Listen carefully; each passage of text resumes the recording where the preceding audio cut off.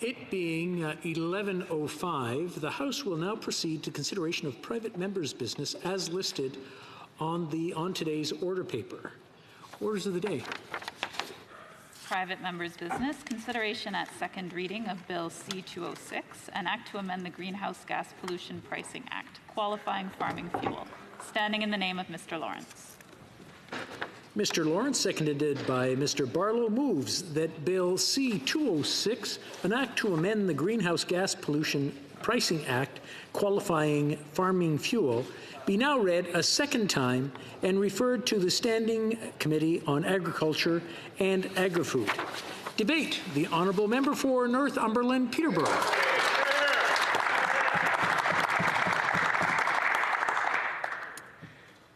Thank you, Mr. Speaker. Our farmers are the backbone of our community and the engine of our economy. They are the hard-working men and women who take to the field every day in the searing heat and lately the snow and freezing temperatures. They make sure that we have food on our tables and literally clothes on our back. While our agriculture industry comprises more than 7% of the GDP, I think it still bears repeating the importance, the vital essential of our agriculture community and their impact on our economy. Farmers contribute over 2.3 million employment positions for people who own farms and are involved in farming. That's 1 in 8 jobs, Mr. Speaker. So 1 in 8 jobs are because of farmers and the great work that they do. We are an agriculture dynamo. We are a leader in many, many categories. We are #1 in the world in maple syrup, actually. We produce 75% of the world's maple syrup. So let's hear it for maple syrup. And we are in the top 5 in many agricultural productions. We lead the world. We are a leader in flaxseed, canola, pulses, oats, and durum wheat. During the pandemic, and in fact, any time in recent history, Canadians have not had to worry about food supply. Canadians have amongst the least expensive, highest quality, and safest food in the entire world, and that's because of our terrific farmers and agri-foods workers. And during the pandemic, farmers kept going as we all battled the pandemic. They kept making sure that their fields were planted, that their animals were fed, so that we could be fed. As we go forward and we start contemplating what a stronger Canada looks like going forward, one of the questions that we will no doubt think about is self-sufficiency. Well, one thing I can tell you about the future, as long as we take care of our farmers, we'll always be able to feed ourselves here in Canada.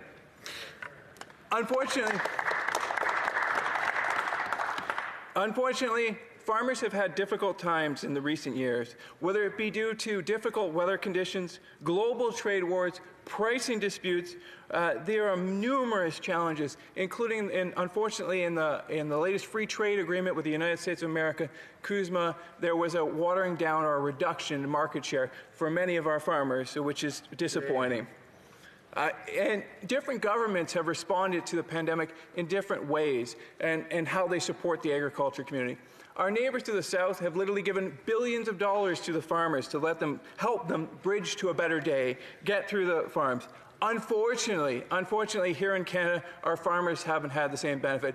Instead, our farmers all that they are getting are recycled funding announcements and endless platitudes. Mr. Speaker, farmers deserve better. Even in our domestic marketplace, farmers are facing challenges. Multi-million-dollar groceries are setting record profits. However, they're doing it at least part on the backs of Canadian farmers. We need to give Canadian farmers a break. Mr. Speaker, farmers are not asking for a handout. In fact, they're not even asking for a handout. They just want a level playing field because they know, as I know, that our farmers are the best in the world, and where they have an opportunity, they will be successful, they will win. In 2008, was before our government even contemplated a federal carbon tax. In British Columbia, they put in place a carbon tax. And in fact, many commentators have highlighted the fact that our current carbon tax is built on the chassis of the British Columbia carbon tax. However, there are notable differences, one of which is before that British Columbia carbon tax was ever put in place, they contemplated deeply the effect it would have on agriculture. The result? more fulsome exemptions for Canadian farmers, fairer treatment for BC farmers. They have a full exemption on all farm fuels, including natural gas and propane, which is exactly what my private member's bill calls for. And in British Columbia, most commentators have said that this exemption actually strengthens the carbon tax and it helps farmers. So why would we not do this federally? In a world where much of our competition isn't subject to pollution taxing, the carbon tax is an unfair barrier for our farmers. While the government hemmed and hawed and said, well, maybe it costs this much, maybe it costs that much, we do have numbers on the cost of carbon tax, but not from the federal government, unfortunately. It comes from producers, such as the Saskatchewan producers, who calculated that an unbelievable 8% of net income will go to the carbon tax for Saskatchewan producers. 8%, Mr. Speaker. And in 2022, because of the set escalators, that's, for everyone out there, that's an automatic increase without parliamentary consent to tax, a nefarious regime. And no doubt. And by 2022, because of those escalators, that will actually go to 12%. That means, Mr. Speaker, putting it in the language of my neighbors, that 1 in 10 cow they're actually raising to pay the carbon tax. 1 in 10 pig they are raising to pay the carbon tax. 1 in 10 tons of grain are going to pay the carbon tax. Shame. Many farmers have sent to my offices their bills, these exorbitant bills, particularly during last year's harvest where the grain was wet and they had to spend extra time and money drying it. I have numerous invoices where it shows the carbon tax was $10,000, $20,000. And then to add insult to injury, Mr. Speaker, are you ready for this? They decided to charge HST on the carbon tax. Come on! Taxing the tax. Exactly. What we're seeing, Mr. Speaker, is that this tax not only added to make our producers less competitive, it also reduced their margins. And although the farmers won't, although the government won't admit it, the carbon tax is not neutral for farmers. The claim of carbon tax being neutral is in dispute. But what's not dispute is that for farmers as a particular sector, it is not revenue neutral. That money, because farmers' prices are not set by themselves, but rather by governments and by international markets, they cannot just push that cost on. That's coming directly out of the pockets of our farmers, directly. That's money that they could use to reinvest in their farms, to invest in clean technologies, to help support their families. And I come from a small town in Orono, Ontario. I think it's one of the prettiest towns in Canada. And in this town, our economy is based on farmers. Farmers go out and buy food at the local restaurants. They go to the feed store and buy feed for their stock. They go to the tractor dealership and buy tractors. Countless jobs are derivatives. They're created by the farmers. And when we take this money out of rural Canada, we take this money out of Canadians' hands. Rural Canada does not need more taxes, Mr. Speaker, Madam Speaker now. What we need is more support. Hear, hear. What is our bill? Well, the Greenhouse Gas Pollution Pricing Act currently has a partial exemption on fossil fuels for farmers. They exempt diesel and gasoline. They don't exempt, for whatever reason, and I still haven't gotten a good explanation of why this is, they don't exempt natural gas and propane. And natural gas and propane, by nearly every environmentalist count, are actually cleaner fuels. So I don't understand why we would not exempt dirtier fuels, but not exempt cleaner fuels, but exempt dirtier fuels. It doesn't make sense. And what this has, it actually impacts all of agriculture, but it has specific impacts on farmers like our grain farmers who have to dry their crops with natural gas and propane. There is nothing that our farmers would rather do than not have to do that, or find alternative ways to do it and use renewable energy. But the reality is that doesn't exist right now. Now, if we could pause, give the farmers a break from the carbon tax, and let them reinvest that money into innovation and to clean technology, maybe that would occur. Maybe the free market could come up with some great ideas that could clean our environment. But as of now, the carbon tax is a continuing burden on farmers, slowing innovation and making our environment dirtier.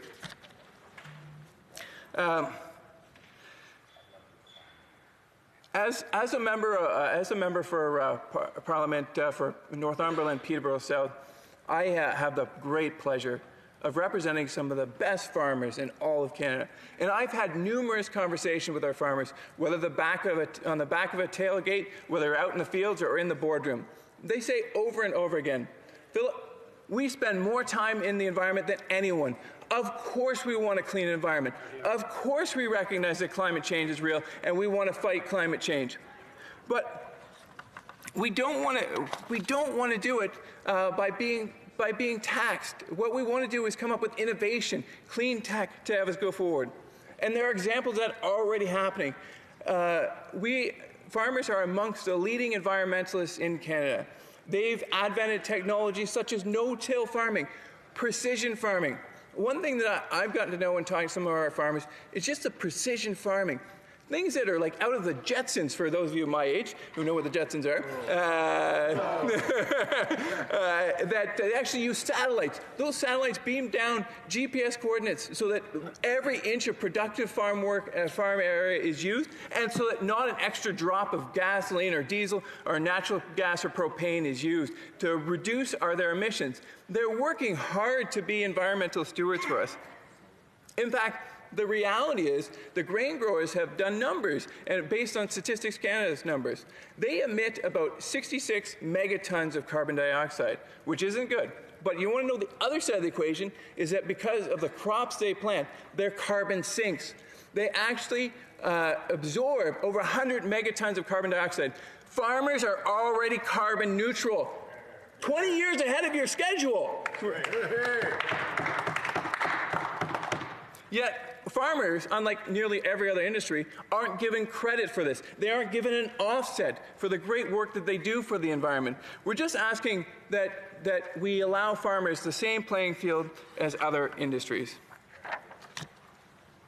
Why, Mr. Speaker, would we not get support for this private member's bill? Well, if they weren't going to support it, I mean, BC, the NDP have done the same and has strengthened their carbon tax. So from the environmental prospect, I give it a check, okay? It will help farmers be more competitive. There's a check. It'll help our economy be stronger. There's a check. I don't see any excess. So I know that this can't be true, and I'm hoping it isn't true, but the only reason to oppose this bill would be pure politics. That I know that the members on the other side, they want to support this. The individuals want to go back to their rural constituents, whether they're a member of the Bloc Québécois, the NDP, or the Liberal Party. They want to go back to their farmers and said, you know what, I'm proud. I voted for a bill today that made your life a little bit easier, that made things a little less difficult for you. But we've got to get beyond. So I was up in this House about 2 weeks ago, proudly speaking for small business owners, just asking for a simple pause of audits during the pandemic. We were opposed. There was only one party who voted against us. We have, I think, great amendments for a number of legislation. Every time it's opposed, it's opposed, it's opposed. So I'm calling upon my great friends across the aisle, do what's right for your constituents. Put down your saber, extend your hand, work with our government in waiting to develop constructive solutions for Canadians. We want to work with you. We want to make life better for Canadians. Please join us. Questions and comments. Questions et commentaires. The Honourable Member for Malpeque. Didn't I? Madam Speaker, and I did respect the member's remarks because I don't think there was very much exaggeration in his remarks, except I might question where the best farmers come from. He might have been a little offside there. But Madam Speaker, the exemptions on diesel and gas are fairly easy to propose because it's easy to mark the fuels with a die. I haven't checked into BC, and I'm pleased what he said about BC. I'll check into that. But how would he see making this exemption in a way that it couldn't be abused? I think that's one of the key points. I agree with him 100% on the cost. I spent a lot of time in Western Canada, and I know some farmers that their bills for drying grain is over $30,000 just for the propane and natural gas. So that is a cost burden, and I recognize it. But how do you do it in a way that it can't be abused within the system? Well, member for Northumberland, Peterborough South.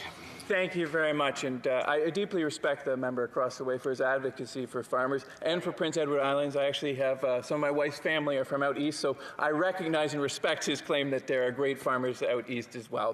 What I would say is that British Columbia has already done this. We can use a receipt-based system or otherwise. Anyone who's been in a farming community, I'm sure the member across would agree with me, they're amongst the most honest, hardworking people, and I believe that we can come up with a system that farmers will abide by to make sure that we don't extend it to people who don't deserve it. But I know farmers; they won't abuse the system. That's a promise from me to you. Questions and comments. L'honorable député de Berthier-Masquinongé. The honourable member for Berthier-Masquinongé. Thank you very much. I'd like to thank my colleague for his speech. I'd like him to tell us about the proportion, the true proportion of the greenhouse gas emissions from propane and natural gas fuel compared to other sectors, for example, the energy sector. In the Bloc Québécois, we believe that we need to focus on transforming the entire Western energy sector. What are his thoughts on that topic? And what measures would he suggest to support agricultural producers so that they can become greener producers? The honourable member for Northumberland, Peterborough South. Thank you very much. And I had the honor of being in the great province of Quebec to do my French training. I'm still working on that, but maybe next time I'm up, I'll be speaking in French. What I would say is that I deeply believe in the free market. I believe in private enterprise. I believe that where we give farmers the opportunity, they will invest in green technology. They said, if you had, and I'm sure you all have, and I'm sure you've had the same conversations in Quebec with the farmers, they are passionate about the environment. They're passionate about climate change. They just want the opportunity to work privately and not have the heavy hand of government mandated on them. The honourable member for Cowichan, Malahat, Langford. Yes, thank you, Madam Speaker, and thank you to the member from Northumberland, Peterborough South, for the obvious passion that he's brought forward to this bill today. I wanted to ask him about a few of the other costs that farmers are also dealing with. I mean, farm debt we've seen has doubled since 2000. We see that fertilizer costs, chemical costs, machinery costs, technology and services are taking an increasing amount of the revenues that farmers are left. So they're only left with a small portion of the revenues. Does he have any thoughts on how we can help farmers with those other costs, given how much they are now paying for the inputs? Thank you. Member for Northumberland, Peterborough South. I would like to have deep respect for the member as well. I subbed in on the Agriculture Committee, and the member always has intelligent and extremely well prepared remarks. What I would say to him is much the same that I said earlier. Look at, farmers are the most independent, hardest working people. They're amongst the hardest working in Canada. All they need is government to get out of the way, and they will make it happen. Reduce the burden on our farmers. The beauty of the free enterprise system is that with freedom and liberty, there's millions and millions of farmers making great decisions, deriving great products, and quite frankly, they have an amazing track record of delivering on it. Resuming debate. The honourable member for Saint-Laurent. Thank you very much, Madam Speaker. Thank you for the opportunity to speak today to Bill C-206, an act to amend the Greenhouse Gas Pollution Pricing Act in order to broaden the exemption on qualifying farming fuel, including marketable natural gas and propane. Attempts to alleviate potential costs borne by Canadian farmers. Let us take a closer look at the implications of the bill and what the government has already done to reduce the burden on Canadians as we safeguard the natural environment. Madam Speaker, we continue to see the impact of climate change through extreme weather events, from wildfires in Western Canada to the increasingly powerful hurricanes, typhoons, and storms that batter communities around the world. It is increasingly a question of not whether an extreme weather event will happen, but where it will happen. Notre gouvernement est sérieux dans son engagement. Our government is serious in its commitment to take on this generational challenge. Canada must play an important role in this global fight. We need to act now in order to ensure that our children and grandchildren will be able to breathe clean air and benefit from a strong economy. Madam Speaker, our constituents are very concerned about climate change, as am I. I have received many emails recently asking me not to forget this topic during the pandemic and saying that we should treat the environment as a key priority. These constituents are correct. December 2016, Canada's First Ministers adopted the Pan-Canadian Framework on Clean Growth and Climate Change. The Pan-Canadian Framework is the country's plan to meet our emissions reductions target, grow the economy, and build resilience to a changing climate. Le cadre est constitué de 4. The framework is based on 4 pillars: pollution pricing, complementary measures to further reduce emissions throughout the Canadian economy, measures to adapt to the repercussions of climate change and increase our resilience, and measures to accelerate innovation, support clean technologies, and create jobs. Pricing pollution is central to the framework. A price on pollution reduces pollution at the lowest overall cost to businesses and consumers. A well-designed price on pollution provides an incentive for climate action and clean innovation while protecting business competitiveness. It is efficient and cost-effective because it allows businesses and households to decide for themselves how best to reduce emissions. We are making sure that there is a price on pollution across the country, while also taking steps to maintain affordability of households and ensuring that Canadian companies can compete and succeed in a competitive global marketplace. The federal pollution pricing system has 2 components: a regulatory charge on fossil fuels and an output-based pricing system for large industrial facilities, which provides a price incentive to reduce emissions and spur innovation. All direct proceeds from pricing pollution under the federal system are being returned to the jurisdiction in which they were collected. Returning proceeds from pollution pricing helps Canadians make more environmentally sustainable consumption choices, but does not change the incentive to pollute less. Every time a consumer or business makes a purchasing or investment decision, they have a financial incentive to choose greener options, regardless of how the proceeds are rebated or returned. Madame la Présidente, notre gouvernement a clairement... Madam Speaker, our government has clearly stated that Canadians should not be able to pollute with impunity. Let me be clear. The federal pollution pricing system does not seek to generate proceeds. Its goal is to raise awareness about the fact that pollution has a price in order to promote cleaner growth. The government is not keeping any direct proceeds from the federal pollution pricing system. In Saskatchewan, Manitoba, Ontario, and Alberta, the Government of Canada is returning the bulk of the proceeds from the federal fuel charge directly to households through climate action incentive payments. Most households have been getting more back in climate action incentive payments than they pay in increased costs due to pollution pricing. The remaining proceeds from the federal fuel charge are used to provide support to key sectors in the federal backstop provinces, including small and medium-sized businesses, municipalities, universities, schools, colleges, hospitals, and not-for-profit organizations, as well as Indigenous communities. Madam Speaker, it is important to note that the agriculture sector already receives significant relief under the federal pollution pricing system compared to other sectors of the economy. Most emissions from agriculture are from biological sources and are not covered under the federal pricing system. The Act as it stands provides significant upfront relief for farmers for gasoline and diesel, subject to certain conditions. In particular, all or substantially all of the fuel must be for use in eligible farming activities. Relief from the fuel charge generally applies to the operation of farming equipment and machinery, for example, a combine harvester. Only limited emissions from the agriculture sector are covered under the federal pollution pricing system. In short, Madam Speaker, this bill needs to be carefully considered to ensure it does not introduce complexity and unintended consequences. As it stands currently, the Act's strength is that it's simple and straightforward in targeting a reduction in emissions. Il s'agit là de considérations importantes que les Canadiens s'attendront. These are important considerations, and Canadians will expect us to take them into account as we assess the possible merits of Bill C-206. The federal pollution pricing system is about recognizing that pollution has a cost, empowering Canadians, and driving innovation. Putting a price on products that are more polluting and returning the bulk of direct proceeds to individuals and families in the jurisdiction of origin enables households to make cleaner and more environmentally sustainable choices.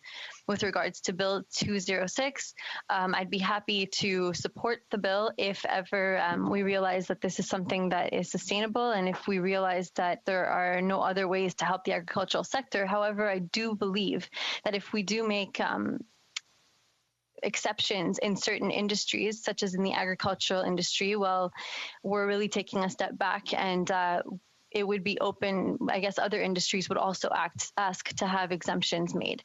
Now, I do understand that considering the pandemic and, a lot of the burden has been on Canadian farmers.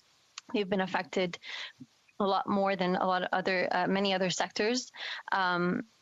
Not necessarily economically, because they've been doing quite well, but a lot of the burden has been on them, and thanks to them, Canadians have had the food that is necessary to have during this time. But I'm still not 100% sold on Bill 206, and I would need to see a little bit more, and I'd be waiting before giving an official position. Thank you, Madam Speaker. Reprise du débat, l'honorable député de Berthier-Masquinongé. The honourable member for Berthier-Masquinongé. Thank you very much, Madam Speaker.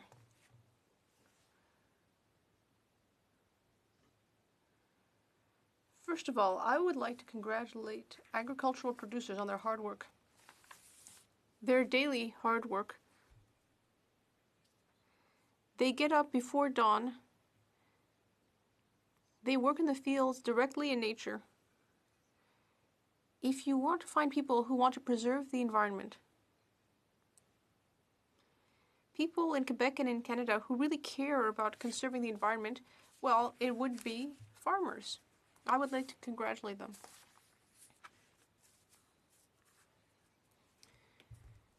When it comes to the basic idea here in this bill put forward by my colleague, I agree with my colleague, the member for Northumberland, Peterborough South, which is that we need to reduce emissions from agriculture. We all care about reducing greenhouse gases. But there are two different possible approaches, the carrot or the stick. The carrot, to add incentives to help people change their behavior and encourage them to do so, or the stick, to create various sanctions which will also encourage people to change their behavior. And I think when you pass measures like these, it's important to wonder, is it really effective? Is it really helpful? In this case, it's far from clear.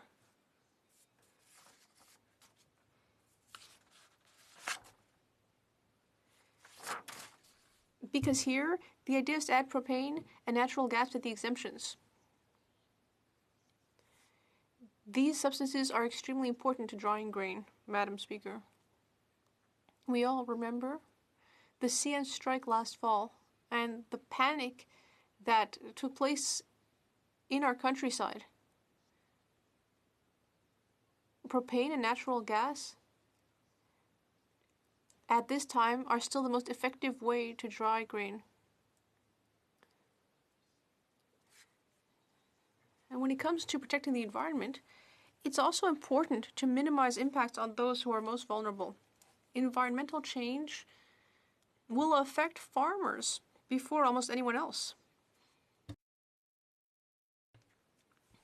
If it's not possible, well, if there's a lot of rainfall during the harvest, then we'll need more fuel to dry our crops. It's not about personal choices that can easily be changed. Not today, at any rate.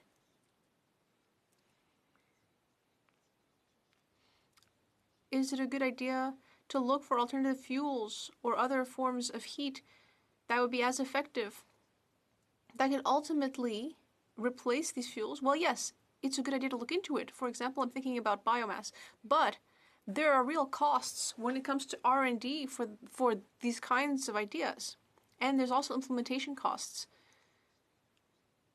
Therefore, I think it would be a good idea to consider supporting the agricultural industry so they can move along that path, instead of kicking farmers while they're down. That's often the problem with the liberals' ideas, is that ultimately everyday Canadians are the ones who are having to pay the price. Meanwhile, the energy sector, coal-fueled electricity, and so on, what we see in the West, well, these industries aren't ultimately being asked to pay the costs. And yet, we in the Bloc Québécois, well, everyone knows that these are the real sources of greenhouse gases. Does that mean that we should ignore agricultural pollution? Of course not. But we must recall that these fuel uses don't actually represent most of the emissions caused by the agricultural sector. We need to consider fertilizer emissions, ranching emissions. That's really the greater part of these emissions. If we really want to reduce GHG emissions, if we really want to respect the Paris Agreement goals that this government has fully committed to, although those goals, those targets will not be met because this government has only put forward very timid programs, if we want to meet those targets, we need to ultimately crack down on major polluters. In Quebec, individual transportation is the greatest GHG producer because we're lucky enough to have a lot of hydro energy. But in the West, and this is not a reproach, I wouldn't want Westerners to think that I'm blaming the West, but since 1990, we need to consider that if we look at all of Canada, most greenhouse gas emissions come from the western part of Canada, mainly because of an increase in oil sands production. Our party believes that exploitation of the oil sands should be stopped because that's what's causing the greater part of greenhouse gas emissions. And coming back to the agricultural sector, the Bloc tends to favor this bill. We need to help agricultural producers, but Quebec is not affected by this bill. The carbon tax was created by the federal government to compensate for provinces and territories who had not put in their own program. But Quebec has an equivalent program that was implemented in 2003, and it takes care of things. And there's an exemption for the agricultural sector in that program in Quebec. Now, when it comes to fuel, there's an indirect effect on agricultural producers. In effect, it's hard to measure. Perhaps $40 million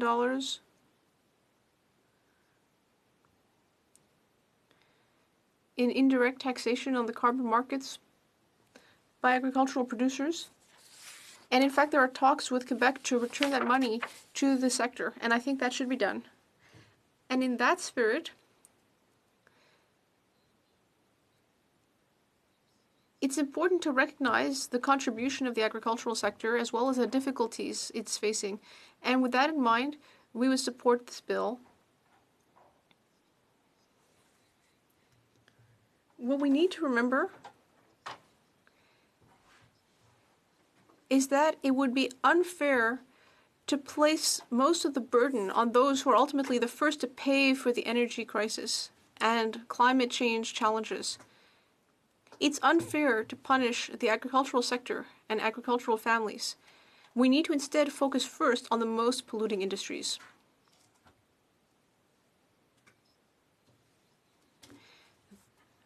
When the West, and of course the federal government, because the federal government has a role to play, it needs to stop subsidizing fossil fuels. It needs to stop offering major tax loopholes to polluting sectors, but I'm thinking about how much governments underinvest in the forestry sector in Quebec, which is an incredibly green source of energy and materials if it's intelligently operated. And that's important to say. Things need to be done intelligently. With a tax like the carbon tax, it's important to look at the effects. Is it working? Is it changing behaviors? I think there's a great deal of R&D that should be done to find alternative solutions. Alternatives, that is, to propane and natural gas in agriculture. But currently, farmers don't have any alternatives when it comes to drying their grain. We need to use the most effective method. So what does this bill seek to do? Section 3 of the bill describes the fuels that would be eligible for the exemptions. We're talking here about gasoline, light fuel oil, marketable natural gas, propane, or a prescribed type of fuel.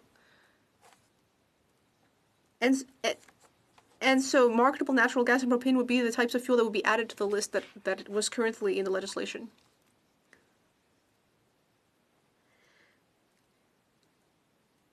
I think that respects the goals of the initial bill, which wanted to place a price on pollution while respecting the agricultural sector. In conclusion, it's important to help farmers, and I think the idea here of helping farmers avoid some of the burdens of these taxes, but on the other hand, while that's a good idea, I think that it's important to diversify the economy in the West. And the Bloc Québécois will always want to stand in solidarity with people in the west of Canada. We stand in solidarity, we support the West. We don't want to shut down the industries there and hurt people, but we want to start the green transition. We need to turn towards the future of energy. It's not about ultimately making the most vulnerable workers pay the price. I'm so sorry, but I need to interrupt you. The Honourable Member for Cowichan, Malahat, Langford. Thank you so much, Madam Speaker. I'd like to start by thanking the member for Northumberland, Peterborough South for bringing forward this bill for debate. He has substituted on the Agriculture Committee a few times, and I have sincerely enjoyed working with him during those times. We may, in fact, look forward to having him join us again in the future, this time as a witness to defend his bill. Before I go into the specifics of the bill, Madam Speaker, I want to say this. The NDP believes that there should be a price on pollution. The fact that human-caused climate change is occurring is no longer in dispute. It is a verifiable scientific fact. Canada is facing a climate emergency, and it is one that will manifest itself in increasingly costly ways to our natural environment and to our economy. A changing climate will bring more and more extreme weather events, and it is often our farmers who will suffer. Changing precipitation patterns will bring increased frequency and longer durations of flooding and droughts in different regions of the country. Fluctuating temperatures could have devastating impacts on livestock production, and there will always be the increase of deadly forest fires. There will be real and catastrophic economic costs to this, both in adapting to the changes and doing our best to mitigate to them. This will indeed be the fight of the 21st century. Unfortunately, the continuing political fight over the carbon tax ignores these realities and sidelines the leadership we as a country need to take against climate change. I want to talk a little bit about farmers and the important role they have to play in this entire conversation, and that really has to center, Madam Speaker, on carbon sequestration. The only way we are going to solve climate change is if we significantly reduce the amount of carbon we are putting into the atmosphere and find new and innovative ways to sequester the carbon that is already there. And one of these ways, Madam Speaker, is through good agricultural practices, by giving farmers recognition of the potential of agriculture for carbon sequestration. It is estimated in scientific literature that agricultural soils have a storage capacity of 30 to 50 tons of carbon per hectare. Ecological agricultural practices, and this includes low tillage, no-till, intercropping, they already sequester more carbon in soil than farmers are currently given credit for. In fact, Madam Speaker, I took a recent trip to the interior of British Columbia to talk with ranchers who had won sustainability awards. They were using proactive management of their grasslands with their cattle herds, and this was really a leadership that we need to see, that farmers indeed are taking, and that we can all use as good examples for what Canada is doing in the right way. Our farms in Canada also have great renewable energy potential, both in harnessing the sun, the wind, and of course, their production of biomass for biofuels.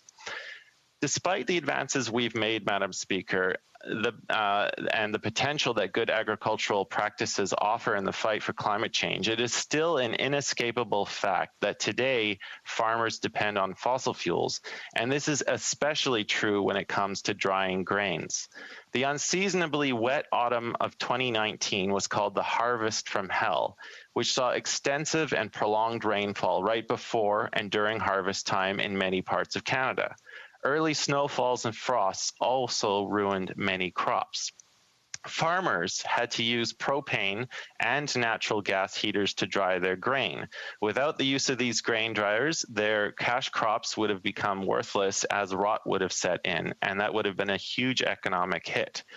And as it stands out now, Madam Speaker, there are currently no viable alternatives to the use of propane and natural gas for the operation of these dryers. With a changing climate, the new reality is that there will be many future years where significant grain drying is required for farmers across Canada. And with certain pockets of Western Canada being dealt losing hands at harvest year after year, grain drying is now moving from a nice to have to a need to have. And let me just outline the value to the Canadian economy of this sector, Madam Speaker. For canola alone, it was worth $26.7 billion, and it paid out $11.2 billion in wages. And 90% of our canola is exported. It is Canada's largest agricultural export. And also, if you look at other grain sectors, if you look at particular in wheat, we exported 20.5 million tons of wheat in 2017, and that was worth $21 billion in export sales. So this is a significant part of our economy, and if they are suffering as they have been with recent harvests, I believe that through the spirit of this bill, they do require some help. So now let me turn to a more specific discussion on Bill C-206. And let me say, Madam Speaker, that as the NDP's agriculture and agri-food critic, I can say that the NDP will be supporting this bill at second reading, as I believe the principle of the bill is sound and that it deserves to make it to committee for further examination. And in fact, I did write to the Minister of Agriculture in February to bring this particular issue to her attention. So let's look at what the bill does. This bill makes amendments to the interpretation section of the Greenhouse Gas Pollution Pricing Act to broaden the definition of what a qualifying farm fuel is. So the Greenhouse Gas Pollution Pricing Act was brought about through an enactment of an omnibus budget bill, Bill C-74 in the previous Parliament. And what C-206 is what it's going to do is it's going to add natural gas and propane to the definition, which is currently limited to gasoline, light fuel oil, or a prescribed type of fuel. Now, this is important, Madam Speaker, because when you look at the term qualifying farm fuel, it's a term that's used in several important sections of that federal statute. It's a definition that is referred to in Section 17 and again in Section 38, just as two examples. And it's important because this is where those sections specify that a charge of the carbon tax is not payable. And so if we list these two additional fuels, natural gas and propane, as a qualifying farm fuel, so that's understood to be used only on the farm for farming purposes, then the charge of the carbon tax would not be payable. And Madam Speaker, as my colleague, the sponsor of the bill, correctly noted, there are provincial precedents. If you look at my home province of British Columbia, there are colored fuel purchases you can make. So with colored gasoline, colored diesel, these are exempt from both the motor fuel tax and the carbon tax in British Columbia. They also, in British Columbia, list propane as having an exemption from the motor fuel tax. So it's an understood reference that the propane is going to be used by a qualifying farm for a farm purpose if certain conditions are met. So I really do believe that there is strong provincial precedent, and that's why this bill deserves merit to go to committee for further examination, and hopefully we can hear from some qualified witnesses. So, Madam Speaker, just seeing that my time on this bill is wrapping up, I do believe that C206 at this second reading stage does deserve to go to committee, and I'm happy to be supporting it for that discussion. I think as a part of the broader discussion on this bill and the costs that farmers are bearing, we do need to recognize, as has been detailed by the National Farmers Union, that Canadian farm debt, it's now listed at over $100 billion, has nearly doubled since 2000. And since 1990, the corporations that supply fertilizers, chemicals, machinery, fuels, technology, services, and credit, they've captured nearly all of farm revenues, leaving farmers with just 5% of the total revenue. So while the measures provided for in Bill C-206, I think are going to have a measurable impact and benefit, especially when farmers are having to dry their grain, I hope we can use this bill to broaden the discussion on the other costs that farmers are having to bear, because it's something that we as a country all need to come together to tackle that farm crisis, and it's going to require a sustained effort to actually put our support in Farmers' Corner. So I'll conclude there, Madam Speaker. I'd like to again thank the member for Northumberland Peterborough South for bringing this bill forward, and I hope that the House sees fit to vote on it at second reading so we can have that more specific discussion at committee. Thank you so much. Resuming debate, the honourable member for Foothills. Thank you very much, Madam Speaker. And it's a pleasure to rise and speak on Bill C-206, and I really do want to take this opportunity to thank my colleague, the member from Northumberland Peterborough South, for bringing this forward and addressing what is a very serious concern within our agricultural sector. Our farmers across this country, they understand there are certain things that are outside their control. Weather, droughts, floods, commodity prices. But there are some things, and they do that, Madam Speaker, and they continue to work extremely hard for Canadians on our health and making sure we have food on our tables, and the anxiety and the mental health stress that goes along with that. They do that because they are passionate and they love what they do. But there are some things, Madam Speaker, that they rely on the government to provide. They want to ensure that they have the infrastructure to move their commodities to market. They want to ensure they have a competitive tax and regulatory regime. And they want to ensure that they have trade markets around the world in which to sell their commodities. But one area that the current Liberal government is failing Canadian agriculture, Madam Speaker, is on that tax and regulatory regime. And that is where Bill C-206 tries to remedy that situation. In my opinion, Madam Speaker, as we come through COVID and this pandemic, we have seen that this has had a devastating impact on our economy.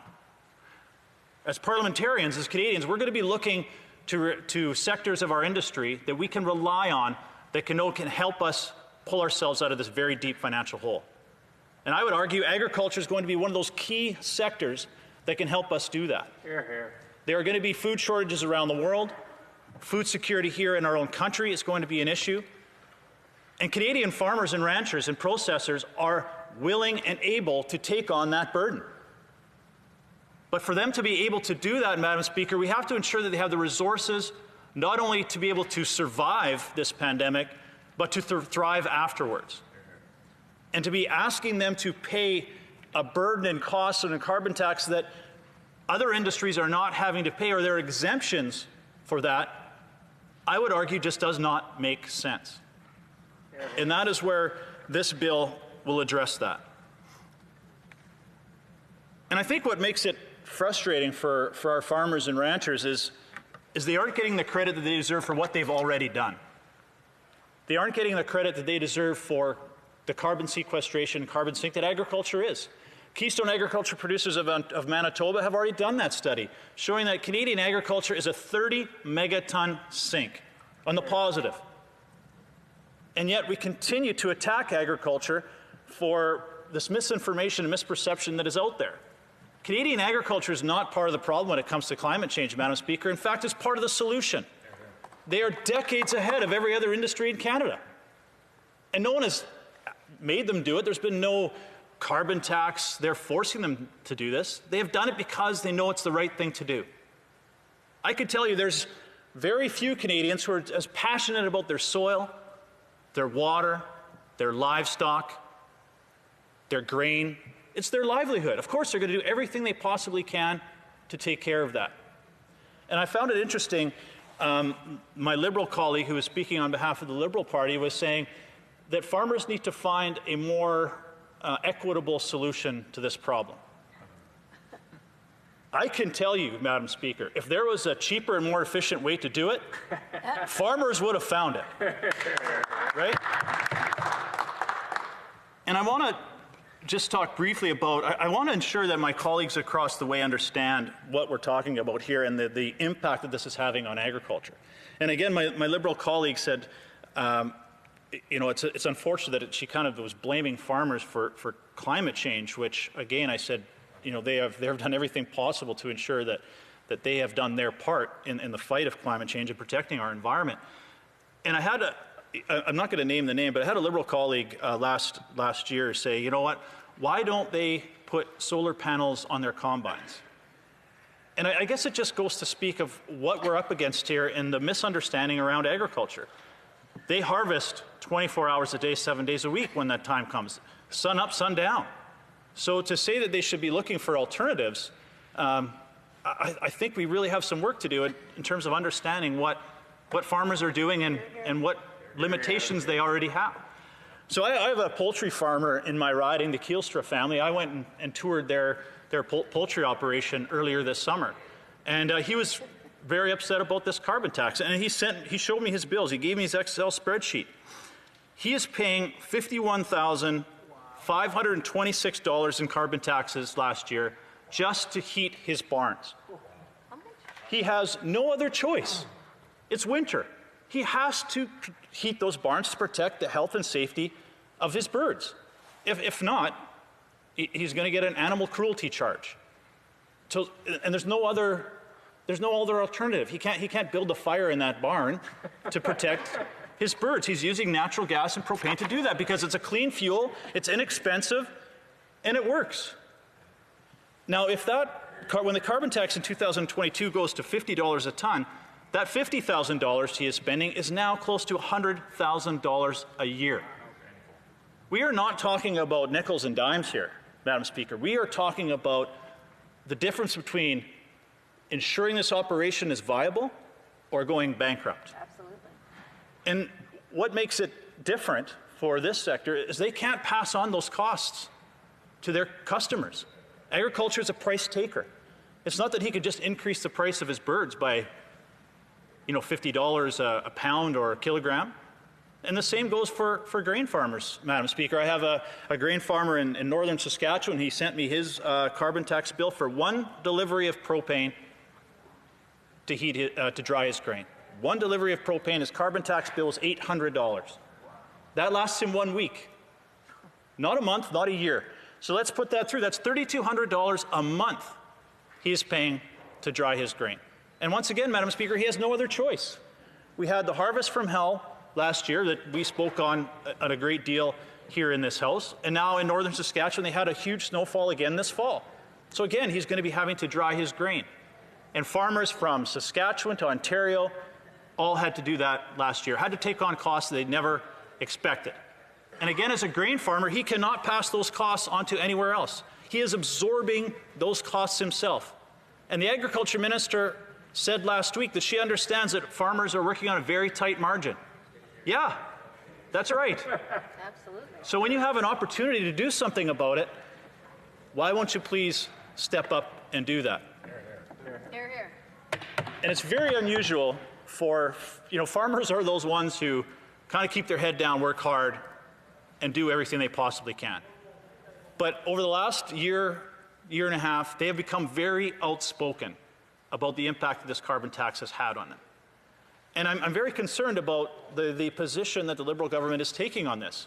The previous agriculture minister said that all the Canadian farmers he's talked to are very supportive of the carbon tax. I can tell you exactly how many farmers I've spoken to who are supportive of the carbon tax, and it's very close to zero. The current agriculture minister, when I asked her in an order paper question what the cost of the carbon tax was to Canadian farmers, her answer was, that is secret. That information is secret. Champions of agriculture, as the Liberals profess themselves to be, should not be hiding the truth. We know what the cost of the carbon tax is to Canadian agriculture. It's crippling. The Canadian Federation of Independent Business said the carbon tax is costing Canadian farmers about $14 million a year. And we are offering a very easy solution. There's already exemptions for purple gas and diesel. There's exemptions for the greenhouse industry. Why not expand that definition to include propane and natural gas, which are the cleanest fuels, the least expensive fuels, and will offer Canadian farmers an opportunity to keep their head above water through this very difficult time.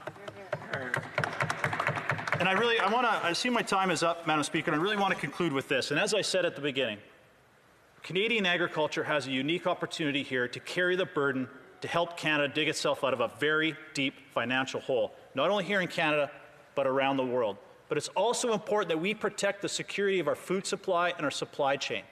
If our farmers cannot survive this, we don't have food on the grocery store shelves.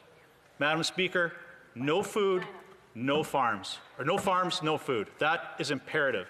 And Bill C-206 helps to alleviate the burden and the mental health stress and the financial crunch that Canadian farmers are feeling right now. I would urge my colleagues across the floor and throughout this House to support this bill.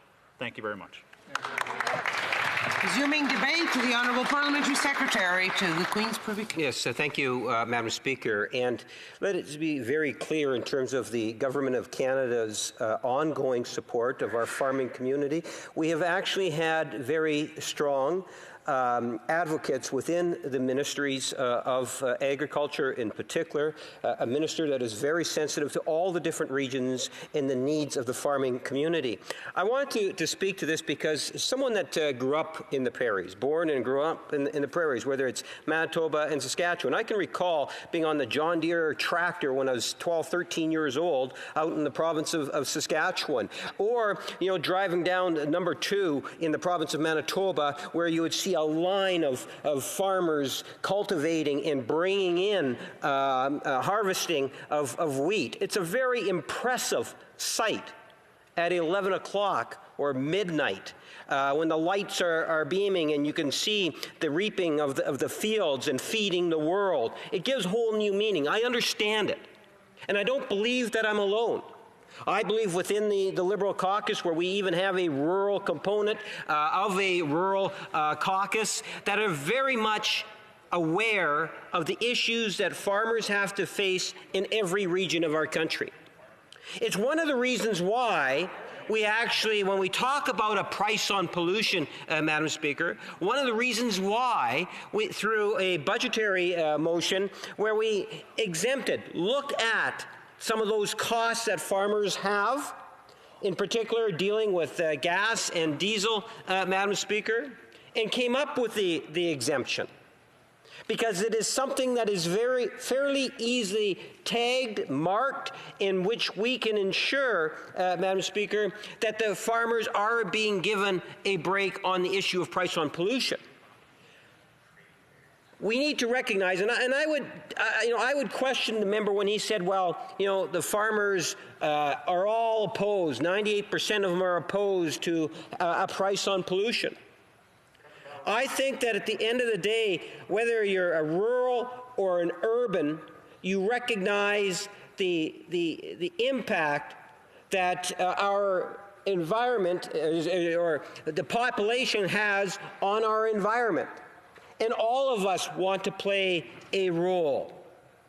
What's important is that the government recognize that we need to level the field, make sure that everyone is contributing a fair share.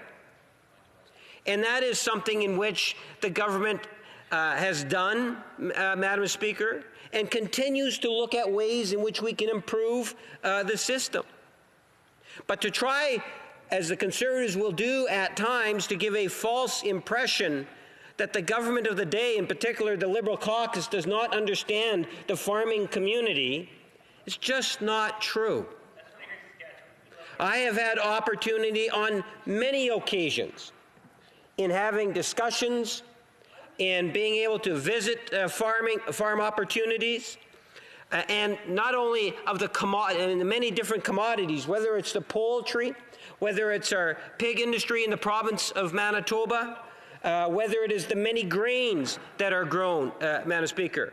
And I am not unique within the caucus.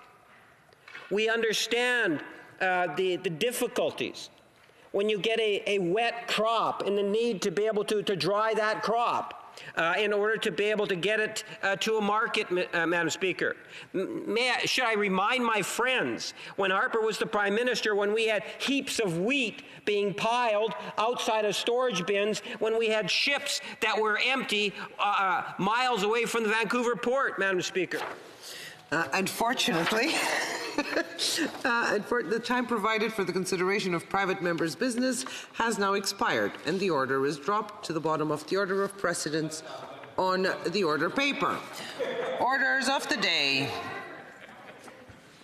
Government orders, government bills, commons. Resuming debate at second reading of Bill C-8, an act to amend the Citizenship Act.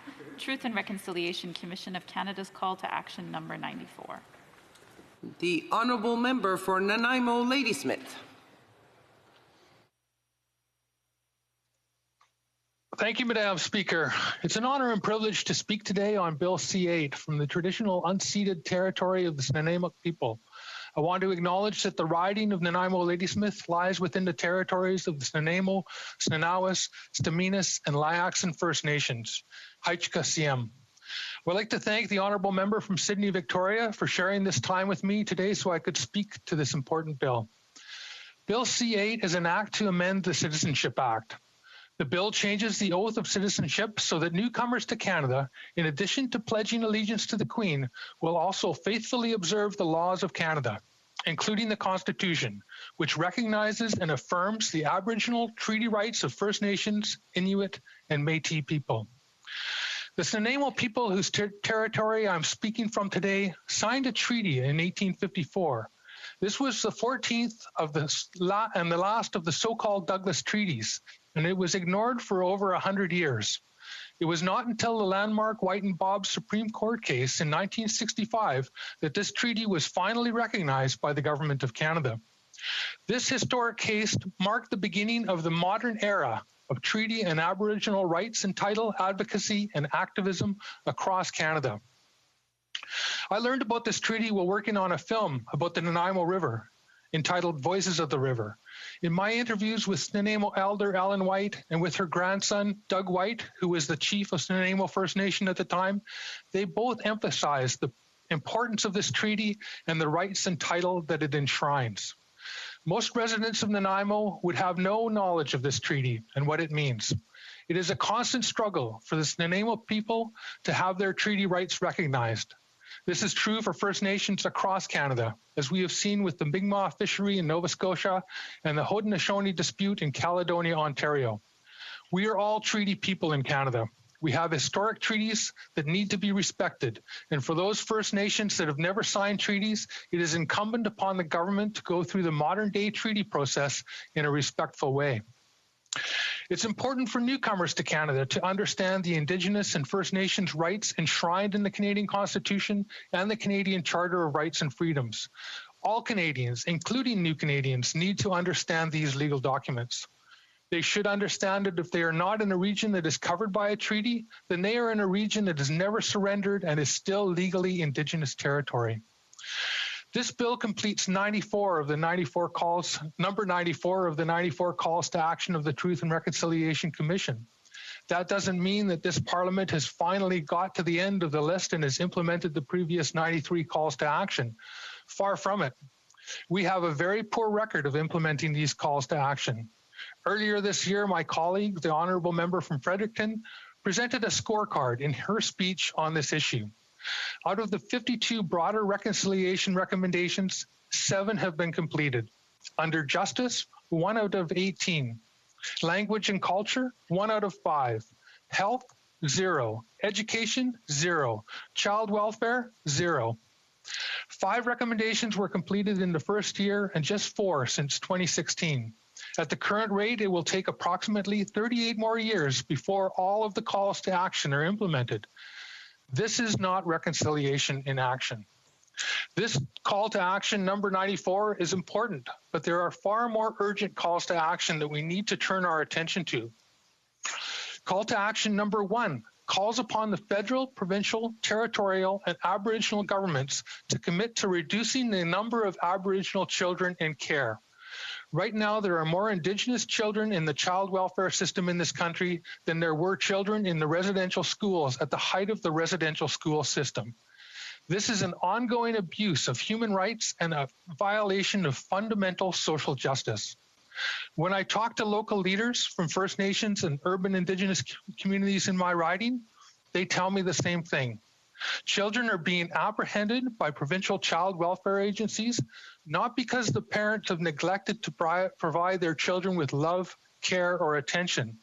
The majority of child welfare apprehensions are a direct result of poverty and inadequate housing.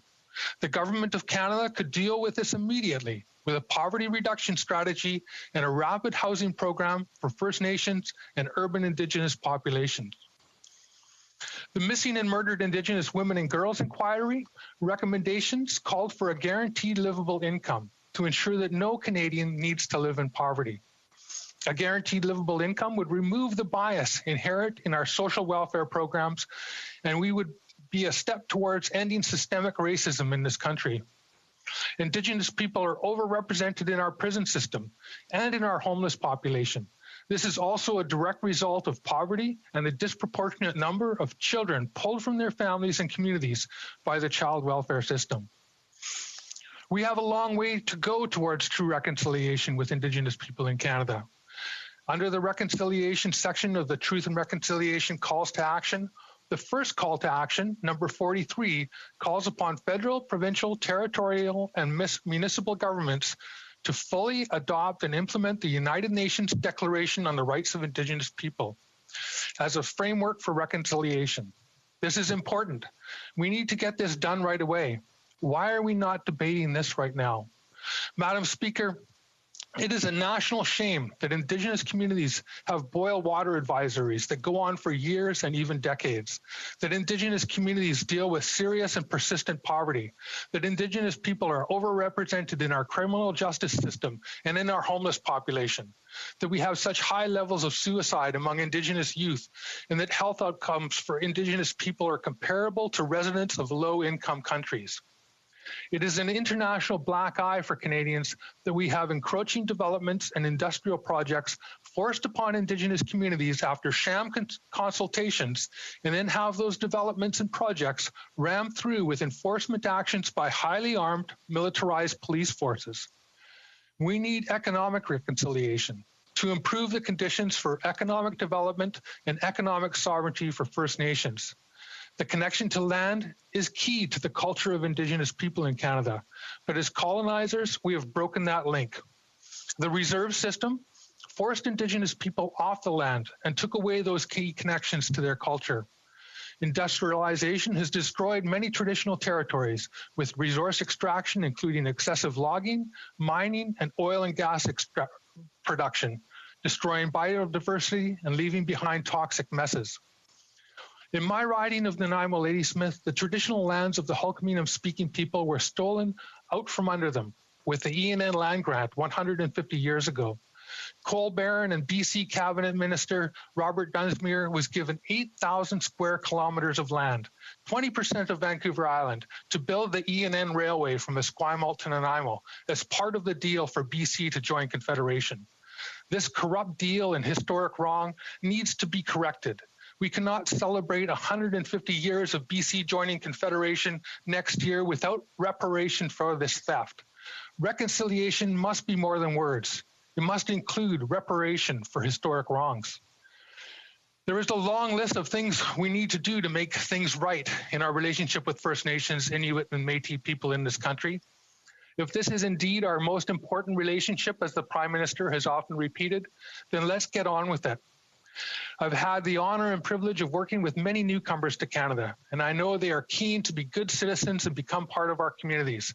Many of the newcomers arrive from difficult situations and have faced war, poverty, environmental degradation, and human rights abuses. Once they learn about our history and fully understand the circumstances that many Indigenous people live with in Canada, these newcomers are shocked. Bill C-8 is an acknowledgement of the responsibility of all Canadians, including new Canadians. It is an important piece of legislation. The Green Party supports this legislation.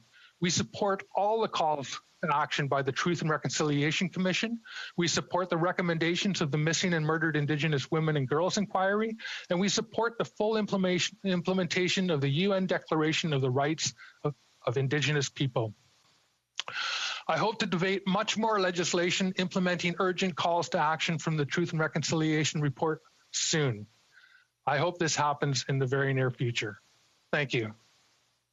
Questions and comments? Questions et commentaires. The Honourable Member for North Island, Powell River. Well, thank you, Madam Speaker, and I'd like to thank the member for his question.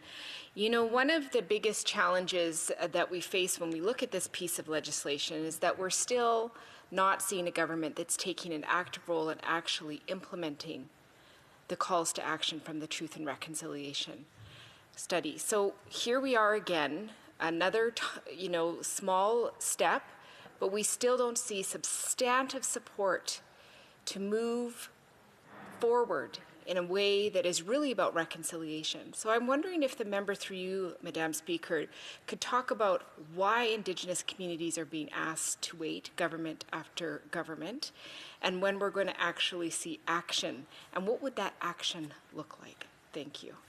The Honourable Member for Nanaimo, Ladysmith. Well, I'd like to thank the Honourable Member for her question.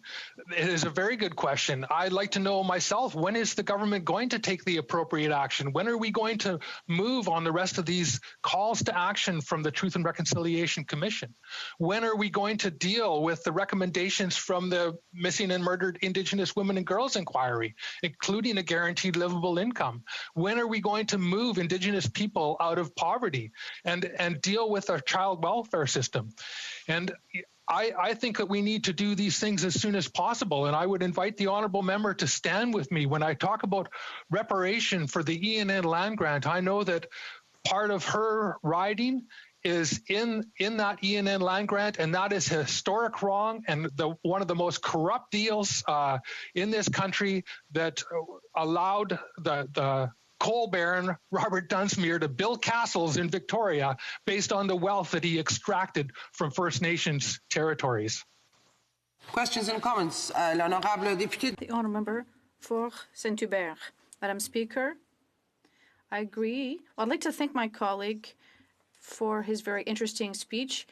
Yes, for several years, we've noticed the Liberal government not doing anything on the Indigenous files.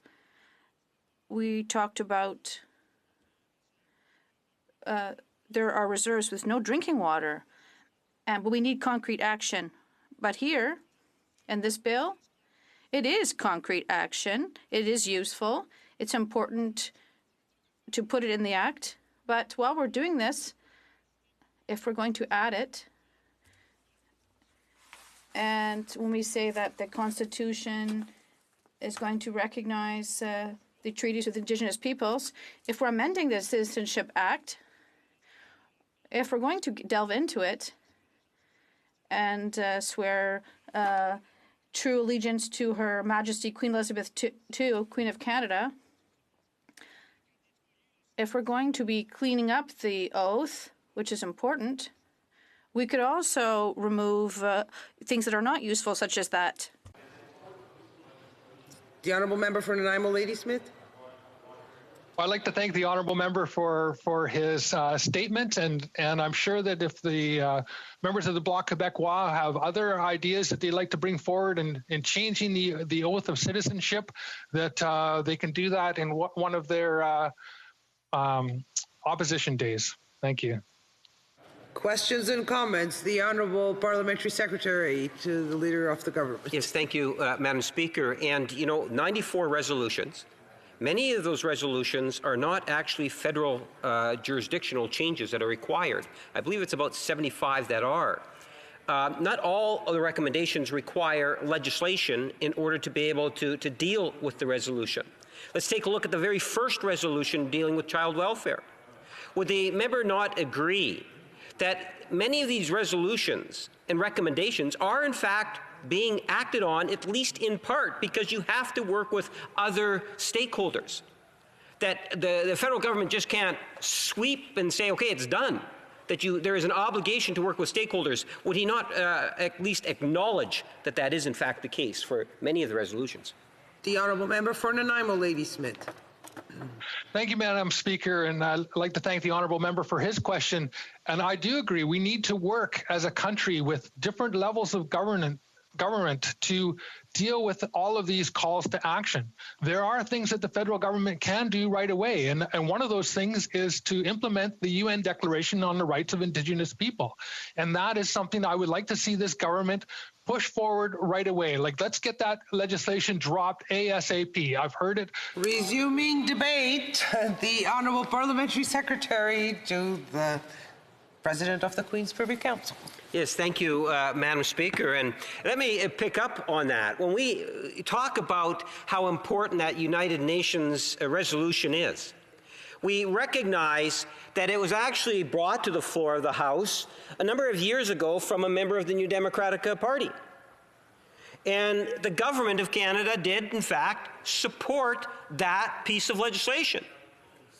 In fact, Madam Speaker, it passed the House of Commons.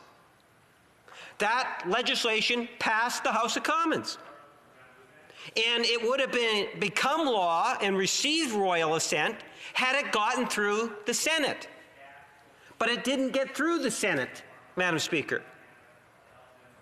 Now, if we take a look in terms of since the last federal election, a number of things have occurred, including stating the most obvious with the coronavirus. And the government's first priority was to deal with the negative impacts of the coronavirus. But it didn't mean that the government was not acting on all the different fronts that the government needed to act on while it focused its attention on the coronavirus. And this is legislation that when we hit that reset, and we often get criticized by the Conservatives about the throne speech. Why did we have to bring in another throne speech? And in previous speeches that I've delivered on the floor here, Madam Speaker, I've addressed that issue. But within that legislation, or within the throne speech, you will find another commitment to bring forward the legislation that the member from the Green Party just referenced. What I have found is that time passes pretty quick here in Ottawa. The years go by pretty quick. And here, once again, we're having to deal with the legislation because of things that were beyond our control in good part, Madam Speaker. There was a commitment within the throne speech to deal with that particular call for action regarding the United Nations resolution. And I am very confident that it will be coming, Madam Speaker. And hopefully we will be able to pass it through, just like we had a government legislation that was brought in on the education of judges with respect to sexual assaults. other legislation that passed in the previous Parliament, but because it didn't pass the Senate, it was never given a royal assent. The same thing now, Mr. Speaker, where we brought forward as a government agenda that legislation, well, we're going to have to deal once again with another piece of legislation. And we're very hopeful. Madam Speaker, I mentioned in the question, when you take a look at the calls for action, there's 94 calls. This particular piece of legislation that we're debating today, C8, is making changes to the oath. And I will get to the actual oath and the ceremonies at some point, Madam Speaker. But what it's doing is it's dealing with the last call for action. And if I could just read it, Madam Speaker, I have a little handy-dandy booklet that has actually all 94 calls for action. It's one of the things that I always keep at my desk, Madam Speaker, which highlights, I suspect, the importance of it to me personally. The calls for action, the reconciliation. As it is important to me, I know how important it is to our Prime Minister. The Prime Minister, virtually from day one, has talked about the relationship between government and Indigenous people and how we need to change that relationship and work hard on that relationship. So what does Bill C8 do? It responds to the 94th call for action. We call upon the Government of Canada to replace the oath of citizenship with the following. And then it states the affirmation. I swear that I will be faithful and bear true allegiance to Her Majesty Queen Elizabeth II, Queen of Canada, her heirs and successors, and that I will faithfully observe the laws of Canada, including treaties with Indigenous peoples, and fulfill my duties as a Canadian citizen. Now, Madam Speaker, it might not be word for word, but there's a great deal of effort that was put into it when you take a look at that call for action and what it is that the department has actually been able to do in terms of coming up with the actual wording that we have today. And that included a great deal of consultation with Indigenous communities and others. That is why I believe, and I constantly hear from members on all sides of the House, how important it is that we support the calls for action in general, maybe not 100% from all political parties. We have made that commitment to work towards 100% of them, Madam Speaker, or at least encouraging. Madam Speaker, this is one of those calls. And I see it as a very positive, fairly straightforward call. It's now before us, and it would be nice to see it pass through the House of Commons sooner as opposed to later. But it will, in good part, now be in the opposition courts, as they will determine in terms of how long before it'll get out of the House of Commons, Madam Speaker. There are, as I pointed out, 94 calls for action, 76 of which are linked to the federal government or responsibilities. Many of those 74 incorporate Ottawa working with others in order to fulfill the commitment. And an example of that is the very first. You know, today we're talking about number 94. Take a look at number 1. The first call for action. And that's what it is that I was referring in my question to the member of the Green Party. Madam Speaker, that's a fairly lengthy call for action, but it's a very important one because it deals with child welfare. And the significance to the debate on that, Madam Speaker, is to recognize that you get different types of calls for action. Today, we're really talking about Ottawa and our responsibility in changing the oath? Well, it is done through legislation. And that's why we have the bill before us. But not all calls for action are like that. So, for example, the first call, we call upon the federal, provincial, territorial, and Aboriginal governments to commit to reducing the number of Aboriginal children in care by, and then it states a number of things in which we can be doing, Madam Speaker.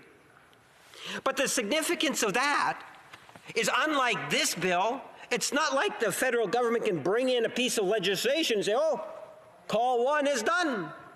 It doesn't work that way, Madam Speaker. Not for all of the calls for action.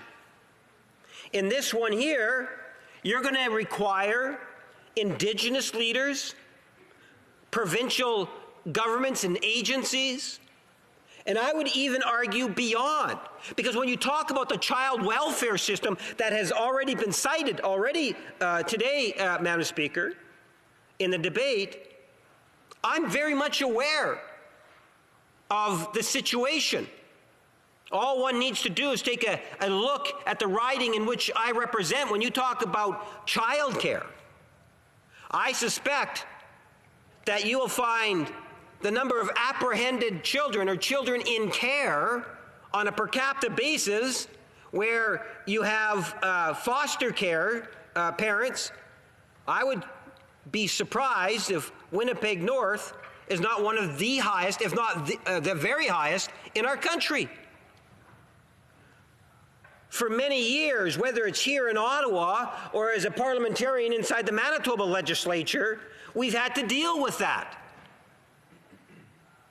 And for my New Democratic friends to let them know that the worst provincial entity that I could think of was the provincial NDP in the province of Manitoba through 15 years of governance. And that's actually when the problem peaked, Madam Speaker, in the province of Manitoba. So as much as they like to blame the Liberals for not doing enough, I can tell you that there is a great deal of room for improvement within the province of Manitoba New Democratic Party. It was one of the last issues I dealt with prior to leaving the Manitoba legislature when I talked about the child advocate saying that Manitoba was in crisis because of children in care. The NDP premier was more concerned of how did I find that out, how did that information get released, than they were about the facts. So the point is, when you talk about these calls for action, you need to get the support and the consultation and work together with the different stakeholders. And so when my colleagues and friends from the Green Party or the New Democratic Party in particular say, well, look, there's 94 calls and we only have 8, 9 that are being dealt with.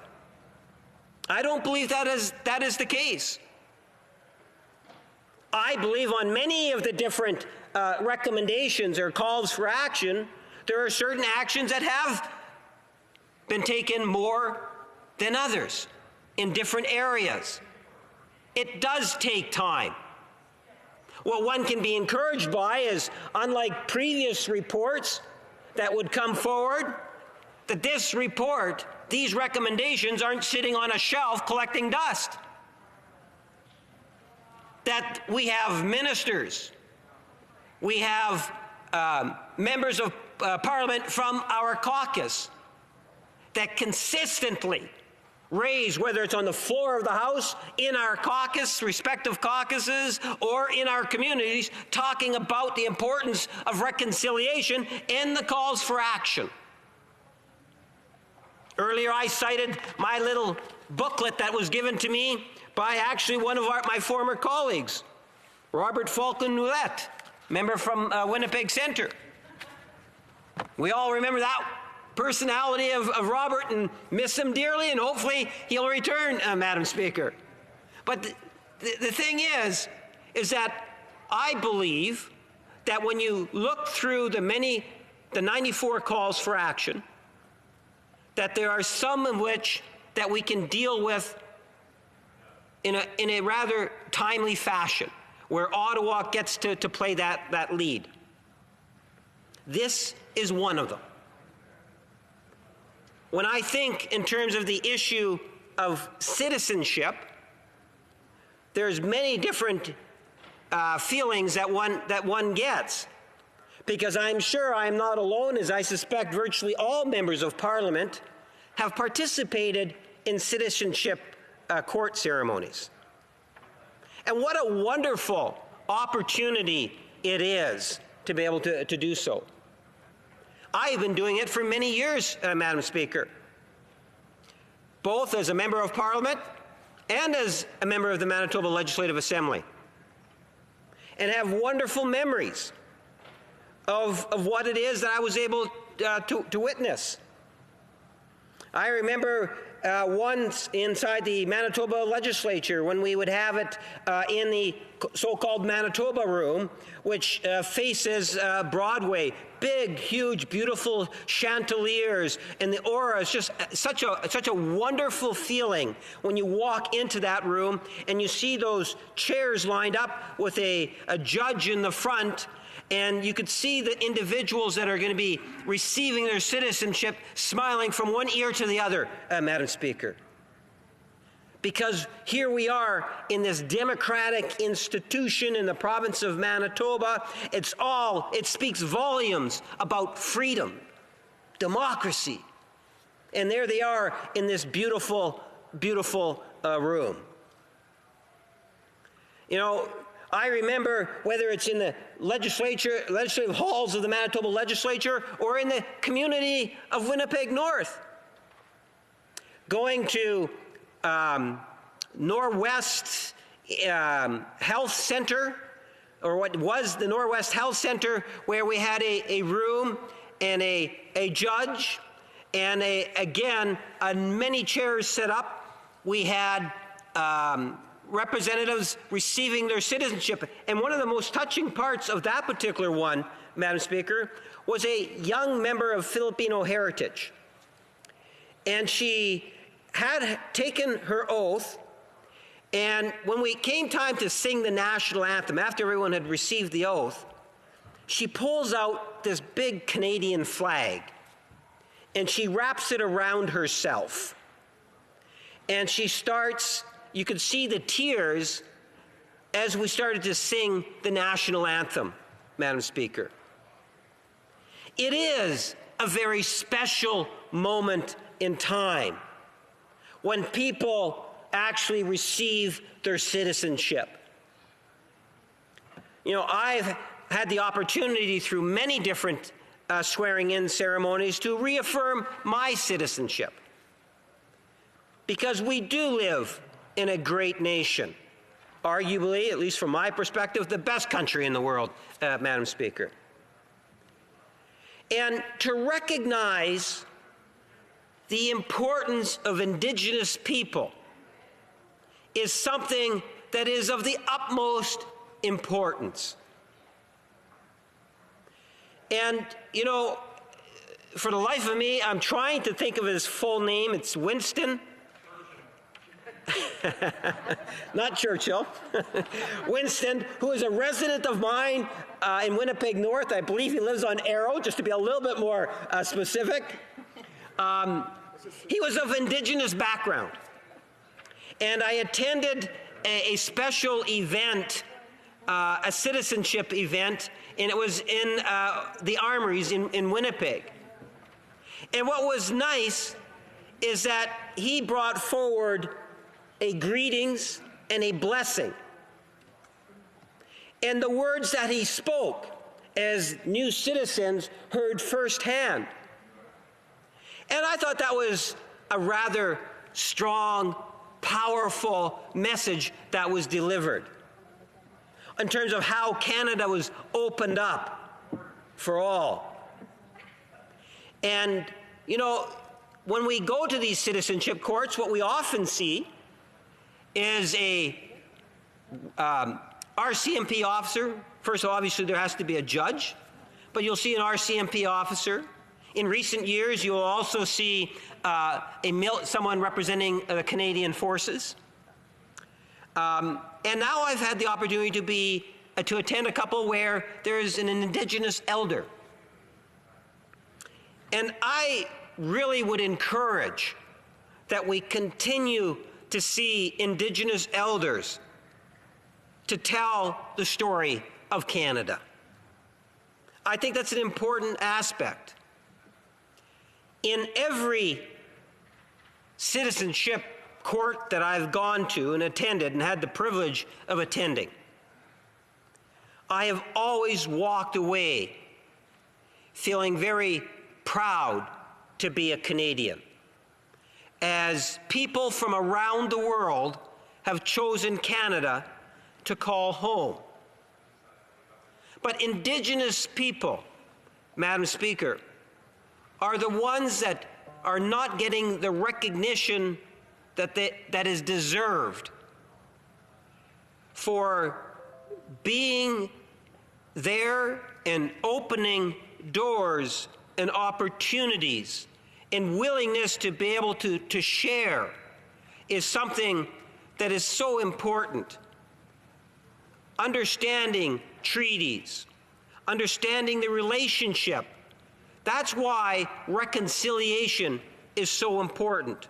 That is why I believe that the Prime Minister consistently talks about the relationship between Indigenous people and the government, and why it's so important for all of us.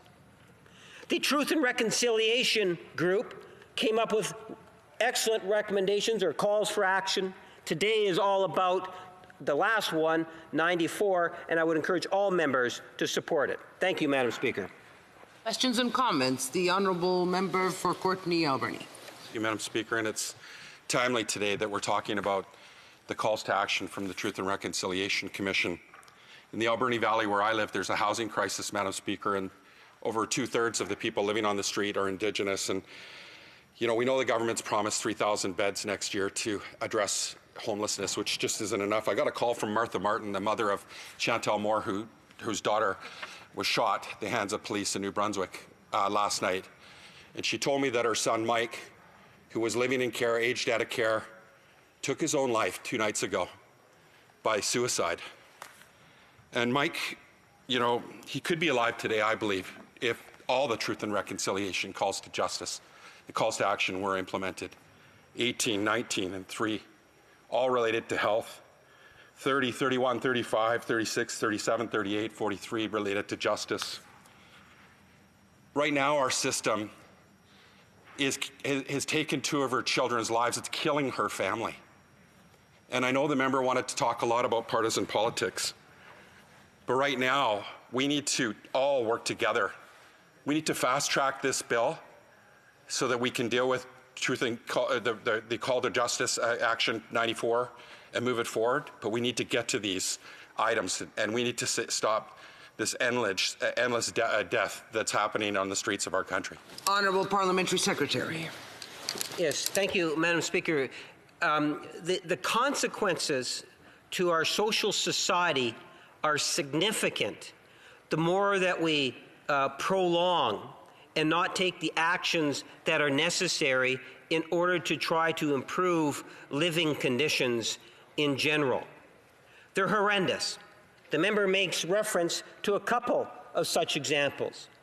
But equally, it's irresponsible for us to try to build up an expectation that is very difficult to achieve. We cannot resolve all the problems that are there today overnight.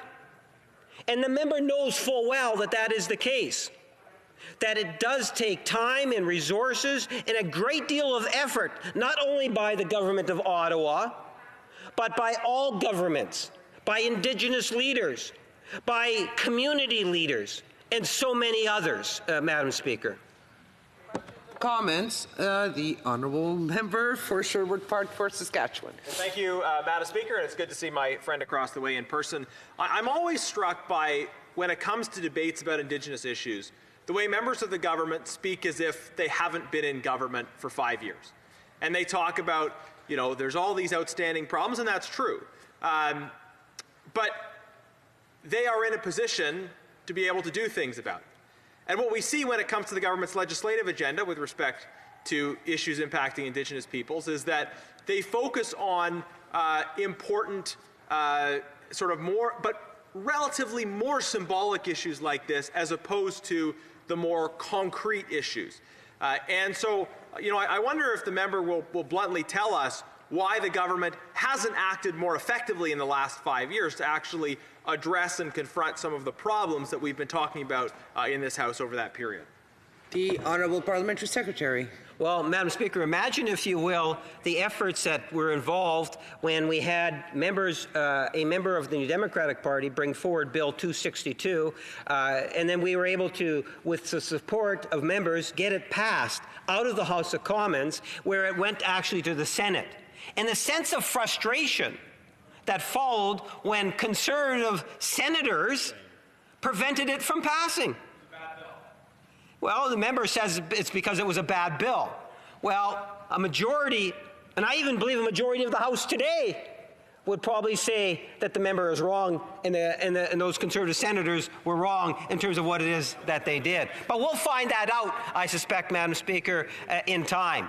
I would pitch that at the end of the day, we have seen not only legislation, we have seen financial resources, and a high sense of cooperation that we haven't witnessed in the last many years coming from this government, working with the many different stakeholders to make a real impact on the day in and day out of our communities and those people living in our communities, in particular of Indigenous heritage. The Honourable Member for Winnipeg Centre. Yes, thank you so much, Madam Speaker. And I just want to let the honourable member know that it was 2.5 years it took to get his government to actually go along with Bill C-262 as a person who was part of those lobby efforts, walking, writing, because of pressure from Canadians that really cornered his government. He talked a lot about the recognition of the importance of Indigenous people. I want to let him know that the way you recognize Indigenous people is by honoring human rights. His government currently is in its 9th non-compliance order to immediately stop racially discriminating against First Nations kids. They've spent over $3 million fighting survivors of St. Anne's Residential School. And he's used COVID as an excuse for stalling.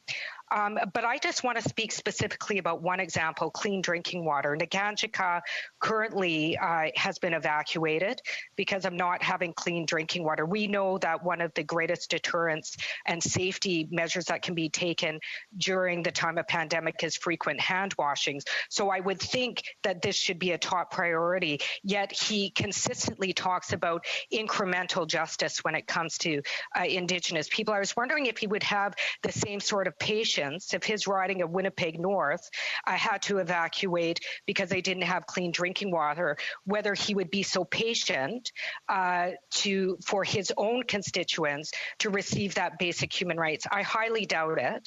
And just to let him know, as the representative for Winnipeg North, he actually does have the highest child apprehension rate in the country, something that I think it's important that he should be aware of as their political representative. Parliamentary Secretary. Well, Madam Speaker, I don't necessarily need a lesson from the member from Winnipeg Centre in regards to apprehensions in Winnipeg North. I have been there through many years, both as an MLA and as a member of Parliament for 30 years.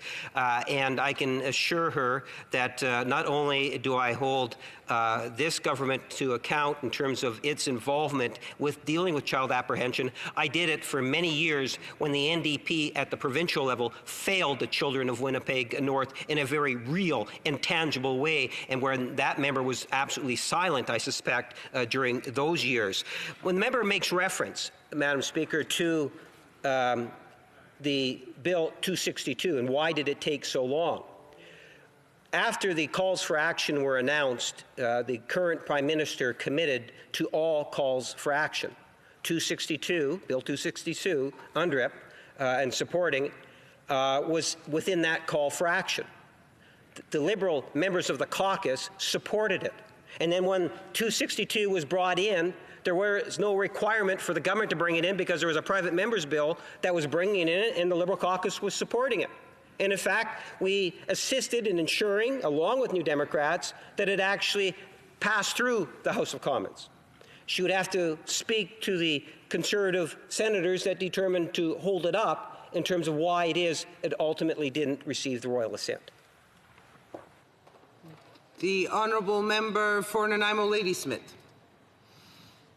Well, thank you, Madam Speaker, and I'd like to thank the honourable member for his speech and for his questions earlier on. And I'd like to point out to him that in September 2019, the Canadian Human Rights Tribunal found the government willfully and recklessly discriminated against First Nations children by underfunding child and family services. And the government has fought the decisions of that tribunal for years, spending time and money in the courts. I would like to ask the honourable member whether he supports the call from the Missing and Murdered Indigenous Women and Girls Inquiry for a guaranteed livable income to ensure that people aren't left in poverty. And I would like to know whether he would support a rapid housing initiative to deal with the housing crisis on First Nations reserves, including in my communities here in Snuneymuxw and Snuneymuxw, and whether he would approve of a rapid housing program for urban Indigenous people, because there is a disproportionate number of urban Indigenous people who... Secretary. Yes, thank you, Madam Speaker. It wasn't that long ago when I stood in the chamber talking on, I believe, both probably second and maybe even third reading on Bill C-92 in the previous Parliament. And within that legislation, Madam Speaker, we allowed for and encouraged the further devolution of child care or agencies, Indigenous agencies, to be able to be more engaged with respect to children of Indigenous background. And I saw that as a positive step. And as I say, if you go back to the call 1 for action, it talks about children. And yes, there still is more for us to do, and we are committed to doing just that, Madam Speaker. Resuming debate, the honourable member for Niagara West. Thank you very much, Madam Speaker, and it's appreciate the opportunity to speak before the bill. But I just want to let the House know that I'll be splitting my time with the member from Markham Unionville. Madam Speaker, I would also like to thank my colleague, Shadow Minister, on this file, and the member for Kelowna St. Paul for her hard work in the chamber and in committee on this issue. She has a very important job to do when holding the government to account when we begin to reopen the country and welcome immigrants back who will eventually become part of our Canadian family. I rise today to speak on Bill C-8, an act to amend the Citizenship Act, Truth and Reconciliation Commission of Canada's Call to Action, number 94. I want to start by saying that I will be voting for this bill. Most of the public would know it by what it's designed to do, change the oath of citizenship. I believe that this is a very important piece of legislation that puts us one step closer to reconciliation with Canada's Indigenous people. Just to be clear, the current oath of citizenship is, I swear or affirm that I will be faithful and bear true allegiance to Her Majesty Queen Elizabeth II, Queen of Canada, her heirs and successors, and that I will faithfully observe the laws and fulfill my duty as a Canadian citizen. The proposed version in this bill changes the ending to, and that I will faithfully observe the laws of Canada, including the Constitution, which recognizes and affirms the Aboriginal and treaty rights of First Nations, Inuit, and Métis people, and fulfills my duties as a Canadian citizen. I think it's worth acknowledging that Canada is a nation of immigrants who have and continue to come for a better life. We're also a nation that stands on the traditional territories of and shoulders to shoulder with First Nations, Inuit, and Métis people. I think we should be proud that Canada is one of only a few countries in the world where Indigenous and treaty rights are entrenched in our Constitution. By recognizing and affirming the Aboriginal and treaty rights of First Nations, Inuit, and Métis in the oath of citizenship, we're also educating Canadians, especially new Canadians, about these rights. Our Constitution is one of the most important, if not the most important document, and being aware of understanding some of the resolved and unresolved treaty rights in different parts of the country is something we should share with new Canadians. Educating new Canadians on the relationship with Indigenous people is a key part of the path to reconciliation that is critical to our nation's future. It's safe to say, and I'm confident my colleagues would agree, that a top priority for all of us in this chamber should be to work towards reconciliation with our Indigenous peoples. For those at home watching, I was in the House of Commons in Centre Block at that time when Prime Minister Harper offered a full apology on behalf of Canadians for the residential school system. It was a historical moment and one I'll never forget. The Treaty of Children and Indian Residential Schools was a sad chapter in our history, and it had to be acknowledged, and the government had to apologize for it, and rightfully it did so. It was also the previous Conservative government under Prime Minister Harper that established the Truth and Reconciliation Commission, or the TRC, to facilitate reconciliation among former students, their families, the communities, and all Canadians. Between 2007 and 2015, the government provided about $72 million to support the Commission's work. The TRC spent 6 years traveling to our parts of Canada and heard more from 6,500 witnesses. It also hosted 7 national events across Canada to engage the Canadian public, educate people about the history and legacy of the residential school system, and share the experiences of former students and their families. The TRC created a critical historical record of residential school system. And as part of the process, the Government of Canada provided over 5 million records to the TRC. The National Centre for Truth and Reconciliation at the University of Manitoba now houses all the documents collected by the TRC. Given the incredible work done by the Truth and Reconciliation Commission, many of us in this House are concerned that the government has been slow to respond to the calls of action of the TRC report. In fact, the new analysis reveals that, quote, dreadful progress with disappointing results have been made on the TRC's and 94 calls to action. The Prime Minister embraces the calls of the 215 unveiling, describing them all as a blueprint to reconciliation with Indigenous peoples. However, it's clear that things are not what they need to be, and the slow reaction of the TRC's calls to action isn't the only broken promise by this government. We also have the promise of boil water advisories. The Prime Minister recently appeared to walk back his government's promise to end all boil water advisories in First Nation communities by March 2021. He wouldn't commit to meeting the 2021 deadline and said the federal government was working to lift the remaining drinking water advisory, quote, as soon as possible. When is as soon as possible? Months from now? Years from now? Perhaps longer. Let's take the Nishnawbe First Nations as an example. They've been under a boil water advisory for more than 25 years. Officials shut off their water after an oily sheen was found in the water reserve. Tests later showed the water was contaminated with hydrocarbon. Over 200 residents have now been evacuated to Thunder Bay, where they are being housed in hotels. The Nishnawbe chief said that the elders, children, infants, and people with chronic health conditions were flown out of the community after the water shut down, which closed the schools and nursing station. With no running water, the remaining residents had to use pails and buckets to collect water from the lake in freezing temperatures. This quote is from the chief. I've never had access to clean drinking water, and I'm 50 years old. You hate to see your relatives, your children, your future living in this condition. The chief goes on to say that, and I quote, right now, we are being offered Band-Aid solutions. The government's originally stated back in December 2015 that the community would get a new treatment plan up and running by the spring of 2018. Well, it's November 2020, Madam Speaker, and it seems like the government has broken his promise. Also, let's not forget that winter is coming. The Prime Minister said his government has lifted many drinking water advisories since 2015, but the Indigenous Service Canada website says 61 First Nation reserves still live under long-term drinking water advisory. Let's also not forget that First Nations people are going through a housing crisis that the government has not handled very well. Last year, the Cat Lake First Nations declared a state of emergency over excessive mold, leaky roofs, and other poor housing conditions. Things got worse when one of the Cat Lake residents died from respiratory issues. Her family was clear that the death was caused by extensive mold problems in her home. There is evidence that almost half of the homes on Canadian reserves have enough mold to cause serious respiratory problems and other illnesses. With respect to Cat Lake, I do not have to say that the government did provide portable homes and construction material to build new ones. However, everything they do on this file seems to be reactionary. First, they have to see a major crisis and then they act.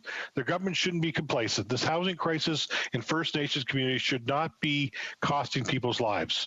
Indigenous, leaders say that an epidemic of mold, undrinkable water, and overcrowding since First Nations homes remains a nationwide problem that has been largely ignored. Now, we have another issue in Nova Scotia where tensions are very high over a long-standing fishery dispute. There's been violence and a lot of heated rhetoric. There have been years of concern about the issue. It's not like the government found out about it when it only recently flared up. Once again, the government is being reactionary. There has been years of talks, but there has been no solution. This government has now been in place for 5 years, and little has been done. I think the government needs to do better, and Conservatives are more than willing to help. All this to say that Indigenous people deserve government attention, and reconciliation should be a top priority for all of us in this place. Although more can and should be done, this bill is in a step in the right direction for Indigenous people, and therefore I will be supporting it. And Madam Speaker, there's not always, oftentimes I agree with my colleague, the Parliamentary Secretary for the Leader in the government, but I cannot have a conversation about an oath of citizenship without addressing and talking about the extreme honor. And he was bang on when he talked about what an honor it is as members of Parliament.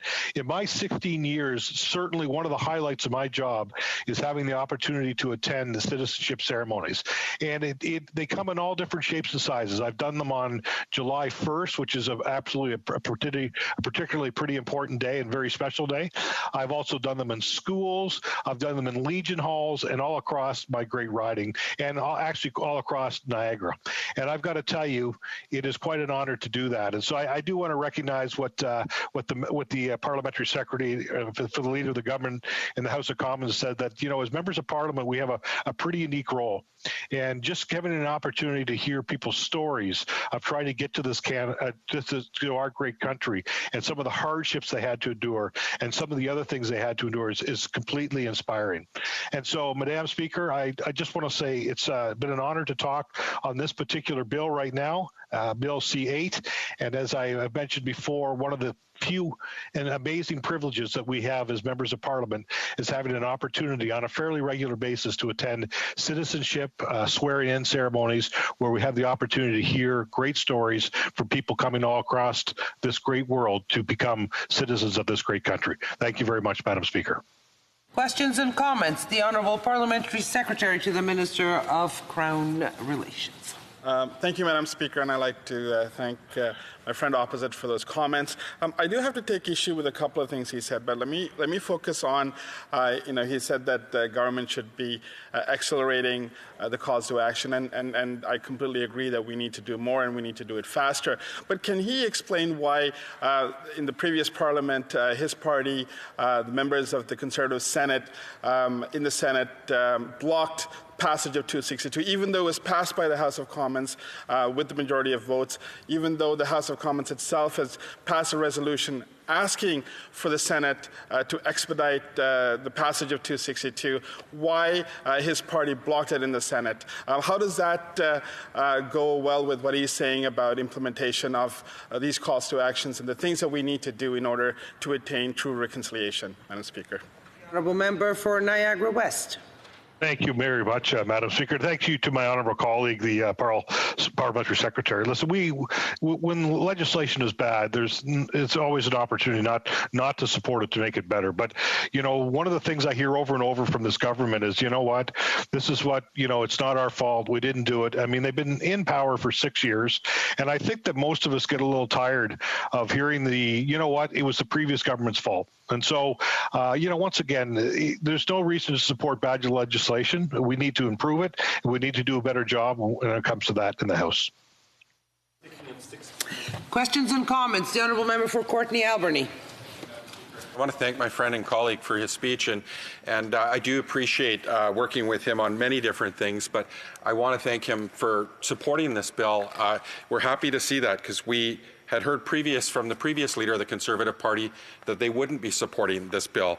And I really do appreciate he talked about the sense of urgency around issues for Indigenous people. I talked earlier about the high level of Indigenous people that are homeless right now. And I talked about my friend Martha Martin sharing with me that her son, Mike Martin, had taken his own life, death by suicide. Mike had been living on the streets and gave up hope, Madam Speaker. And right now, the current government plan is to build 3,000 units next year to deal with the homeless issue. And clearly, that's just not adequate. And my question to the member is, does he support New Democrats, and will he work with members in this House and all levels of government, including Indigenous leadership and Indigenous communities, to put pressure on the Liberal government to do more, to save lives, so that people like Mike don't resort to taking their own life because they've lost hope? And that's my question to the member. Thank you, Madam Speaker.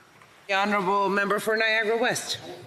Thank you very much, Madam Speaker. And to my colleague, Courtney Alberni, I share his pain in terms of the friend and person that they knew, Mike, who lost his life to suicide. That is never a good thing. And so my thoughts are with them now at this time. I would also just say it's been a pleasure to work with him on a number of things, a number of initiatives over the last number of years. I think it's important that we always engage, certainly First Nations, when there's issues that pertain to them. I think there should never be a top-down approach from government that says we know best and we could figure all this out. I think if we don't have collaboration with all levels of government, we don't have collaboration with First Nations, then I think that whatever we do as governments, right, whatever we do as the federal government is doomed to fail. So I would say that it is important and incumbent upon us as legislators to work with all levels of government and to work with First Nations when we're looking to implement solutions that we hope will have a long-term effect and also will be implemented in a way that will also make sure that things get done the way they should the first time around. Questions and comments? The honourable member for Sherwood Park for Saskatchewan. Well, thank you, Madam Speaker. I appreciate my colleague's reflection on this point that what we see often from the government around these issues is they're looking at the TRC recommendations, and it seems like they're trying to pick the low-hanging fruit. They're trying to pick the recommendations that are maybe the easier ones to implement. But there's a lot of maybe harder ones to implement that are actually going to have the most critical impact on the quality of life of Indigenous people. And we see precious little action over there while kind of picking the low-hanging fruit over here. I'd be curious for his take on that. Member for Niagara West, 15 seconds. Okay, thank you very much to my colleague from Sherwood Park for Saskatchewan. Unfortunately, this always seems to be the case. It's either a talking point, an announcement, low-hanging fruit, and very rarely do we get the sustained and the necessary action, which sometimes involves a lot more heavy lifting. So thank my colleague for the question. Resuming debate, the honourable member for Markham Unionville. Thank you, Madam Speaker. It is my pleasure to rise today to speak in support of Bill C-8, an act to amend the Citizenship Act, Truth and Reconciliation Commission of Canada's Call to Action number 94. The bill will change the oath of citizenship. The new oath will now read, I swear that I will be faithful and bear the true allegiance to Her Majesty Queen Elizabeth II, Queen of Canada, her heirs and successors, and that I will faithfully observe the laws of Canada, including the Constitution, which recognizes and affirms the Aboriginal and treaty rights of First Nations, Inuit and Métis people, and fulfill my duties as a Canadian citizen. Madam Speaker, as someone who immigrated to Canada, I know firsthand just how valuable and memorable the experience of taking the oath of Canadian citizenship is. That is why this bill is very close to my heart. When I came to Canada back in 1974, the wait for my citizenship felt like a long time. The day I went to my ceremony was one of the happiest days of my life. I can still remember the buildings, the people who were sitting beside me, and the color of the carpet in the room. However, what I remember the most was the moment when I put my hand to my chest and swore the oath. I still think about that to this day and what it meant to me. When I speak to other new Canadians, I hear the same thing. The oath is a legal requirement to become a Canadian citizen. But it is much more than that for every newcomer. To become a Canadian, I had to pass the citizenship test. That test would show I understood the history of Canada and what this country stands for. This was before Canada became only a few countries in the world where Indigenous and treaty rights were entrenched into our Constitution. Some of the questions on the citizenship test were things I had picked up over the years, and others were things I need to study.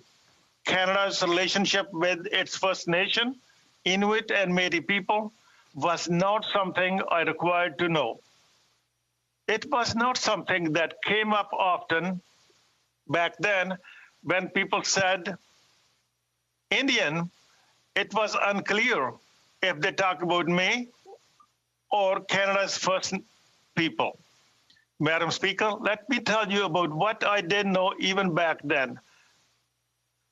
I know about reserves and I knew about poverty. Many of the homeless I would see in Toronto were sadly First Nation people.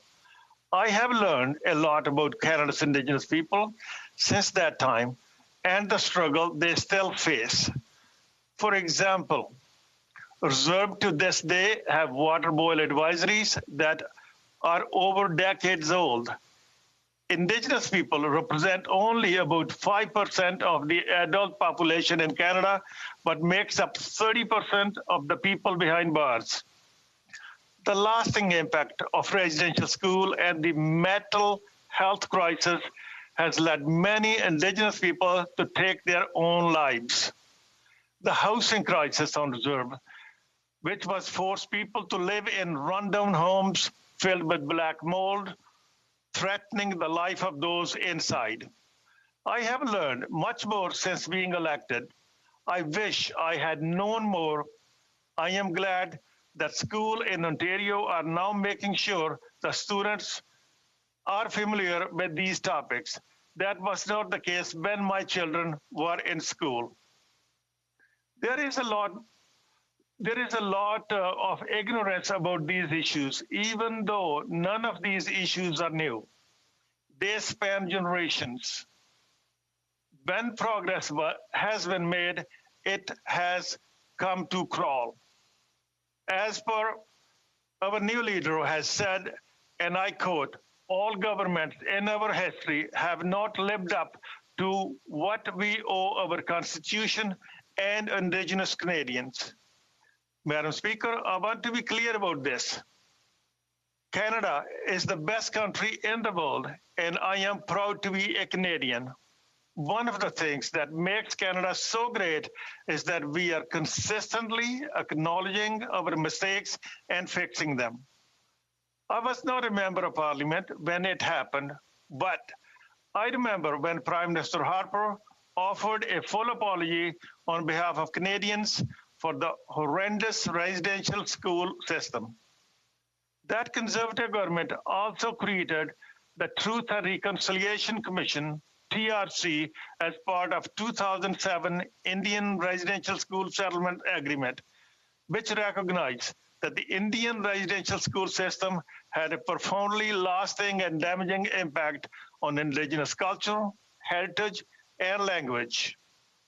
When the Truth and Reconciliation Commission called to action were first released, the member from Papineau and now the Prime Minister committed to the action immediately.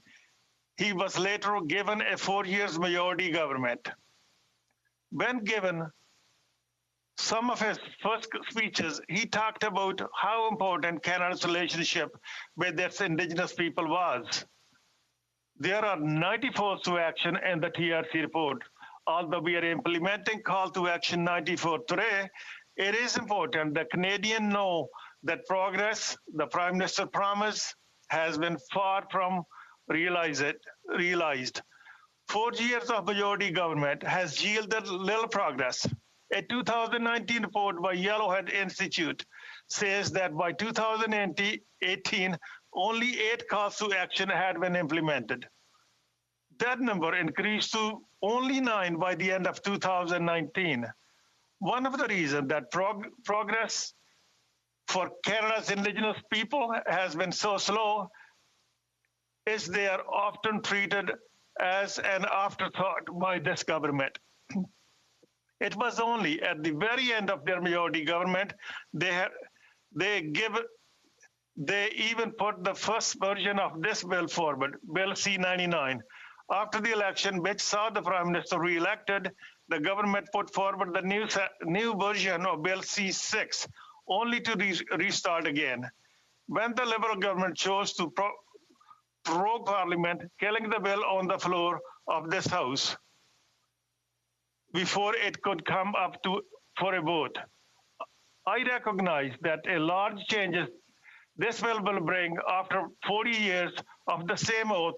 I was pleased to see that this bill reintroduced in the current session. However, I cannot stress enough that Indigenous people need to see real action on the mental health, incarceration rates, housing, and much more.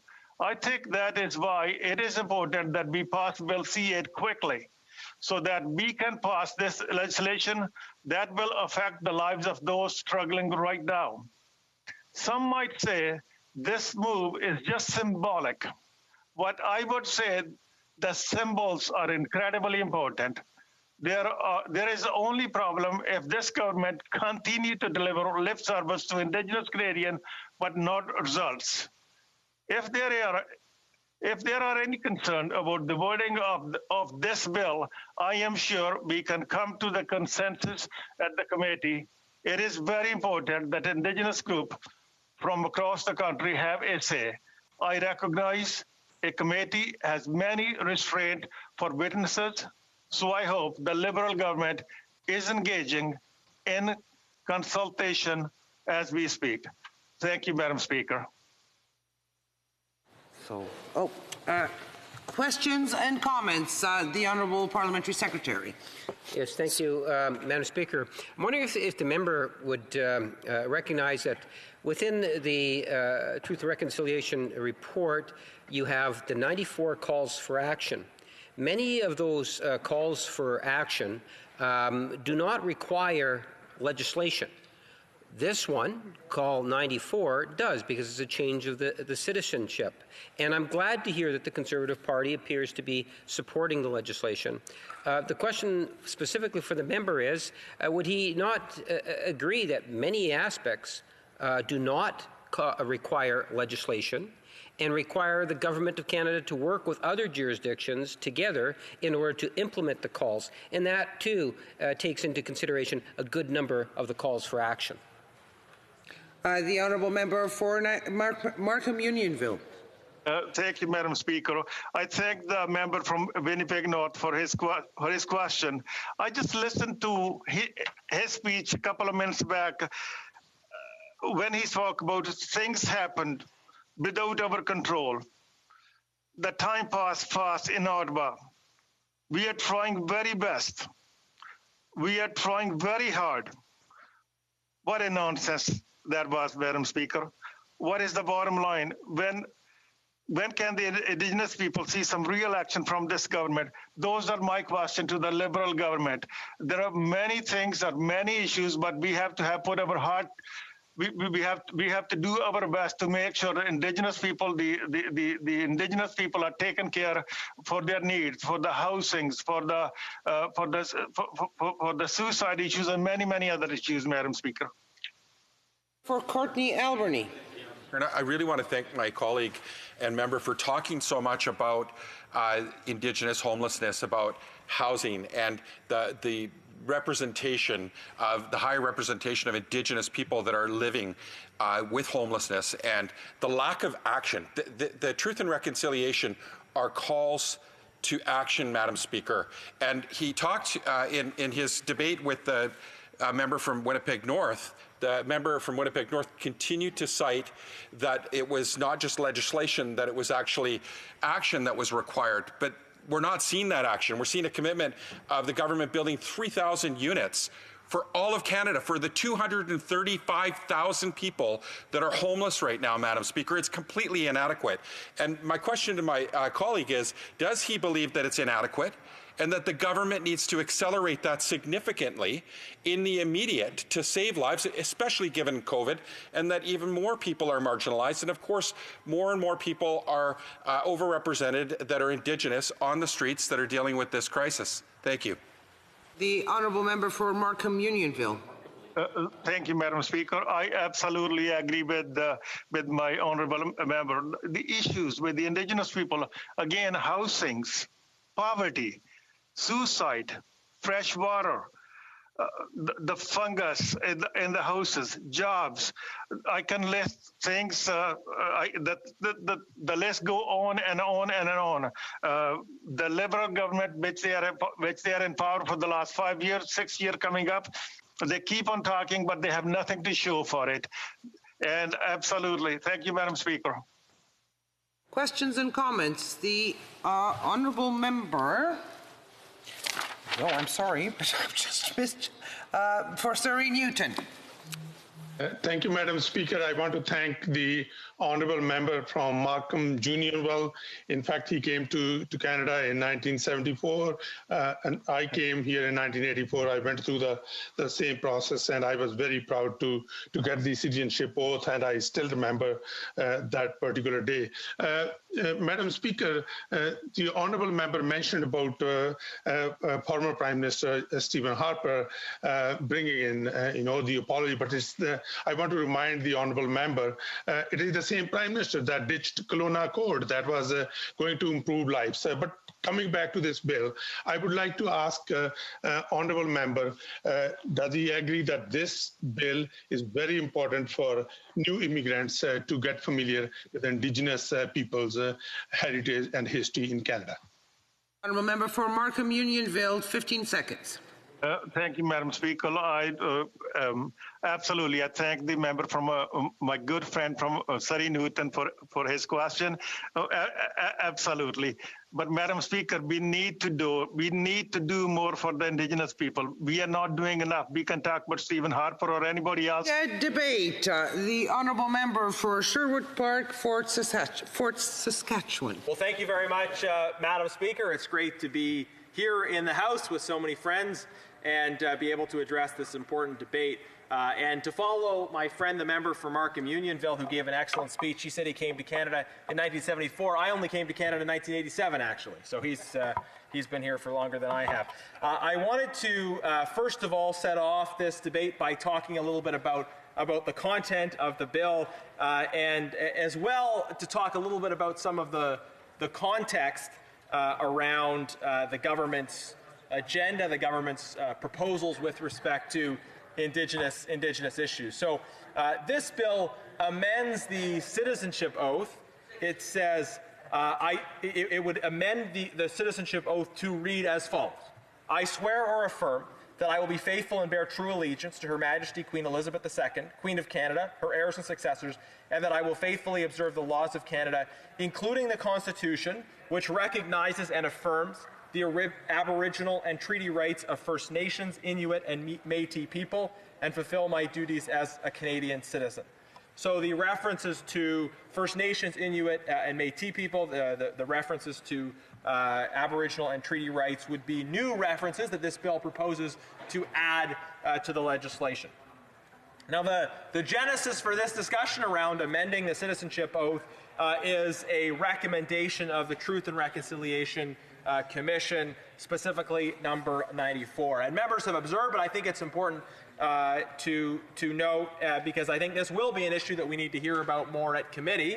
This bill seems to have support from all parties. It will pass second reading and go to committee. But I think what we'll need to hear from witnesses at committee is about the difference between the formulation of the oath in the legislation and the proposal that was in the Truth and Reconciliation recommendation number 94. The proposed oath, and I looked it up before speaking, the proposed oath from the Commission report was as follows: I swear or affirm that I will be faithful and bear true allegiance to Her Majesty Queen Elizabeth II, Queen of Canada, her heirs and successors, and I will faithfully observe the laws of Canada, including treaties with Indigenous peoples, and fulfill my duties as a Canadian citizen.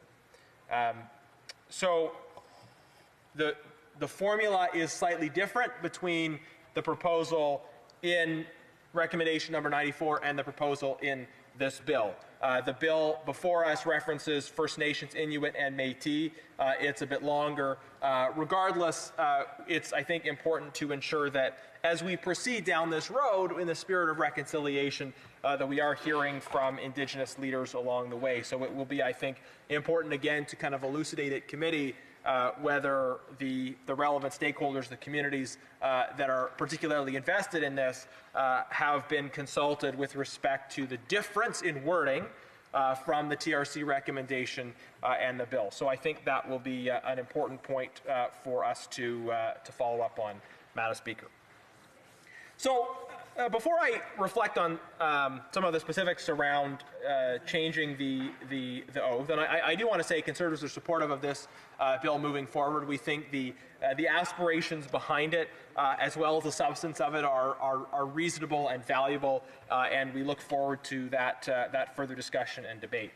Right now, we have before Parliament at various stages, we have 3 pieces of legislation that, in some sense, deal with or touch directly on the relationship between the government and Indigenous peoples in Canada.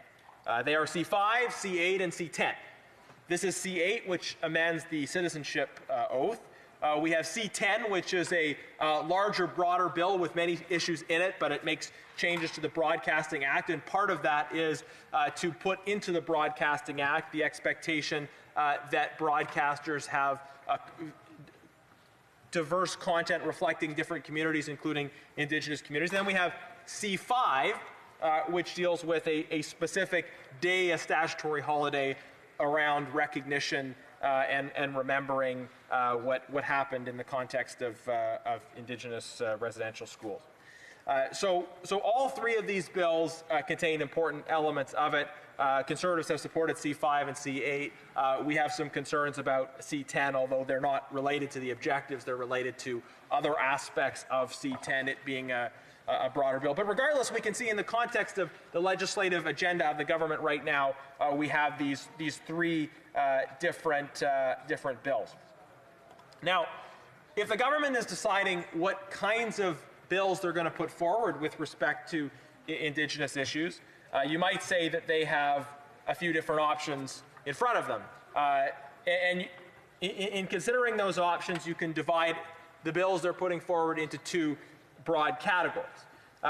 There would be bills which represent acts of recognition, and then there would be also bills that represent actions which really target quality of life improvements. I think this is an important distinction to make. Acts of recognition are things like putting in place a statutory holiday, changing wording, changing language, the legislature making statements expressing their acknowledgement of certain facts, their will for reconciliation. These kinds of acts of recognition are things that we do often as a legislature. And I think they are important. They absolutely have a place, which is why we're supporting this bill. Other examples of acts of recognition that this legislature has taken, sometimes we have motions where we express our appreciation for a certain community or the work done.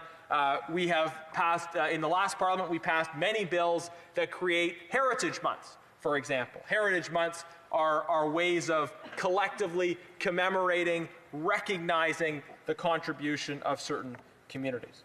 So these acts of recognition, these pieces of legislation which call for wider community recognition are important. And why are they important? Because they create opportunities for us to call to mind, recognize, and appreciate the valuable contributions made by certain communities. Because we are shaped by our history, and as a legislature, we have a role in encouraging a recognition and an awareness of that history. And that's important, that's valuable. And if one of the pages could grab me some water, that'd be great. And so we can do those things, and there's a legitimate place for us to do those things. And then maybe another category of legislation we have are actions which specifically target quality of life improvements, that they seek to make changes to practical circumstances in order to make people's lives concretely better. And while I think these actions of recognition, whether it's changing an oath, a commemorative day, representation and broadcasting, a Heritage Month, while I think these things are important, I think probably on balance, legislation that touches people's direct quality of life, that deals with their ability to access justice, with their with the recognition of their rights, with the delivery of concrete services, whether it's health care or other kinds of support, that deal with economic development. I would tend to think that those types of legislative initiatives, which target quality of life improvements as opposed to recognition, are on balance more important. So it's just striking to me when I look at all of the recommendations that have been made by the Truth and Reconciliation Commission, and I look at all of the kind of options in front of the government in terms of prioritizing the response, and we see more or less exclusively acts of recognition as opposed to actions which are aimed at concrete quality of life improvements. If we saw a mix of both, I think that would be fine. But I think we need to start to be critical and start to ask that question when we are seeing a focus exclusively on the acts of recognition as opposed to on those kinds of quality of life improvements that I've talked about earlier.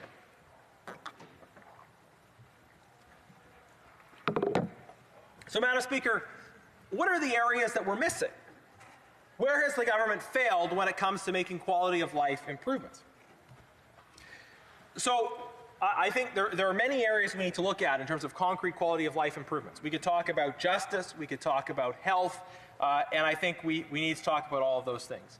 But I want to start by talking a little bit about economic development, because I know, talking to Indigenous Canadians in my area and across the country, that there is a real desire for economic development, for people to have jobs and opportunity in their own communities. And I think there's also a recognition that when you have economic development in different communities, it gives those communities control and ability to invest in programs that reflect the priorities of those communities.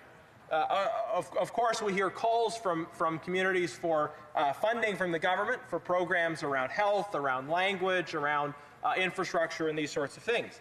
But to the extent that communities are able to have economic development themselves, they're also able to prioritize and invest in those priority areas without needing to come and ask the government for funding in that specific area. And it's not an either-or. It's not as if communities have to choose between accessing government funding and economic development.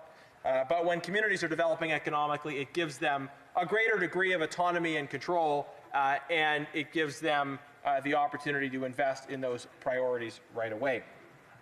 So many Indigenous communities have been benefiting from being part of the energy economy, developing natural resources, and pursuing other opportunities. Now, it's come up in the course of this debate.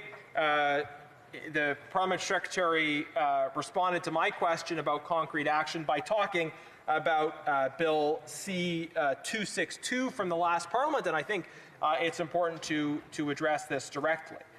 Because if we want to give Indigenous communities the opportunity to develop economically, then they have to be able to do so in a framework that involves reasonable consultation, but ultimately gives them the opportunity to move forward.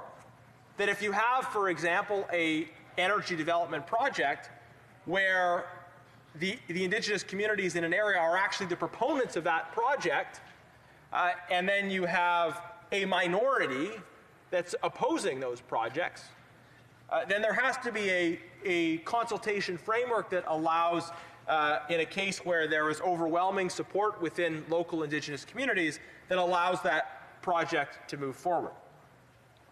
And this is where Conservatives have parted company with other parties, especially around issues like Bill C-262, because if you put in place a framework that effectively means that one community could have a veto over the desire for economic development of all surrounding communities, well, I think that's a problem.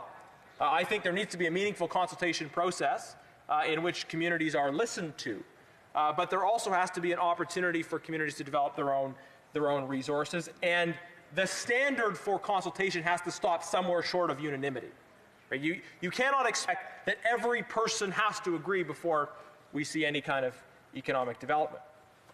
And I think we saw a case earlier this year, and it's maybe been something we've discussed less since because COVID-19 kind of took up all the attention in terms of the discussion. But early in the year, we were dealing with a situation where all of the elected community leaders wanted a particular project, the Coastal GasLink project. And you had a minority of hereditary chiefs that were against that project going forward. And that was the context, and it was something that was debated and discussed extensively. But I think, some members of this House behaved as if a case in which a minority within a community objected, that in and of itself was sufficient basis for stopping economic development from going forward.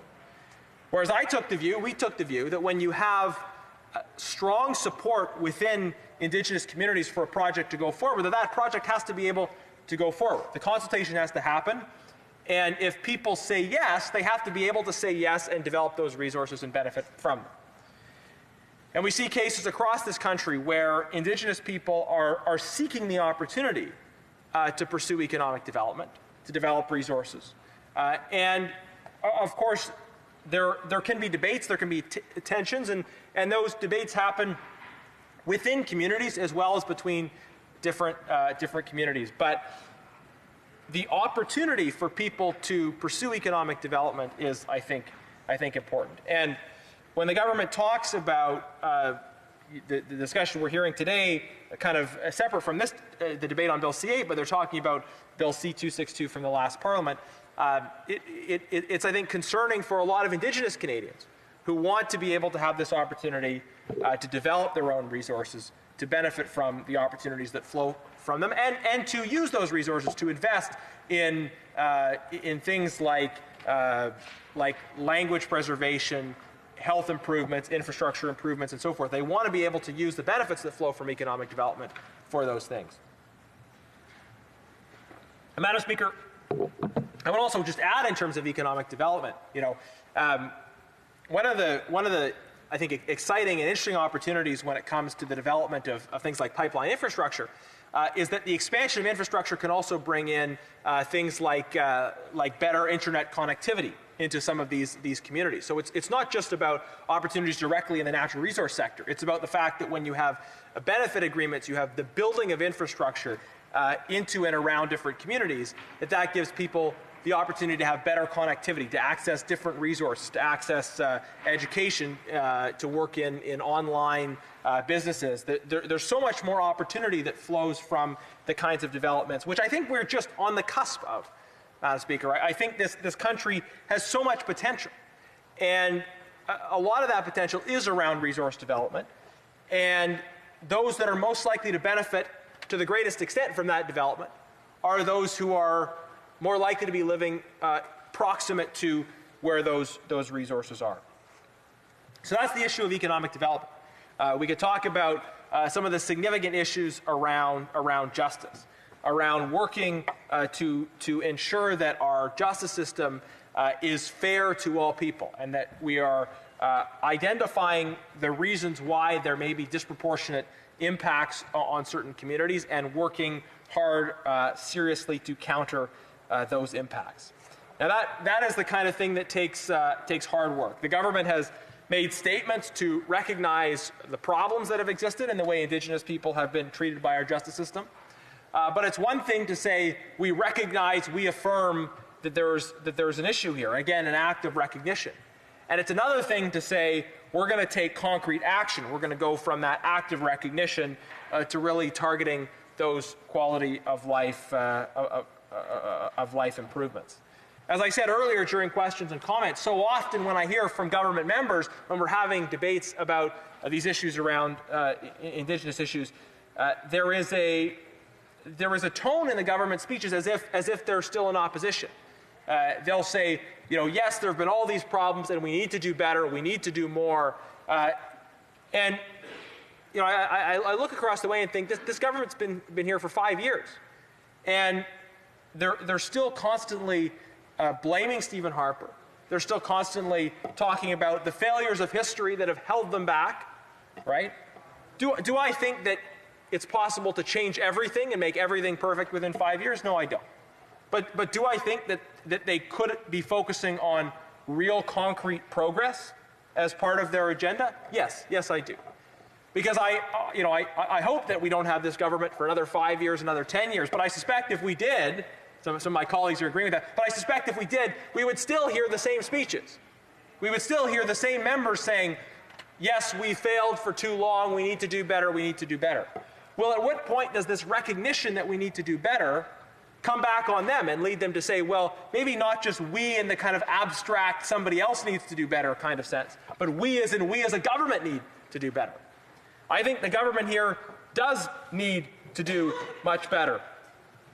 So while in the Conservative Caucus we are supportive of Bill C-8, we're going to be supporting it through the committee, and we look forward to the committee study on it, especially delving into some of these questions I mentioned about maybe the distinction between the version of the legislation and the TRC recommendation. But we want to see the government take seriously the need to advance legislation and policy that concretely improves the quality of life for Indigenous Canadians. Yes, recognition is important, but if we see bill after bill that are on the issues of recognition but not targeting concrete quality of life improvements, then it looks increasingly like the government is trying to avoid delving into these complex policy areas that would really make a difference. If they recognize that there's a need for more resources, a need for economic development, when are we going to see the legislation that is going to really support economic development within Indigenous communities and make it easier for countries to grab those opportunities? When are we going to see the legislation which seeks to address those long-standing justice issues? Madam Speaker, the government talks about doing better. I think it's time for them to do better so that we can see some of these concrete improvements. Thank you. Questions et commentaires. The Honourable Parliamentary Secretary. Thank you, Madam Speaker. You know, the member says, when are we going to see the legislation for this, and when are we going to see the legislation for that? And I know the member is very much aware there's 94 calls for action. Not all of those calls are under the federal responsibility. And many of those that are under federal responsibility do not necessarily require legislative action. Along with legislative action, this government over the years has taken tangible monetary actions that have made a huge difference in the daily lives of people. And I'm wondering if maybe his speech is missing a very important content in terms of how it is that the government's responsibility goes beyond just providing legislation. And would he provide his thoughts in terms of why it is he believes that the Conservative Harper regime starved Indigenous communities to be able to deal with issues like boiling water effects and so many other Indigenous issues? For Sherwood Park, Fort Saskatchewan.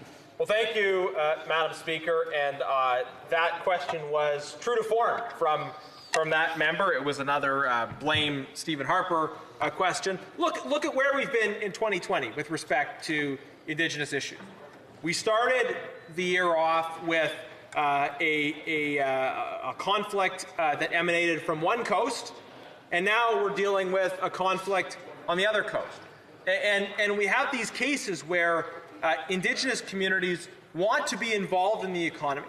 They want to pursue economic opportunity. And there are challenges in the process of doing that. And the government has been asleep at the switch on all of these fronts. And yes, of course, not all of the recommendations of the TRC require legislative action. But if we look at the areas the government has picked and the areas the government have ignored, they recognize the big problems, they don't act on them, and they're focused on these of recognition. The acts of recognition are important, but they're not the whole picture. L'honorable député de Longueuil-Saint-Hubert. The honourable member for Longueuil-Saint-Hubert. Thank you, Madam Speaker, and I appreciate my colleague's remarks on the bill. I agree with him that we can easily summarize the Liberal government's position with respect to Indigenous people here in this country. And as my colleague recently spoke French during a debate on another motion, I will say, well, I'll summarize the Liberal position on that, and it's words, words, words. When it comes to housing, and there's been a great deal of talk about that lately, the Liberals have said, or they launched an initiative for quick housing across the country. Unfortunately, in Quebec, only 2 cities had received funding to participate under that initiative, Montreal and Quebec City. And we know that Mayor Valérie Plante mentioned during the pandemic that they had the number of homeless people had doubled in the city, and it was a huge problem. But I'd like to go back to the new oath. Allegiance to the Queen, well, that's a problem with us. And it talks about the Constitution.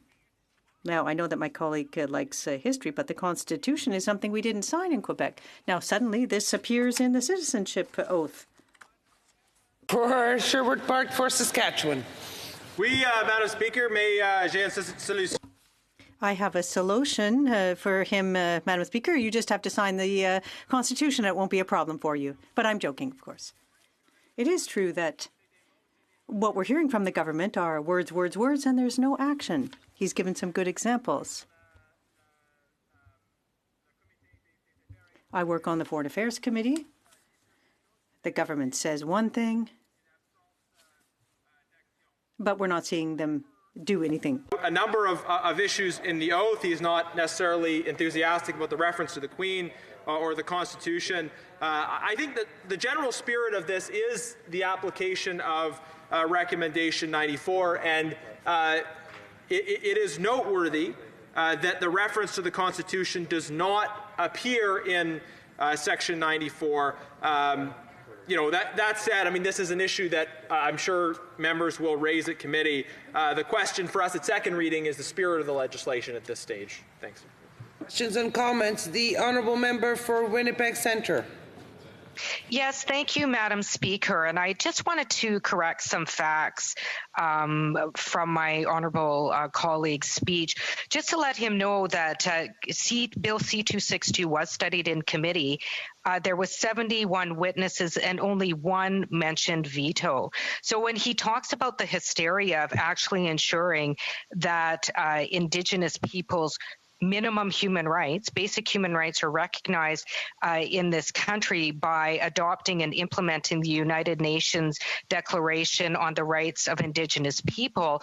I'm wondering why the Conservatives continue to base their opinion on evidence that is not factual, in fact, and this has been affirmed by the legal community, and why he feels that providing Indigenous peoples with respect of minimum human rights, something that's afforded to other Canadians, is going to result in the sky falling.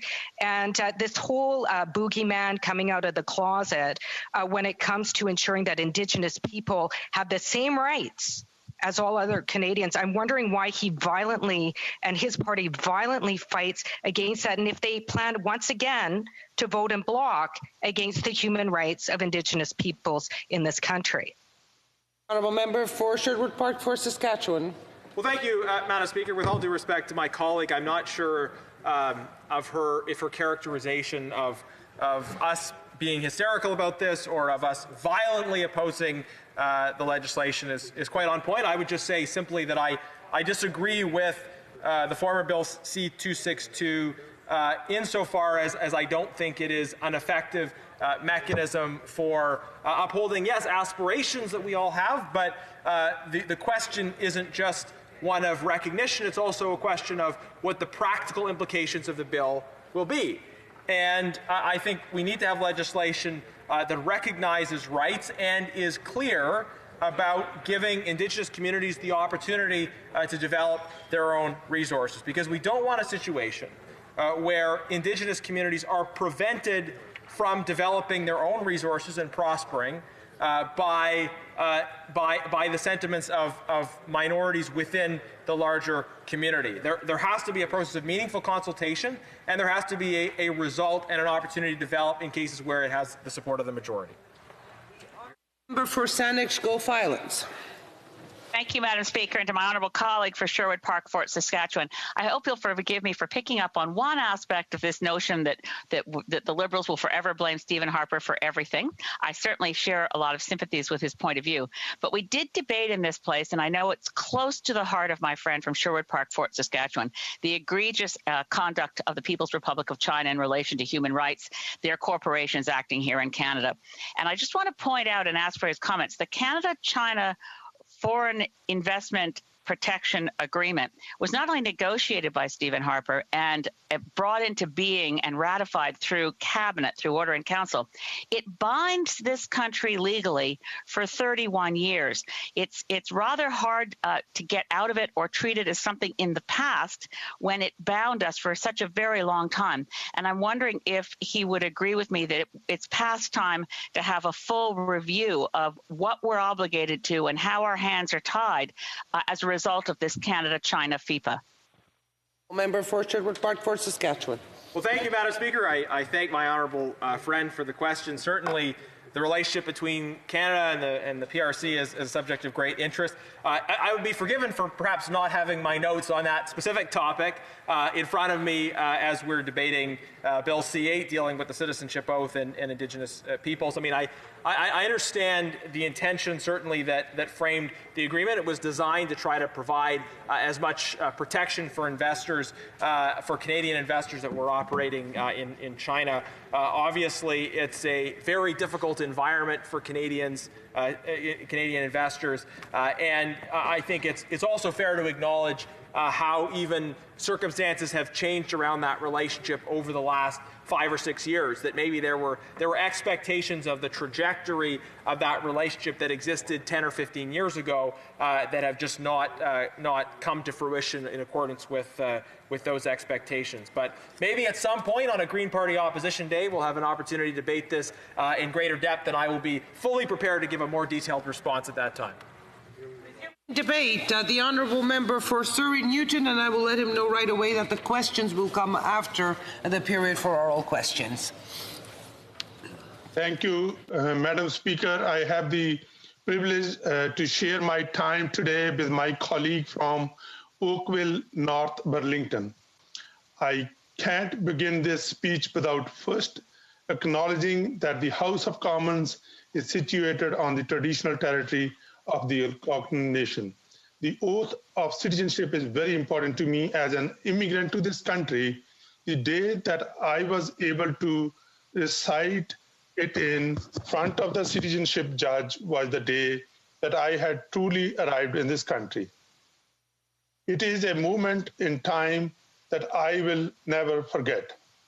It was 1987, and I was an engineer student at the University of Calgary.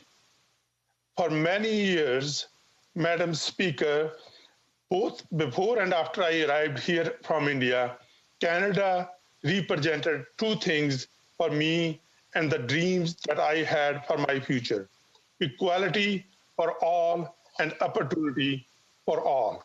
Madam Speaker, even without a firm grasp of English and very little financial resources, I knew that if I worked hard and embraced everything my new country has to offer me, I would succeed. And so in the weeks leading up to my citizenship ceremony, I recited the oath tirelessly. I worked on absorbing every word to memory. I practiced my pronunciation with diligence so that I could show the respect I felt towards such a monumental point in my life. But most importantly, Madam Speaker, I took the time to put into context what it meant to commit to fulfilling my duties as a Canadian citizen. I read as much as I could to educate myself about the history of Canada.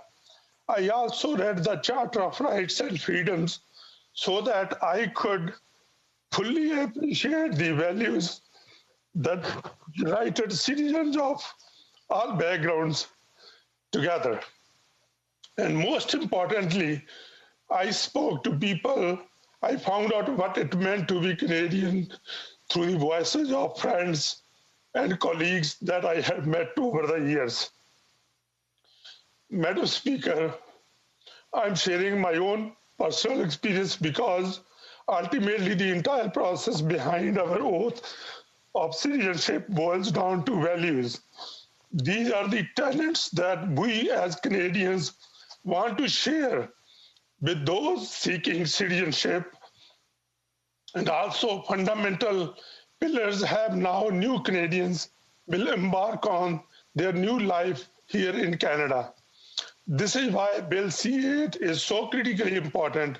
It is about reaffirming a reconciliation framework that shows respect and deference to the Aboriginal and treaty rights of the First Nations, Inuit and Métis people. Madam Speaker, the Canadian story begins with Indigenous peoples' heritage in Canada. And Madam Speaker, as part of Government of Canada's ongoing and ever-evolving commitment to a renewed nation-to-nation relationship with Indigenous peoples, we must enact recognition of rights, respects, cooperation, and partnership in action. It is a process that is multifaceted. This is why our Prime Minister has committed to national Indigenous organizations and that he would meet with them annually in order to sustain and advance initiatives that continue to grow shared priorities and progress. It is why every piece of legislation that this government advances is crafted with a lens of reconciliation and respect. And it is why at the moment of being granted citizenship, we are proposing revised text of oath to contain wording that reflects broad range of rights held by diverse Indigenous people. This is a difficult time for Canadians and for the entire world.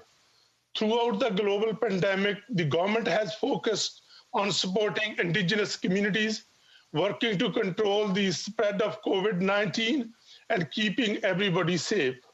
That is something the government will continue to do so as we walk the shared path of reconciliation with Indigenous peoples and remain focused on implementing the commitments made in 2019. Racism has not stopped during this pandemic. If anything, it has gotten worse. The government is committed to addressing racism in a way that is informed by experience of racialized communities and the Indigenous people. This is hard work, not just for the Parliament, but for all Canadians. Renewing the relationship with Indigenous peoples must be based on recognition of rights, respect, cooperation, and partnership. Our laws and policies must foster cooperation with Indigenous peoples and reflect on how we can work to protect Indigenous languages, traditions, and institutions. Madam Speaker, this government continues to advance the belief that Canada's diversity is among its greatest strengths. We are a united country because of, not in spite of, our differences. At the same time, we remain focused on an inclusive society that is bound by a set of shared values. The citizenship oath is much more than a passage of words. It represents a deep appreciation for our open, free, democratic, and diverse Canada. We as a government believe strongly that the heart of that appreciation and understanding of Indigenous peoples, their history, and their rights, Bill C-8 Amendment is intended to contribute to reconciliation with Indigenous people. In closing, Madam Speaker, I just want to once again convey the importance that my citizenship ceremony and the oath that I recited has in my life. I was given a framework for my dreams, and the way in which in which I could fully embody becoming Canadian. Today's proposed change in language continues that process for every new Canadian from this point forwards. Indigenous peoples are at the heart of Canada's history, its identity, and in need its future. And this legislation will help to continue building trust through stronger, more collaborative and respectful relationship with Indigenous peoples across Canada. I want to thank you, Madam Speaker, and the House for the opportunity to speak today on this important matter. Sorry, I got a little emotional, Madam Speaker. Thank you again.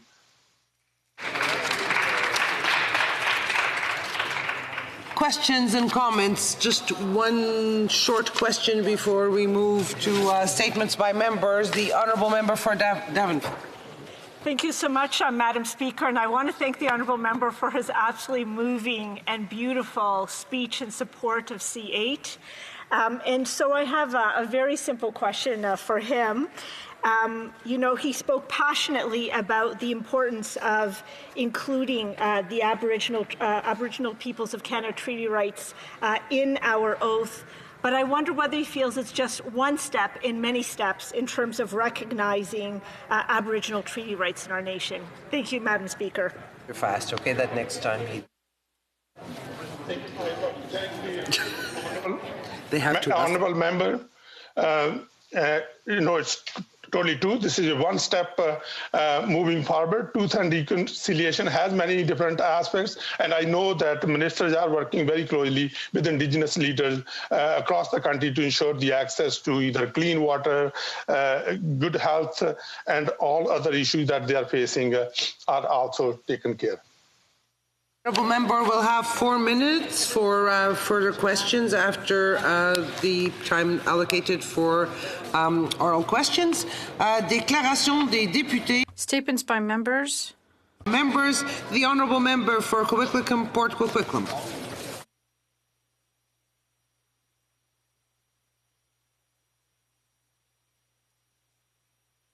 The Honourable Member for Simcoe North. Speaker, in recognizing the stark and unusual period we've been facing since March of this year, I'd like to pay tribute to the incredible efforts of the people in my riding who have stepped up to help our community in remarkable ways, supporting local charities, shopping local, adapting their small businesses literally on a dime to help deliver much-needed services and products safely. Je rends hommage au... I'd like to pay tribute to the 8 municipal governments, to the councils of the 2 First Nations, to the Métis Council of Georgian Bay, to the 4 Chambers of Commerce, and to Simcoe and Muskoka Health District Office for their leadership and for how they informed and supported people in my riding throughout this pandemic. Finally, I salute the frontline healthcare workers of Simcoe North whose care for their patients in the face of crushing demands and great personal risk has been steadfast and unrelenting. They deserve our deepest gratitude each and every day. The Honourable Member for Oakville North Burlington. Thank you, Mr. Speaker. November is Indigenous Disability Awareness Month. First proclaimed in British Columbia in 2015, it is one of the first and only observations specific to Indigenous peoples living with disabilities anywhere in the world. This month, we raise awareness of the often unique issues faced by Indigenous peoples living with disabilities, the necessity of ensuring that their disability and health-related needs are addressed, while recognizing the valuable contribution they bring to our community communities on a daily basis. Recently, I spoke to Neil Belanger from the British Columbia Aboriginal Network on Disability Society, who shared with me that Indigenous peoples in Canada experience a rate of disability twice that of the non-Indigenous population. The prevalence of disability among Indigenous peoples combined with the challenges faced by Indigenous communities further compound the challenges they face. Let's make sure that their voices are included as a government if we want to be a truly inclusive society. Thank you, Mr. Speaker. The Honourable Member for Lac Saint-Jean. Mr. Speaker, several topics were discussed this past weekend at the G20 summit chaired by Saudi Arabia. Unfortunately, one of the most important topics was ignored, namely the freeing of political prisoners such as Raif Badawi. The bloc implored the government twice to take advantage of this window of opportunity. And when large international events are held, often Saudi Arabia forgives prisoners, but the government did not work on this and did not do everything it could to free Raif Badawi. Today, after the G20, the joint statement did not make any reference to human rights. Mr. Badawi continues to serve a sentence for 8 years, and Canada behaved as if Saudi Arabia was just another country. This was a missed opportunity for Mr. Badawi, his wife, and his children. Ottawa must be held accountable. Buren Trinity. Mr. Speaker, I would like to take this opportunity to send my deepest condolences to our colleague, Minister O'Regan, on the loss of his father, Seamus O'Regan Sr., last week. I'm sure our province and our entire parliamentary family join me in sending your thoughts and prayers to the minister and his family at this most difficult time. Seamus O'Regan Sr. was a proud Newfoundlander and Labradorian, a dedicated public servant, and most importantly, a devoted husband, father, and grandfather. Having been called up to the bar in 1968, he spent many years on the bench in Happy Valley, Goose Bay, Labrador, before being appointed to the Provincial Supreme Court, where he served 34 years as a justice and retired in 2017. Mr. O'Regan will be fondly remembered for his quick wit, practicality, and utmost kindness to all. Mr. Speaker, I hope everyone takes a moment to remember Seamus O'Regan Sr. and the profound impact he had on his family and the province of Newfoundland and Labrador. Thank you, Mr. Speaker. The Honourable Member for Abbotsford. Chase Claypool. Mr. Speaker, until recently, most Canadians had never heard of Chase Claypool. But 8 months ago, Chase was drafted into the National Football League by the Pittsburgh Steelers. In his second game as a professional, the rookie wide receiver had 3 catches, including an 84-yard passing touchdown. That's the longest TD from scrimmage in league history by a Canadian player. 2 weeks later, Chase scored 4 more touchdowns against the Philadelphia Eagles, another record. Since then, he's continued to tear up the league, including 10 touchdowns in his first 10 games. Could a Super Bowl be far behind? Chase played high school football for the Abbotsford Panthers before playing college ball at Notre Dame. He joins golf champions Nick Taylor and Adam Hadwin, World Cup soccer player Sophie Schmidt, Vancouver Canuck Jake Virtanen, and many others in cementing Abbotsford's reputation as a hotbed of talent. Congratulations to all of you. You've made us proud. The Honourable Member for Longueuil, Charlemagne.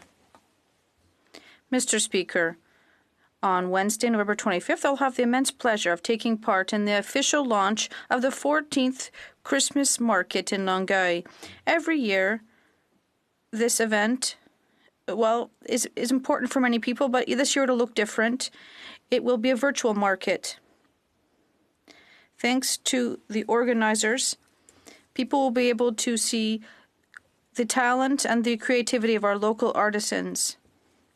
The website will also have all sorts of amusing activities such as singing, stories, and much more. I'd like to thank the entire Métiers et Traditions team and the city of Longueuil for allowing my people in my riding and elsewhere to fully benefit from the magic of this time of year while encouraging people to buy local. I invite you all to discover Longuy's Christmas and holiday market by visiting the website. Thank you. For Kitchener, Conestoga. Thank you, Mr. Speaker. It's an honor to rise in the House and recognize one of Waterloo Region's largest arts and cultural organizations. The Kitchener-Waterloo Symphony is celebrating their 75th anniversary. Since 1945, the Kitchener-Waterloo Symphony has grown from a community orchestra into the third largest in Ontario.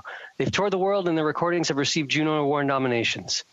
Throughout the pandemic, the Symphony has transitioned to virtual concerts comprising of a physically distanced orchestra on stage at their home venue, Center in the Square, delivered via video streaming. On a personal note, one of the greatest experiences I've had is the privilege of sharing a stage with our symphony, performing with and hearing my own compositions played by these world-class musicians. And my daughter and many other young artists, as part of our region's youth vocal pop choir, KW Glee, have also performed numerous times with the symphony. So on behalf of honorable members in Waterloo Region from Kitchener, Waterloo, Cambridge, and our townships, we wish to congratulate the Kitchener-Waterloo Symphony for their milestone anniversary, their resilience, and their success. Thank you, Mr. Speaker. The honourable member for Edmonton-Griesbach. Mr. Speaker, this summer I was honored to meet a fascinating person in Edmonton with an amazing story. Leo Koronek told me about what it was like to live through the Holodomor. That was the forced starvation of millions of people in Ukraine in the 1930s. Joseph Stalin was the communist leader responsible for it. Even though crops in Ukraine were plentiful, people starved to death. This is a time of year that we commemorate that horrible famine. I want to thank Leo for telling me his first-person story, and I'm glad to spread the word about this atrocity. We must continue to guard against hardcore socialism and communism. It was communism that enslaved Ukraine and caused the genocide. Let's remember the words of Winston Churchill. He said, "Those who fail to learn from history are doomed to repeat it." The honourable member for Etobicoke Centre. I rise to commemorate the 87th anniversary of the famine and genocide in Ukraine known as the Holodomor, when Joseph Stalin closed Ukraine's borders and confiscated all food to destroy a Ukrainian population opposed to his rule.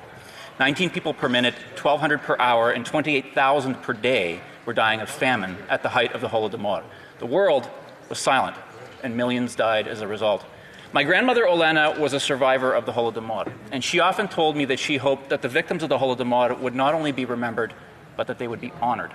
Honoring them, she said, meant not just remembering them or commemorating them, but taking the steps to make sure that a crime like this never happens again.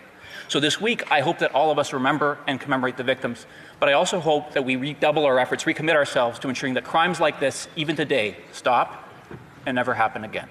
Let us do as my grandmother would have asked if she were here today. Let us remember the victims. Let us commemorate the victims. Let us honor them.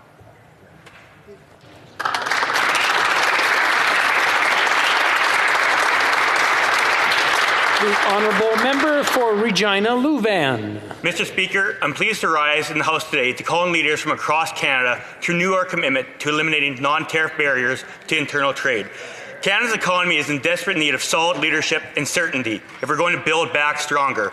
Experts from across economic sectors agree that by eliminating trade barriers between provinces, Canada could add $50 to $130 billion every year to our GDP, thus saving Canadian families $5,700 to $7,500 a year. In a world of increased uncertainty and economic volatility, now is the time for us to turn to our fellow Canadians as our most trusted and reliable trade partners. Breaking down trade barriers will help strengthen national unity, protect essential industries, and help get our economy back on track. In this House, I do my best to speak on behalf of the constituents of Regina Louvain, who love the term, "The world needs more Canada." Mr. Speaker, now is the time for us to also take the view that Canada needs more Canada and champion internal trade as a critical tool in our economic recovery tool belt. Here, here. The honourable member for Coquitlam, Port Coquitlam.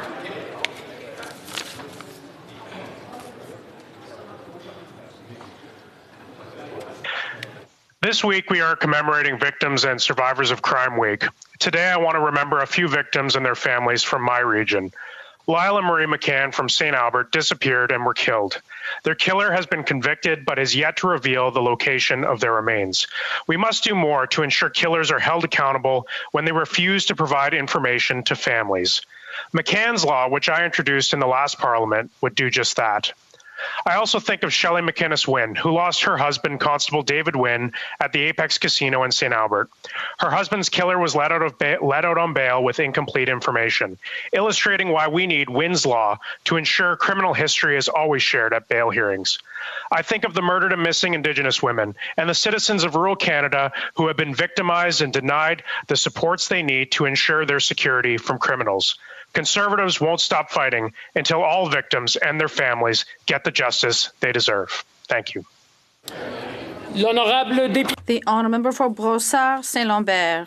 Mr. Speaker, we're reaching the end of November, which for me is Remembrance Month. I regularly meet with veterans in Brossard Saint-Lambert, and most often such opportunities are full of strong emotion, but also of good humour too. An honour Oakhill Stewart. Mr. Stewart died last year at the grand old age of 98. He was our constituency's last surviving World War II veteran. He was also a person of many accomplishments as a businessman, as a family man, and as an incredibly involved member of the St. Lambert community. Oakhill Stewart n'hésitait jamais. Oakhill Stewart openly shared his war experiences with generations of young people from St. Lambert who were lucky to listen to him. And befriended this most admirable human being. He received many honors throughout his life, but I think that the ones he most treasured were the ones he received for his service. The France-Germany Star, the Defense Medal, the War Medal, and la Légion d'honneur. En mémoire, Monsieur. May we never forget him, Mr. Speaker. The honourable member for Coquitlam, Port Coquitlam.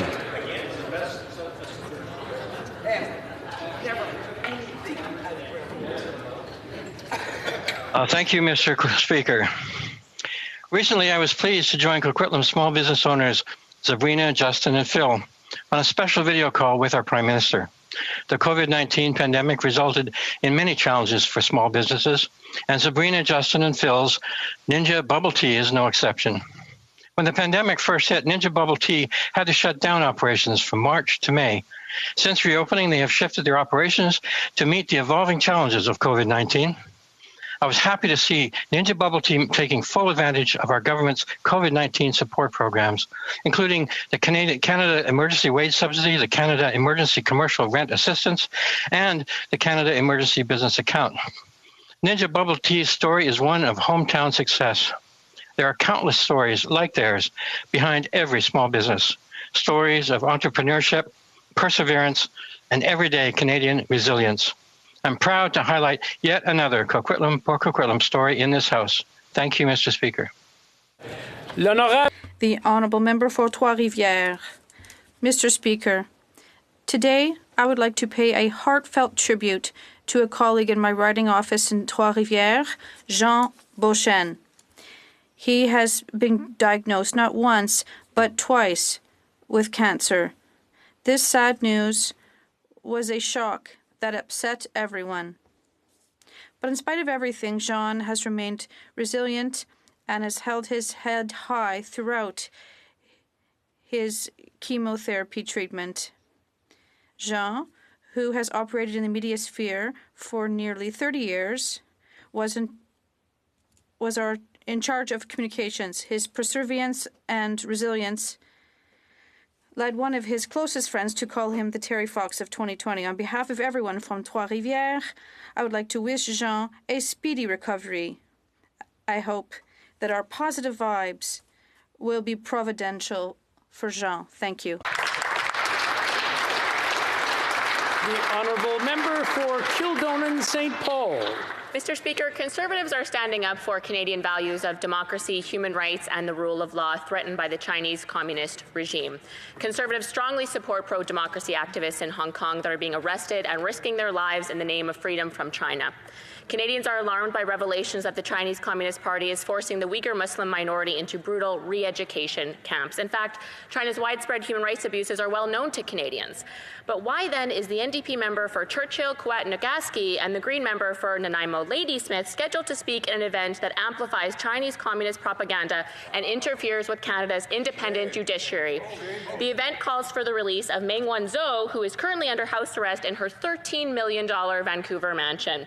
Green and NDP members' time would be better spent calling out for the release of Canadians Michael Spavor and Michael Kovrig, who have been held in appalling conditions in Chinese prisons for over 700 days. Shame on the NDP and Green parties for supporting Chinese communist propaganda over Canadian values of freedom, democracy, and the rule of law. The honourable member for Algoma, Manitoulin, Kapuskasing. Mr. Speaker, like so many others, I was deeply shocked and saddened when Constable Mark Hoving was killed in the line of duty on Manitoulin Island last Thursday. A 28-year veteran of the Ontario Provincial Police, described as a gentle giant by his friends, Constable Hoving and his wife Leanne were active in their community, especially within the Mindamoya Missionary Church. As we strive to better recognize the contribution of essential and frontline workers, this event reminds us of the legacy of sacrifice by those who stand to serve and protect. On behalf of the people of Algoma, Manitoulin, Kapuskasing, who are filled with grief at this tragic loss and grateful to all who put their lives on the line for us every day, I wish his wife Leanne and his children Nathan, Elena, Laura, and Sarah continued strength through these difficult times. As I extend sincere and heartfelt condolences to his family, I do as well to his colleagues in the Ontario Provincial Police, to his friends, and to the residents of Manitoulin Island. I ask all members to join me in a moment of silence for Constable Mark Hoving. Thank you, Mr. Speaker. Following discussions among representatives of all parties in the House, I understand that there is an agreement to observe a moment of silence in memory of Ontario Provincial Police Constable Mark Hoving, killed in the line of duty on November 19th, 2020. I now invite the honourable members to rise.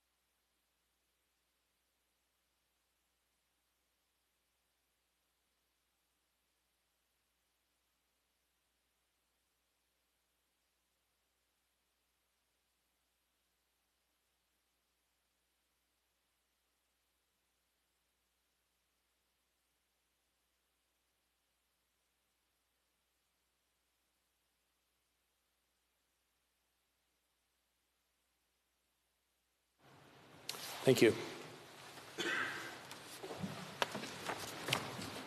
Oral questions, question orale. The honourable member for Portage-Lisgar. Thank you, Mr. Speaker.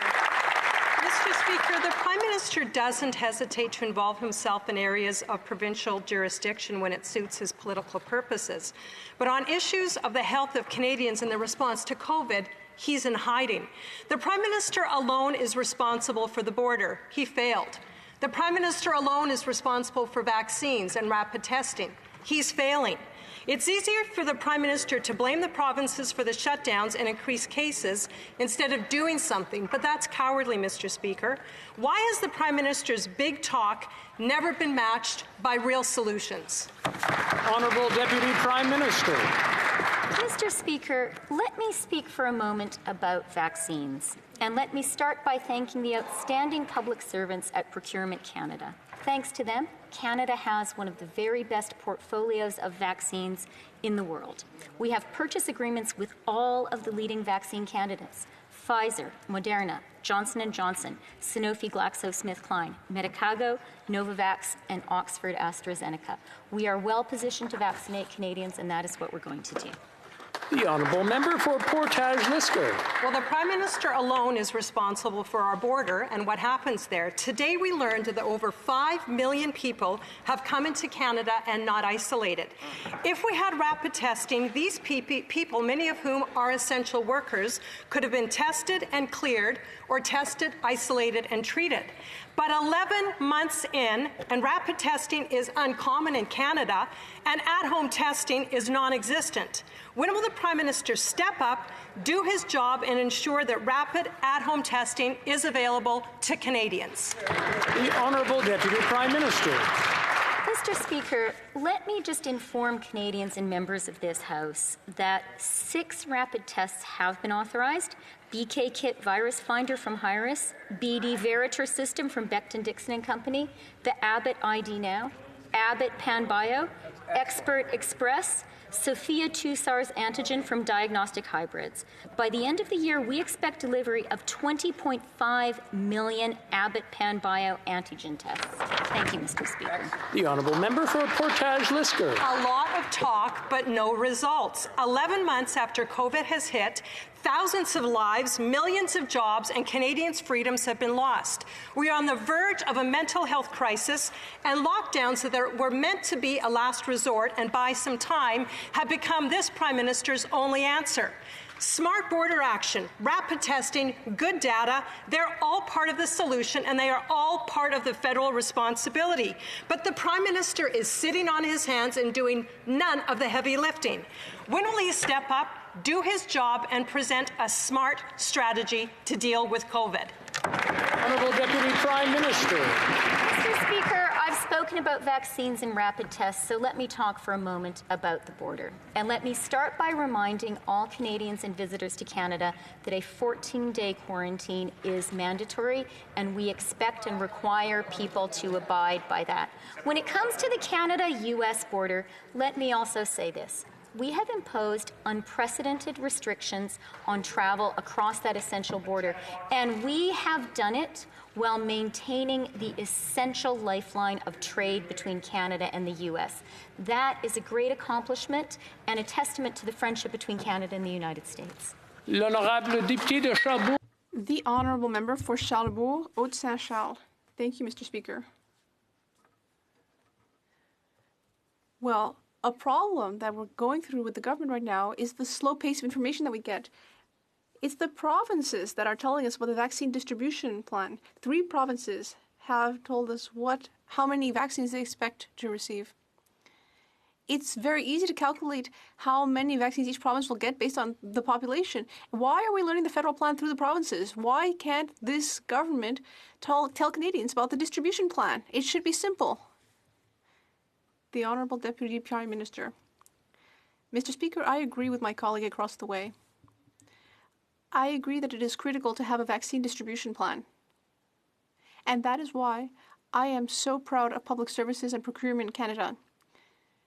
That, thanks to their good work, that is why Canada has one of the best vaccine portfolios in the world. We have contracts with Pfizer, Moderna, Johnson & Johnson, Sanofi GlaxoSmithKline, Medicago, Novavax, and Oxford AstraZeneca.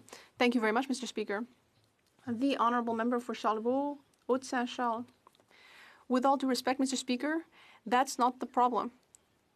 The problem is that every day the Prime Minister comes out, now he's back at Rideau Cottage, and he puts on a little show for Canadians, but we don't learn anything. There are press conferences that don't tell us anything. Meanwhile, the U.S. administration has a plan to buy vaccines, to distribute vaccines. We know what the U.S. is up to. Meanwhile, in the Netherlands, it's been announced that there's a plan. There's a plan to prioritize people over 60, people at risk, and frontline health providers. Why doesn't our government have a global plan that it's ready to announce to Canadians? Why? The Deputy Prime Minister. Thank you, Mr. Speaker. In order to distribute vaccines, the most important thing is to be able to buy the vaccines. And that is why I want to underscore that Canada has done the necessary to purchase vaccines. I would like to reassure Canadians that we have the best vaccine purchasing portfolio in the world. Regarding distribution now, we are currently working with the provinces and territories and experts. with the Canadian Armed Forces as well to ensure that we have an excellent vaccine distribution plan. Thank you. L'honorable député de La Prairie. The honourable member for La Prairie. This weekend, Mr. Speaker, the Minister of Official Languages stated that we are at the very edge of a linguistic crisis. But I have some news for her. French has been declining in Quebec for some time due to federal governments, both liberal and conservative governments. It's like an arsonist telling us that the house is on fire. Ottawa has been attacking Bill 101 since 1977. It funds organizations which contest Quebec legislation, and it opposes Bill 101 for businesses under federal jurisdiction. Can the government admit that it's in great part caused the linguistic crisis? The Honourable Deputy Prime Minister. Mr. Speaker, we were speaking earlier about the Holodomor. That was an effort to destroy a language and a culture. And that is why I would like to say that on a personal level, for me, French in Quebec is very, very important for me. I understand what it means for French to be fragile. And I would like to ensure all colleagues that we will work to protect French in Quebec. The Honourable Member for La Prairie. Well, in the Liberal Party, there is a lingering anti-French culture. A mere half hour after having apologized for having underestimated French's decline, the member for Saint-Laurent liked a tweet which said that the decline of French has been exaggerated. Remarkable. When the Bloc Québécois wanted to apply Bill 101 to businesses under federal jurisdiction, the member for Montréal said in the House that it was shameful. Today, the Bloc Québécois has bills, concrete action to protect French. Which of the two camps is going to win out among the Liberals? Those who want to take action, or, as usual, those who just don't care about French? The Honourable Deputy Prime Minister. Thank you, Mr. Speaker. I would like to say once again how personally I understand that it is a challenge for Quebec and Quebecers to remain francophones in North America when they are surrounded by a sea of anglophones. And I understand that in the digital age, there are new challenges. And that is why I want to work hard with all of our colleagues to protect the French language, both in Quebec and in Montreal. The Honourable Member for Burnaby South. Je m'excuse, one moment. Point of order. The Honourable Minister of Veterans Affairs. Mr. Speaker, the English and French translation is on the same level. I can't understand either. I want to remind the honourable members when they're answering to go to the language they want on virtual. Now, this is a different story. We'll have to look into it and see what's going on with that because it's coming from the House. Huh? Okay. Alors, je vais dire quelque chose en français, voir si... I'll say something in French, and I'm just going to do a test to see if the interpretation sounds right. Are they at the same level? Can you hear the interpretation correctly in English? Okay, les voix sont au même niveau. The voices are still at the same level? So we'll just speak with our technical folks to make sure that it's fixed. Or at the bottom of your screen? Well, that's the one I'm on, Mr. Speaker. Okay, very good. Okay, we'll work on it from our end. Thank you for bringing it to our attention. The Honourable Member for Burnaby South. Merci, Monsieur le Président. Thank you, Mr. Speaker.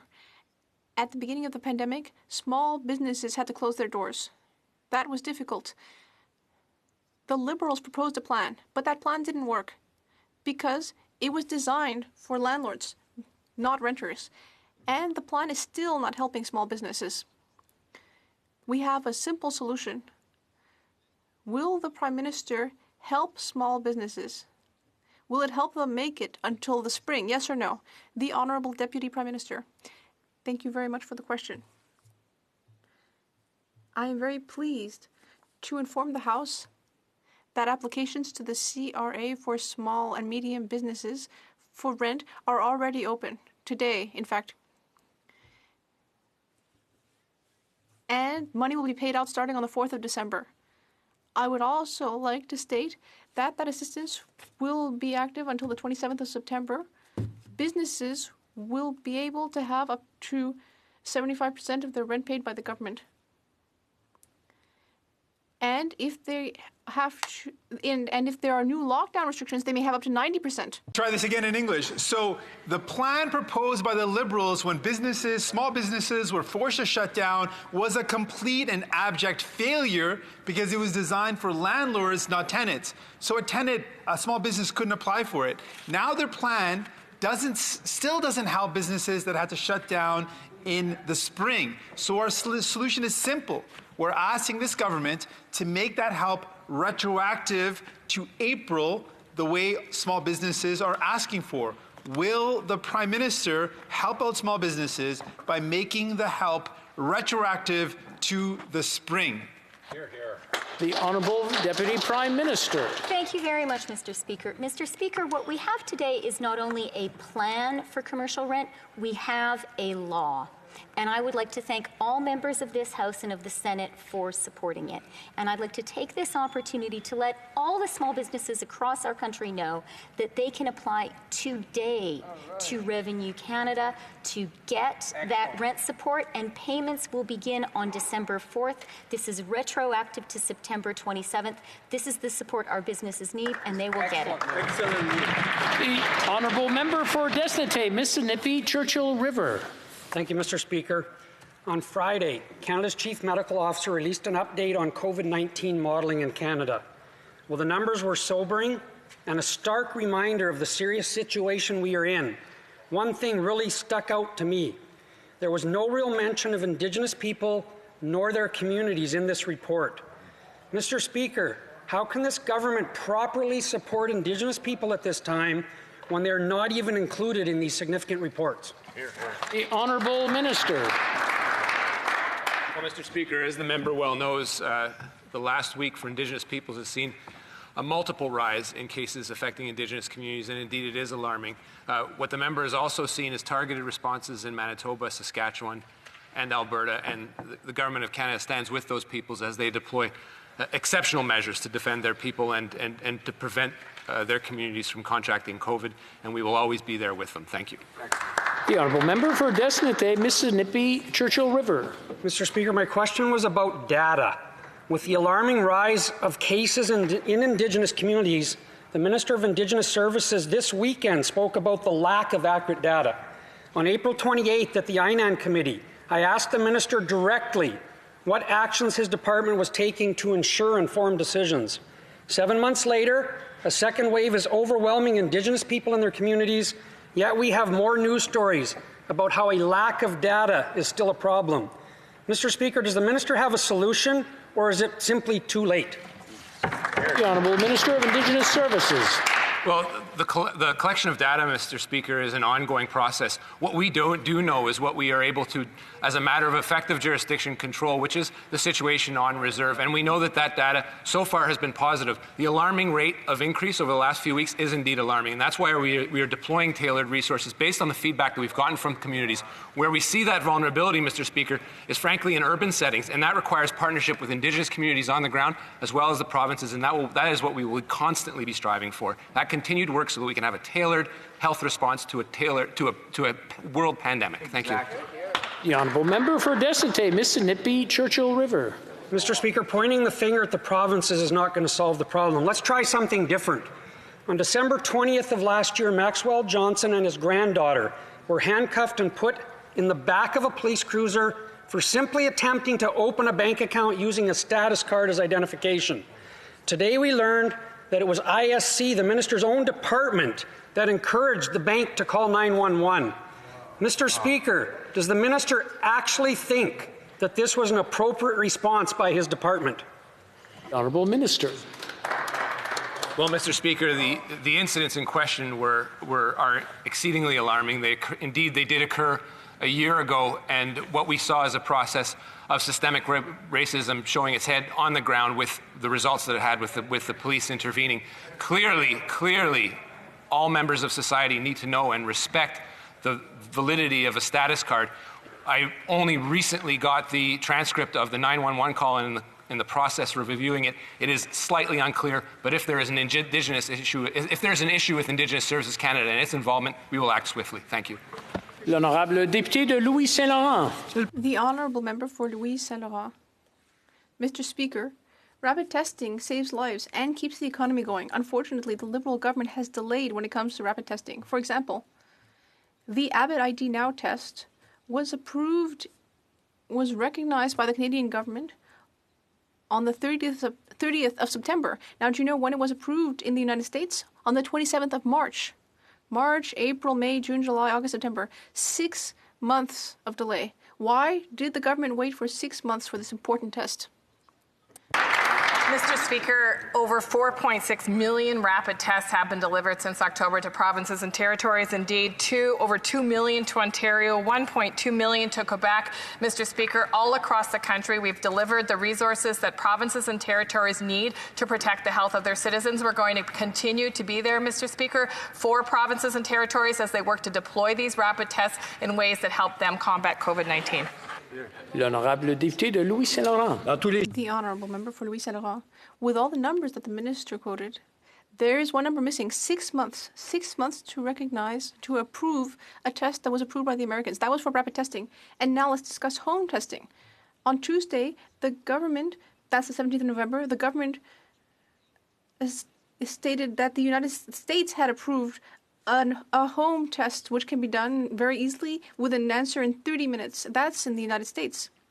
With that in mind, I would like to ask whether it's going to take the government 6 months to approve this home test like it did for rapid testing. Mr. Speaker, every step of the way, we have leaned in to work with companies and manufacturers that are developing new tools to fight COVID-19, including testing solutions. And the world is eagerly awaiting rapid tests, saliva tests, new technology that will help us diagnose quickly people who have COVID-19. On our end, Mr. Speaker, our job is to ensure that provinces and territories have what they need to deliver on healthcare in their jurisdictions. And that's exactly what we've been doing all along. Whether it's the $19 billion in Safe Restart money, Mr. Speaker, or the rapid test procurement and deployment will be there for provinces and territories. L'honorable député de Louis Saint-Laurent. The honourable member for Louis Saint-Laurent. Mr. Speaker, it's a record scratch moment because we were told this 6 months ago. We were told that things were going to have to be studied on a case-by-case basis. But the U.S. has managed to approve this test. And now we're talking about home tests that can save lives and that can give results within 30 minutes. The American government has approved them. That was done a week ago. And the Canadian government doesn't seem capable of doing the same thing. Are we going to wait 6 months again? Because the longer we wait, the longer COVID will last. Million Canadians have been tested for COVID-19 here in Canada, in a large part because of the expenditure of the Canadian government supporting provinces and territories to deliver on their healthcare responsibilities. Whether we're talking $19 billion in transfers, whether we're talking approval and deployment of rapid testing, all of the supports that we provide to the provinces and territories is with one goal in mind, Mr. Speaker, and that's to protect Canadians from COVID-19. We're going to continue to be there for provinces and territories every step of the way. Honorable député de la Pointe-de-l'Île. Monsieur le Président. The honourable member for La Pointe-de-l'Île. Mr. Speaker, on the weekend when the minister said we're on the very edge of a language crisis, she was right. She was right in saying that we need to do whatever we can to protect French. That is how we will progress as a society. That is why the Bloc Québécois is going to table a bill to bring federally regulated businesses under Bill 101. The Prime Minister says that he supports Bill 101. So logically, one would think that his government will support our bill. Is that the case? The Honourable Minister of Official Languages. Thank you very much, Mr. Speaker. Mr. Speaker, throughout the 42 previous parliaments, with all the previous parliamentarians there have been, this is the first government. Remarkably enough, this government is the first one in history that recognizes the importance of 8 million Quebecers because we have recognized French as a minority language in Canada. The honourable member for La Pointe-de-l'Île. All of these things are just very nice gestures. It's all very well to say things and say that we're experiencing a language crisis. But in order to fix the crisis, the Liberals need to recognize that they contributed to it and they need to find concrete solutions. The Bloc Québécois proposed making knowledge of French mandatory for becoming a citizen in Quebec. They want to vote against that proposal. The Bloc Québécois proposed applying Bill 101 to federally regulated businesses, and they don't seem able to tell us whether they're going to support that legislation. Why is it that when we propose concrete solutions, they seem incapable of taking action? The Honourable Minister. Thank you, Mr. Speaker. we agree with members of the Bloc Québécois and with all colleagues who are supporters of official languages and who are Francophiles. We need to protect our language in Quebec and elsewhere in the country. But when it comes to protecting French, we need to protect French throughout the country, not just in Quebec.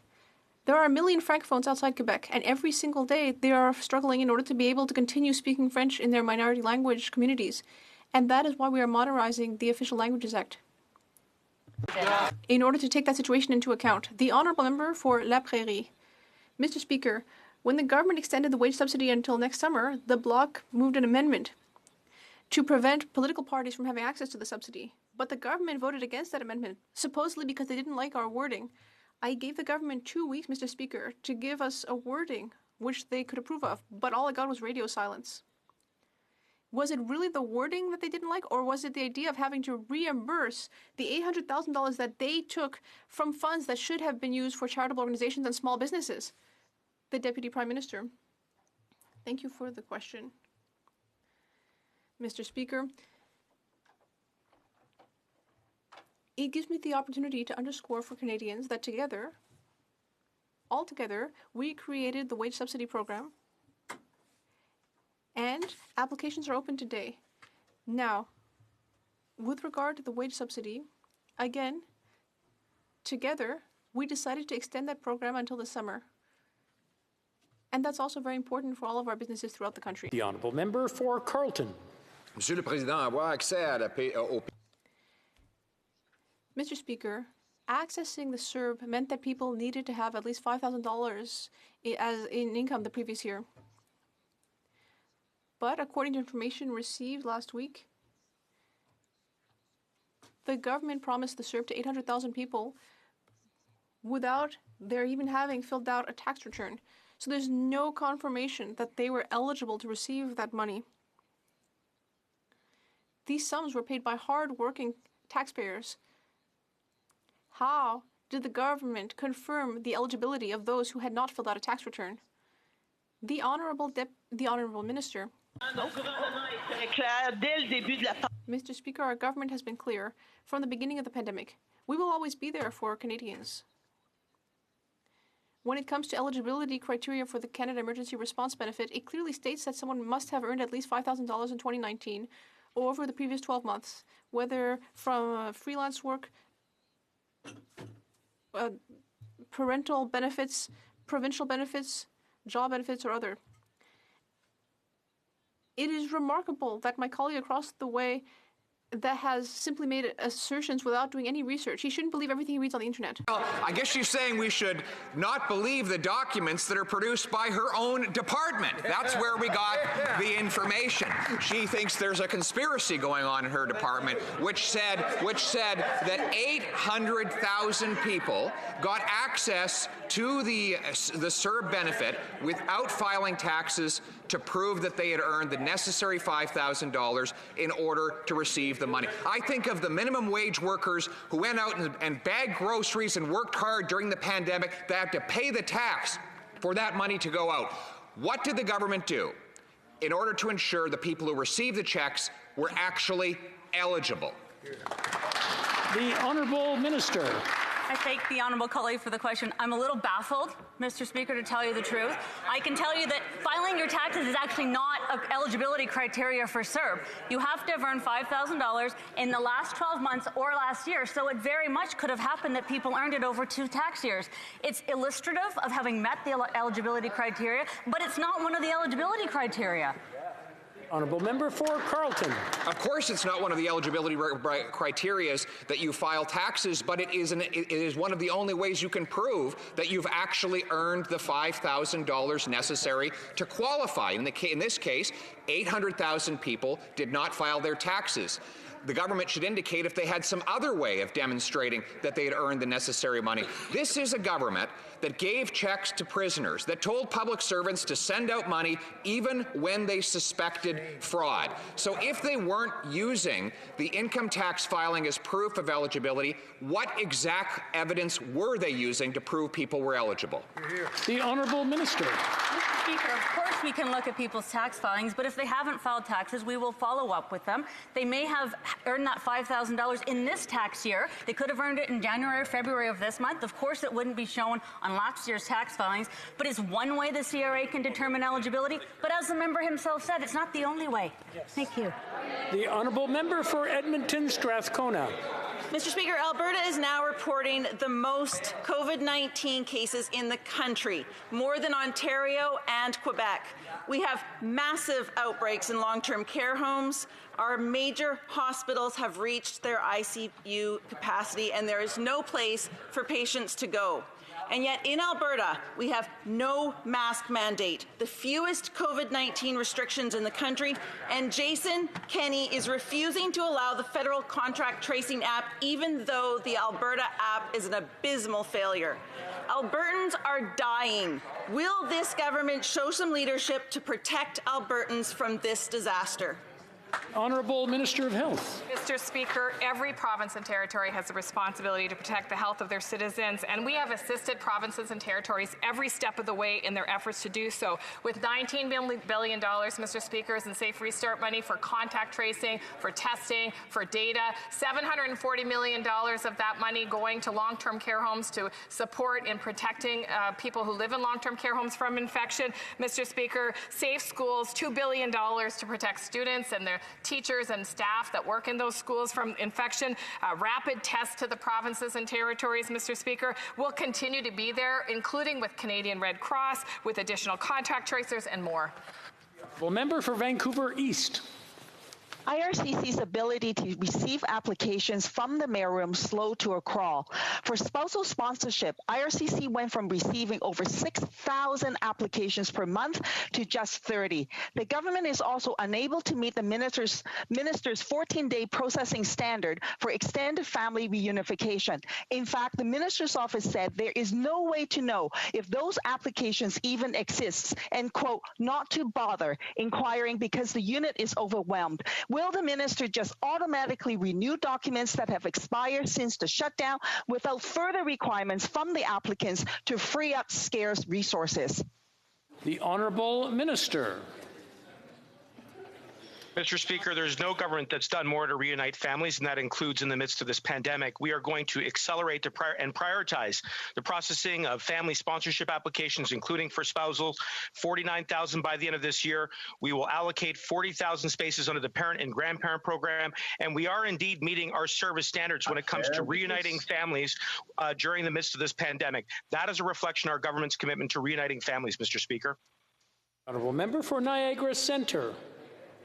Mr. Speaker, last week the Prime Minister told Canadians that the COVID-19 cases in the second wave are surging and that now is the time to redouble our efforts to fight the virus. He also promised that the federal government would always be there to support Canadians and their livelihoods.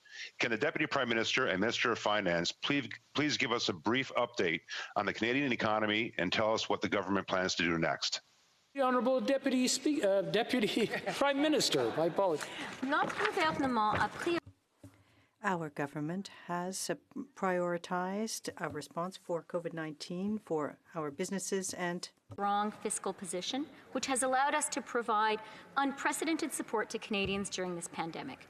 I'm pleased to announce today that on November 30th, we will be presenting the 2020 Fall Economic Statement. Our plan will continue to support Canadians through the pandemic and ensure that the post-COVID economy is robust, inclusive, and sustainable. The Honourable Member for Charleswood St. James, Assiniboia Headingley.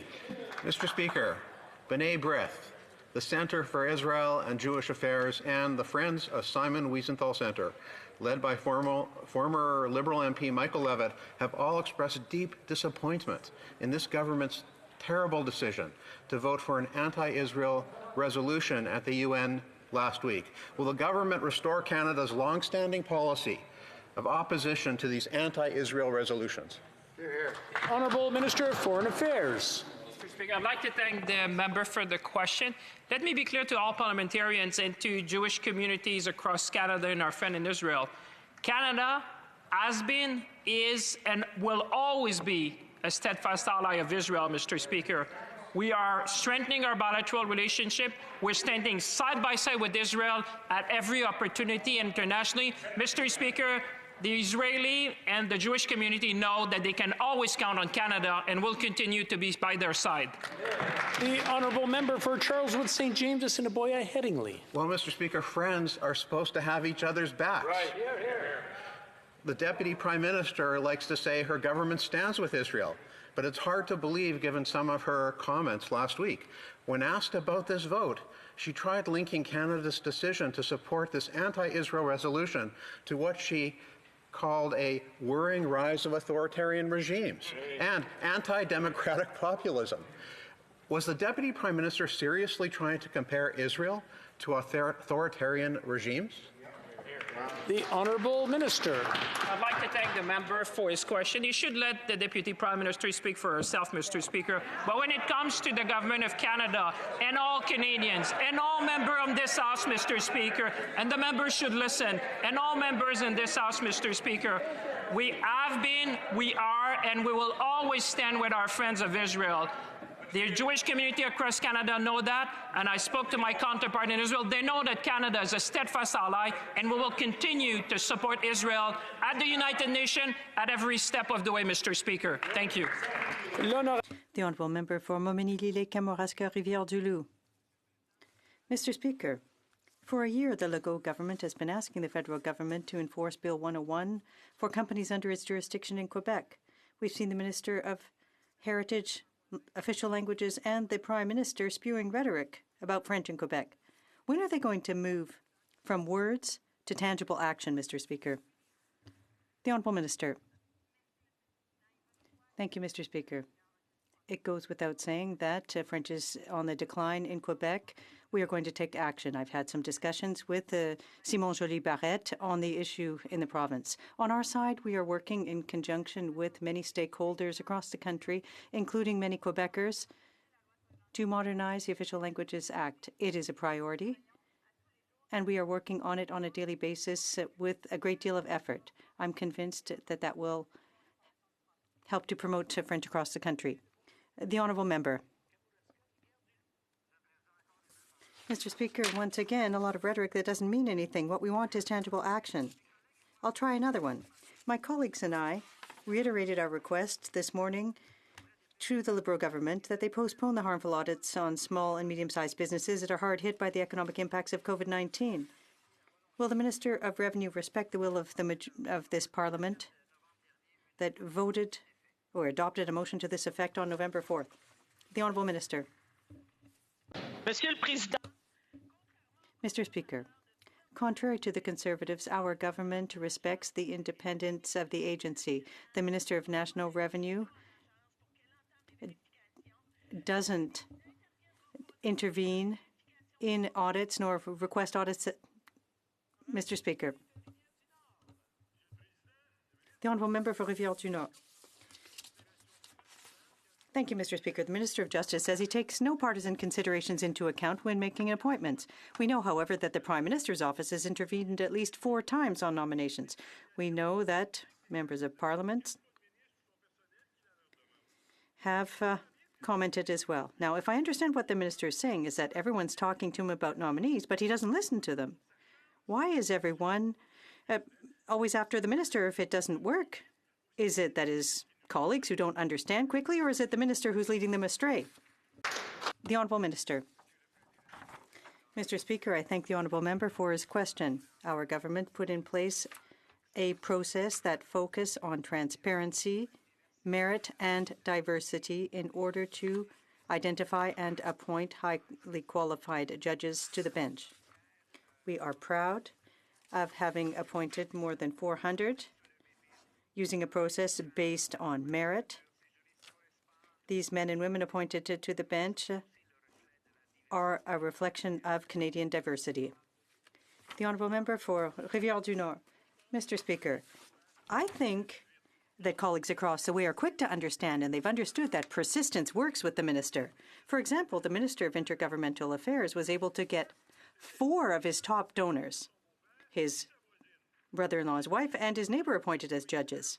And the minister would like us to think that's a coincidence. He wants us to believe that no one told him about these candidates. And even if he had been told, he wouldn't have listened. Mr. Speaker, can we all agree that that sounds really bad? Is the minister finally going to understand that he's the only one that he believes that he's not making partisan appointments? The Honourable Minister. Mr. Speaker, as I have pointed out on many occasions, each candidate appears before an advisory committee, is assessed by an advisory committee that doesn't have access to partisan information. The decision is based on merit. There's also a consultation with the legal community, the judges community, to ensure that the appointees will fill the roles required across the country and promote and represent diversity. I'm very proud, Mr. Speaker, of the process that we have put in place. For Kildonan St. Paul.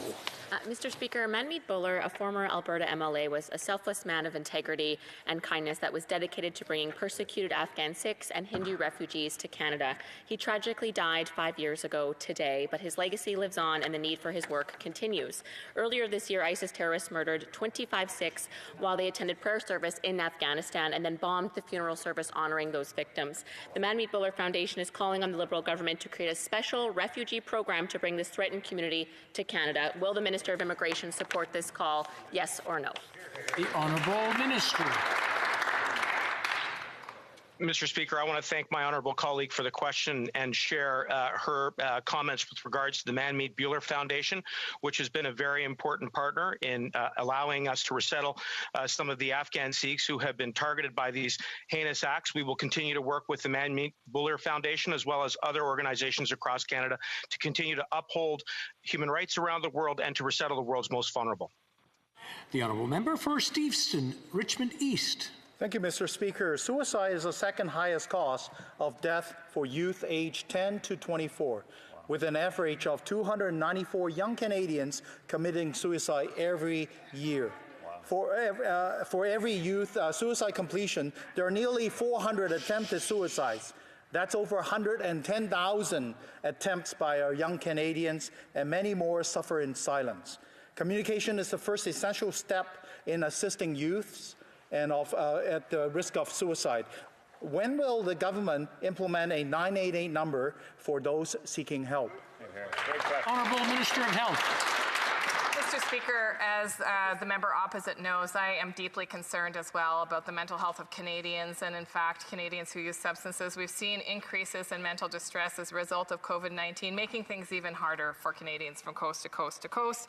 That's why we launched Wellness Together early on in the pandemic, Mr. Speaker. And I want to point out that more than 530,000 Canadians across the country have accessed the portal in over 1.5 million distinct web sessions. This is an opportunity to tell all Canadians that it's not just self-help resources available on the web. People can connect to trained professionals. They can attend virtual sessions, telephone sessions, and I will work with the member opposite's colleague on the idea of a one-stop number. Thanks.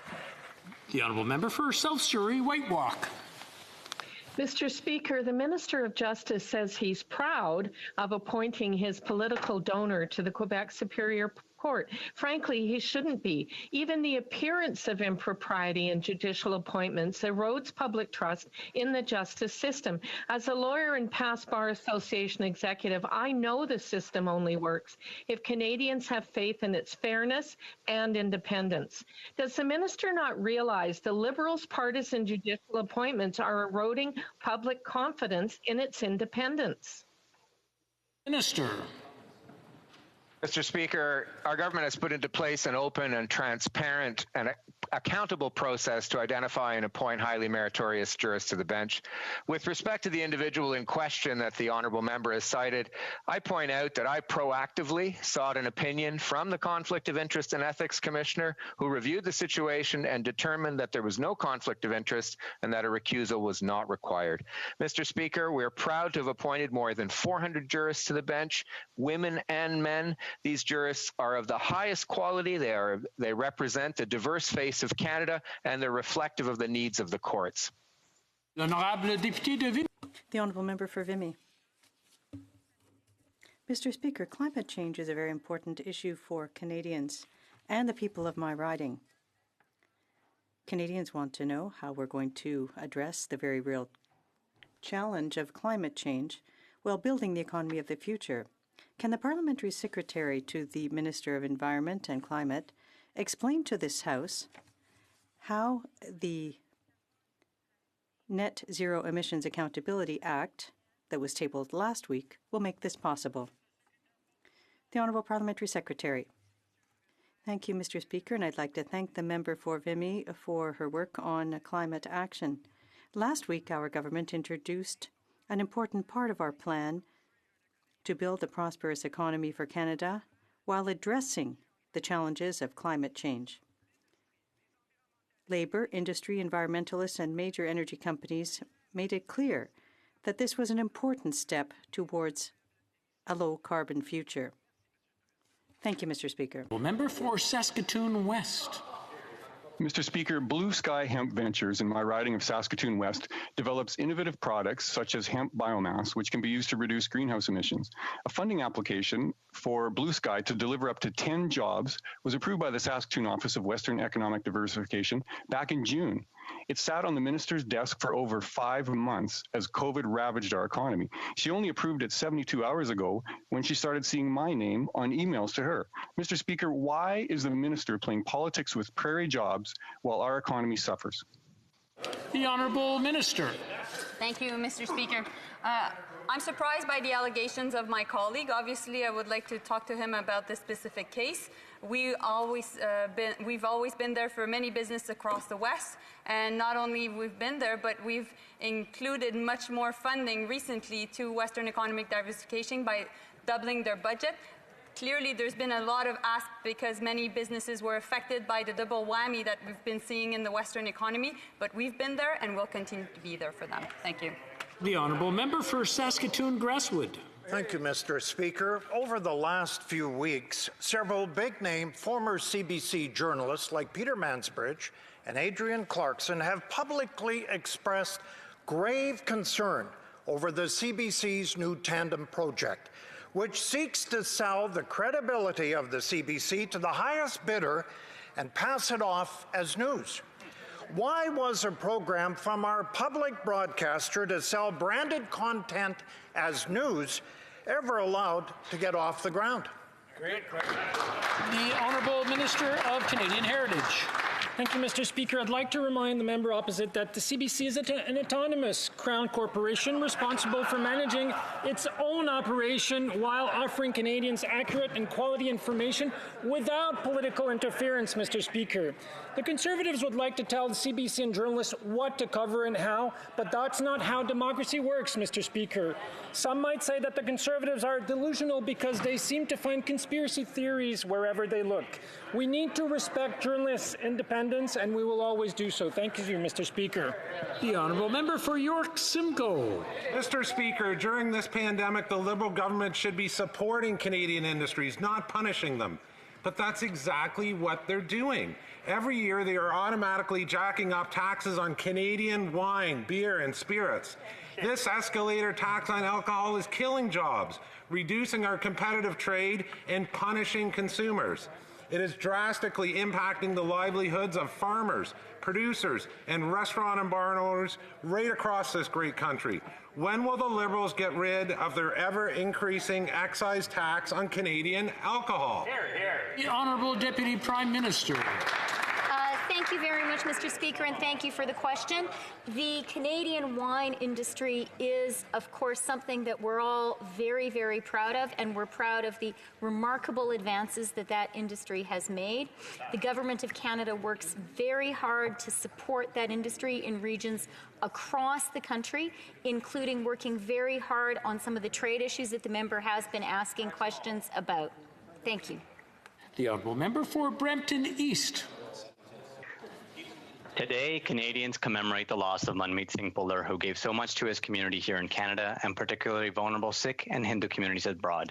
As Mr. Bhullar once said, the greatness of humanity, the greatness instilled in every human being, the greatness of serving is to be realized and developed. That is my hope and that is my dream. As we reflect on his contributions and his memory, can the Minister for Immigration, Refugees and Citizenship tell us what the government is doing to carry on his important work? Honourable Minister of Immigration. Well, I thank my colleague for the question. The Manmeet Bhullar Foundation is a fitting tribute to a leader who gave so much to Canada and the world. His legacy continues through the foundation's advocacy, which is an irreplaceable conduit of Canadian compassion in support of vulnerable Sikh and Hindu populations abroad. I look forward to further strengthening our partnership and building on our efforts to provide refuge for those fleeing conflict and persecution. The honourable member for Courtenay Alberni. Mr. Speaker, in the Alberni Valley, over 2/3 of the people living on the street are Indigenous. The Liberals' promise of additional beds is not nearly enough. Last night, Martha Martin, the mother of Chantel Moore, who was shot by police in New Brunswick, told me her son Mike had become homeless and a few days ago died by suicide. I believe Mike could be alive today if all the Truth and Reconciliation Commission call to action were implemented and the Liberals had an Indigenous-led housing strategy. Will the minister explain to Martha, who has now lost 2 children, why they have delayed on acting on the Truth and Reconciliation calls to action and continue to fail Indigenous families? Honourable Minister. Mr. Speaker, I want to thank the honourable member for that really important question. No relationship is more important to our government than the nation-to-nation relationship with Indigenous peoples. We have committed significant new funds to support Indigenous housing across Canada. This includes $1.5 billion for a distinctions-based approach for housing for First Nations, Inuit-led, and Métis Nation housing strategies. Also, under our $13.2 billion National Housing Strategy Co-Investment Fund, we have prioritized projects to serve Indigenous peoples. Mr. Speaker, there's more work to be done, but we've also made a lot of progress. The honourable member for Vancouver Grenville. Mr. Speaker, why is Bill C-7 medical assistance in dying abolishing the safeguard of a 10-day reflection period and reconfirmation of consent, thereby introducing advance requests if were made? Nothing in the Truchon decision of the Quebec Court of Appeal, which the government chose not to appeal, requires this, and when the Supreme Court of Canada in Carter insisted on the requirement of clear consent. Palliative care physicians, disability advocates, and other experts insist that this is an important safeguard, and like other legislated-made reports on mature minors and mental disorder, advance request also raises significant challenges. There is no clear consent. The Honourable Minister.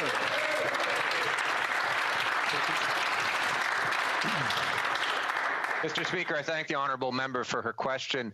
What we heard going coast to coast, Mr. Speaker, when we consulted with Canadians intensively, people who worked in the field as well as families and others, was that the 10-day waiting period only increased suffering. Mr. Speaker, people who have made the decision, have gone through with their doctors and with their families to decide to access MAID in an end-of-life scenario, have made up their mind. The 10-day waiting period only added suffering. We heard stories of people not taking their pain medication for the last 10 days in order to be in a position to make that final decision. We heard again and again that it only added to the suffering that people had, and we have therefore eliminated it only in the end-of-life scenario. And that's all the time we have for question period today. Okay, we have 2 points of order. We'll start with the honourable member for Courtenay Alberni, and then we'll go to Lady Smith. Mr. Speaker, I believe it's a courtesy in this place that when someone's speaking, especially about a mother who's lost a second child in the last 6 months, that the members in this House would show respect and let them have their question. so the government can answer it, so the family can get answers and the respect they deserve. I'm urging you, Mr. Speaker, to call on all members to show respect and decorum in this place so that those families that have had such a serious injustice happen in their life get the respect that they deserve. I want to thank the honourable member for that point of order, and I do want to remind all the members in the House that while someone is speaking, they're likely telling a story that's very close to their heart and something that means a lot to them. I've noticed there's people talking amongst themselves, not listening, not being aware of what's being said, and sometimes it's nice to see them have a good time and chuckle, but there's something serious going on. So please, I ask all the members to pay attention on what is being said in the chamber when they're talking amongst themselves. I'm sure it's being inadvertent and it's not being done on purpose, but it can be seen as being insensitive. And I would ask the honourable members to just pay attention on what's being said. The honourable member for Nanaimo Ladysmith has a point of order. Thank you, Mr. Speaker. I'm actually rising on a point of personal privilege. The member for Kildona St. Paul used her SO31 to misrepresent and malign me and the Green Party of Canada. Her facts are wrong, and I would like to correct the record. I am taking part in an event to discuss and debate whether Meng Wanzhou should be free. Debate. I believe we're getting into debate, and I understand sometimes things are said in the House. I'm not sure if the honourable member for Kildona and St. Paul wants to reply. No? Very good. Again, I want to remind the honourable members that when they do say something and they do refer to someone else in the chamber, to be very mindful of what is being said and what the repercussions may be. It being 3:10 p.m., pursuant to Standing Order made on Wednesday, September 23, 2020, the House will now proceed to the taking of the deferred recorded division on the motion at the third reading stage of Bill C-3. Call in the members.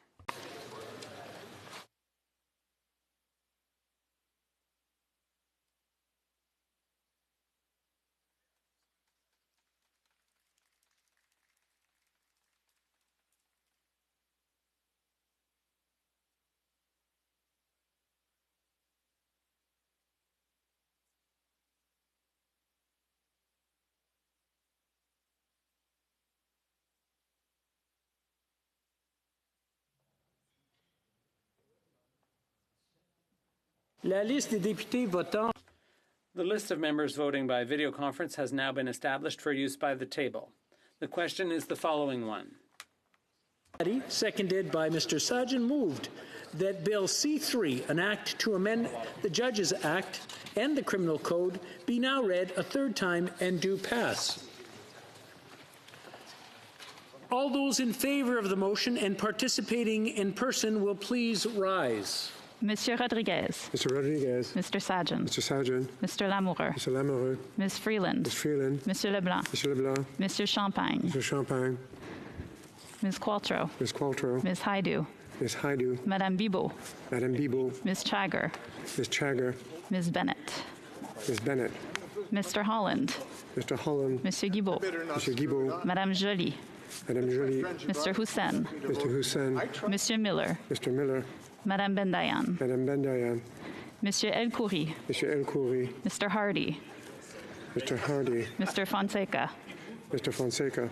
Madame Koutrakis. Madame Koutrakis. Mr. Easter. Mr. Easter. Mr. Sorbara. Mr. Sorbara. Monsieur Robillard. Mr. Robillard. Mr. Amos. Mr. Amos. Mr. Morrissey. Mr. Morrissey. Mr. Saini. Mr. Saini. Mr. Ananda Sangari. Mr. Ananda Sangari. Madame Martinez Ferrada. Madame Martinez Ferrada. Ms. Zarowitz. Ms. Zarowitz. Madame Mendez. Madame Mendez. Mr. Garretson. Mr. Garretson. Mr. Oliphant. Mr. Oliphant. Mr. Weiler. Mr. Weiler. Mr. Baker. Mr. Baker. Mr. Van Bynen. Mr. Van Bynen. Monsieur Deltel. Mr. Deltel. Mr. Fast. Mr. Fast. Ms. Bergen. Ms. Bergen. Monsieur Polius. Mr. Polius. Monsieur Poliev. Mr. Poliev. Mr. Sweet. Mr. Sweet. Monsieur Généreux. Mr. Généreux. Ms. Dancho. Ms. Dancho. Mr. Brassard. Mr. Brassard. Mr. Morans. Mr. Morans. Mr. Reid. Mr. Reid. Mr. Vidal. Mr. Vidal. Mr. Richards. Mr. Richards. Mr. Halan. Mr. Halan. Mr. Chu. Mr. Chu. Mr. Viersen. Mr. Viersen. Mr. Steinley. Mr. Steinley. Mr. Waugh. Mr. Waugh. Mr. Dowdle. Mr. Dowdle. Mr. Carrick. Mr. Carrick. Mr. Davidson. Mr. Davidson. Mr. Shipley. Mr. Shipley. Mr. Ruff. Mr. Ruff. Mrs. Vecchio. Mrs. Vecchio. Mr. Mazer. Mr. Mazer. Monsieur Blanchet. Monsieur Blanchet. Monsieur Terrien. Mr. Terrien. Madame Gill. Madame Gill. Monsieur Fortin. Monsieur Fortin. Madame Vignola. Madame Vignola. Monsieur Beaulieu. Mr. Beaulieu. Madame Chabot. Madame Chabot. Madame Charbonneau. Madame Charbonneau. Ms. McPherson. Miss McPherson. Mr. Backrack. Mr. Backrack. Mr. Johns. Mr. Johns. Mr. Cannings. Mr. Canning. Ms. Wilson-Raybould. Ms. Wilson-Raybould. All those opposed to the motion and participating in person will please rise. We will now call on members who are participating by video conference, one by one, in alphabetical order and by party, based on the list at the table. After you have been called, indicate whether you vote. We're in the middle of a vote. If it means, yeah, we'll check that at the end if you don't mind, after the vote, before we're in between. But yes, I believe your name was called. After you have been called, indicate whether you vote for or against the motion. Please ensure your camera is turned on at all times and your microphone is turned on only when voting. Members of the Liberal Party. Monsieur Trudeau. Je vote en faveur de la motion. Mr. Trudeau, for. Mr. Alghabra. Speaker, I vote in favor of the motion. Mr. Alghabra, pour. Ms. Anand. Je vote en faveur de la motion. Ms. Anand, for. Monsieur Arsenault. Monsieur le Président, je vote pour. Arsenault, for. Mr. Aria. I vote in favor of the motion. Mr. Aria, pour. Mr. Badaway. I vote in favor of the motion. Mr. Badaway, pour. Mr. Bagnall. Je vote en faveur de la motion. Mr. Bagnall, for. Mr. Baines. Mr. Speaker, I vote in favor of the motion. Baines, pour. Mr. Batiste. I vote in favor of the motion. For. Mr. Beach. Mr. Speaker, I vote in favor of the motion. Mr. Beach, pour. Madame Bissette. Je vote pour la motion.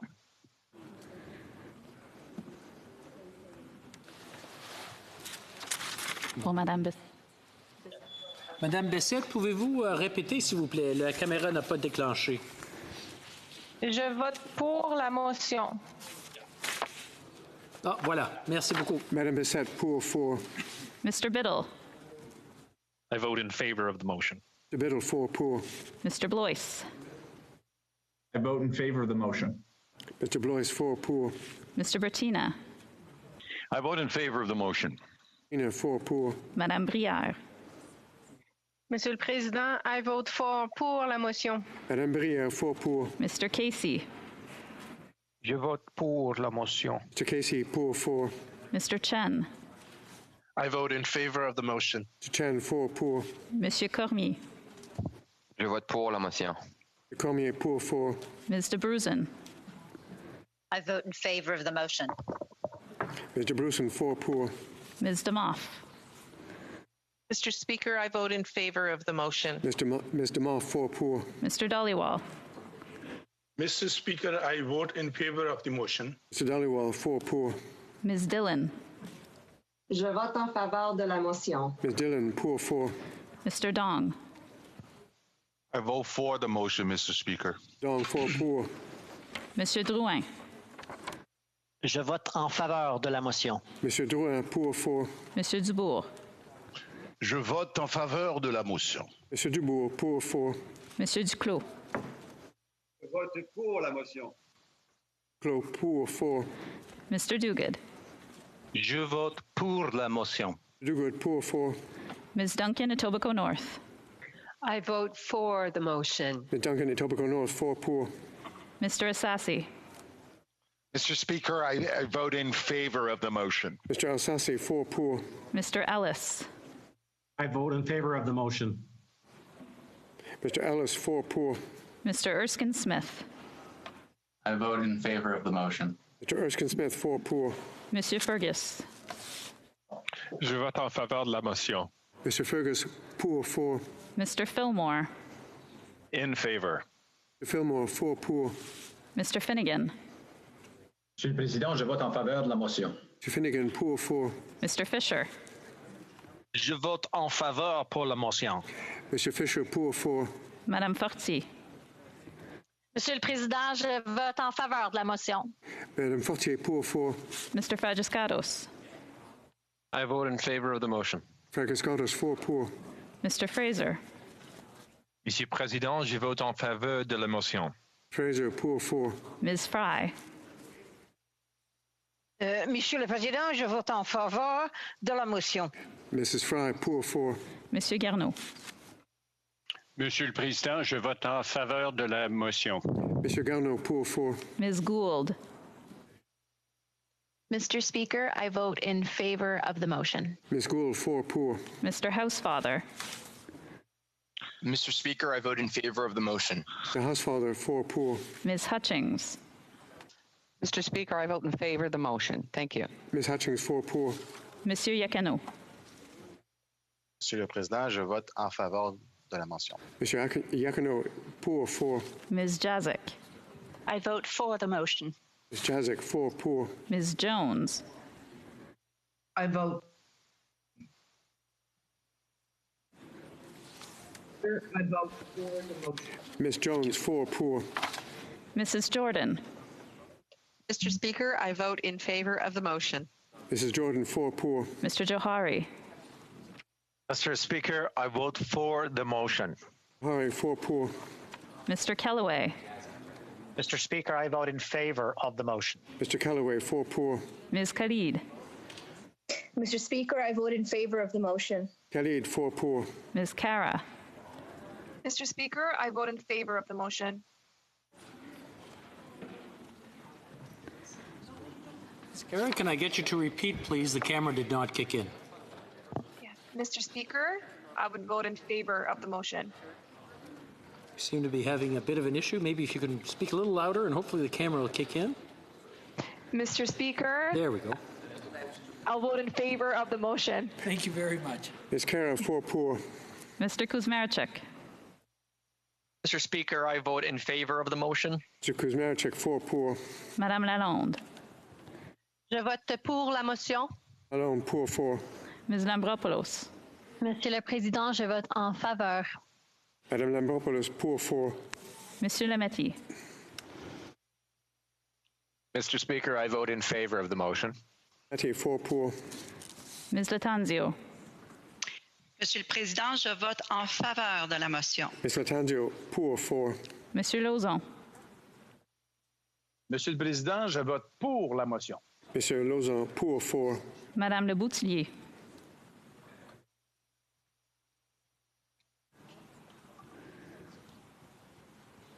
Madame Le Boutillier. Monsieur le Président, je vote pour la motion. Boutillier, poor, 4. Monsieur Lefebvre. Monsieur le Président, je vote pour la motion. Monsieur Lefebvre, poor, 4. Monsieur Lightbound. Monsieur le Président, je vote pour la motion. Monsieur Lightbound, poor, 4. Mr. Long.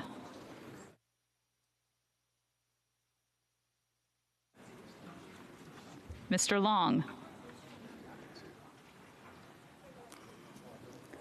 Mr. Longfield.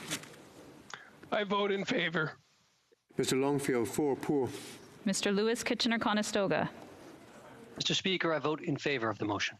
Lewis Kitchener-Conestoga, 4 poor. Mr. Macaulay Cardigan. Mr. Speaker, I vote in favor of the motion. Mr. Macaulay Cardigan, 4 poor. Mr. McKinnon-Gatineau. Monsieur le Président, je vote en faveur de la motion. Mr. McKinnon-Gatineau, poor, 4. Mr. Maloney. Mr. Speaker, I will vote in favor of the motion. Mr. Maloney, 4 poor. Mr. May Cambridge. Mr. Speaker, I vote in favor of the motion. May Cambridge, 4 pour. Mrs. McCrimmon. I vote for the motion. McCrimmon, 4 pour. Mr. McDonald. Je vote en faveur. Mr. McDonald, pour 4. Mr. McGinty. I vote in favor of the motion. Mr. McGinty, 4 pour. Mr. McKay. En faveur, Monsieur le Président. Ms. McKay, pour 4. Ms. McKenna. I vote in favor of the motion. Ms. McKenna, can you repeat? The camera did not kick in. I vote in favor of the motion. Thank you. 4. Mr. McKinnon, Coquitlam, Port Coquitlam. Monsieur le Président, je vote pour la motion. Coquitlam, Port Coquitlam, pour 4. Mr. McLeod, Northwest Territories. I vote for the motion. Mr. McLeod, Northwest Territories, 4 pour. Mr. Mendocino. I vote in favor of the motion. Mendocino, 4 pour. Ms. Monsef. Je vote en faveur. Ms. Monsef, pour 4. Ms. Murray. I vote in favor. Ms. Murray, 4 pour. Ms. Ng. Je vote pour la motion. Ms. Ng, can I get you to repeat? Your camera did not kick in. Je vote pour la motion. Thank you. Ms. Ng, pour 4. Ms. O'Connell. I vote in favor. O'Connell, 4 pour. Ms. Petitpas-Taylor. Je vote en faveur de la motion. Ms. Petitpas-Taylor, pour 4. Mr. Pulowski. I vote for the motion. Pulowski, 4 pour. Mr. Regan. I vote for the motion. Mr. Regan, pour 4. Mr. Rogers. Mr. Speaker, I vote in favor of the motion. Mr. Rogers, 4 pour. Mrs. Romanado. Monsieur le Président, je vote pour la motion. Mrs. Romanado, pour 4.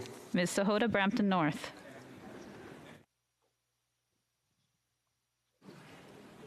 Ms. Sahota, Brampton North. Monsieur Sanson. Monsieur le Président, je vote pour la motion. Veronica, it's me again. Mr. Sanson, pour 4. I sent you a note about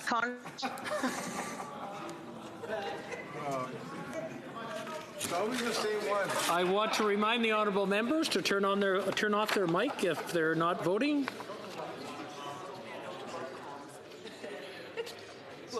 Ms. Fry, please turn off your microphone. Thank you very much. Mr. Sanga. Vote in favor of the motion. Mr. Senga, your camera is not on. Can you turn your camera on, please? I vote in favor of the motion. Sorry, I vote in favor of the motion. Thank you very much. Mr. Sanga, 4 pour. Mr. Sarai. Mr. Speaker, I vote in favor of the motion. Mr. Sarai, 4 pour. Mr. Scarpalegia. I vote in favor of the motion. Scarpalegia, 4 pour. Monsieur Shifke. Mr. Speaker, I vote in favor of the motion. Mr. Shifke, 4 pour. Mrs. Schultz. Mr. Speaker, I vote in favor of the motion. Schultz, 4 pour. Monsieur Seri. Monsieur le Président, je vote en faveur de la motion. Mr. Serre, pour 4. Ms. Scrow. Mr. Speaker, I vote in favor of the motion. Ms. Scrow, 4 pour. Madame Shanahan. I vote for the motion. Shanahan, 4 pour. Mr. Sheehan. Mr. Speaker, I vote in favor of the motion. Mr. Sheehan, 4 pour. Mr. Sidhu, Brampton East. Mr. Speaker, I vote in favor of the motion. Mr. Sidhu, Brampton East, 4 pour. Ms. Sidhu, Brampton South. Mr. Speaker, I vote in favor of the motion. Ms. Sidhu, Brampton South, 4 pour. Mr. Sims. I vote in favor. Sims, 4 pour. Mr. Spengeman. Je suis en faveur de la motion, Monsieur le Président. Mr. Spengeman, pour 4. Ms. Tassi. Mr. Speaker, I vote in favor of the motion. Ms. Tassi, 4 pour. Mr. Turnbull. Je vote en faveur de la motion. Mr. Turnbull, pour 4. Mr. Vancouverden. I vote in favor of the motion. Mr. Vancouverden, 4 pour. Monsieur Vandal. I vote in favor of the motion. Mr. Vandal, pour 4. Ms. Vandenbeld. Mr. Speaker, I vote for the motion. Ms. Vandenbelt, pour 4. Mr. Vaughn. Monsieur le Président, je vote en faveur de la motion.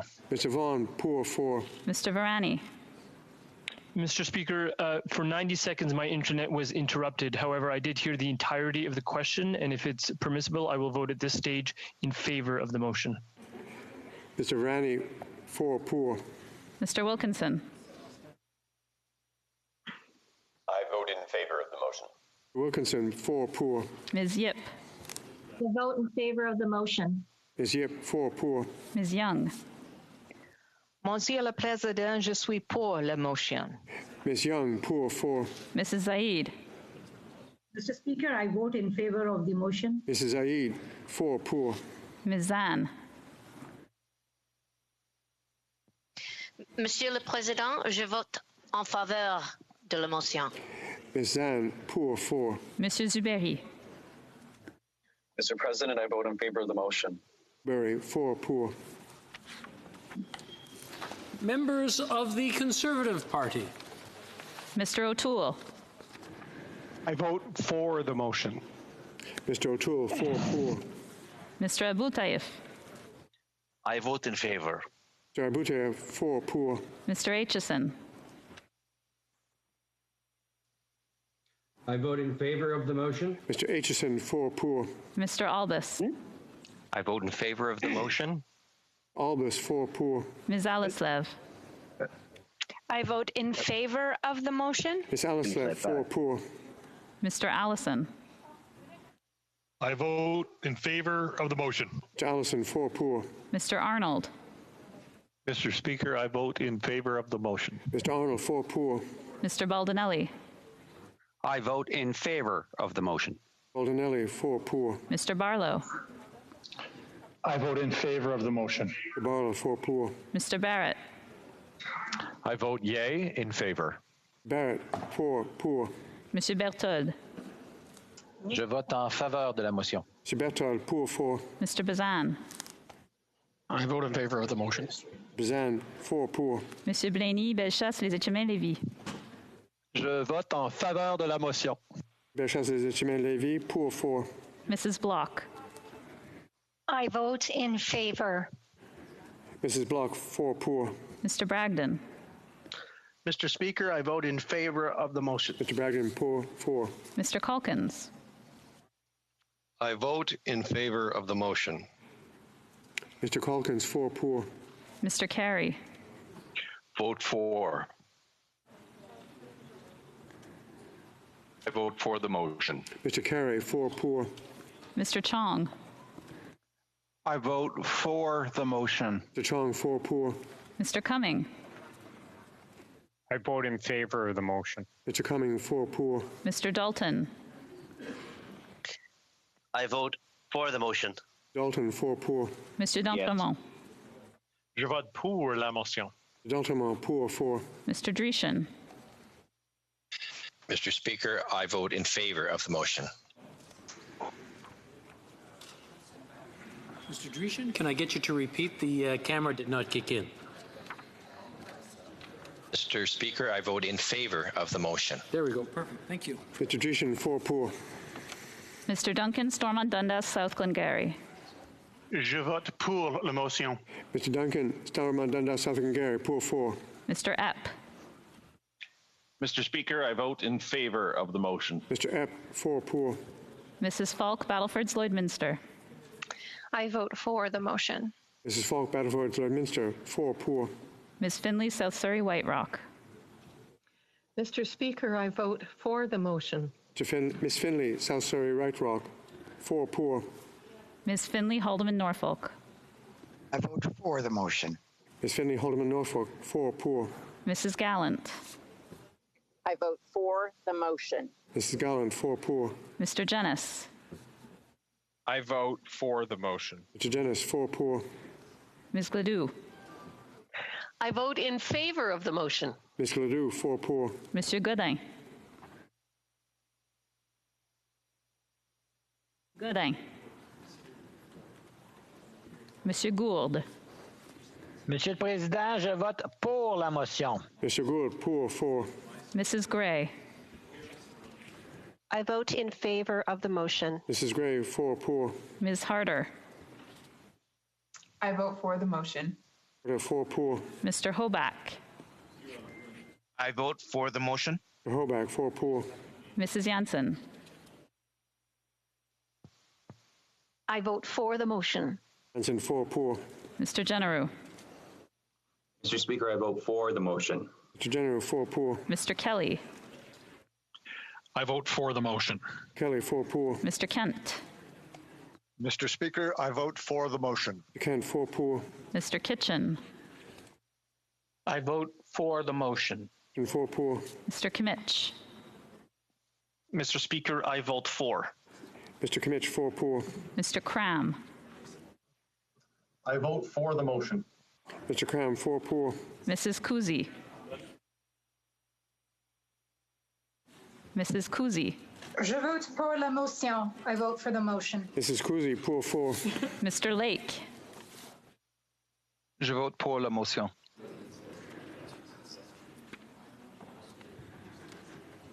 For Mr. Lake. Sorry? Mr. Lake. Mr. Lake, can I get you to repeat, please? The camera did not kick in. Je vote pour la motion. Thank you. Mr. Lake, pour 4. Mr. Lawrence. Monsieur Président, je vote pour la motion. Mr. Lawrence, pour 4. Monsieur Lehoux. Je vote pour la motion. Mr. Lehoux, pour 4. Mr. Lewis Essex. Mr. Speaker, I vote in favor of the motion. Mr. Lewis Essex, 4 poor. Mr. Leipert. I vote for the motion. Mr. Leipert, 4 poor. Mr. Lloyd. I vote for the motion. Mr. Lloyd, 4 poor. Mr. Lobb. I vote for the motion. Mr. Lobb, can I get you to repeat? The camera did not kick in. I vote for the motion. Mr. Lobb, Thank 4 you. poor. Mr. Lukiski. Mr. Speaker, I vote in favor of the motion. Mr. Lukiski, 4 poor. Mr. McKenzie. Mr. Speaker, I vote in favor. Mr. McKenzie, 4 poor. Mr. McGuire. I vote for the motion. Mr. McGuire, 4 poor. Mr. McCauley, Edmonton West. Mr. Speaker, I vote for the motion. Mr. McCauley, Edmonton West, 4 poor. Mr. McColman. I vote for the motion. Mr. McColman, 4 poor. Mr. McLean. Mr. McLean. I vote for the motion. Mr. McLean, 4 poor. Mrs. McLeod, Kamloops, Thompson, Caribou. I vote for the motion. McLeod, Kamloops, Thompson, Caribou, 4 poor. Mr. Moore. I vote for the motion. Mr. Moore, 4 poor. Mr. Morrison. I vote for the motion. Mr. Morrison, 4 poor. Mr. Nader. Mr. Speaker, I vote for the motion. Mr. Nader, 4 poor. Mr. Patzer. Mr. Speaker, I vote for the motion. Mr. Patzer, 4 poor. Monsieur Reyes. I vote for the motion. Reyes, 4 poor. Mr. Redekop. I vote for the motion. Mr. Redekop, 4 poor. Ms. Rood. I vote for the motion. 4 poor. Ms. Sahota, Calgary Skyview. I vote in favor of the motion. Mr. Hodas, Calgary Skyview, 4 poor. Mr. Soroya. Mr. Speaker, I vote for the motion. Mr. Soroya, 4 poor. Mr. Shear. Mr. Speaker, I vote in favor of the motion. Chair, 4 poor. Mr. Schmale. Mr. Speaker, I vote in favor of the motion. Mr. Schmale, 4 poor. Mr. Seaback. I vote in favor of the motion. Mr. Seaback, 4 poor. Mr. Shields. Mr. Speaker, I vote in favor of the motion. Mr. Shields, 4 poor. Ms. Shin. I vote in favor of the motion. Ms. Shin, 4 poor. Mr. Soroka. I vote in favor of the motion. Mr. Soroka, 4 poor. Mr. Stanton. I vote for the motion. And 4 poor. Mr. Strahl. I vote for the motion. Mr. Strahl, 4 poor. Mrs. Stubbs. Mrs. Stubbs. I vote in favor of the motion. Mrs. Stubbs, 4 I poor. vote in favor of the motion. Mr. Tucker. Mr. Speaker, I vote for the motion. Mr. Tucker, 4 pour. Mr. Upal. Mr. Speaker, I vote for the motion. Upal, 4 pour. Mr. Van Popta. I vote for the motion. Mr. Van Popta, 4 pour. Mr. Viss. Mr. Speaker, I vote in favor of the motion. Mr. Viss, 4 pour. Mrs. Wagenthal. Je vote pour la motion. Mrs. Wagenthal, pour 4. Mr. Workington. I vote for the motion.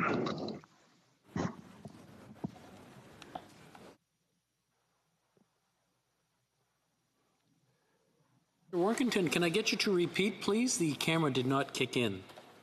I vote for the motion, Mr. Speaker. Thank you. Mr. Workington, 4 pour. Mr. Weber. I vote for the motion. Mr. Weber, 4 pour. Mrs. Wong.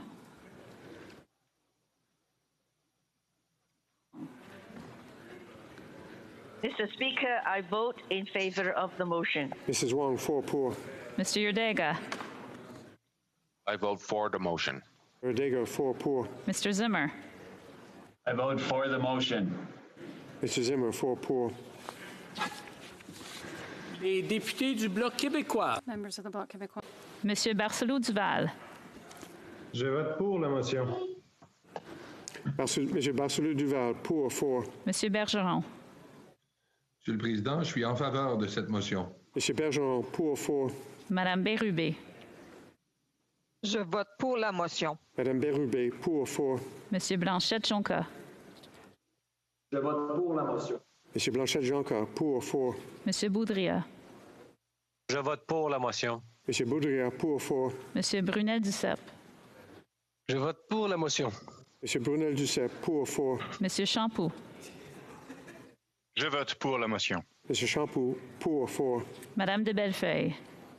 Je vote pour la motion. Madame de Bellefeuille, pour 4. Madame Desbiens. Je vote pour la motion. Madame Desbiens, pour 4. Monsieur Désilet. Je vote pour la motion. Monsieur Désilet, pour 4. Madame Gaudreau. Je vote pour la motion. Madame Gaudreau, pour 4. Madame Larouche. Je vote pour la motion. Madame Larouche, pour 4. Monsieur Lemire. Monsieur le Président, je vote pour la motion. Monsieur Lemire, pour 4. Madame Michaud. Je vote pour la motion. Madame Michaud, pour 4. Madame Normandin. Je vote pour la motion. Madame Normandin, pouvez-vous... Ms. Normandin, please repeat if you would. Your camera did not turn on. Je vote pour la motion. Merci. Madame Normandin, pour 4. Madame Posé. Pour la motion. Pour 4. Monsieur Perron. Je vote en faveur de la motion. Monsieur Perron, pour 4. Monsieur Plamondon. Je vote pour la motion. Monsieur Plamondon, pour 4. Monsieur Savard-Tremblay. Je vote pour la motion. Monsieur Savard-Tremblay, pour 4. Monsieur Simard. Je vote pour la motion. Monsieur Simard, pour 4. Monsieur Sainte-Marie. Je vote en faveur de la motion. Monsieur Sainte-Marie, pour 4. Monsieur Thériault. Je vote pour la motion. Thériault, pour 4. Monsieur Trudel. Je vote pour la motion. Monsieur Trudel, pour 4. Members of the New Democratic Party. Mr. Singh.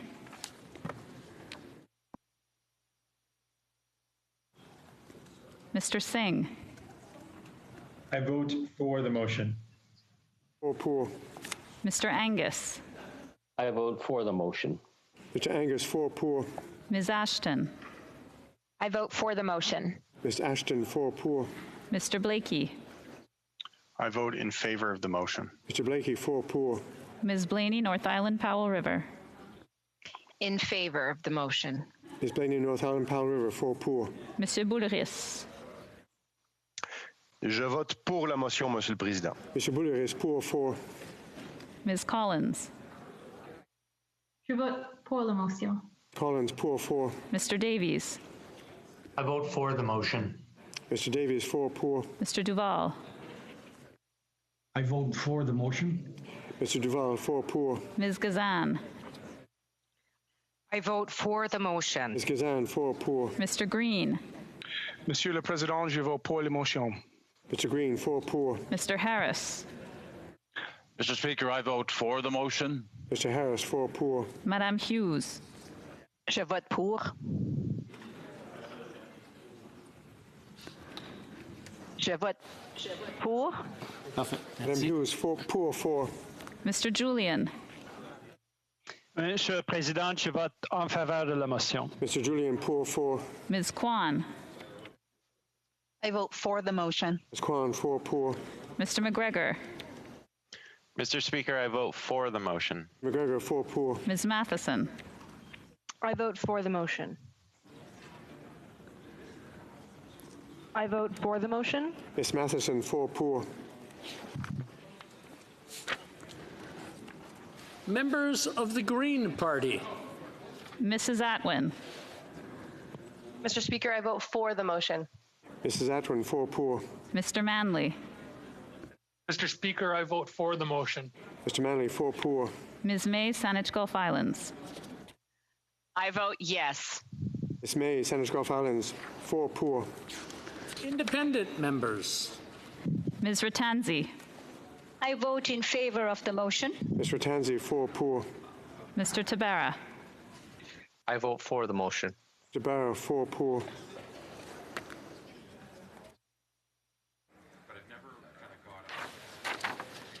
Assuming that you did hear the question, if you wish to register your vote and weren't able to do so due to technical difficulties that were now resolved, use the raised hand function and the chair will recognize you. Ms. Sahota. Hello, Mr. Speaker. I would like to vote for the motion. Could you repeat, please? I would like to vote for the... Mr. Hota, 4 pour. Mr. Long. I would like to vote for the motion. Mr. Long, 4 pour. Okay. Mr. Poliev, I just want to double check to make sure his vote was counted. It was counted. Thank you.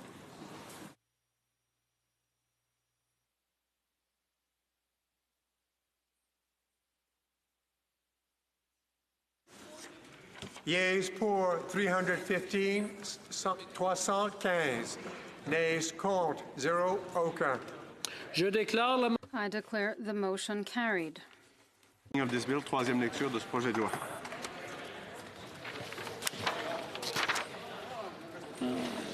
Tabling of documents, the Honourable Parliamentary Secretary to the Government House Leader. Standing Order 36 bracket 8A, I have the honor to table in both official languages the government's responses to 25 petitions. These returns will be tabled in an electronic format. Thank you. Dépôt de projet de loi. Introduction of government bills. Statements by ministers. Rapport de... Reports from interparliamentary delegations. Presenting reports from committees. L'honorable. The Honourable Member for Bourassa. Thank you, Mr. Speaker.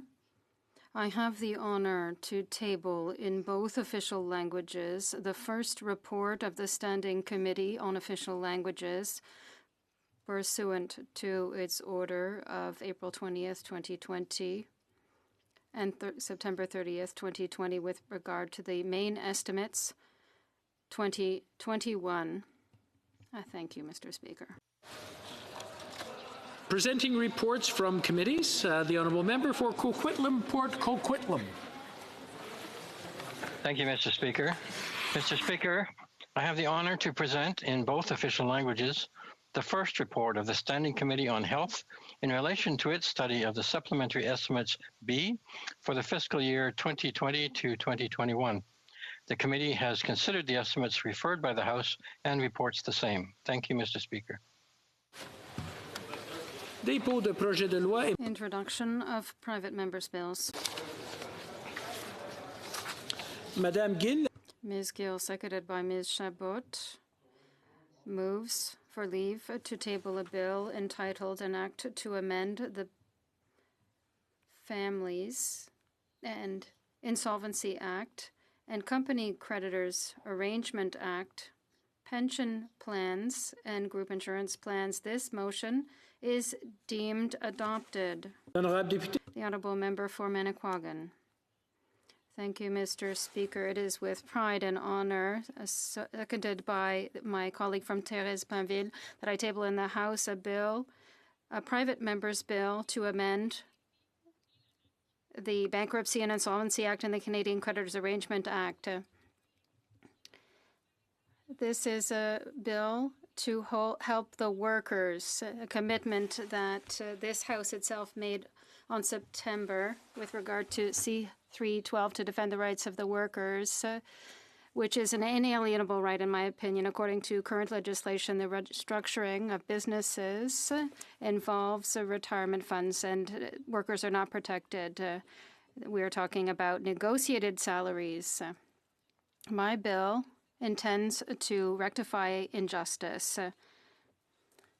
It would help people in Sears, across Quebec, among other individuals. I invite all my colleagues to second and support my bill. Madame Gill, Ms. Gill, seconded by Ms. Chabot, moves that this bill be now read a first time and printed. This motion is deemed adopted. First reading of this bill. When shall the bill be read a second time? At the next sitting of the House. First reading of Senate public bills.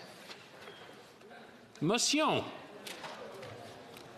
Motions. Petitions. Présentation de pétitions. The Honourable Member for Peace River Westlock. Oh, thank you, Mr. Speaker. Mr. Speaker, I've got several petitions to present today. Starting today, I'm not sure it's a good joke, but this is the Uyghur situation, which is not a funny scenario.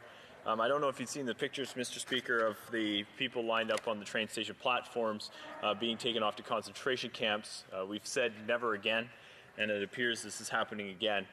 So the people that have signed this petition are calling on the Government of Canada to recognize the genocide of the Uyghur people in China and to use the Magnitsky Act to bring sanctions against the Chinese officials who are participating in this genocide.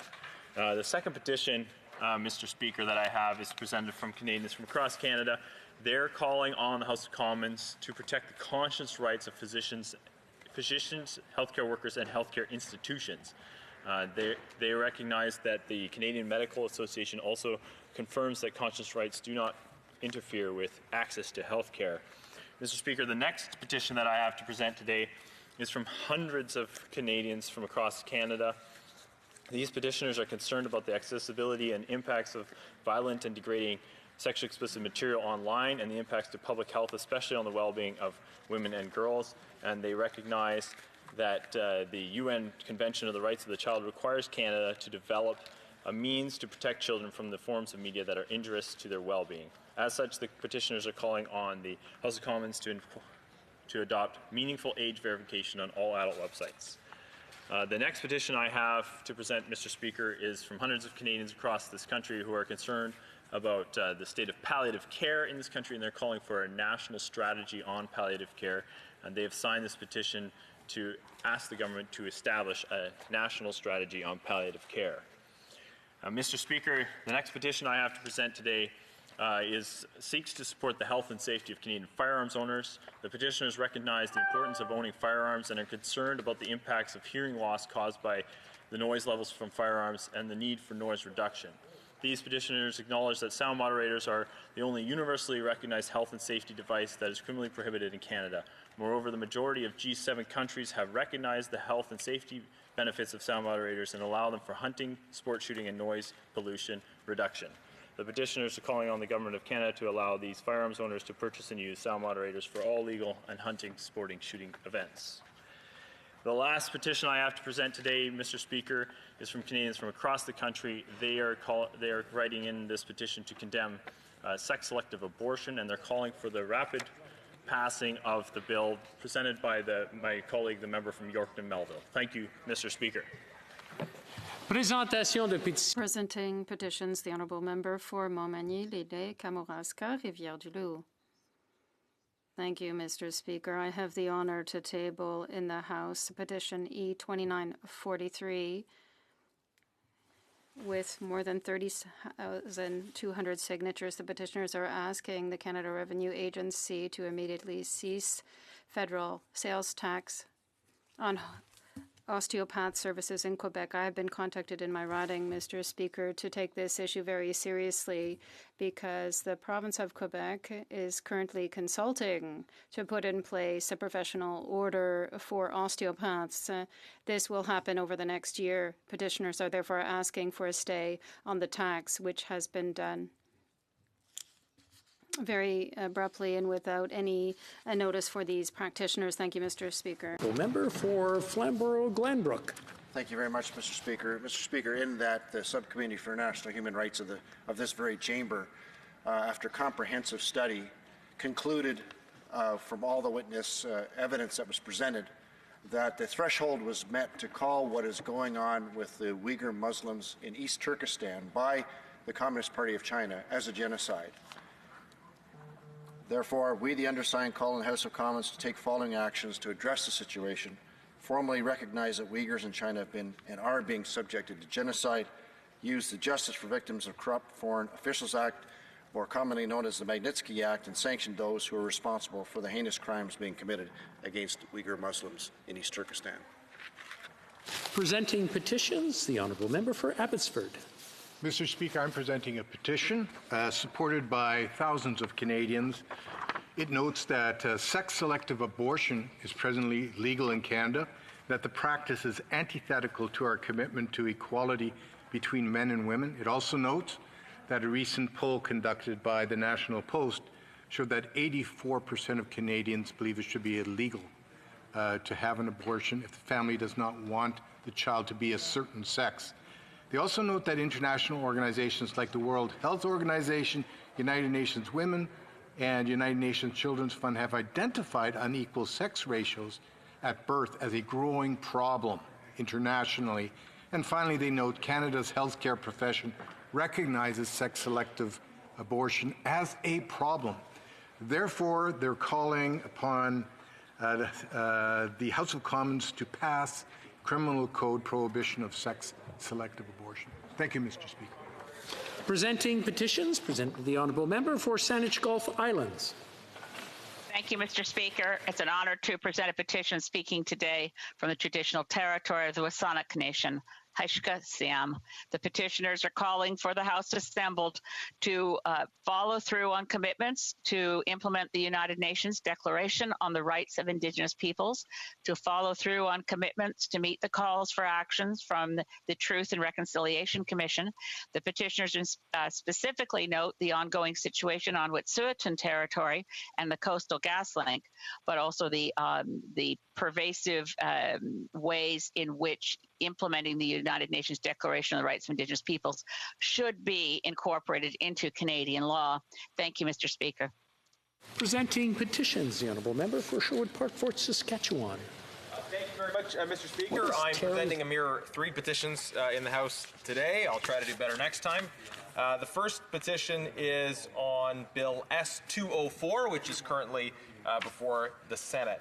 And it's been put forward by Senator Salma Tulajan, who's doing much great work on human rights. This bill would make it a criminal offense for a Canadian to go abroad and receive an organ in a case where there hadn't been consent. It also makes a provision for a person to be deemed inadmissible to Canada if they've been involved in organ harvesting and trafficking. The second petition deals with the human rights situation of Uyghurs, and it's, I think, similar text to what my colleagues have put forward, calling for the recognition that Uyghurs in China have been and are being subject to genocide, and the use of the Justice for Victims of Corrupt Foreign Officials Act, Magnitsky Act, to sanction those responsible for this heinous crime being committed against the Uyghur people. The third and final petition that I'm presenting today deals with sex-selective abortion, and it is in support of the private member's bill put forward by the member for Yorkton Melville. Petitioners note why public support for legislative measures aimed at ending this practice and affirming the dignity of all people regardless of gender. Thank you. Presenting petitions, the Honourable Member for Simcoe Grey. Thank you, Mr. Speaker. I'm honoured and pleased to present a petition as well in support of Bill S-204, which seeks to combat forced organ harvesting as well as trafficking. Thank you, Mr. Speaker. Presenting petitions, the Honourable Member for Davenport. Thank you so much, Mr. Speaker. I rise today to present a petition on behalf of one of my Davenport residents. It is petition E2699, and it was initiated by Alex Quaresma, who I want to thank for her passionate advocacy through this petition. Petition E2699 acknowledges some of the historical injustices behind the founding of the RCMP, as well as the anti-Indigenous racism that still exists within many of Canada's institutions, including the RCMP. This petition urges an increased focus on reallocating some of the RCMP's funding and resources toward community-based resources and trauma-informed care, among many other things. The petition also urges the elimination of mandatory minimum sentencing measures, which disproportionately impact Indigenous people, Black Canadians, and people living in poverty. It also asks for the implementation of the action items outlined by the Parliamentary Black Caucus. And finally, it urgently asks for the implementation of the recommendations put forward by the National Inquiry into the Missing and Murdered Indigenous Women and Girls. I would like to thank Alex for her wonderful advocacy, and I hereby present this petition in this chamber on her behalf. Thank you, Mr. Speaker. Presenting petitions, Presentation du Petition, the Honourable Member for Lanark, Frontenac, Kingston. Thank you, Mr. Speaker. I'm presenting two petitions today. Both have been presented by others already, so I'll be brief. The first regards the situation of the Uyghurs in China, and it calls on the House to recognize this as a genocide, something which I note that the International Human Rights Subcommittee did do recently. The second is on the subject of sex-selective abortion. The one thing that hasn't been mentioned by the previous speakers in this topic is the fact that sex-selective abortions are inevitably the abortion of female unborn babies or fetuses. Thank you, Mr. Speaker. Presenting petitions, Presentation du Petition, the Honourable Member for Saskatoon, Grasswood. All right. Well, thank you, Mr. Speaker. I, too, on this side, the Uyghurs petition, I'm going to bring forward today the birth suppression by the Chinese Communist Party, which includes methods such as forced sterilization and abortion. So I, too, on this side, wish to do the petition today in the House of Commons on their behalf.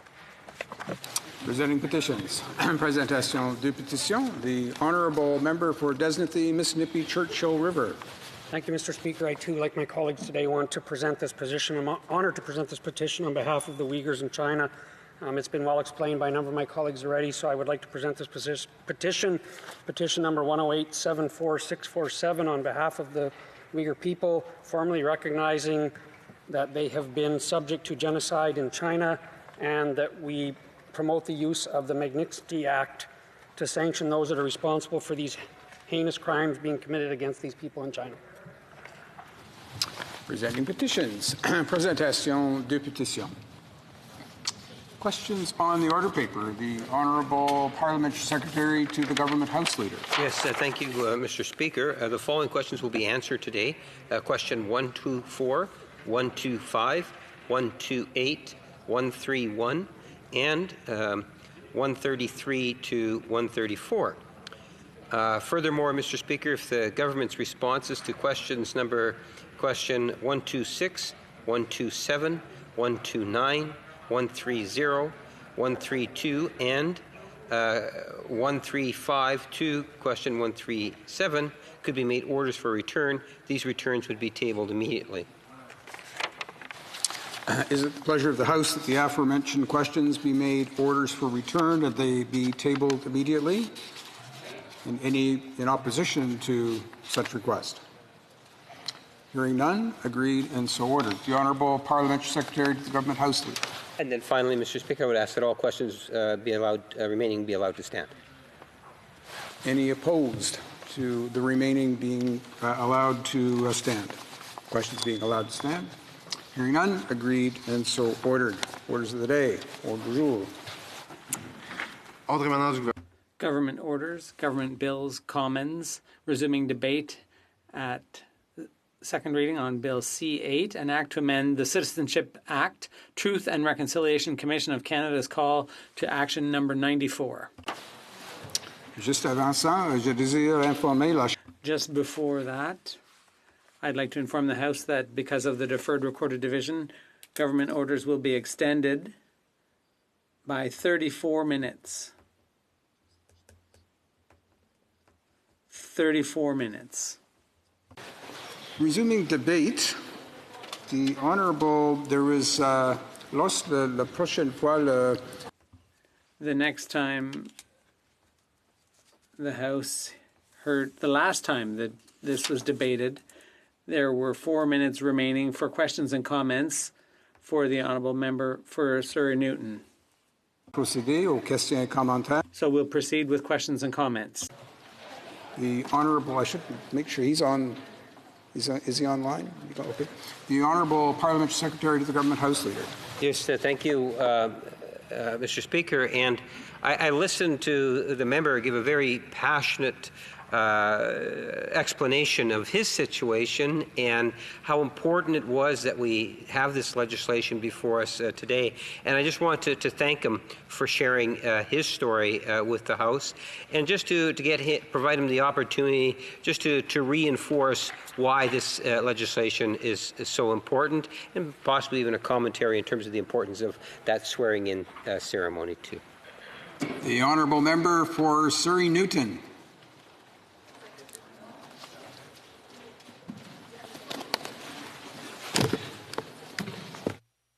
I think just the Honourable Member maybe just activate his microphone there. Mr. Speaker, okay, thank you. Thank you, Mr. Speaker. I want to thank the Honourable Parliamentary Secretary for his question and for his inspiration to me. He asked about why this bill is important. In fact, I came to Canada, as an immigrant, became a Canadian citizen in 1987.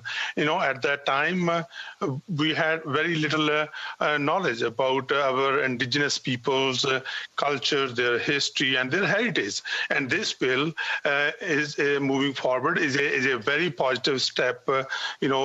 Recognizing Indigenous people's heritage. And also a reconciliation, because when it comes to truth and reconciliation, it has many, many aspects. And one of them is to make sure, when the new Canadians become Canadian citizens, they recognize the importance and the heritage of our Indigenous nations. Questions and comments? Questions et commentaires? Alors, we'll go to resuming debate, and the Honourable Parliamentary Secretary to the Minister of Indigenous Services.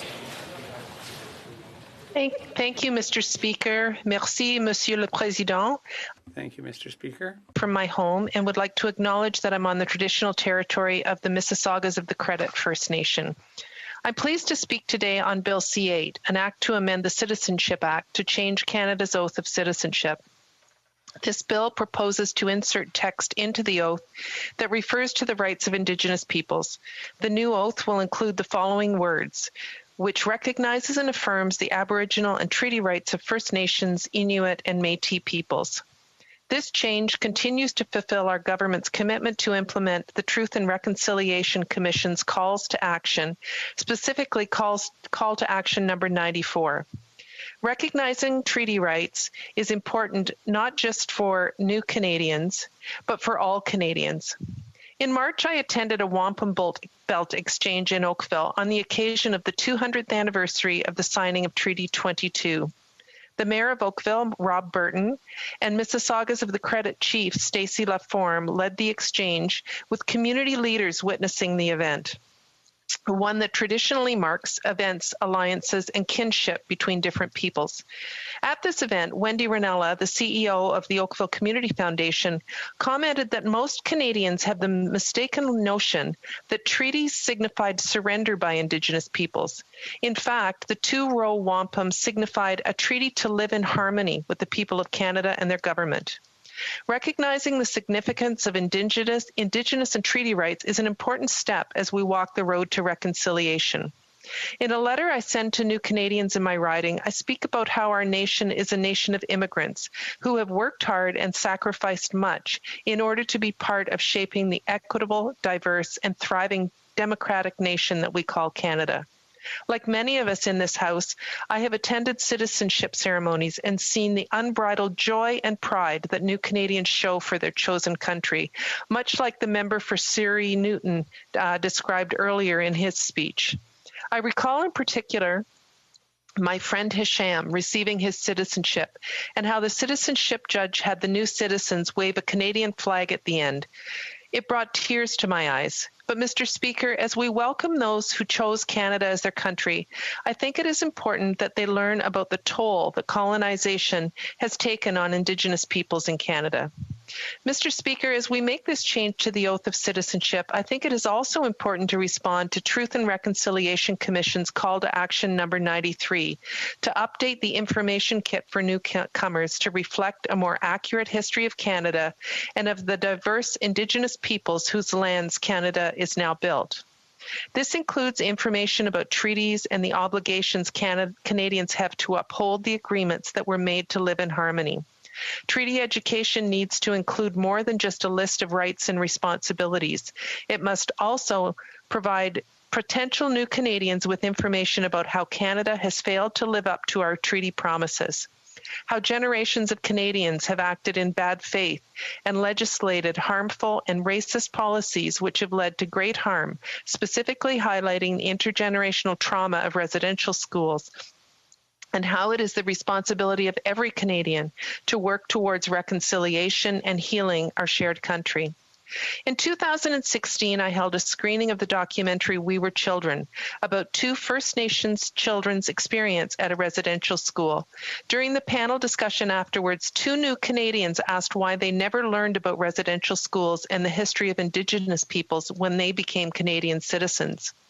In 2017, I was pleased to support Burlington resident Miriam Mana, who worked with local Indigenous knowledge keeper Stephen Paquette on e-petition 1228. I had the privilege to table the petition in the House of Commons on February 13, 2018, which was signed by over 600 Canadians. The petition called on the government to continue to work in consultation and partnership with Indigenous nations located across Canada, as well as the Minister of Indigenous Services to redevelop the Discover Canada Study Guide curriculum and citizenship exam so that it acknowledges Indigenous treaty rights, requires applicants to answer a question regarding the traditional territories that they are currently inhabiting, if applicable, and upholds the spirit of the commitment to educate new Canadians on residential schools and the legacy of colonialism. It is imperative that when crafting policy with regards to Indigenous peoples, that the government do so in consultation and partnership with Indigenous peoples. I believe that an updated guide needs to educate new Canadians about residential schools and be transparent with regard to the ongoing legacy of colonialism and racism by the Canadian government. The guide could also address the 60s scoop and shed light on the current crisis in the foster care system today. It is my belief that new immigrants who make the choice to become citizens deserve to know about the history of this land. That includes the good as well as the bad. People who immigrate to Canada are emigrating from countries that may have thousands of years of recorded history. We do a disservice to those new immigrants when we pretend that the land we inhabit has only been around for 150 years. We can share stories about Vimy Ridge and the 72 Summit series, but if those stories are not accompanied by the lived experience of survivors of residential schools, we are impairing their ability to fully enter the public discourse on what it means to be Canadian. I am of the opinion that once someone takes their oath of citizenship, they are equally entitled to all of the benefits and the baggage that Canadian citizenship entails.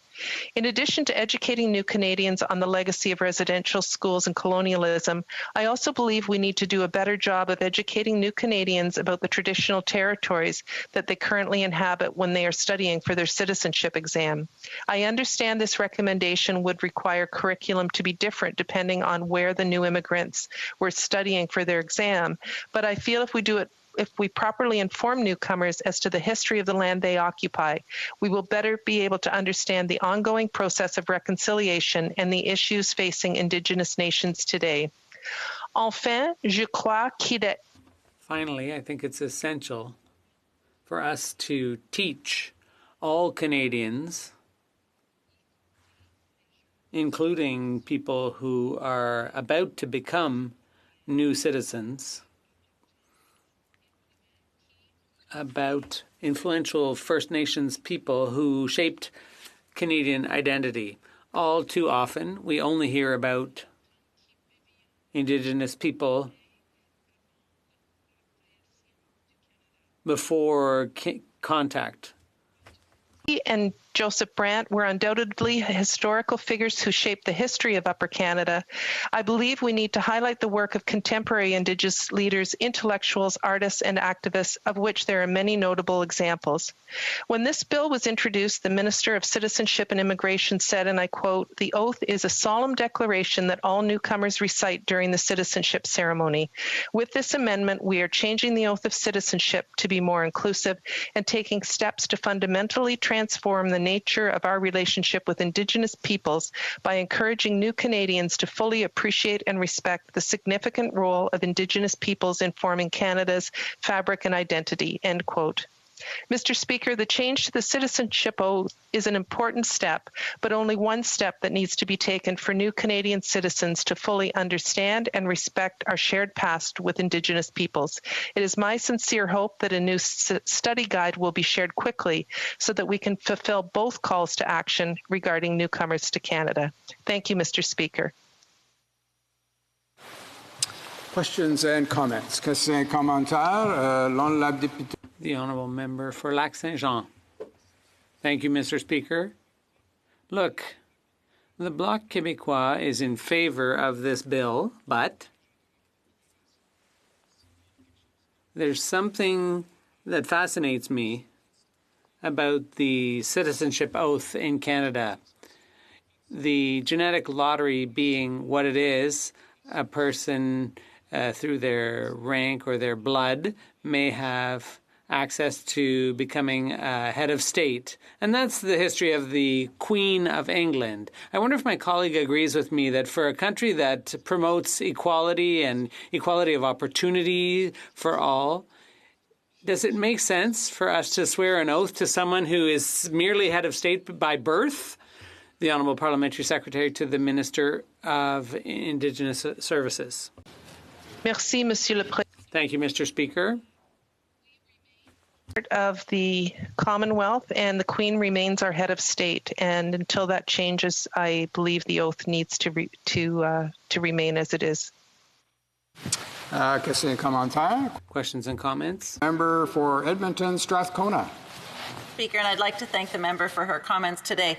I'm a teacher by training prior to being elected to this House, and so I, of course, took great interest in her comments on the role education plays in making this actually a meaningful reconciliation moment, I guess. In Alberta right now, at the University of Alberta, we have a wonderful online course. It's with Indigenous Canada. Many people will know it was recently taken by Daniel Levy. I've also taken the course. But I am wondering what the Liberal government has done so far, and if the member could talk a little bit about what the Liberal government has done so far in the 5 years that they have been government to increase educational resources around this and make this true reconciliation. The Honourable Parliamentary Secretary.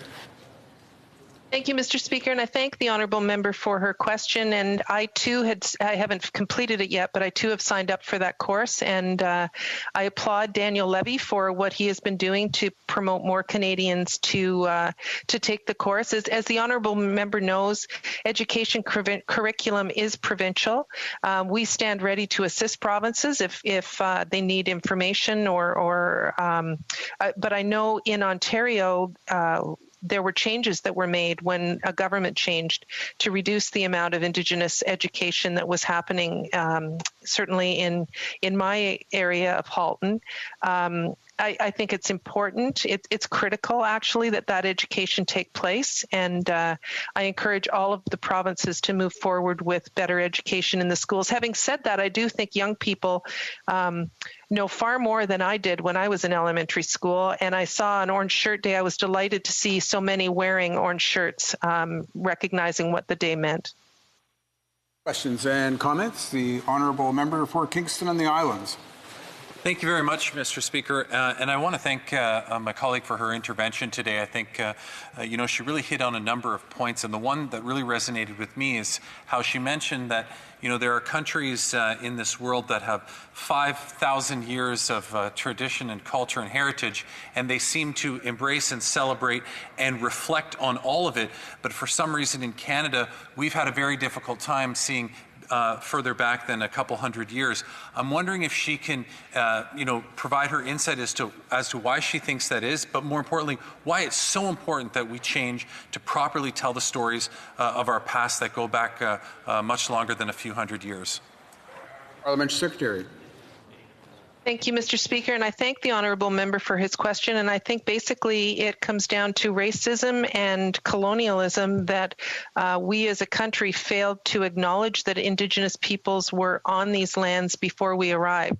And so that has been perpetrated for 150 years, and only now are we starting to try to right those wrongs. And I think changing the oath of citizenship is a good first step. It's certainly not the only step, but it's an important one, and it does achieve one of the calls to action in the Truth and Reconciliation Commission.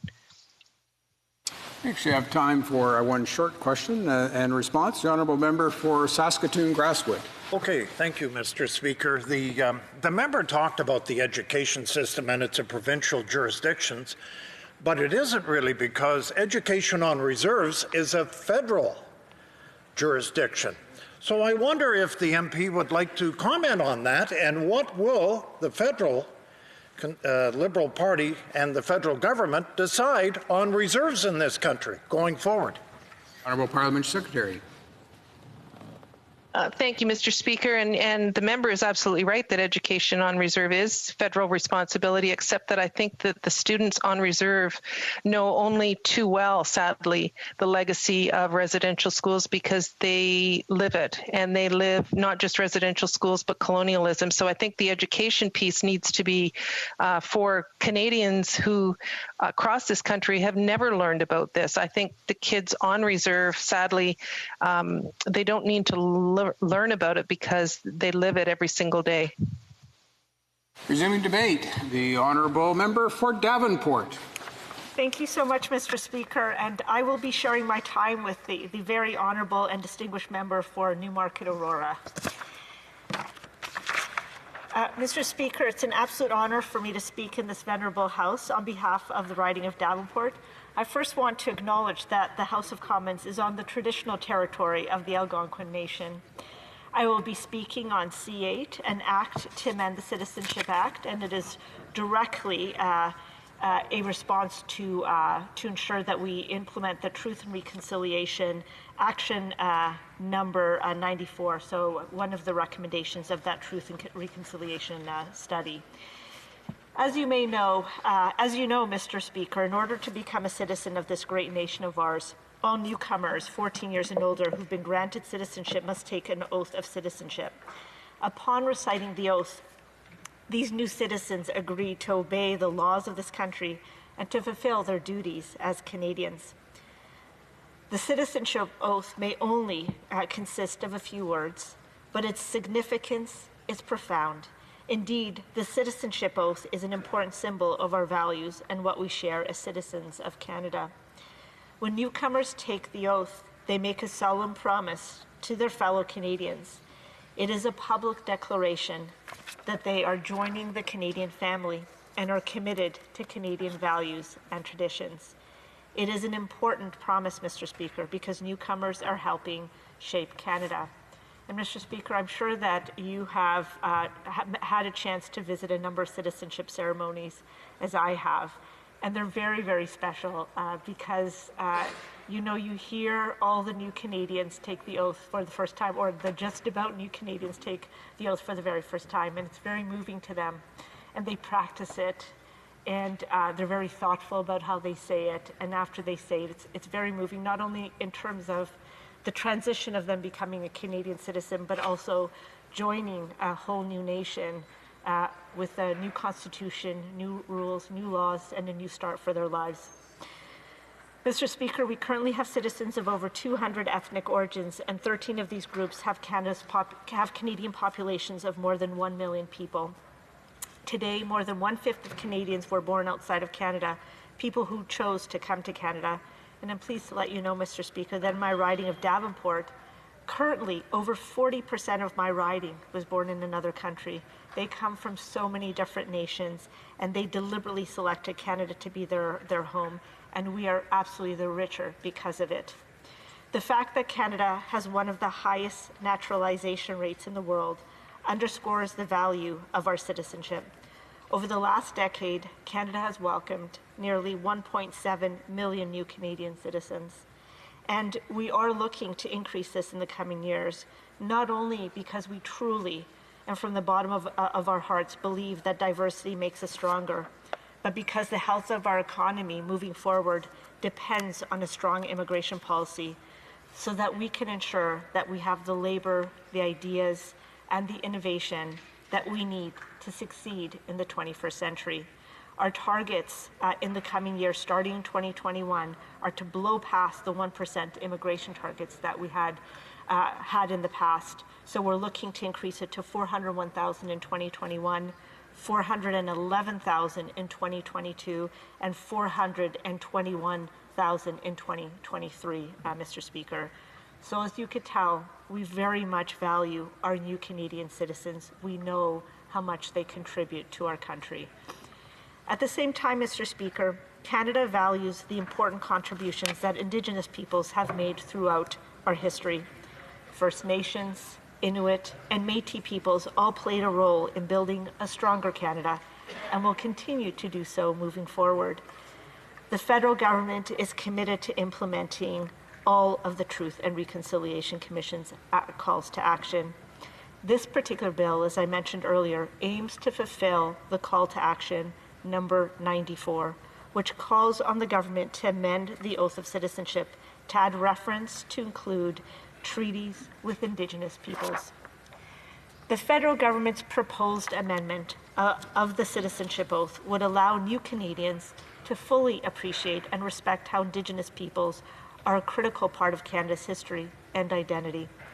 The new oath would also reflect an expectation that new Canadians demonstrate an understanding of Indigenous peoples and of their constitutional rights. In addition to fostering a better appreciation and recognition among new citizens for the important contributions of Indigenous people, the proposed new citizenship oath would reflect our government's commitment to reconciliation. Indeed, Mr. Speaker, the federal government is committed to a renewed relationship with Indigenous peoples based on respect, rights, cooperation, and partnership. And this commitment is absolutely critical because for too many Canadians of various backgrounds, systemic racism is a lived reality. And we know that it certainly did not take a pause during the pandemic. Mr. Speaker, the proposed new citizenship oath would respond to a call to action from the Truth and Reconciliation Commission and is the result of consultations with national Indigenous organizations. And I know that those consultations have actually gone back to 2016. So we've been engaged, we've made sure that we have heard, we have listened, and we have absolutely incorporated their recommendations in addition to ensuring that we follow the spirit of recommendation number 94 of the Truth and Reconciliation recommendations. The revised text would also remind all Canadians that recognition of Aboriginal treaty rights is not a political or administrative gesture, but it is in fact enshrined in our Constitution. While Canada's Constitution recognizes and affirms the rights of Indigenous people, our federal government believes that all Canadians should have a deeper appreciation of the role of Indigenous peoples in the history and the culture of Canada. Whether we were born here or chose to become citizens, as Canadians, it is important to respect fundamental rights and freedoms, value of equality for all, and celebrate our diverse cultures, traditions, and languages. And in recognizing these important parts of our Canadian identity, we must always include those of Indigenous peoples in Canada. Because, Mr. Speaker, all Canadians are responsible for participating in the process of reconciliation. That means each and every single one of us. And this participation must absolutely include our newest citizens. That way, new Canadians can join all Canadians in moving forward on the road to reconciliation and leaving a proper legacy for future generations. With these changes to the citizenship oath, let us take this opportunity to both acknowledge our country's past and to move forward toward a renewed relationship with Indigenous people based on inherent rights, respect, and partnership. The federal government is proud to propose these historic changes to the Oath of Citizenship so that new Canadians can promise to faithfully observe the laws of Canada, including the Constitution, which recognizes and affirms the treaty rights of First Nations, Inuit, and Métis peoples. This would serve to reinforce our Indigenous heritage and institutions, contribute to closing the socioeconomic gaps in Canada, and help to foster strong Indigenous communities for future generations. I would also say, Mr. Speaker, that the reality is the Oath of Citizenship is just one of many, many, many steps that we need to take, but to me it's an important one, because I think right from the very start we want to mention that the treaty rights of our Aboriginal peoples of this country is absolutely critical and important for us to know. I think it will also lend to a lot of the dialogue and the conversation that I believe we need to continue to build in this country in order to truly have a new nation-to-nation relationship with our First Peoples. And maybe I'll end off by just, relaying the story. My mother came to Canada from Mexico, and I actually remember her practicing for her citizenship test. I remember her memorizing all the provinces and territories, and I remember her memorizing all the prime ministers and just preparing for all the questions for the citizenship test. And I do think that would have been worthwhile and valuable for us to also have had something included on that test at that time about the Aboriginal peoples of our country. Again, I think it's important that not only all Canadians, but our new Canadians from the very start be informed about the Aboriginal peoples, their history in our country, and how they are helping us to create a great country, and how that we are working on a new nation-to-nation relationship as we move forward. So thank you so much, Mr. Speaker, and thanks for the opportunity to speak on behalf of my residents of Davenport. Questions and comments? Question commentaire. The honourable member for Desnathy, Mississippi, Churchill River. Thank you, Mr. Speaker, and I want to thank the member for her comments on this important legislation. I have to admit I've never had the privilege of attending a citizenship ceremony yet in my short time as an MP, probably more because of all the COVID restrictions and some of those things going on, so I'm looking forward to that opportunity someday. I also would like to say I fully agree that it's important for us to build positive relationships with Indigenous people across the country, and that this, is a good step towards doing that. My question for the member, however, is, along with doing these types of things, we have to come back to the very practical things like the water issue on First Nations and some of these really, really serious issues that we're seeing at Neskantaga or in my riding at Fond du Lac this week. And I would just ask the member to comment on how important it is for us to get to those solutions beyond these maybe more symbolic ones. Well, member for Davenport. Thank you for much, Mr. Speaker, and I want to thank the honourable member for his excellent question. I would say to you first that for me, the inclusion of recognizing treaty rights in our oath of citizenship is to me more than symbolic. It really is something that is super important for our new Canadians to know about and actually to commit to as they become new Canadians. I will, though, agree with you that there is so many other things we need to do in order to build that new nation-to-nation relationship. We have eliminated 96 long-term boil water advisories. I think there's a total of about 150, so we still have a while to go, but I'm proud of the progress that we've made to date.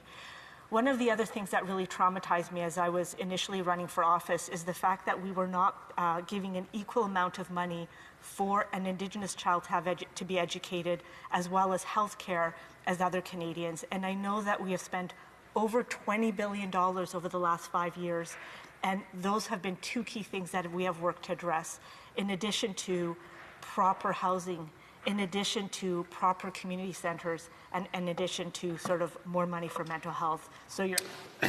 Questions, commentaires? Questions and comments. The Honourable Member for Jonquière. Thank you very much, Mr. Speaker. The bill we are debating shows us that it is possible to amend a bill or to amend the oath that we must make to become citizens. I think we aren't going far enough. There is an important principle that we are all in agreement about, recognizing Indigenous peoples. That is crucial. Canada is a multi-ethnic country. There are so many different ethnicities of people in Canada, but we are also a plurinational nation. So we have the Indigenous nation, but also the nation of Quebec. I don't think this bill goes far enough. I think in this bill we could have included the fact that we have 3 founding peoples: English Canadians, French Canadians, and Indigenous Canadians. Also, we have the oath to the Queen, which doesn't reflect how Canada is today. I don't know what my colleague thinks about that. Speaker, and I'll be much shorter in my response this time. I want to thank the honourable member for his question. I think that there's many conversations around what our oath of citizenship should include. I think that for now, C8 is very much focused on incorporating one of the key recommendations of the Truth and Reconciliation, which is number 94. It is the recommendation to acknowledge the treaty rights of our Aboriginals people of our country. And I think in that, this bill absolutely succeeds in doing so. And I think that's the focus of this moment. And I really encourage all members of this House to support that. Thanks so much, Mr. Speaker. We have time for just a very quick question and response from the honourable member for Saanich Gulf Islands. Thank you, Mr. Speaker. I'm prompted to join in the conversation because I was moved by the member for Davenport's recollection of her mother studying for the citizenship test. I also was born in another country, and to great good fortune, my parents moved the family to Cape Breton Island in the early 1970s. I got my citizenship the earliest moment I could in 1978. And I'll never forget my parents teasing me and saying, "You'll never pass the citizenship exam. You'll never remember all the rules to hockey." Fortunately for me, those were not on the citizenship exam, but I welcome this change to include recognition of Indigenous rights, inherent rights in our Constitution in swearing out our oath for new citizens. And I want to just thank the member for Davenport for reminding us that unless we are Indigenous peoples on this land, we've all come from somewhere else. Or Davenport. I want to say thank you, Mr. Speaker, and I want to thank the honourable member for her comments. And I think she's absolutely right. Part of the reason why I wanted to bring my mother into it is just because I love this whole thought about her actually studying for her citizenship exam. and because I was the big studier in the family, and all of a sudden I saw my mom actually studying as well. But I do think that the inclusion of this oath of the treaty rights of our Aboriginal people is absolutely critical. I do think it is the start of, well, we want to right from the start have new Canadians know about those treaty rights. And again, to be part of the broader conversation and dialogue and actions that is going to move us to true new nation-to-nation relationship in this country. Thank you, Mr. Speaker. Before we get to resuming debate, it is my duty pursuant to Standing Order 38 to inform the House that the questions to be raised tonight at the time of adjournment will be the Honourable Member for Renfrew, Nipissing, Pembroke in respect to the COVID-19 emergency response, the Honourable Member for Leeds, Grenville, Thousand Islands and Rideau Lakes in respect to foreign affairs, and the Honourable Member for North Island, Powell River regarding Indigenous affairs. Resuming debate, à la prise de débat, the Honourable Member for Newmarket, Aurora. Thank you, Mr. Speaker. I would like to acknowledge that the House of Commons, where this debate is based today, sits on the ancestral lands of the Algonquin Anishinaabe. As my honourable colleagues have noted, Indigenous peoples have played a fundamental role in Canada's past and continue to do so today. Canada must continue to stand up for the values that define this country, whether it's welcoming newcomers, celebrating with pride the contributions of the LGBTQ2 communities, or embracing 2 official languages. And to walk the road of reconciliation, there still is much work to be done, such as we need to address systemic racism and its impact on all communities, including Indigenous communities. As we have indicated, Canada is firmly committed to implementing the Truth and Reconciliation Commission's call to actions. The Government of Canada has made significant efforts to implement the calls to action, and these proposed changes regarding the oath of citizenship demonstrate our firm commitment to achieving this goal. Our goal is to renew the relationship between the Crown and Indigenous peoples, and in order to move forward together, we need to be true partners in this confederation. Advancing reconciliation remains a Canadian imperative, and it will take partners at all levels to make real progress. We know there is more to do, and we will continue to work together. One of the most important ways that we demonstrate this support is to highlight at its citizenship ceremonies throughout this country, whether they are virtual ceremonies that have taken place in recent months or at traditional in-person events. Recognizing the role of Indigenous peoples has played in this country, recognizing the role that Indigenous peoples have played in this country is a fundamental part of our citizenship ceremony. And to this end, at our in-person ceremonies, judges and those presiding over the ceremonies have traditionally acknowledged the Indigenous territory on which the ceremony takes place, and also speak of the history of Indigenous peoples in Canada in their welcome remarks to new Canadians. The stories of First Nations, Inuit, and Métis peoples are the story of Canada itself, and Indigenous peoples will continue to play a critical role in Canada's development as we go forward. During these ceremonies, participants accept the rights and the responsibilities of citizenship by taking the oath of citizenship. The oath of citizenship is a public declaration that someone is joining the Canadian family and is committed to Canadian values and traditions. Mr. Speaker, for this declaration to be truthful and inclusive, it must include the recognition of Indigenous peoples in Canada. Bill C-8, an act to amend the Citizenship Act, Truth and Reconciliation Commission of Canada's Call to Action number 94, proposes to change Canada's oath of citizenship to recognize and to affirm the Aboriginal and treaty rights of First Nations, Inuit, and Métis peoples as referenced in the Constitution. The proposed amendment of oath demonstrates the Canadian government's commitment to responding to calls to action of the Truth and Reconciliation Commission. It also signals a renewed relationship with Indigenous peoples based on the recognition of rights, respect, cooperation, and partnership.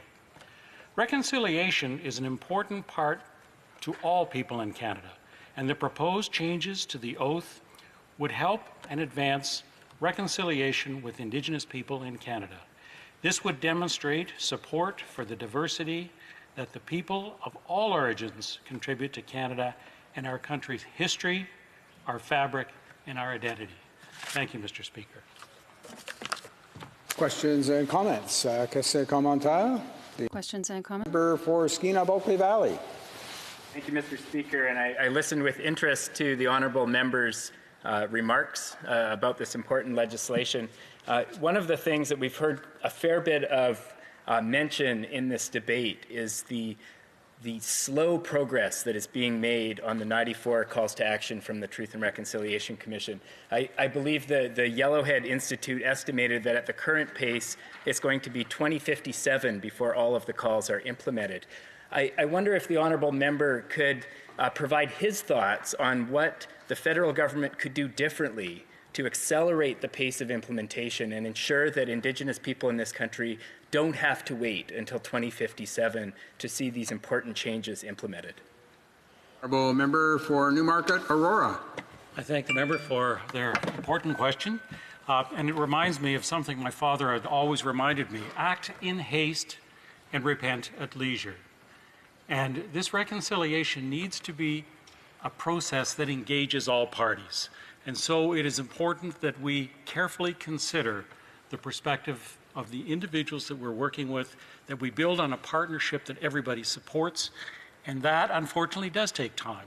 There are a lot of things that we'd like to go forward with far more quickly, and we heard about them earlier, but I think we need to be very careful that we engage all parties, that we're sensitive to what's important to them, and that we try to build a collaboration that is long-lasting and is not fraught with peril and conflict in the future.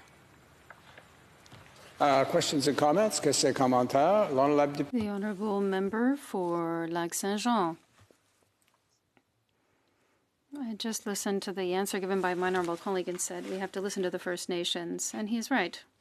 And I am 100% in favour of C8. However, why is the government giving a priority to this kind of measures, which are symbolic in nature but important nonetheless, rather than focusing on the implementation of the UN Declaration on the Rights of Indigenous Peoples? Is the member opposite in agreement with me that it would make a much more concrete impact on First Nations peoples to do so? Mark and Aurora. Thank you for that important question as well. And I don't believe that this needs to be mutually exclusive. I think both initiatives are important. So I think we should be moving forward on the UNDRIP commitments as well. So I agree with them. Some comments. The honourable member for Saskatoon Grasswood. Mr. Speaker, and I want to thank the honourable member from Newmarket Aurora. Partnerships are a key with Indigenous groups in our province of Saskatchewan. I've seen it with the Saskatchewan school boards, where in Saskatchewan, because many of the kids come from reserve into the city and then move back to the reserve later, on the citizen oath aspect of this bill, because many of us have attended numerous Canadian citizenships, and they're always in advance of 2 or 3 months. I would suggest for the Canadian citizen ceremony that many of them should be done now on reserves to show the partnership of City of Saskatoon. We have the Saskatoon Tribal Council, we have Dakota Dunes and a number of others, and you know, the honourable member from up north here in Saskatchewan has many more. But I think it's good on words, but maybe now the Canadian Truth and Reconciliation, along with the citizenship, we can actually take these ceremonies to reserves. For Newmarket Aurora. To the extent that that is possible, I think that's a great recommendation. I can say that my daughter teaches in school in Ontario, and she has actively engaged in experiencing many of those experiences. I can also say that I went through the Canadian citizenship oath with my parents and 11 kids in tow, and I know how important that ceremony is. So to the extent that we're able to do that, I think that's a great recommendation, and I thank you for that suggestion. Questions and comments? The honourable member for Yukon. Thank you, Mr. Speaker, and I just have a quick comment from the traditional territory of the Tonquatchin Council and the Kwanlundun, who both have signed modern treaties and self-government agreements.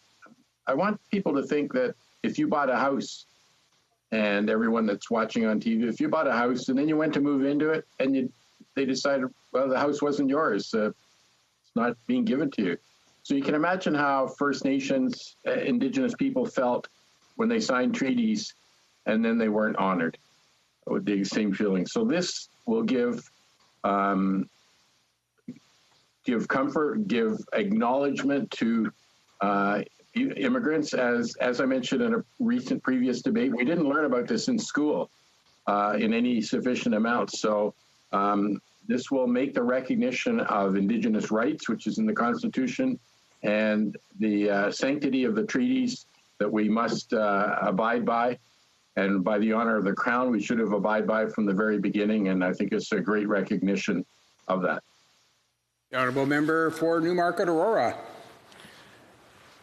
I'm not sure that I have a question there, but if the statement is that we should be committed to and go forward with the commitments from the Crown to the Indigenous peoples, I fully agree with them. Resuming debate, the honourable member for Skeena Bulkley Valley. Thank you, Mr. Speaker. I'm pleased to rise today and speak to Bill C8 at second reading, a bill that seeks to amend the Oath of Citizenship to include reference to the Aboriginal and treaty rights of Indigenous people.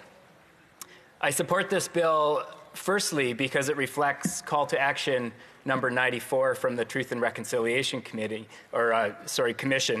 and secondly because in my consultation with Indigenous leaders in Northwest BC, the region I'm so privileged to represent, it seems to be a welcome step forward. I want to recognize the leadership of former Member of Parliament Romeo Saganash and the current member for Vancouver East. Their leadership helped move this change forward as well and should be recognized. It's been mentioned by previous speakers that progress on implementing the TRC's calls to action has been far too slow. 5 years after the Truth and Reconciliation Commission issued its calls to action, only 10 of the 94 have been implemented, and none since 2018. And we're debating this relatively small, relatively symbolic change at a time when our government is still fighting Indigenous kids in court, when far too many communities in this country still lack clean drinking water, and when we continue to see evidence of systemic racism against Indigenous people in our country's institutions. An oath, Mr. Speaker, is a promise. Perhaps as we ponder requiring new Canadians to make a solemn promise to Indigenous people, we in this chamber should ask if we are keeping the ones we ourselves have made.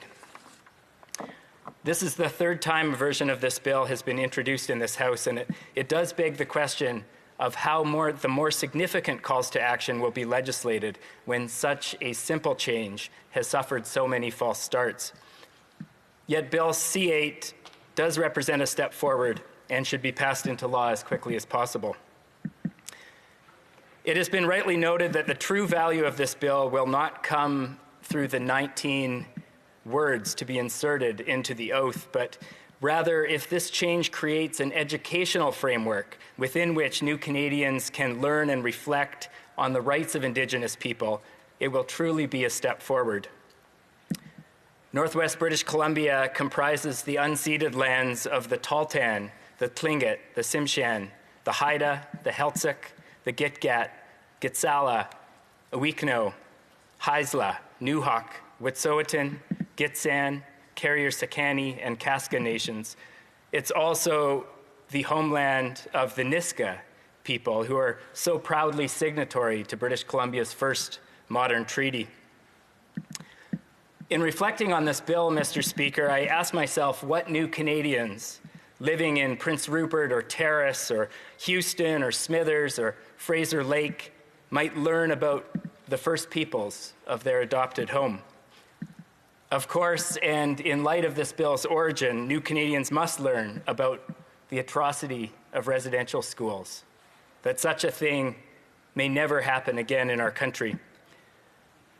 They might also learn about Delgamuukw-Gisdewe, the Gitxsan and Wet'suwet'en's landmark Supreme Court case that affirmed the fact that Indigenous title was never extinguished by colonization. They might learn that the Indigenous rights referenced in the amended Oath of Citizenship are still very much contested, that there is so much work left to be done on the path to a just coexistence.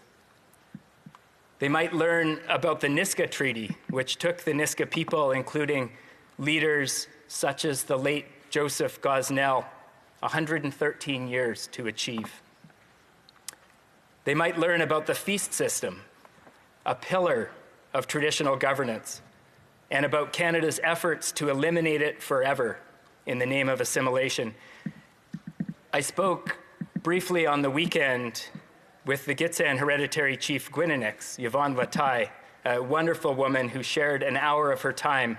And I talked to her about this legislation to get her thoughts. She shared her hope that new Canadians will learn about her people's way of life, about how their system still works for them today. New Canadians might learn about Indigenous resource stewardship that has been practiced for millennia and how many nations are once again taking a lead role in managing their resources, including wild salmon that are so important to the region I represent. They might learn the tragic story of the Lake Babine people's fishing weirs on the Babine River, destroyed by the federal government in 1904, or the fishing site at Hagelget, destroyed by DFO's blasting of rock in 1959. They might learn about the nation-building efforts of nations who are crafting modern constitutions based both on their traditional governance systems and the contemporary needs of their communities. Similarly, they might learn about the many Indigenous languages and the fight to revitalize them. Those efforts, Mr. Speaker, in communities throughout Northwest BC have been so inspiring. It is incredible to watch Indigenous people, especially young Indigenous people, learn these languages from the elders, and it is work that we must support and resource more now than ever. Most of all, Mr. Speaker, I hope that new Canadians will learn of the incredible resilience of Indigenous people in the face of a politics of extinguishment.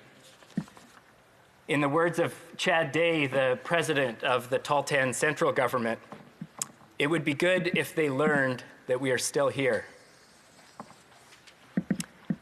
Mr. Speaker, in consulting Indigenous leaders in Northwest BC, a question came up regarding the wording of the amended oath, which reads, and we've heard it read many times over the course of this debate, but I will read it again. The amended oath will read, "I will faithfully observe the laws of Canada, including the Constitution, which recognizes and affirms the Aboriginal and treaty rights of First Nations, Inuit, and Métis people."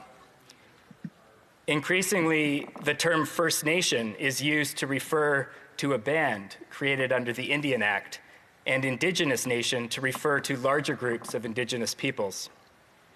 And I want to recognize the CBC journalist Angela Sterrett for helping me understand this important distinction. For instance, the Gitxsan Nation includes 5 bands, many of which have changed their names to use the term First Nation instead of band. And you can understand why this might be the case. The word band, of course, has its origin in the Indian Act, which is so problematic. In the case of the Wet'suwet'en, there now exists both a Wet'suwet'en Nation and a Wet'suwet'en First Nation, the latter of which used to be called the Broman Lake Indian Band.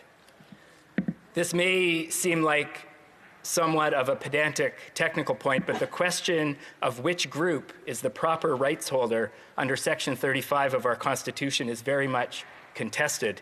One has only to look at recent conflicts over resource development in Northwest British Columbia and across Canada to see how this is playing out and the tensions it is creating. In Northwest BC, there are many examples where the Indigenous group pursuing affirmation of Indigenous rights is an Indigenous nation, not a band, constituted under the Indian Act. The Haida, the Heiltsuk, the Gitxsan, the Wet'suwet'en, and the Newhawk are all examples of this. It will be important, therefore, for the amended oath to recognize them as the proper holders of those Section 35 rights. And I would note, and I recently consulted British Columbia's new Declaration Act, which brings the United Nations Declaration on the Rights of Indigenous Peoples into BC law. And I did a word search for the term First Nations, and it does not appear. It does not seem to appear in that legislation. So it's clear that there's an evolution in the words used to describe Indigenous groups. I'm certain that the wording of the amended oath has undergone a legal review. However, it would be helpful if the government clarified whether the term First Nation refers to a band or to a larger nation of rights holders. Now, Mr. Speaker, we've heard from other members in this place of the significance of citizenship ceremonies, and there have been some very moving stories. We heard one just a few moments ago. And I'd like to share a story of my own. In 2012, very shortly after being elected the mayor of Smithers, I was invited to a local citizenship ceremony. It was held in the gymnasium of Muheim Elementary School in the community of Smithers, and about 20 Smithereens, yes, that's what residents of Smithers are called, 20 Smithereens were gathered to complete their journey towards becoming Canadian citizens. Some of these Smithereens were new to Canada. They'd worked very hard to get to this point as quickly as possible. Others had lived in our country for decades and were only just then coming to the point of taking their citizenship oath. A citizenship judge had traveled to Smithers, I believe it was from Victoria, to deliver a speech and to officiate the taking of the oath. And he gave a speech. I don't recall the exact content of it, but I remember that it was eloquent and it was inspiring. A group of school kids sang at the ceremony. They sang in English and in French and in Wet'suwet'en, the language of the place. But what I remember most, Mr. Speaker, was the audience of family and friends and community members that had come out that day to watch their loved ones take the oath of citizenship, to take this important step. It was really moving, and I remember thinking at the time that as mayor, I should promote this ceremony so that next year the entire community could come out and bear witness to this important event and share in what I had just experienced. Mr. Speaker, I never got that chance because later that year, the federal government cut funding for citizenship ceremonies in small towns across rural Canada. Residents of my home community of Smithers now have to drive 4 hours in all kinds of weather to take their citizenship oath in Prince George. I checked, and even before the pandemic, I do understand that now with the circumstances we're living in, people are taking their citizenship oaths virtually, but even before the pandemic, I don't believe there is a single in-person citizenship ceremony in all of Northwest BC. The taking of the citizenship oath is a significant moment for many people, all the more significant if it is done in one's home community, in front of one's family and friends and loved ones. So, Mr. Speaker, let's not only amend the oath of citizenship, let's also take steps to restore citizenship ceremonies across rural Canada so that new Canadians may take their oath on the lands belonging to the people whose rights they will be pledging to uphold. I'll conclude my remarks with the words of Murray Sinclair from the preface to the final report of the Truth and Reconciliation Commission, in which he writes, "Reconciliation is not an Aboriginal problem, it is a Canadian one. Virtually all aspects of Canadian society may need to be reconsidered. Mr. Speaker, the oath of citizenship is one very small component of Canadian society. Let us make this change swiftly and move on to the most pressing challenges facing our relationship with Indigenous people." Thank you, Mr. Speaker. Questions and comments? The Honourable Parliamentary Secretary to the Government House Leader. Thank you, Mr. Speaker. One of the things that, and I'd like to address my colleagues' concerns in regards to where citizenship courts take place. Over the last 30 years, I've had the opportunity to participate in many. And what I have found is that the department is exceptionally flexible. In fact, often it is the citizenship judge, the local citizenship judges, that really motivate going out into the communities. So whether, for example, for me, it's in different parts of the riding of Winnipeg North, whether it's in downtown Winnipeg, into the legislative building, into armories, all sorts of different settings. And I suspect that if the member was to inquire, that he will find that there is a great deal of discretion amongst citizenship judges and the administration to look at ways. We could talk about schools. I love the idea of reserves, Mr. Speaker. I think that would be a wonderful place to be able to witness a citizenship, and I suspect that we will, if we already haven't. I suspect we probably have already, but it would be nice to reinforce just how wonderful it would be to see more citizenship ceremonies taking place, and maybe even some of the non-profit organizations that are out there. The Honourable Member for Skeena-Bulkley Valley. Thank you, Mr. Speaker, and I thank the Parliamentary Secretary for his thoughts. I would encourage the Parliamentary Secretary to familiarize himself with the geography of the region I represent in Northwest BC. The citizenship judges are mostly located in the larger urban centres, and if it is at their discretion where they deliver the oaths, I believe that there needs to be a more concerted effort on the part of the government to ensure that those ceremonies get delivered in people's home communities. I believe every region of this country deserves a chance to witness those ceremonies, and forcing new Canadians to travel 4 or 6 or 8 hours by highway to take the oath of citizenship, to me, does not feel like we are doing justice to this important step in their journey to becoming Canadians. Questions and comments? Honourable Member for Regina Leuven. Thank you very much, Mr. Deputy Speaker. And I listened attentively to the member's speech and presentation on Bill C-8.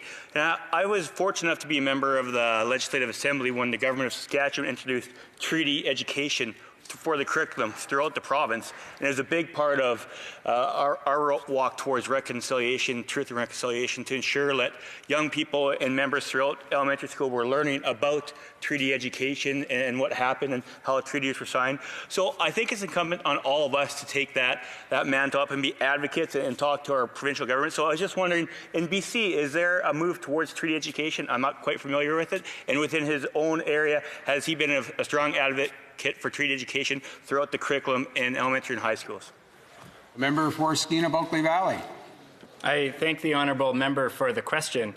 I'm not sure if he's familiar, but Northwest British Columbia is home to only one treaty. So yes, treaty education is very important, and when I talk to the Nisga'a leadership, they would very much like for non-Indigenous people to become more familiar with the terms of their treaty. However, the larger importance of education rests with an understanding of the unceded Indigenous title and Indigenous rights, which represent such an important part of our work together in Northwest British Columbia. And there are many people who do not understand the Supreme Court case law and the evolution of our understanding of Indigenous title and rights. That is very much an important part of education moving forward, and I believe that the BC government has made some important steps in moving it into the curriculum in British Columbia. Thank you. Questions and comments? The Honourable Member for Jonquière. Thank you, Mr. Speaker. I'd like to congratulate my colleague on his very well thought out speech.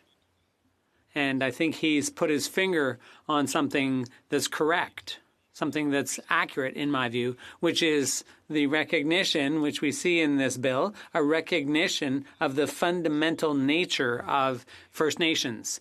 And you mentioned that with a number of examples.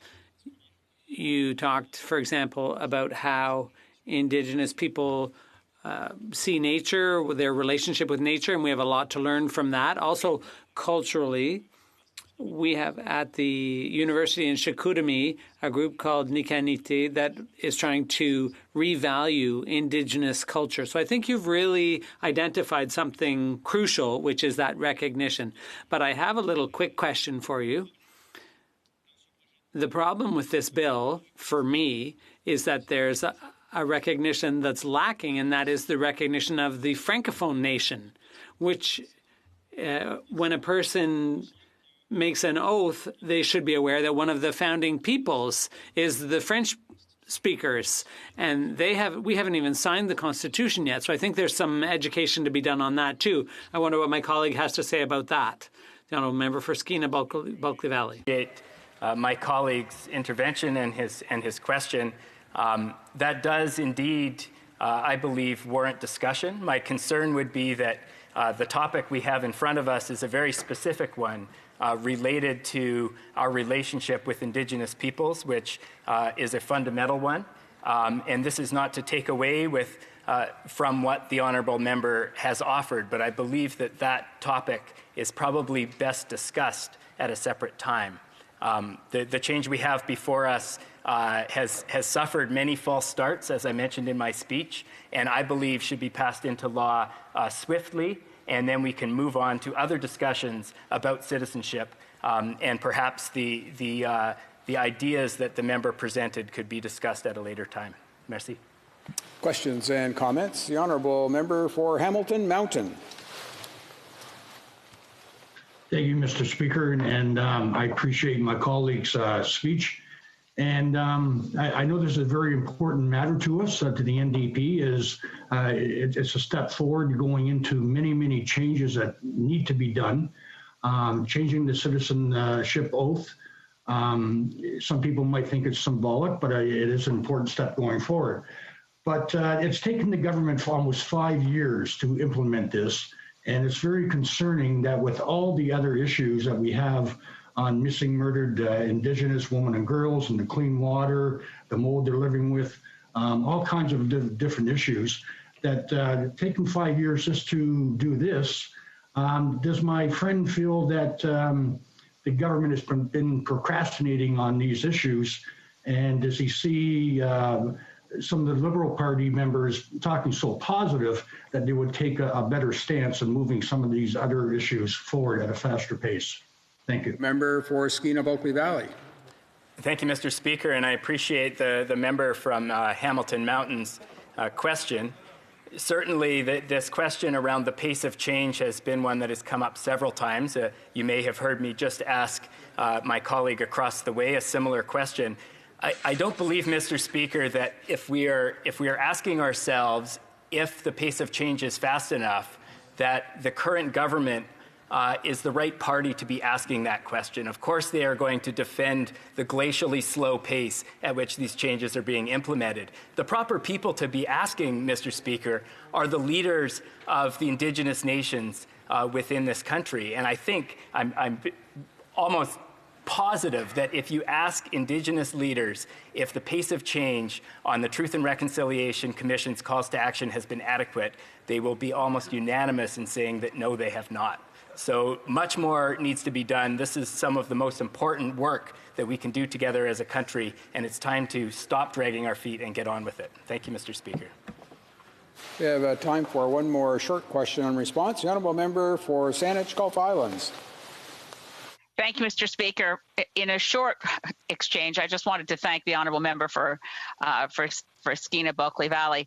And the leadership of the Council of the Haida Nation has always been remarkable to me on the subject of reconciliation. And I remember clearly the words of the former president of the Council of the Haida Nation, Miles Richardson, who actually defined reconciliation, something we grapple with, as we have reconciliation when you see me as I see myself, and I see you as you see yourself. And I just wanted to know how the member feels about how this slow pace of reconciliation from settler culture Canadians can meet the aspirations of Indigenous leadership across Canada. The honourable member for Skeena Bulkley Valley. Thank you, Mr. Speaker, and I appreciate the question from the member for Saanich Gulf Islands, I don't believe that the slow pace of change really can meet the needs of Indigenous people. That's why we need to accelerate the pace of change and redouble our efforts in this place and across the country in all of our institutions. We were, just today hearing revelations about the interaction that took place in Vancouver at BMO, where a member of the Heiltsuk Nation and his granddaughter were arrested for the alleged crime of trying to open a bank account using their status card, and the role that the federal government may have played in that situation. We are far too far from where we need to be, and we need to accelerate the pace of change in a dramatic way. Resuming debate, the honourable member for Peace River Westlock. Thank you, Mr. Speaker. Mr. Speaker, I think it's fitting that I get to follow the member from Skeena-Balkley Valley. He just informed us that he's actually from Smithers. The story of Viersens in Canada starts in Smithers, actually. My grandfather immigrated there as a 21-year-old adventurer from the Netherlands, and he made his fortune there logging. He has got a lot of great stories of the bush in northern British Columbia, fighting forest fires up there, building logging camps, building a sawmill, looking for timber rights. That was always the big thing. He said he could build a sawmill every day of the week, but trying to find timber rights was always a big challenge. And so I get to follow the member from Skeena-Balkley Valley, and in talking about the immigration oath, one of the things that my grandfather took. He is now a Canadian citizen, along with my grandmother. She moved to Telkwa, which is just up the road from Smithers, and she worked she was 14 years old when she came to Canada, and she worked in the general store there, and my grandfather happened to show up there one day to buy some supplies for the logging camp, and his English wasn't very good, and neither was hers, but they could communicate well in Dutch, and so that's how my family was born. That's how the Viersens ended up in Canada. There's not very many of us with the last name Viersen. My grandparents, they had 11 children, but only 2 sons, and so I have lots of relatives all over, including in Skeena-Balkley Valley. But you won't find the Viersen last name very often because, given that I have mostly aunts, they married other folks, and so the Viersen name is limited edition, I like to say. My grandparents are very proud Canadians. They're both still alive and in their 90s now. They survived Second World War, and they both remember the Canadians liberating the Netherlands. My grandfather was 14 when that happened, and my grandmother was 10 years old when that happened. And it's a memory that's forever burned in their memory, but it's also something that's has animated the rest of their life. Both of their families, well, my grandfather as a young man seeking adventure, he came to Canada all by himself, and my grandmother came with her family, but Canada was seen as the land of opportunity. Canada was seen as the land of saviors. Canada was seen as the place of boundless opportunity, and it was where they chose to raise their family. However, maybe to the chagrin of my colleague from the Skeena-Balkley Valley, back in 1976, the NDP, I think, had gotten elected in BC just prior to 1976. In 1976, they pulled up their roots and they moved to the promised land, northern Alberta. They said that the NDP had been devastating to the economy in northern BC, and so they pulled up their roots and moved to Alberta. So I guess in more ways than one, the member from Skeena-Balkley Valley is connected to my heritage than he probably even realized himself. Mr. Speaker, my grandparents have been married now for over 60 years now, and that also that's a big level of commitment, and taking the oath of citizenship is also a big level of commitment that takes that you swear allegiance to this country, you swear allegiance to the Queen, and you swear allegiance to fulfill your duties in this country. I would like to point out that the Queen has been also married for 73 years. very high level of commitment there. Not something that you hear about very often anymore, and I just wanted to salute that as well in my speech today. I'm a great admirer of the Queen. I inherit that from my mother. She's a big royal watcher and has been for my whole life, and just instilled in me a great appreciation for the royals, and particularly the Queen. And I don't know about you, Mr. Speaker, but lately there's this show on Netflix called The Crown, I think that's what it's called, and it doesn't matter where I go, people are telling me about it. I haven't watched it yet myself, but folks, oh, got to see it. The Speaker even says you got to see it, so it must be really good. I don't have a Netflix subscription yet, so I have not had the opportunity, but I suppose I could probably buy it in a box set or something like that. Yeah, the member from Saskatoon, Grasswood, is nodding his head in agreement with that for sure. So I will have to get on that for sure. I do know that there was not a prouder moment than when because I'm a born Canadian, I never got to take the oath of citizenship, but I do remember very distinctly the oath that I took when I got sworn in this place, swearing allegiance to the Queen and to uphold all of her laws in this place, and I very much felt that was a moment of pride in my life, and something that I guess I got to feel a little bit of what it means to take the oath as immigrants do, as my grandparents did when they came to this country, and so I'm very excited about that. Mr. Speaker, one thing I forgot to do is set my timer, so I have no idea how much time I got left here. 14. All right, thank you, Mr. Speaker. I'll just get that rolling here. So that the Queen has been on the throne for a very long time, and she has been the keeper of the British Empire, the keeper of British common law. She's been a very stabilizing force in the world, and for that I am eternally grateful.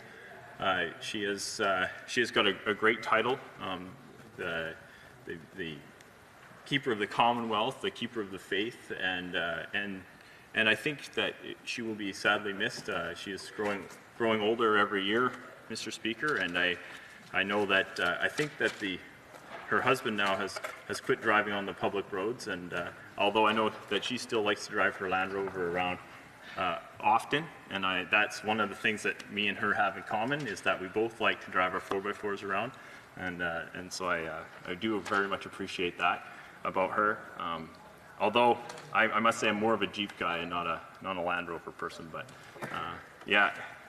But that for sure is something that I appreciate about the Queen, and the fact that we live in the heritage of the British Commonwealth, the heritage of the British common law system, and we have that stabilizing force of which from across we have an entity from which the authority of this place, recognized right here with the mace, the authority of government, the authority, there is an identifying area of which we have authority flows from.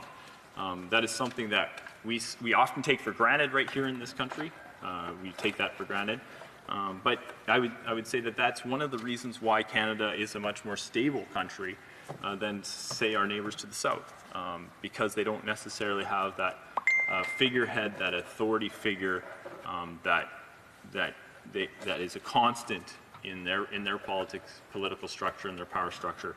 Whereas in Canada we have the Queen. She's been there for a long time. She's a very stable entity, stable institution that is identified with authority.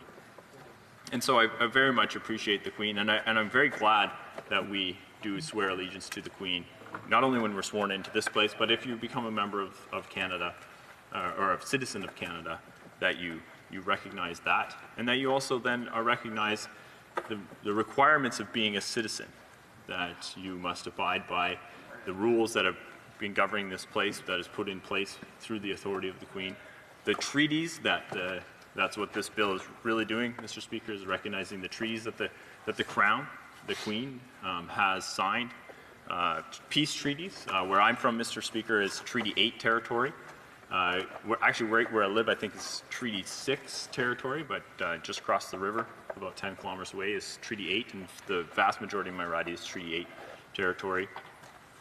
And that treaty was signed in 1899 in Gouard, on the banks of the Lesser Slave Lake, a great biggest lake in Alberta, and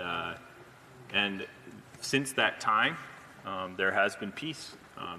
When we often just say treaties, Mr. Speaker, but these were peace treaties. These were negotiations that happened between different groups of people, saying that we would abide by a common set of rules, that we would not go to war with one another, that justice would be provided to the inhabitants of this country on the basis of British common law, that cows and plows would be supplied, that medicine box would be supplied, that a one-room schoolhouse would be supplied. All of these things were in the treaty, and that was signed by the Indian agent. And oftentimes they were in Alberta in particular.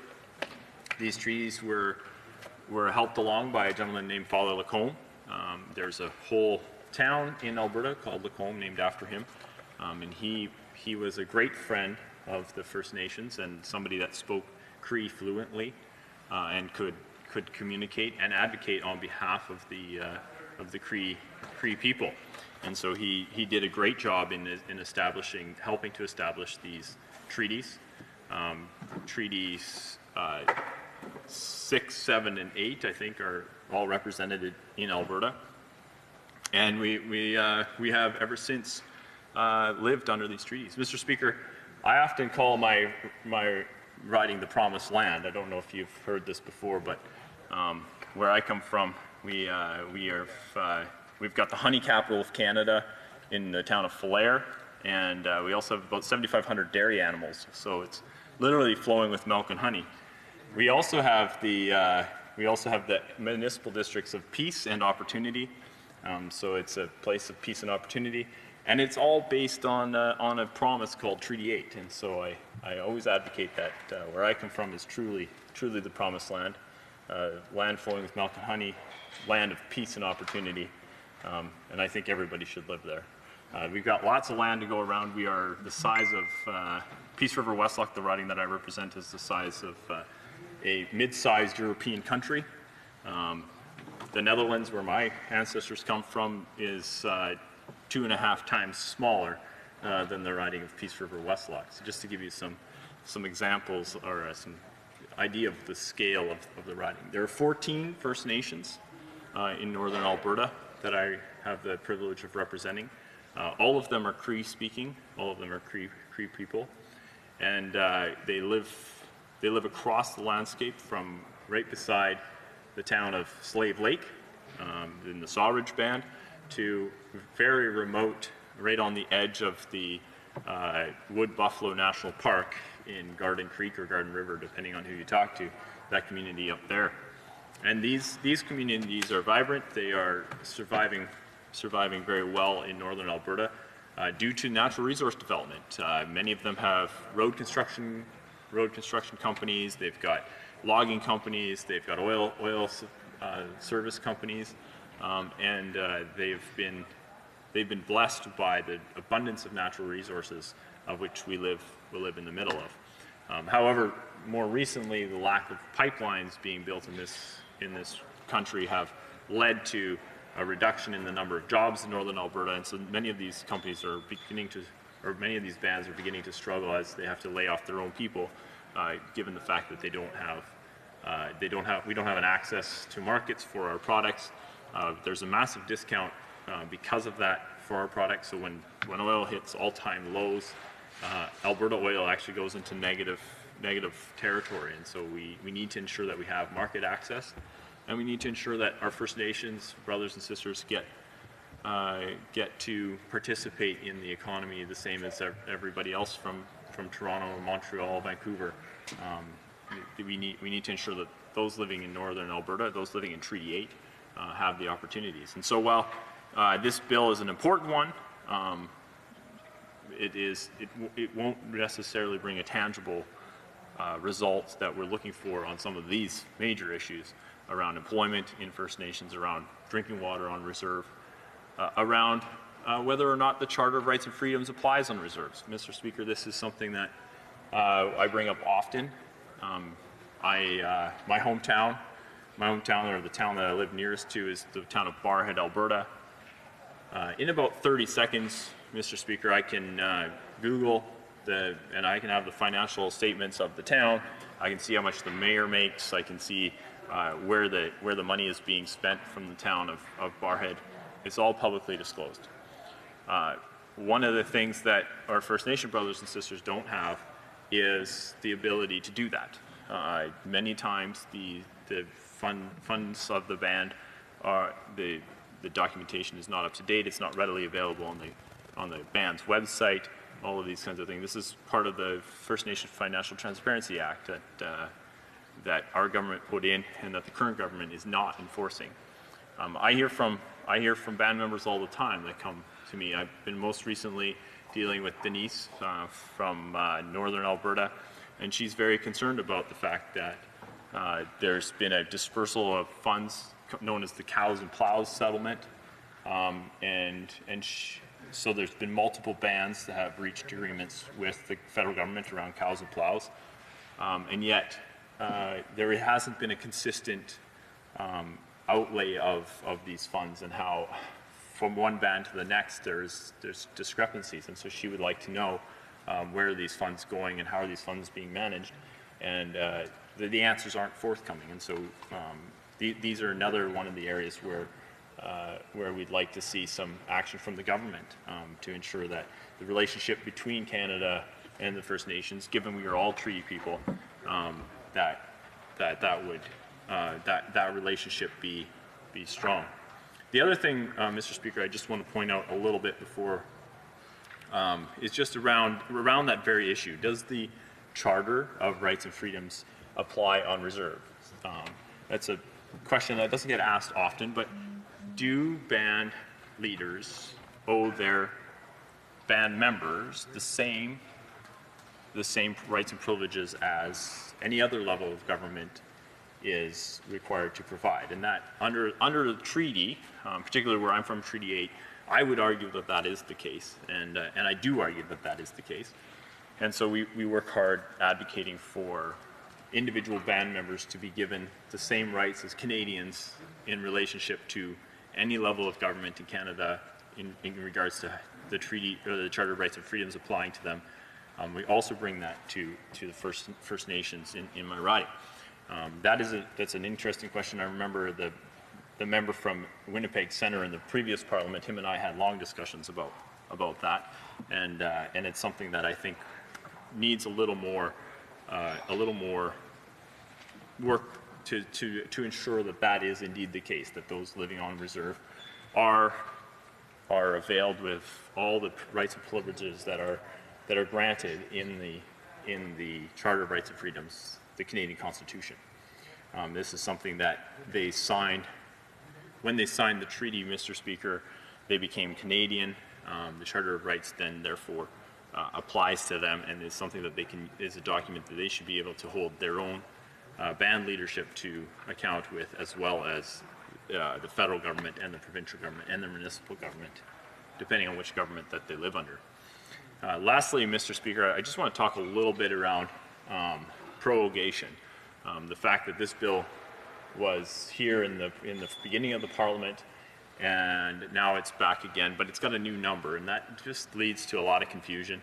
And I just want to point out that the only reason why we had prorogation in this place is because the government is trying to avoid scrutiny on the WE scandal. In fact, right now, as we speak, at the Ethics Commission or at the Ethics Committee, the Liberals are ongoing delaying and ensuring that a study of the WE scandal doesn't come forward, and that as well has impacted this bill. We've seen that this bill is now a new number. It was introduced prior to prorogation. It had a number. Now we've reintroduced it on this side. It's caused a delay. This is a bill that's been widely adopted from all sides of the House. It's one that we were ensuring that we'd have support for, but the prorogation has definitely stepped in the way and ensured that we are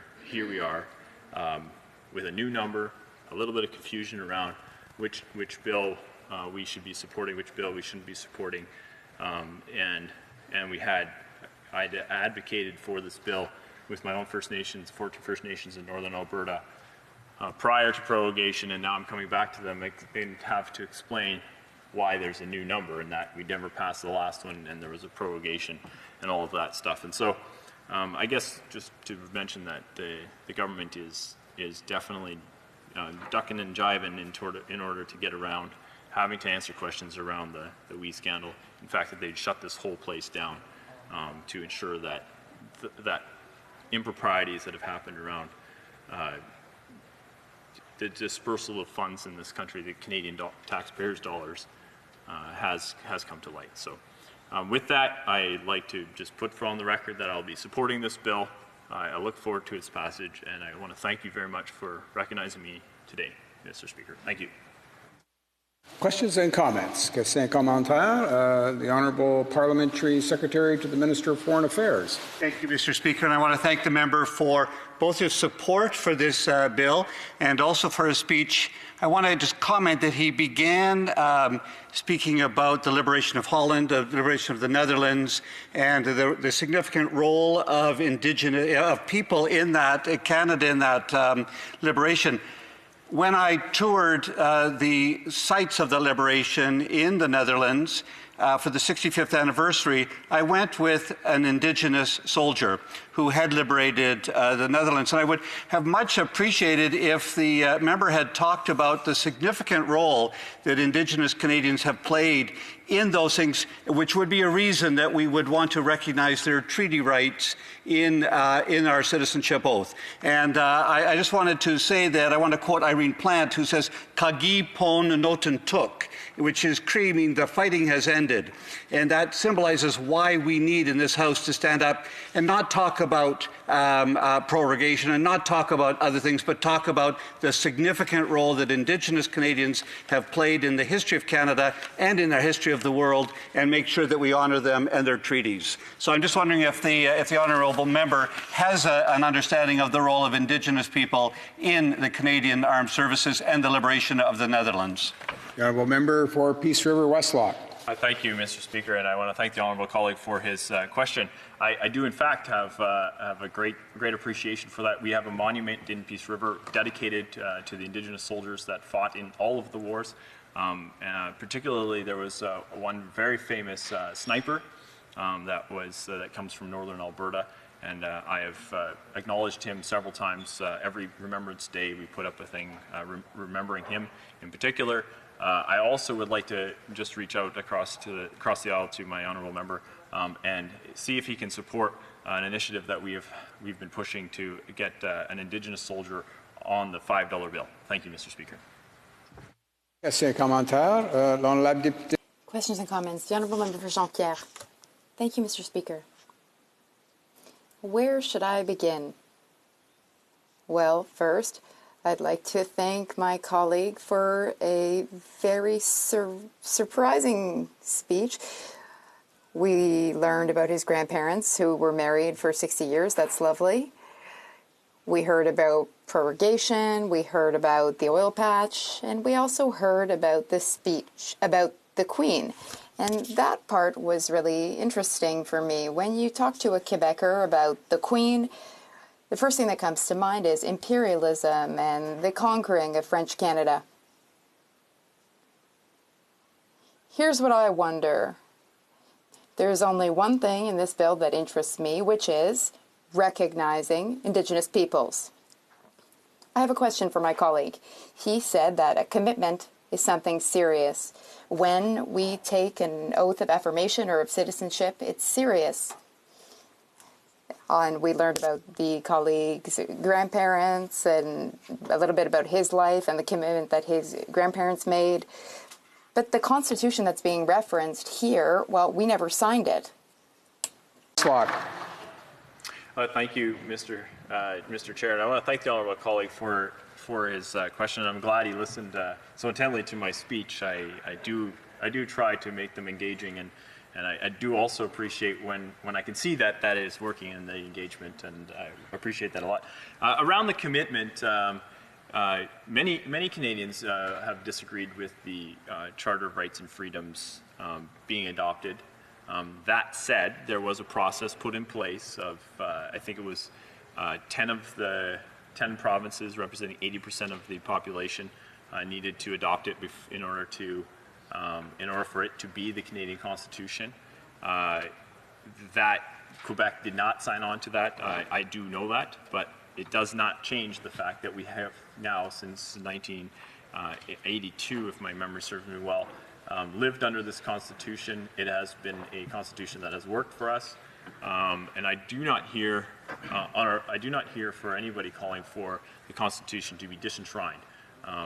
If that is what he's advocating for, I'd be pleased to hear about it. I also would ask for his commitment to help us with the commemoration of Tommy Price, an Indigenous warrior, on the $5 bill. Thank you, Mr. Speaker. Questions and comments, and by video conference, the honourable member for Cowichan, Malahat, Langford. Thank you, Mr. Speaker, and thank you to my colleague from Peace River, Westlock, for his speech. And, I'm glad to hear that he will be supporting Bill C-8. I guess a comment first. Before European colonization of North America, whether it was First Nations or Inuit, they all had very distinct legal customs, norms, pre-contact. They had fully functioning societies with their own laws and rules.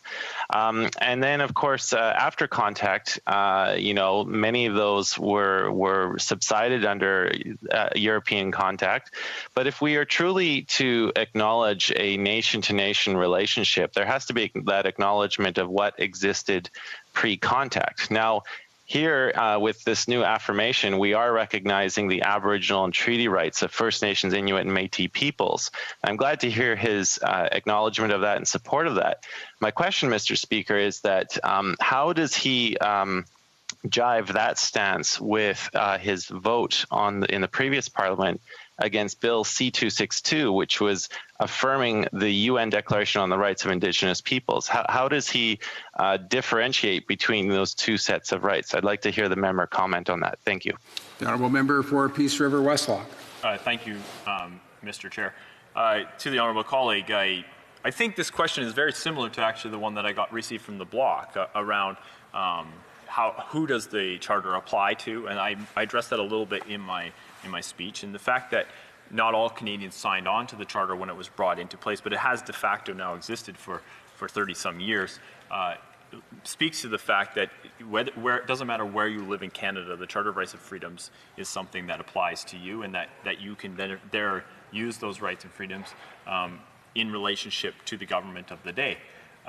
In terms of the UN Charter or the UN Declaration, the UN Declaration there's UN declarations on multiple things. One of the UN declarations that I'm working hard to advocate for here in Canada is the Palermo Protocol.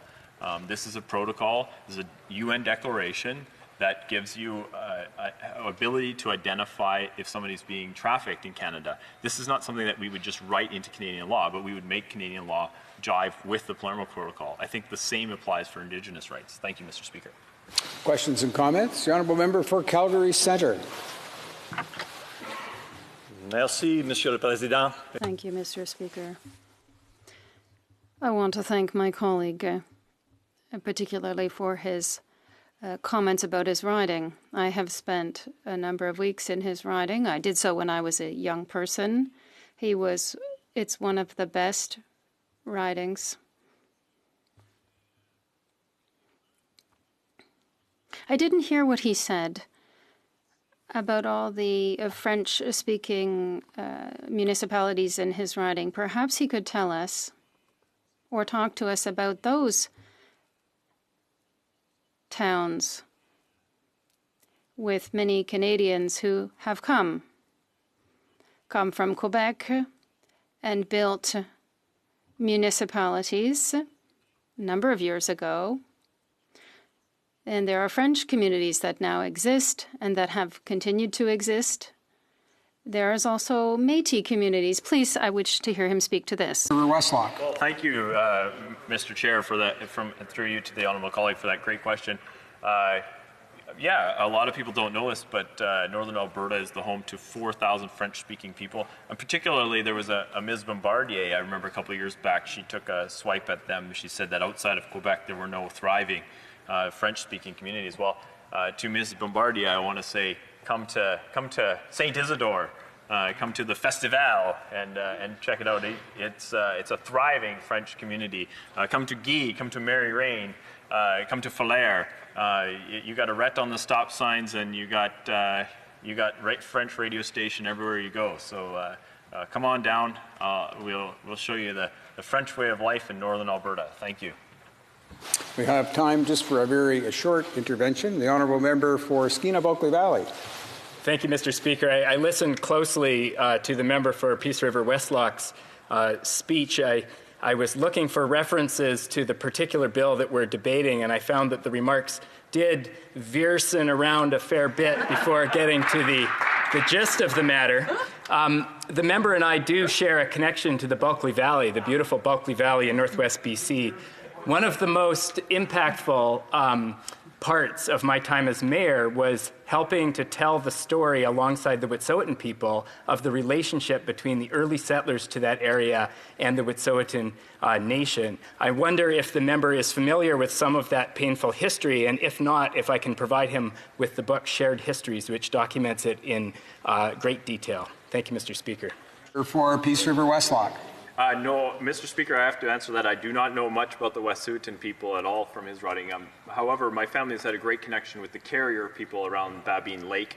I have holidayed in that area. I have many friends from that area. And I would also recognize that I think both the member and I recently shared the same obituary from Mr. George from Smithers. And so I've many connections in that area, but with the Wet'suwet'en, not so much. Thank you. Just before we resume debate, a notice to the House. There have been more than 5 hours debate since the beginning.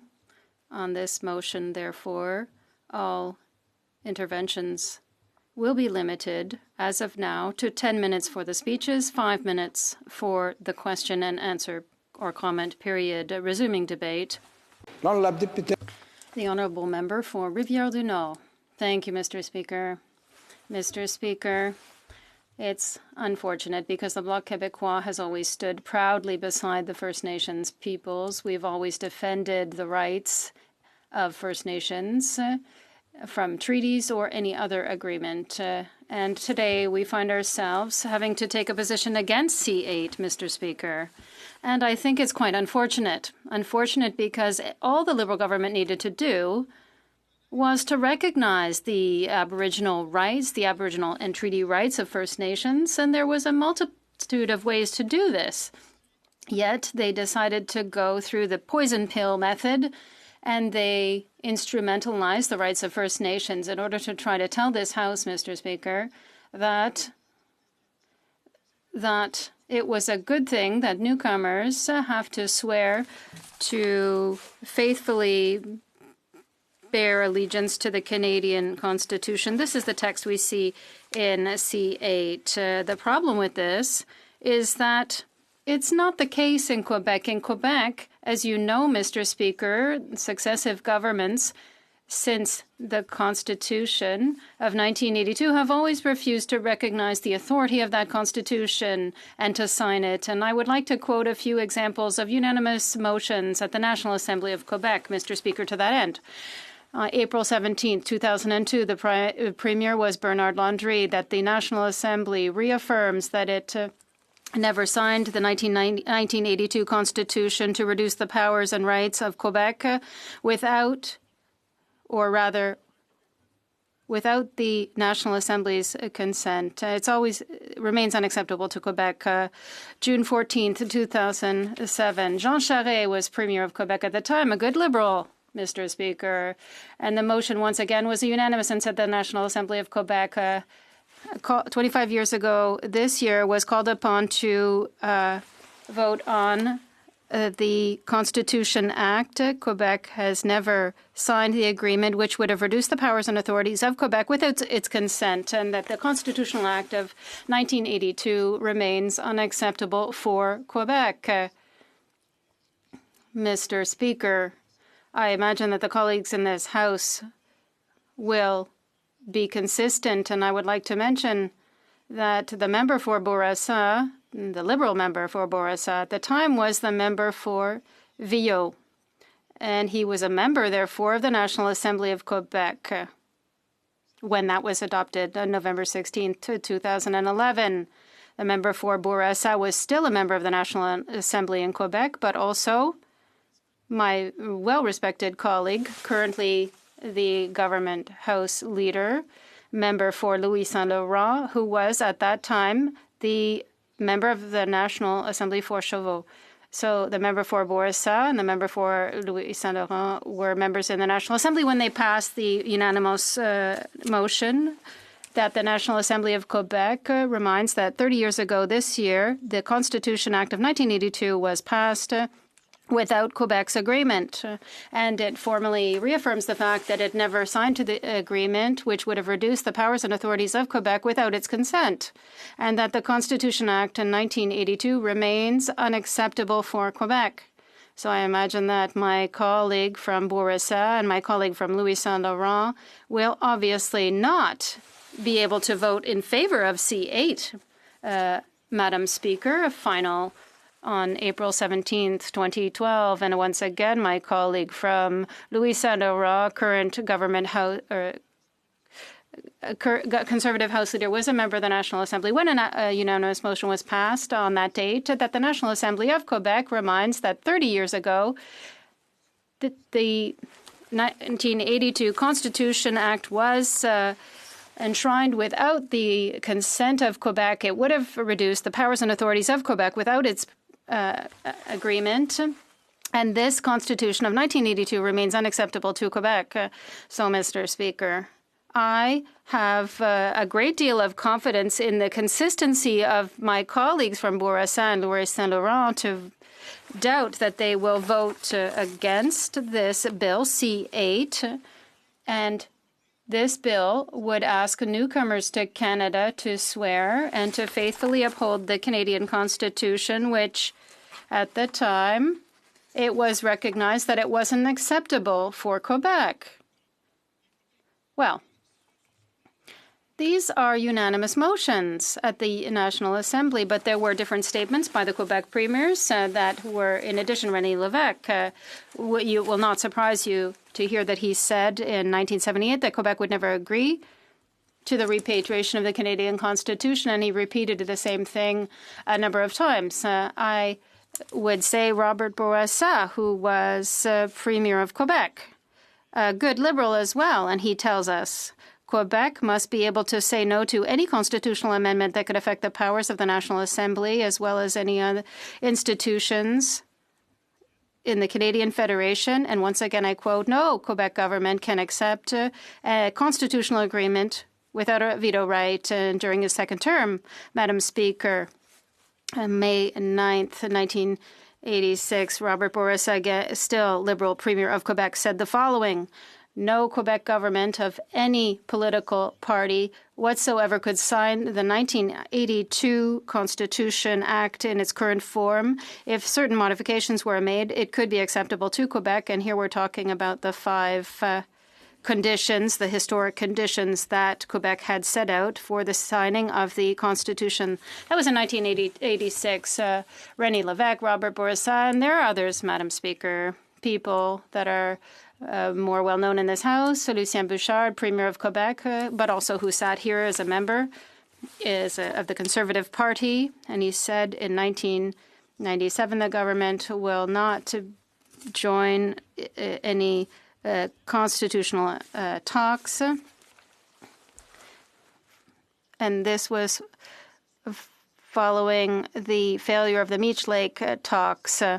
And he said it was not appropriate. Jacques Parizeau, Premier of Quebec, he said 12 years ago, the unilateral repatriation of the Canadian Constitution of 1982 under Pierre Elliott Trudeau was something that Quebec will never sign.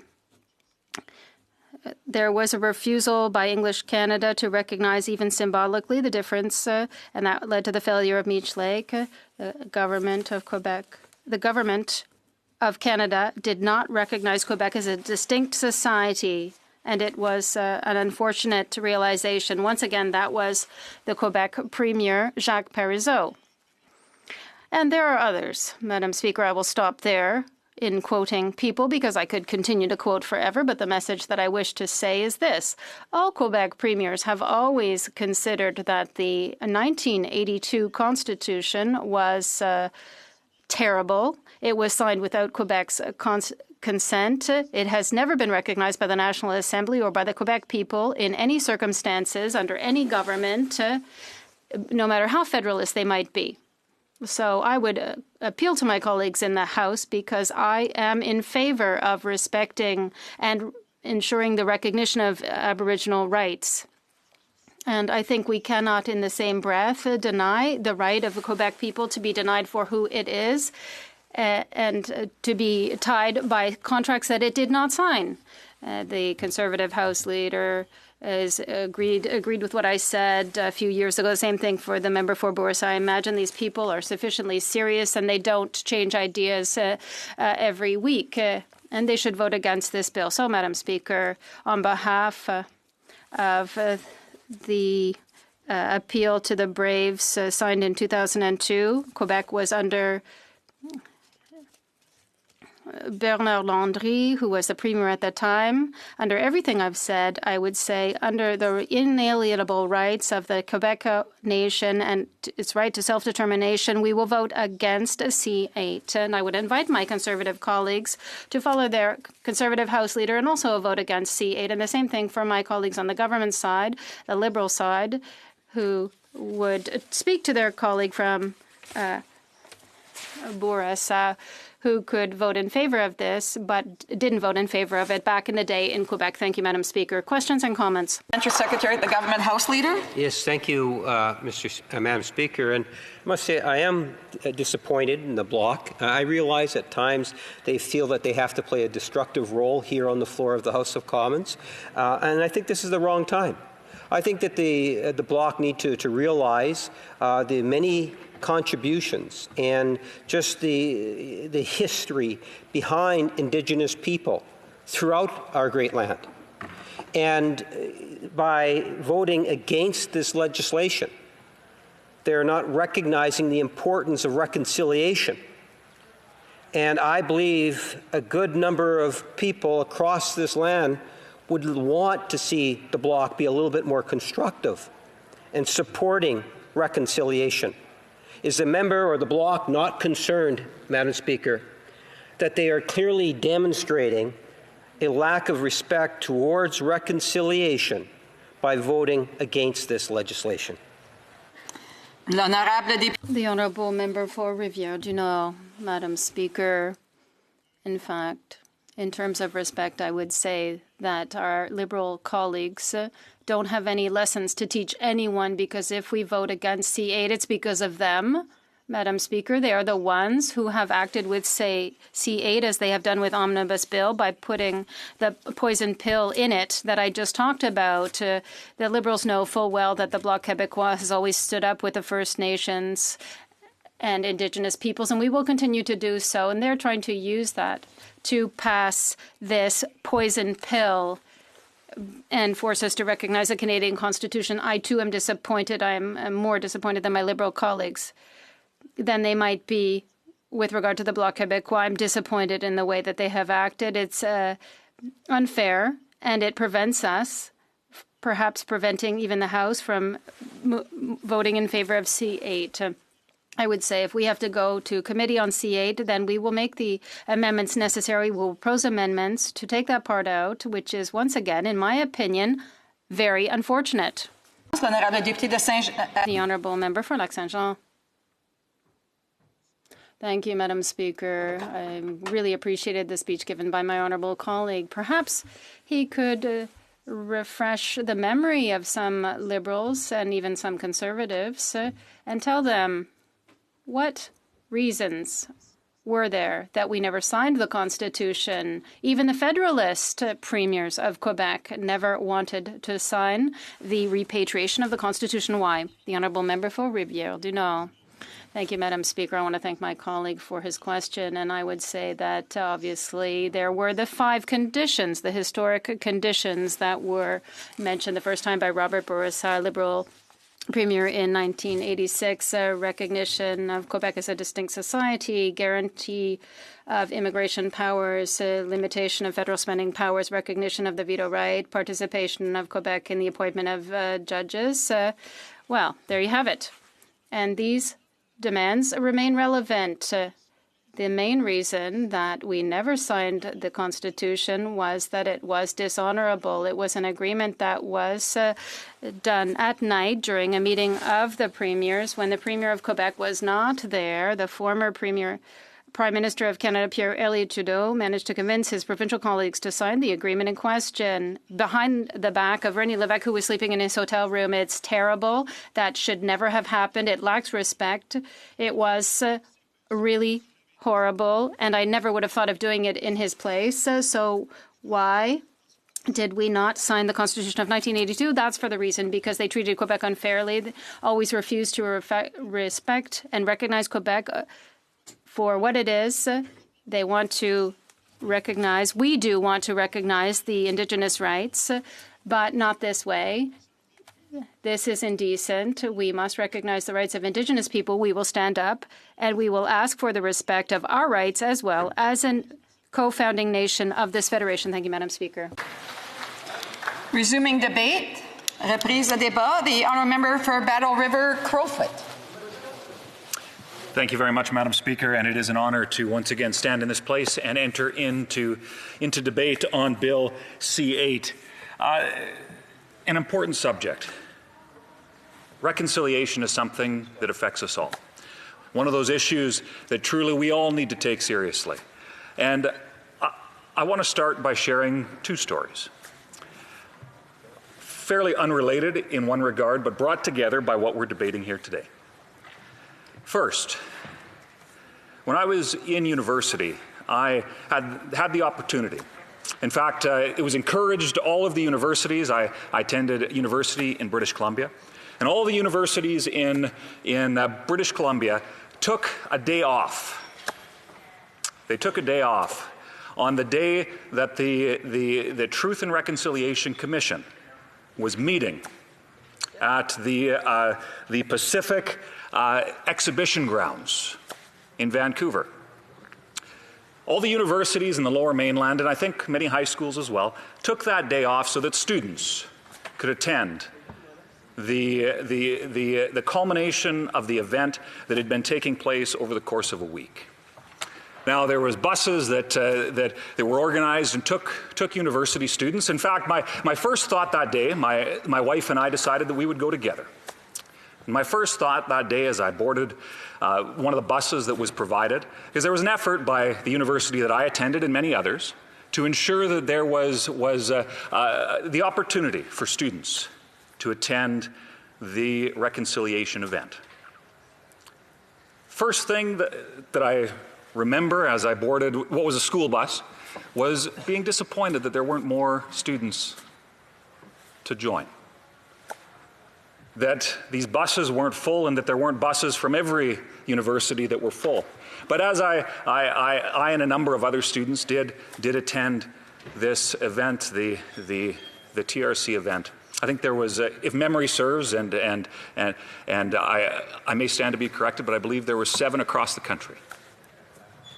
It was an incredibly powerful opportunity to see the impacts that residential schools had on the lives of Canada's Indigenous peoples. The sights and sounds, as somebody who does not have Indigenous history personally, It was a powerful experience to walk through the halls, through the various rooms where I remember specifically on the arena floor of one of the event centers, of the exhibition grounds. There were different stations set up with photos from the different residential schools. And there you walk into this room and you could hear crying. You could hear laughing as members of these schools hadn't seen each other for decades and decades, reliving their pain, reliving their experiences. It was an incredibly powerful moment of reconciliation. And for somebody who grew up in a small prairie town, incredibly enlightening to see this and to listen to the various speakers. There was a program that happened that evening, and hearing some of the experiences, traumatic experiences that Indigenous peoples faced. An incredibly powerful day for me, learning about this scar on our nation's history, quite frankly. And it for me has left a lasting impression, and something certainly that I bring to my work now as a member of Parliament. That's the first story, Madam Speaker. Second story is that of a citizenship ceremony. My father-in-law, actually, although he came to Canada at a very young age, his parents came to Canada from the United States. I had the opportunity a number of years ago to attend a citizenship ceremony. This was before I was involved in running for office and whatnot, and in a library auditorium in Saskatoon, I got to see my father-in-law swear the oath of allegiance to this country. To see him, and I think there was about 40 or 50 others that stood on that stage and participated in this citizenship ceremony. And what I greatly appreciated that ceremony, and specifically something that stood out to me that and the diversity represented on that stage was incredible. People from all over the world. There was some like my father-in-law who has known nothing else but Canada. He moved here too young to remember anything else. But then there were others who had been here only for a number of years. Refugees. Others who had come from a variety of circumstances. And I'll tell you, it was incredibly powerful. And the judge who did the swearing in asked that each person on the stage share a brief moment, or a letter if they had some difficulty with that she would read. A brief moment of what Canada means to them. And it was incredible to listen to story after story, these brief moments of a connection with Canada. And then when the judge went to lead the oath, invited every other person in that auditorium to go along, to speak the oath as well. An incredibly powerful moment, seeing these new Canadians, or these soon-to-be Canadians at that point, take the oath of citizenship. Madam Speaker, I tell those two stories because the bill that we have before us today is important in the way that it brings together that Canadian experience while acknowledging the depth of some of our history. And it's important to acknowledge these things so that we can move forward as a country. Now, I want to talk a little bit about the Truth and Reconciliation Commission. And I'm proud that as a Conservative, it was Prime Minister Stephen Harper who in 2008 stood up and apologized for the residential schools.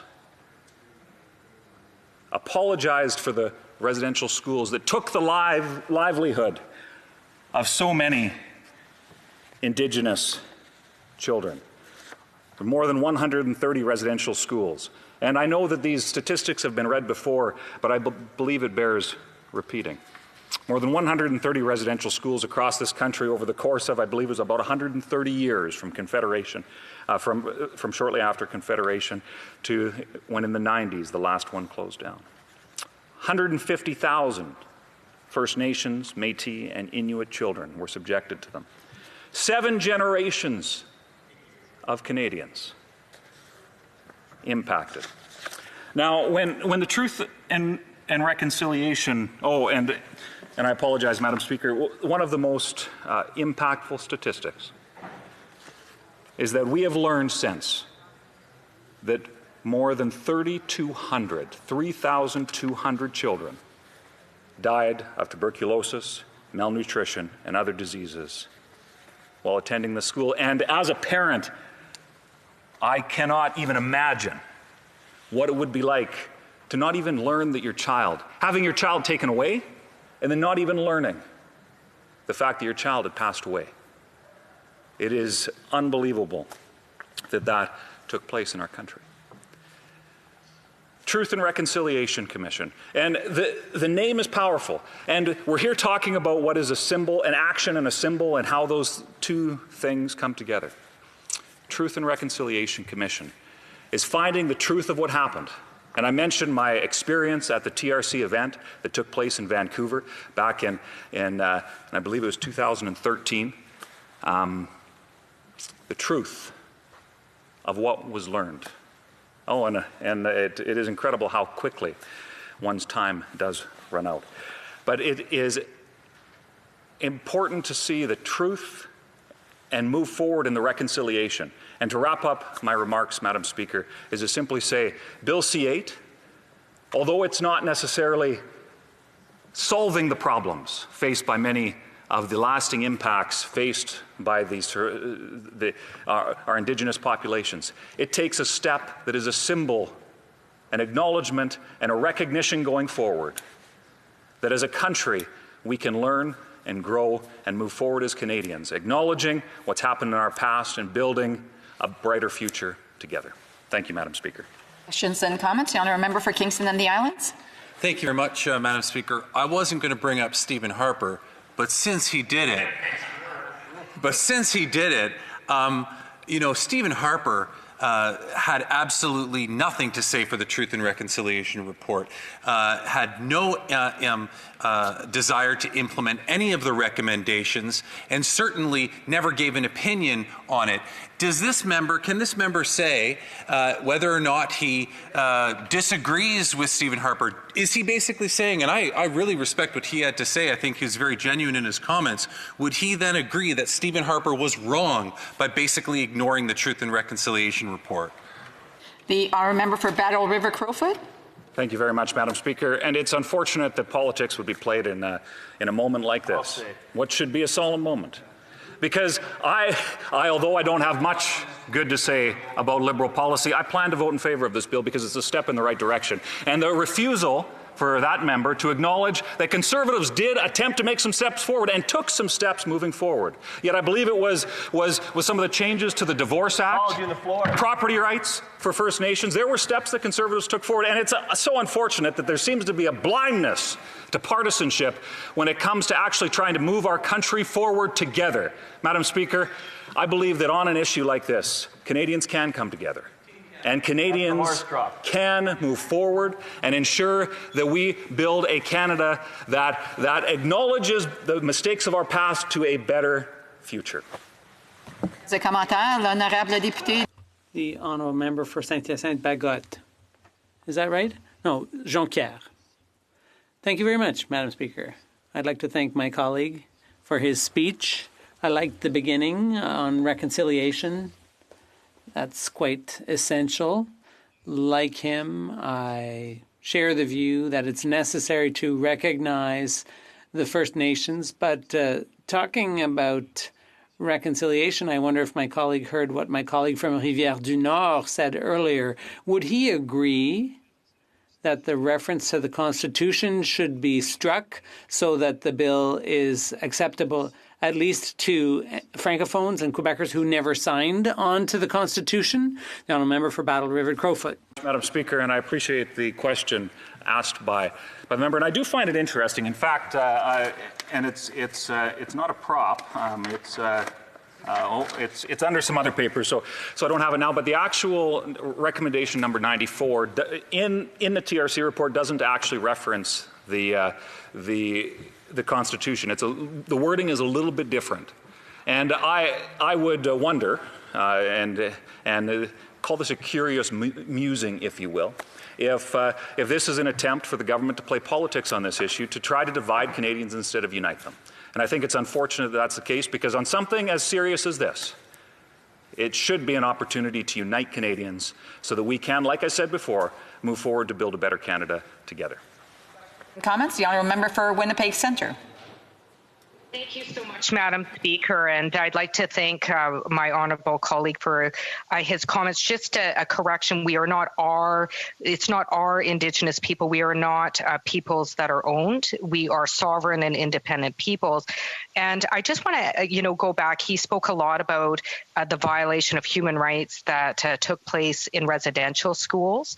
I'd like to thank him for acknowledging these human rights abuses, and I want to ask him why the Conservative Party continues to vote against the United Nations Declaration on the Rights of Indigenous People, a minimum human rights document that recognized globally the abuses of Indigenous peoples around the globe, Indigenous brothers and sisters that I will unapologetically always stand up for in our strive to realize these fundamental rights. And I'm wondering if my particular honourable colleague will, in recognition of his deep comments about wanting to change the reality of ongoing human rights violations against Indigenous people, if he will vote in favor of if it should happen, the full adoption and implementation of the United Nations Declaration on the Rights of Indigenous Peoples.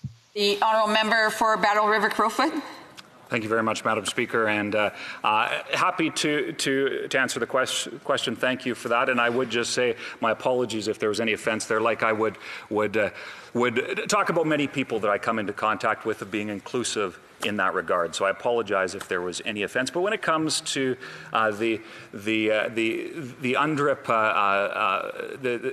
that she's referenced, there are many things that are said in that document, things that all nations that are part of the United Nations should aspire towards. But, Madam Speaker, the House of Commons and the Senate are the legislative bodies for our nation, and those documents, they are calling on nations around the world to ensure that there are those minimum standards of human rights and whatnot that she referred to. But it is the job of this place to develop a legislative framework to ensure that those obligations, those sacred obligations, are fulfilled. Thanks. Resuming debate.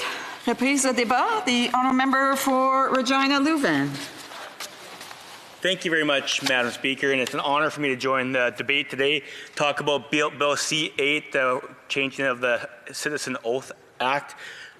Not the official title, but I think everyone gets what I'm saying, Madam Speaker. So I just want to talk a little bit about my history, and I think everyone has to walk their own path of truth and reconciliation and do what they can to make sure they're advocates in supporting truth and reconciliation in their lives. And growing up in Southwest Saskatchewan, there wasn't a lot of Indigenous reserves around where I grew up, but when I turned 18, I then actually moved up to a small northern village in northern Saskatchewan called Orange. I moved up there to play hockey in the SJHL, and it's the first time a kid from Southwest Saskatchewan. The first thing I noticed was there's a lot more trees up in northern Saskatchewan than there was down in the southwest. The second thing I noticed is that there was just a different culture, and it was a pleasure for me. My billets were Jimmy and Tina Roberts. Jimmy's passed away a few years ago. And they were wonderful billets for me. They had 2 small children, and as a 18-year-old, it was an eye-opening experience to move up north. And I wasn't there that long, not because I didn't like the community. I wasn't particularly a very good hockey player, so I didn't spend a lot of time in L'Orange. But the time I did spend there, it's some good memories I'll have, and just a lot of different cultural experience I had when I being 18 years old, and just I thank the people in northern Saskatchewan that I got to know quite a few members of the community up there quite well. I stay in touch with a couple, and actually this most recent campaign, someone I had connected with for years, her husband walked into the campaign office, and her name was Taryn, and she lived up in L'Orange with her family for a lot of years, and it just so happened her and her husband took up residence and lived in Regina Leuven, and they were great people, and it was nice to reconnect with people that I hadn't seen for a long, long time. A few experiences I've had along the path of truth and reconciliation are with my former career as an MLA with the government of Saskatchewan. And I said earlier in a question to the member from Skeena Valley is we were the first provincial government to implement treaty education into the curriculum in Saskatchewan. I know the member from Grasslands, I was on the school board, I believe, when this process was going forward, and the school board trustees across the province, and we had help across the Ministry of Education, and we took it very seriously.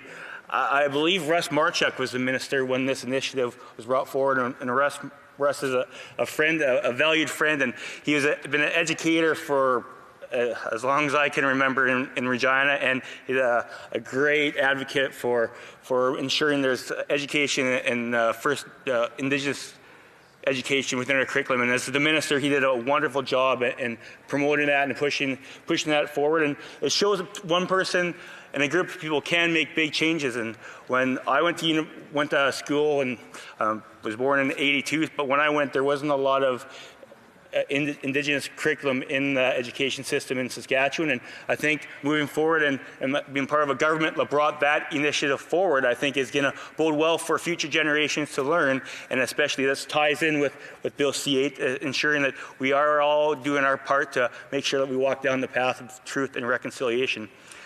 Another thing I was able to take a part of in the government of Saskatchewan was we also did the apology for the 60 Scoop. And it was a long process. We reached out to stakeholders across Saskatchewan, Métis, First Nation. We did as much as we could to get stakeholders together because we just didn't want to give a blanket apology. We wanted to make sure that the apology had meaning for the groups that were hurt during the 60 Scoop. So we also took the role very seriously as a government, and we did sharing circles across the province where members across the community didn't have to drive, well, some distance, but not long distances. And we were able to come into communities and take part in these sharing circles. The ministers and many people within the government took part and had 6 or 8 sharing circles across the province. It took months to get the proper language, how we wanted to, how we and the groups that we're apologizing with wanted to have the ceremony and the apology move forward at the Legislative Assembly. And before the apology took place, one thing I'll remember is for a very long time is the stakeholder groups and the affected groups had representatives, and they came and spoke to our whole caucus, our whole government caucus. There's 46, 48 of us, and they spoke about their experiences, and they spoke about what the words were going to mean for the apology when it came from the Premier of the province, and the recognition of what happened and how it had affected generations of Indigenous people in our province and beyond, quite frankly. The 60 Scoop, I believe the government of Manitoba has done an apology, and the government of Alberta also has done an apology for the 60 Scoop. So these are very true and meaningful steps, I believe, towards reconciliation, and a few that I had the great privilege to be a part of as a member of the Legislative Assembly in Saskatchewan. And I keep those stories very much in mind when we're talking about moving forward and implementing number 94 on the truth and reconciliation into the citizenship oath. I don't think there's too many people that see that as a problem. I think everyone sees it as a positive step forward and ensuring that there is recognition. And also, as in my former career, I had the honor of actually attending many citizenship ceremonies. And when you see these new Canadians take the oath, and you see the passion and the pride in their eyes that they're now a member of our Canadian society, and I say everyone's Canadian society, and they're so proud now to be able to have the rights and responsibilities of Canadian citizens, and they take it seriously. And as someone that was born in Canada and never went through that process, I get every time I see a citizenship ceremony, And I was able to take part in a practice ceremony a couple weeks ago. The Open Door Society in Regina does a lot of work with new Canadians, and they have practice tests and give a practice speech, so it's nice to do that sometime with the new Canadian citizens. But just to see how much time and effort they put in and practice to ensure they pass that test to become Canadian citizens, it's something we should all just have the opportunity to see what it means for someone to once again join our country and join us in trying to ensure Canada stays and remains the greatest country in the world. And I think we do get strength from those new citizens, and having them be able to take that test and when they do the oath, have that include recognition of the treaties in our country is something I think is very important, and I'm glad it was brought forward. But also going a bit further is, after this, there's a lot more work to be done. And the government, the Liberals should realize there's a lot more work to be done. This is one step that could be taken, should have been taken sooner in many people's opinions.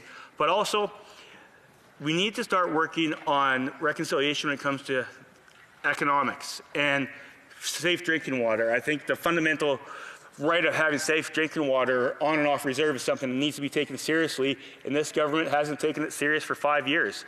I think they failed to move. They've moved the goalposts again. They had a promise, I believe, that they were going to fulfill and have safe drinking water on reserves. I think it was within the next year or so, and they've kicked the goalpost, kicked the can down the road once again because they can't fundamentally seem to be able to follow through on a lot of their commitments. You see it when they promised to plant the 2 billion trees. They never did that. They promised to balance the budget, and who knows when that's going to happen, Madam Speaker.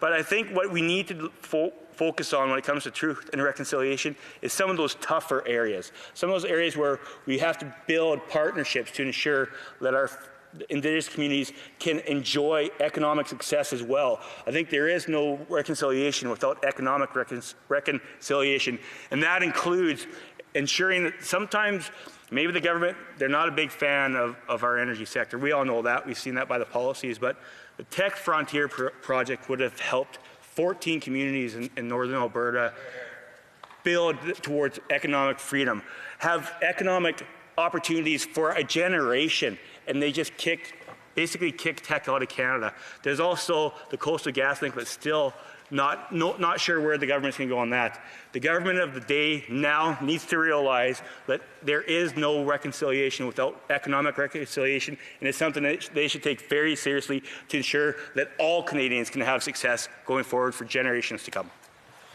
Questions and comments? The honourable member for Kingston and the Islands. Thank you very much, Madam Speaker, and I thank the member for his intervention. And I really liked how he touched on the fact that we do need to do more in the Truth and Reconciliation report. And I know that he brought up drinking water, you know, this government has made significant progress, although there's still more to be done. There's no doubt about that. But on those lines, I'm wondering if he could fill us in on some other things within the Truth and Reconciliation report that he thinks is important for us to implement as well. The honourable member for Regina Louvain. Thank you very much, Madam Speaker, and I do appreciate the question. There are a lot of different truth and reconciliation recommendations that we should move forward on. And my friend from Saskatoon Grasslands was saying monuments in ensuring that there are number 81, Madam Speaker, and I appreciate his interventions, and he will be up on questions sooner rather than later. But I think we can look together in treaty rights and ensuring that we have the ability to have education for all young Canadians so that they know what has happened in our country and ensure that they have the knowledge of ensuring treaties are upheld. Also, I think he just really bypassed the idea, the member from Thousand Islands really bypassed the idea of economic reconciliation. And I think that's something that Liberals really haven't taken seriously enough. I'll say it again and again, because once again, without prosperity and without economic prosperity and freedom, there's going to be no reconciliation. Questions and comments? The honourable member for Trois-Rivières. Madam Speaker, I thank my colleague for his speech.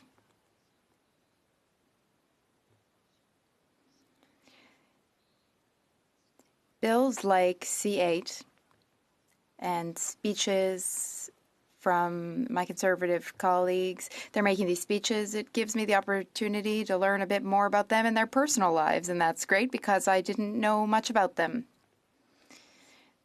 The Conservative colleagues are telling us interesting tidbits about their lives. That said, I have a question for my colleague. How would he feel about the bill if he were more understanding of the Bloc's requests? The Bloc wants the nation of Quebec to be recognized in this bill. Louvain. Well, I think that's one commitment we all make as members of the Legislative Assembly is before we make a final decision on bills, we listen to all members in this House and their interventions and their presentations on why they feel this bill should be passed or shouldn't be passed. And I think on a bill-by-bill basis, that's what we should all do. And I appreciate the question. And if they bring forward a motion or if they bring forward a private member's bill that looks at having some conversations around changing the citizenship ceremony to include some verbiage that the Bloc would like to have, I think we should all take that bill and look at it on its basis. Questions and comments? The honourable member for Edmonton Strathcona. Thank you, Madam Speaker. And I'd like to thank the member for his comments. As he knows, I agree with him on many of the things that he brought up. And one of the things that he spoke about that I'm quite interested in is his discussion on economic justice, I guess. And in my province of Alberta, there was a bill brought forward, C1, from the provincial government. And at the time, the Alberta Justice Minister, Doug Schweitzer, had said that that Albertans would not be held economic hostage to law-breaking extremists. Many people have called this particular bill very, very racist because it very much targets Indigenous people and interferes with their ability to ensure their own economic justice, I guess. And so I just wonder what the member would say about that and how, you know, there are important ways that we need to support Indigenous right to economic justice, and I just wonder how that works in Alberta as well. Brief answer from the member for Regina Louvain. Absolutely. Thank you very much for the question. I'd say that protests on public areas are as long as they are safe and they aren't breaking the law, I think people should be able to protest and gather and make their opinions known to people that they don't agree with. But I'm looking forward to having the conversation around the member for Foothills private members bill about not allowing protests on private property. And if you think people should be able to go onto farms and protest on farms, I'm not in favor of that. But that's a bill that's coming up really soon for the member from Foothills private members bill, and we can have a good conversation around that. But people have the right to protest safely and make sure that it's done on public property. Resuming debate, reprise de débat, the honourable member for Steveston, Richmond East. Well, thank you, Madam Speaker. I'm here today to debate Bill C-8, an act designed to implement a change in the oath of citizenship in response to Recommendation 94 of the Truth and Reconciliation Commission. A simple amendment to the Citizenship Act to pay lip service to respecting the treaty rights of First Nation, Inuit, Métis, and Métis people. I found that there is little logic in placing support behind this bill when it is so glaringly exclusionary of many Métis, Inuits, and BC First Nations, who are not under treaty rights. For they have no effective treaties in their respective area. What purpose does the bill serve beyond virtual signaling to hashtag loving armchair activists on social media? It is more than mere symbolism to say our nation is a nation of immigrants that stand on the traditional territories of the shoulder to shoulder with our First Nations, Inuit, and Métis people. Canada is one of the only few countries in the world where Indigenous rights and treaty rights are entrenched and enshrined in our Constitution. I do believe educating Canadians about these rights is an important part of that path to reconciliation. The education, it's more than platitudes. And I'm proud to say that in Canada, this education is already taking place. New citizens, having completed their residency requirements and having studied the Handbook of History, Responsibilities, and Obligations, are expected to be aware of the rights entrenched within the Constitution. This gives them at least a general view of the spectrum of resolved and unresolved treaty rights in different parts of our country. In learning of our nation's history, new Canadians develop respect of what is among Canada's existing body of laws. They learn to appreciate the needs to fulfill the remaining unfulfilled treaty obligations within the process of reconciliation and aspire to see their new home improve for all. Apparently, our Liberal government believes Canadians to be so unsophisticated that they would find this task accomplished by mere changing the oath of citizenship. Such empty gestures show the leadership of our government it's more interested in patronizing minorities and photo ops than substantive policy development. Over 30 years ago, I came to Canada as an immigrant. Like a few members in this House, I have taken the oath of citizenship to our great nation. The oath is simple. Unlike our government's promises, it is not word salad. It represents the final step of the journey from the initial entry to planting roots and eventually becoming a citizen. The oath of citizenship need not be and should not be complicated, not a thorough examination of the rights and obligation of what is to be Canadian. It is merely an affirmation of loyalty to the Queen of Canada, representing the head of state of our constitutional monarchy, and an affirmation to obey our laws and obligations as Canadians. These laws include the Constitution, and the Constitution in turn recognizes and affirms the Aboriginal and treaty rights of First Nation, Inuit, and Métis people.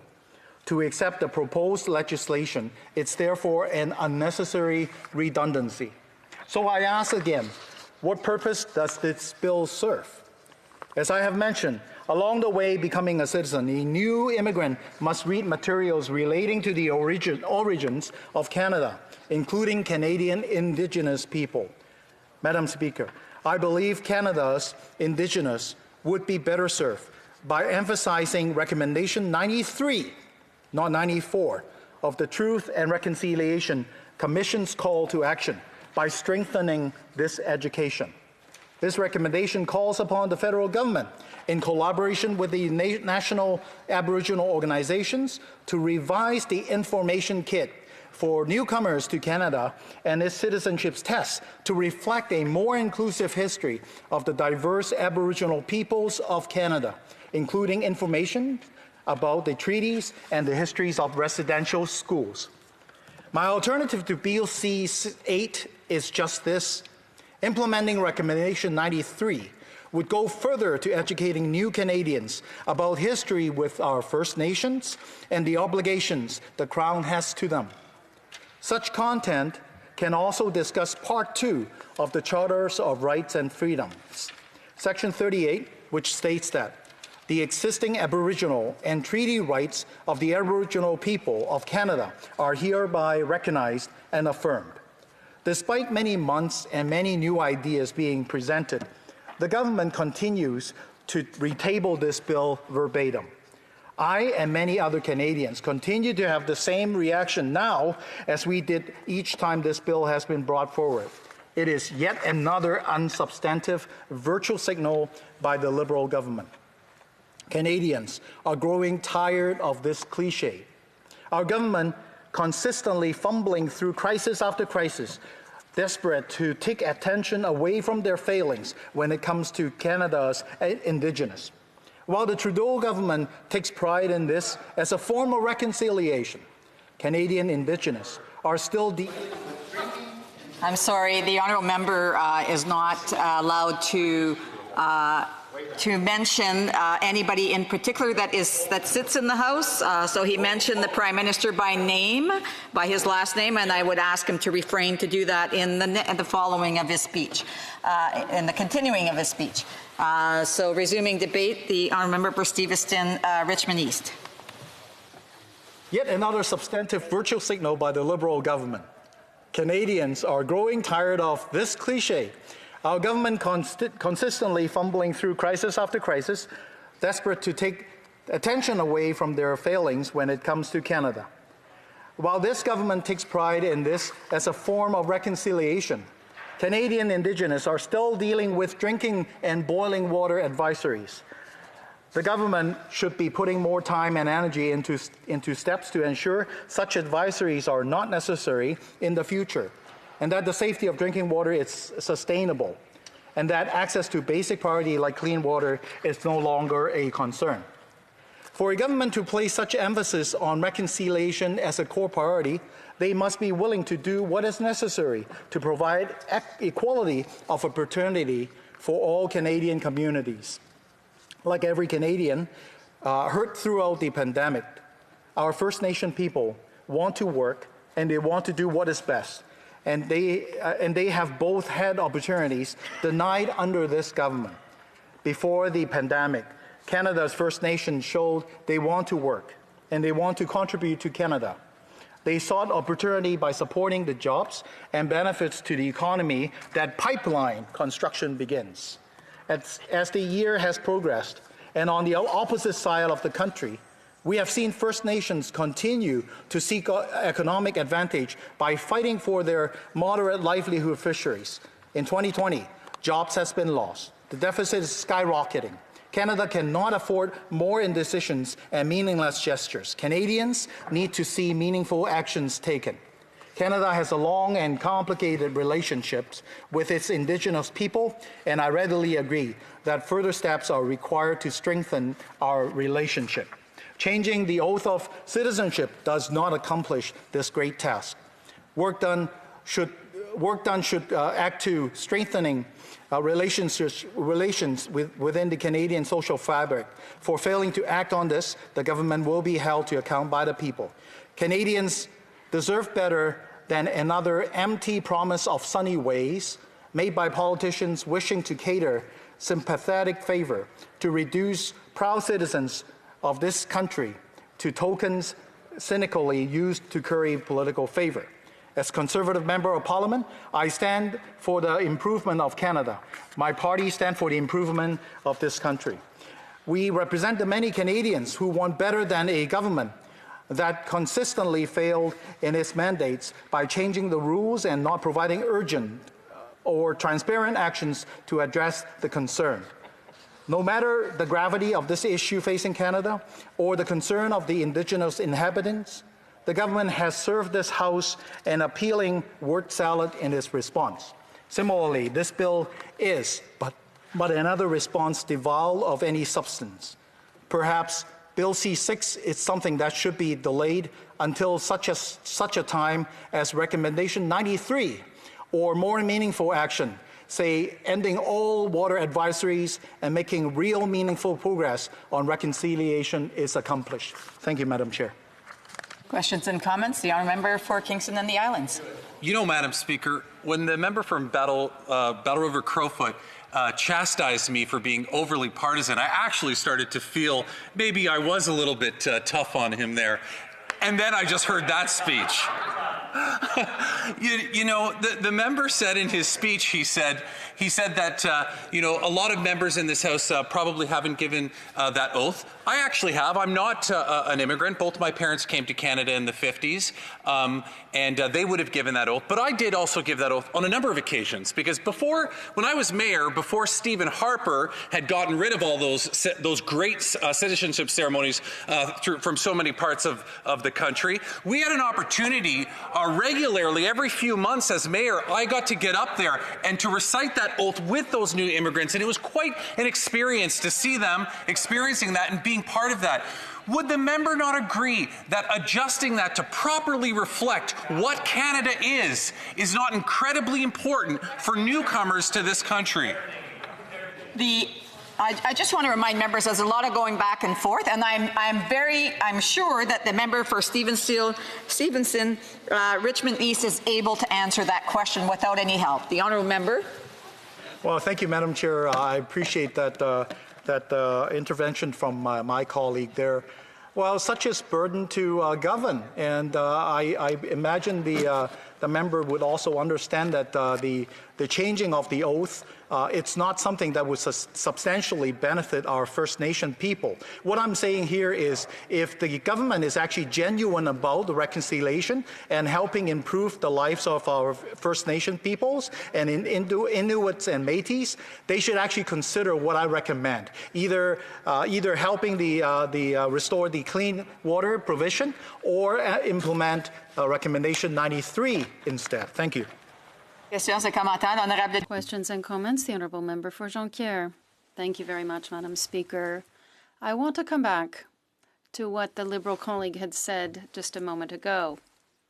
An oath that reflects what Canada is. And this makes me think that I frequently heard the Prime Minister say that Canada is the first post-national country in the world, which means there is no nation in Canada.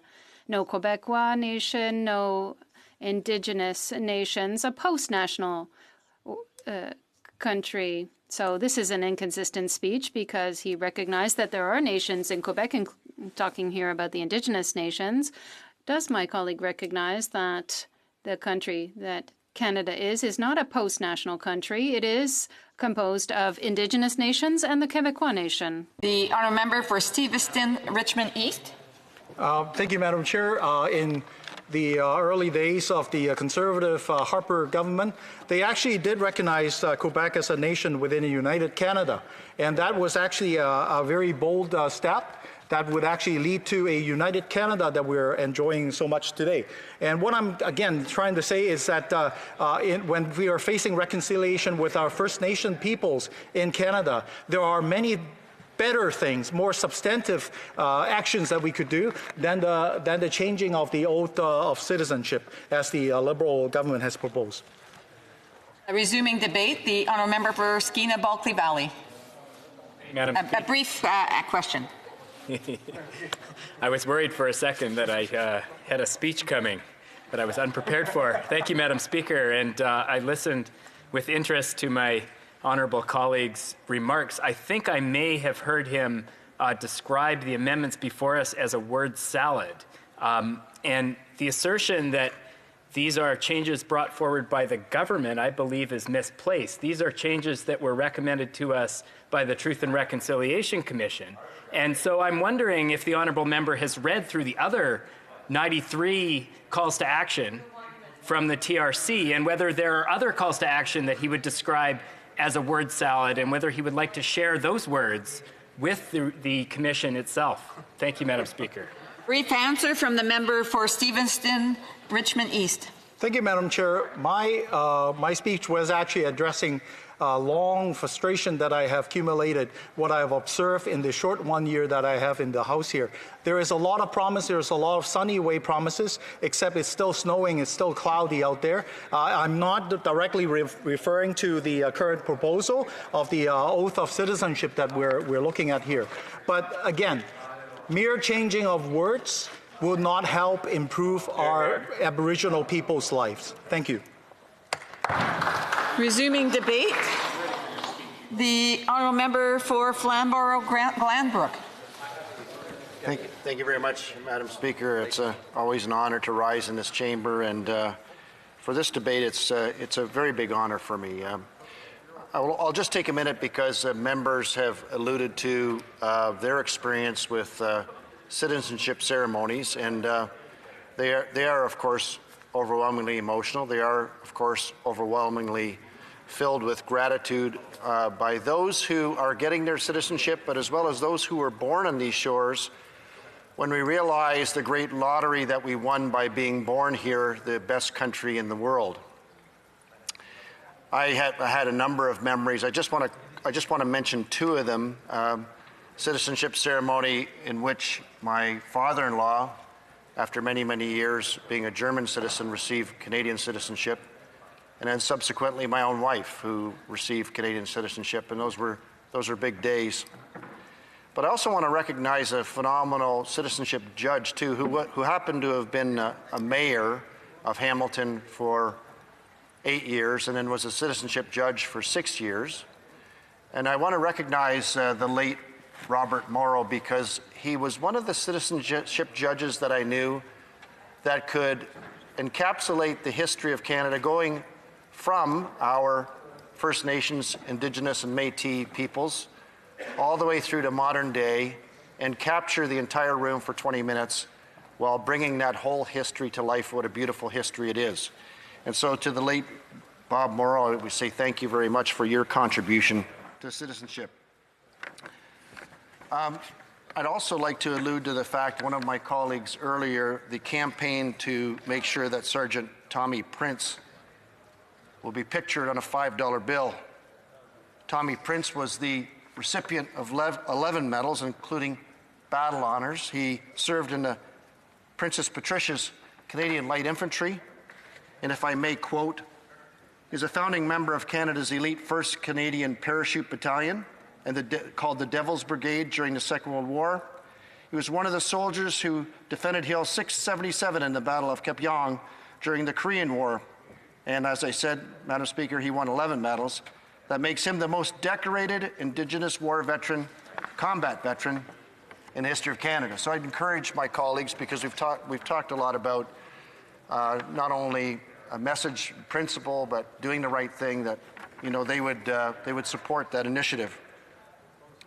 Madam Speaker, I think one of the things that in the midst of this bill, and if I may read the wording that's going to be part of the change, it says, I swear or affirm that I'll be faithful and bear true allegiance to Her Majesty the Queen Elizabeth II, Queen of Canada, her heirs and successors, and that I will faithfully observe the laws of Canada, including in highlights, because this is the addition, including the Constitution, which recognizes and affirms the Aboriginal and treaty rights of First Nations, Inuit, and Métis peoples, and fulfill my duty as a Canadian citizen.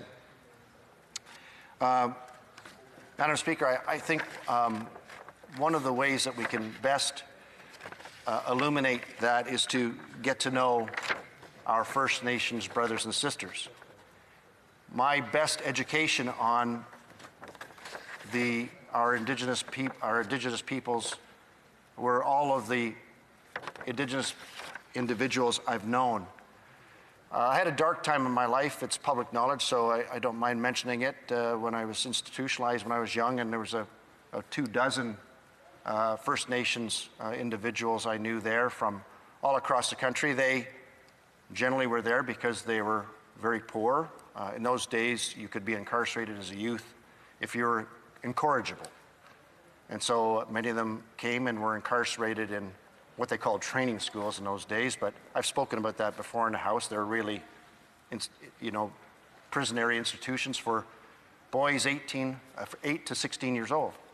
And there were several girls' institutions in that way as well. But I don't want to dwell on that as much as I want to say that I got to know First Nations boys at that time. I'd never met First Nations individual. I grew up in Kingston, Ontario, and the member from Kingston, the Islands, so he may be happy about it, he might not, but I grew up on Alfred Street, at Earl Street, Frontenac Street. My brothers went to KCVI, LCVI, QECVI. I went to Old Victoria School that's now been repurposed for Queen's University. But I never met anyone from a reserve or an Indigenous person who was off reserve. And it wasn't until I was in there and I began my education about what it means to be a First Nations citizen. And then, to my great fortune, I met many more. I was on the board of a charity with an individual named Ross Miracle, who's from Tyendinaga, a Mohawk leader, Ross will be happy because I still remember his Mohawk name, Rowan Nahawi. Another a Cree leader, Larry Wilson from Manitoba, who I just found out recently is a chaplain now in prisons, helping individuals get back on their feet and get into a better way of life. And I remember meeting Chief David General, too, at a very tough time in Caledonia. And I remember touring First Nations with Chief Anita Hill. All of these relationships were profoundly educational for me and made me understand their history, made me understand, too, the desire to be appreciated as individuals and not to be labeled as groups. As so often when we try to solve problems, that's what we do. And so I'm happy for this addition into the oath as long as we bring it to life. One of my friends, and I hope he's okay with me calling him a friend, his name is Nathan Tidridge. I just found out he recently won the Governor General's Award for History for Teaching. Has been one of the most significant Canadian citizens that I know to build bridges for reconciliation with First Nations. I got to know him most intimately after he raised money for a monument. Part of the riding I represent, Madam Speaker, is in Flamborough-Glanbrook is a town called Waterdown, and it's growing in leaps and bounds. And that means that there's lots of development, and traditional lands of First Nations are being gobbled up in a development. And he wanted to make sure that there was a marker there for the Tsawarsan people, and he raised the money for the monument and got permission from the city to lay the monument, and had the Lieutenant Governor from Ontario there, and myself and some others, to make sure that there was not only a ceremony but a solemn oath in the community that the Tsawarsan natural area be remembered. It's a traditional territory for the neutral Haudenosaunee and Mississauga of Credit First Nations peoples.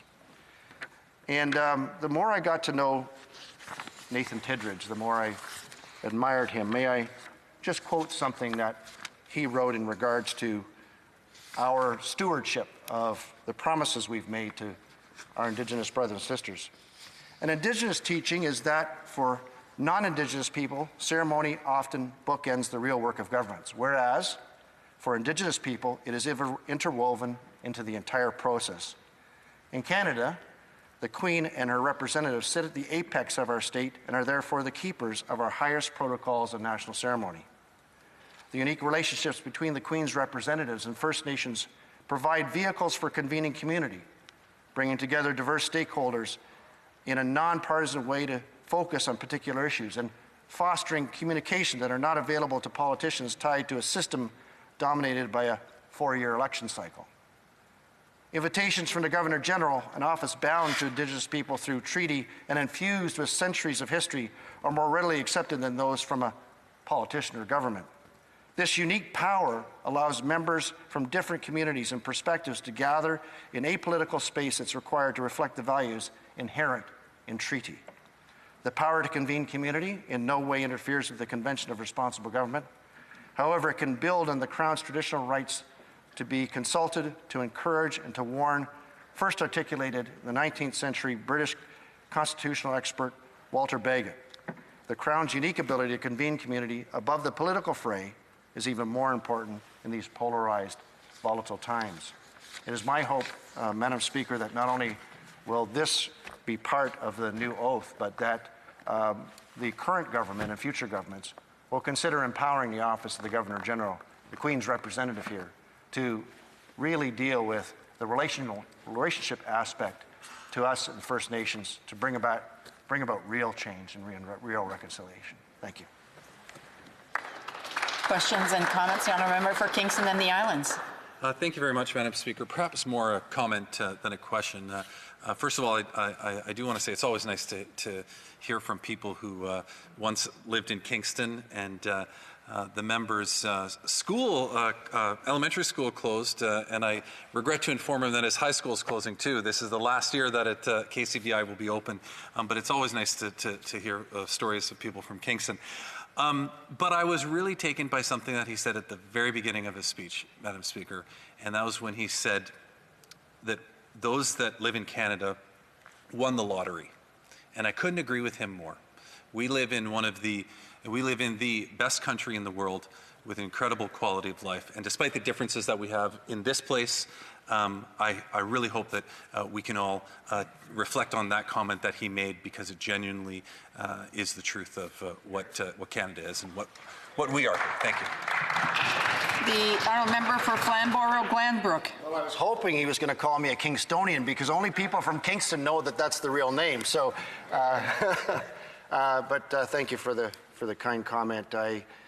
Madam Speaker, this is a real passionate area for me, and I think if we go back to the spirit of 1967, our first centennial year, and where we celebrated not only the nation but also our First Nations people, and remember that spirit in that time, I think we can have a renaissance and actually bring about some really powerful change with our First Nations sisters and brothers. Questions and comments. The Honourable Member for Rimouski, Neigette, Témiscouata-des-Basques. Thank you, Madam Speaker. As you know, the Bloc Québécois with C8 would say that we support the principle of the bill, particularly with regard to the dialogue with First Nations. However, with regard to the citizenship oath, there is a mention of the monarchy, the Queen, and it's something that Quebecers don't like. It's a British colonialist attitude that remains, and that Canada still belongs to a very difficult legacy.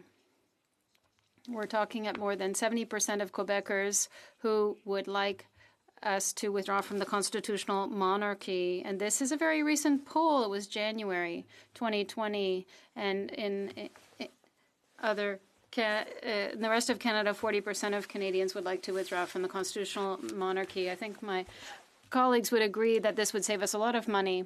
The former Minister of Finance, who fell off the end of the train, as you know, recently with the We Charity, said that the only reason why we should remain in the monarchy is to remain in the good graces of the Commonwealth. But the 53 countries in the Commonwealth, 21 are monarchies, 5 with different monarchs, and 32 republics. So when will we put an end to the monarchy to end British colonial rule? Well, Madam Speaker, of course I would disagree with my colleague, but if I have a minute, maybe I'll just get to something that I wanted to get to, and that is that when Indigenous nations first encountered Europeans on Turtle Island, they began incorporating them into a long-established protocol of treaty making. Treaties created the necessary diplomatic space in which very different societies could communicate and negotiate complex relationships despite radically different worldviews. The Crown was a natural vehicle for settlers to enter long-term relationships with their Indigenous partners. Treaty, like the institution of monarchy, is an organic creation that evolves or devolves depending on those who are engaged with it. They are meant to be the best reflections of the constituents. They also require personal relationships to be effective. Question, the Honourable Member for Edmonton Strathcona. Thank you, Madam Speaker, and I'd like to thank the member for his comments. I've had the great pleasure of working with him on the International Human Rights Committee, and I greatly respect his work. One thing I would like to get his comments on, knowing how important reconciliation, true meaningful reconciliation is to him, as the current government brings forward UNDRIP, the United Nations Declaration on the Rights of Indigenous Peoples, will he be supporting that legislation when it is brought forward? The Honourable Member for Glanbrook, a brief answer, please. Madam Speaker, I think she may have been talking about UNDRIP. I'm not entirely certain, but look, I have some the principles in UNDRIP are very good, but there's some aspects of UNDRIP that are problematic, and we're one of the few countries that has the First Nations rights right into our Constitution. And so that's my position, Madam Speaker. Thank you very much. Good answer. Resuming debate, reprise de débat. The Honourable Member for Northumberland, Peterborough South. Unfortunately, I will have to interrupt the member at some point, but he'll be able to continue the next time the House is addressing this bill. The Honourable Member. Thank you very much. It's always a privilege to get to speak to any matters, particularly as one important this, but I get to speak twice, the only one of the day, so that's fantastic. So today I'm honored to stand in the House of Commons on the unceded territory of the Algonquin Anishinaabe Nation to speak to Bill C9, an act to amend the Citizenship Act Truth and Reconciliation Commission of Canada's call to order, number 194. Despite the fact that Canada is one of the few countries where Indigenous rights and treaties are entrenched in our Constitution, our relationship with Indigenous people is far from perfect. It represents, in many cases, a dark chapter in Canada's history, which has left a damaging impact on the lives of Indigenous people across our country, which is truly sad and disgraceful. The Indian Act, which was introduced in 1876, was a statute through which the government administers Indian status, local Indigenous governments, and the management of reserve lands and communal money. This is something that is used to this day, which has been amended over the years, most significantly in 1951 and 1985, with changes mainly focusing on the removal of particularly discriminatory sections. This piece of legislation, where the government still holds some control over the Indigenous people of Canada, and shows how much more we still have to do on the road to reconciliation. One of the most notable parts of Canada's history with Indigenous people was the creation and involvement in the residential school system. This terrible, terrible act committed by the government saw thousands of people ripped away from their families, forced to assimilate with what was perceived as Canadian values, and couldn't be further from the truth. Between 1831 and 1996, 130 schools were opened and operated. Within their walls, there were 150,000 Indigenous children who were removed from their families and forced to live in terrible conditions, while their rich culture and history was stripped from them. As a parent of a 5-year-old and a 7-year-old, I can only imagine the heartbreak, the tragedy of having children ripped from your home and taken and told everything that you believed hold and true was not true. That would be amongst my worst nightmare. And the fact that this happened in Canada and happened to thousands of children is absolutely disgraceful. The abuse endured by these children, these poor children, included sexual and physical assault, overcrowding, poor sanitation, a lack of medical care, forced labor, and actually we lost over 6,000 Indigenous children.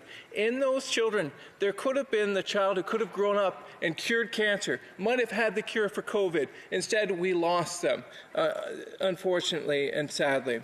Those who survived were found to suffer a historic trauma, which has left a lasting and adverse effect on Indigenous cultures for generations to come.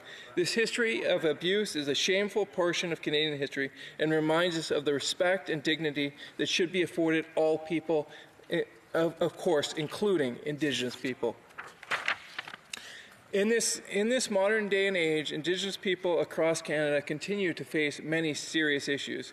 And we have we have a lot of work ahead of us, working down the path of reconciliation to true and meaning reconciliation. I have been shocked and disgusted by some recent news articles that outline the way that our Indigenous people are being treated to this day. There are still many Indigenous communities across Canada that do not have access to clean drinking water. Unfortunately, I'm sorry, I was trying to get the members' attention. Unfortunately, the time is up. But the honourable member will have 6 minutes the next time this matter is before the House for his speech, and then the questions and comments. In accordance with Standing Order 38, a motion to adjourn the House is deemed to have been made and seconded at this time. Therefore, the question is that this House do now adjourn. The honourable member for Renfrew, Nipissing, Pembroke. Madam Speaker, as a Member of Parliament for Renfrew, Nipissing, Pembroke, I take this opportunity to thank the good people of my riding for their support and words of encouragement. It's an honour to represent them in the Parliament of Canada. Now, earlier this session, I asked a direct question to the Prime Minister about the disability tax credit promoters' cottage industry that's prospered under his government. They collect exorbitant fees from disabled Canadians for a service that I provide free of charge to my constituents. 7 years ago, I introduced a private member's bill, C-462, restricting the fees charged by promoters of the disability tax credit. The Prime Minister at the time voted in favor of that legislation, as did all the members of Parliament. My intention in sponsoring that legislation was straightforward. I wanted to see increased protection for disabled Canadians from the predatory practices of certain individuals who refer to themselves as tax credit promoters. When I found out that some individuals were being charged 20, 30, 40% of the tax credit, I knew action had to be taken. The last time I posed a question on this topic, the parliamentary secretary to the Minister of Revenue chose to insult disabled Canadians by not giving them a relevant response by answering my question.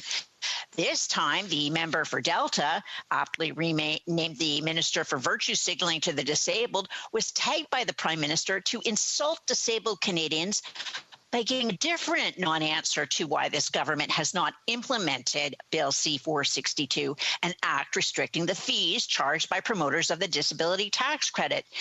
The legislation to protect disabled Canadians was voted on and passed unanimously by Parliament. The following is an email I received from a constituent about one of the biggest disability tax credit promoters in Canada. It's one of many I've received from disabled Canadians who have been taken advantage of thanks to the policy of this government to ignore them. It illustrates the situation this government condones every day. It delays implementing Bill 462, an act restricting the fees charged by promoters of the disability tax credit. Quote, I live in Arnprior with my wife, 75 years old, and is basically bedridden. I'm contacting you because I don't know where else I can go. And I remembered a few years ago, you were investigating into this company and were going to introduce a bill to halt their practices. Anyhow, about 10 years ago, my wife unwittingly contacted them to secure an outstanding disability payments from CRA. She thought she was contacting a government agency, and they did get over a little $9,000, then sent her a bill for $3,500.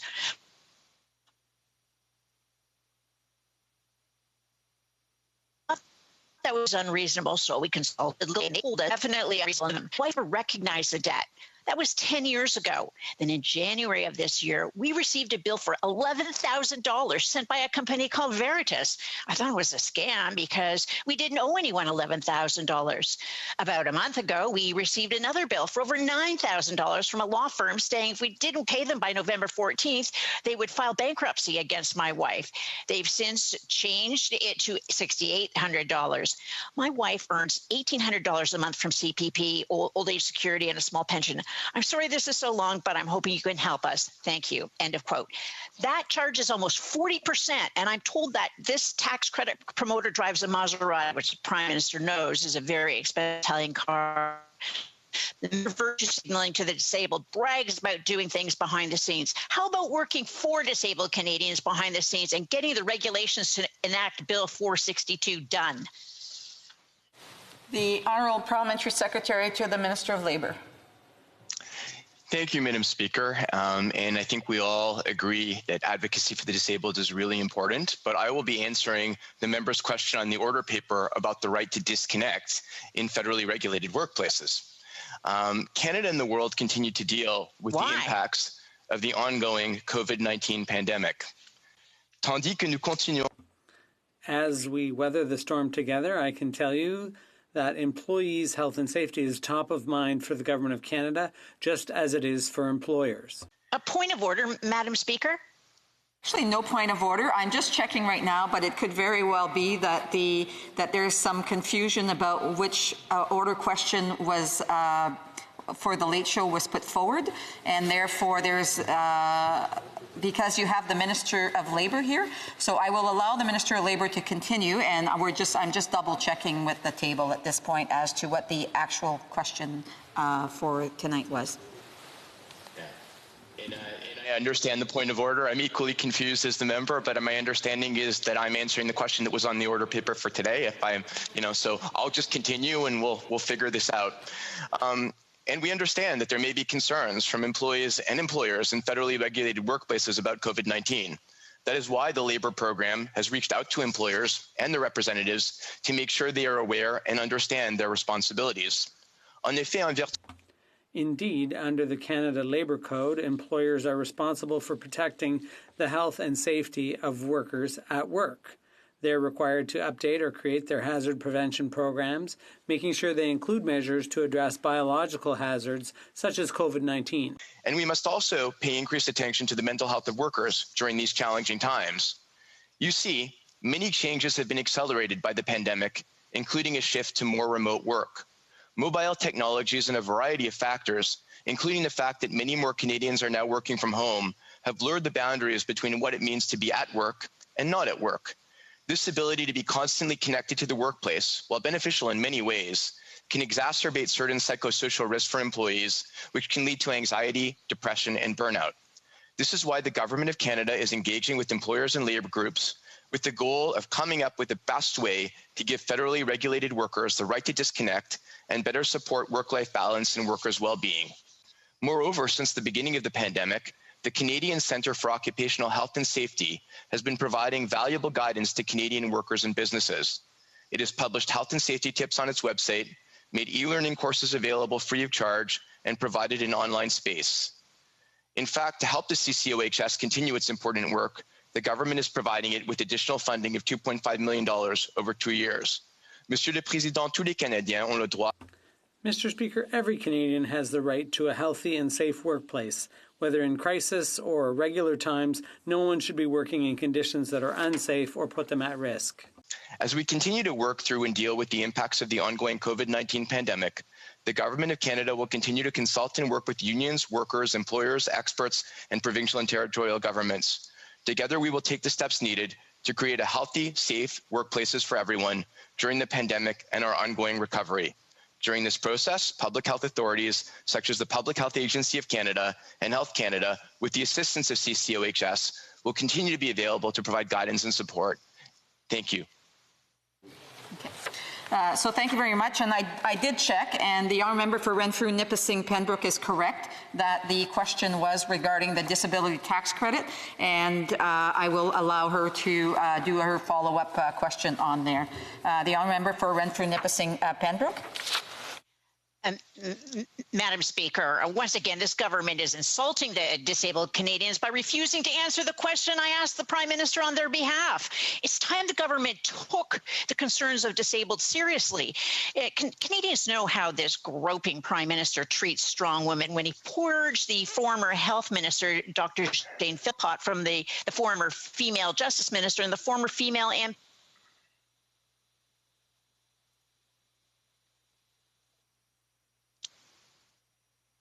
Prime Minister, quote, "You believe in them when it's convenient and you leave them when it's not," unquote. The former Liberal MP also had this to say on why she quit, quote, "So there were just a number of different instances that just didn't sit right with me and the principles that I hold dear, and I wanted to make sure that I was able to look at myself in the mirror the next day," end quote.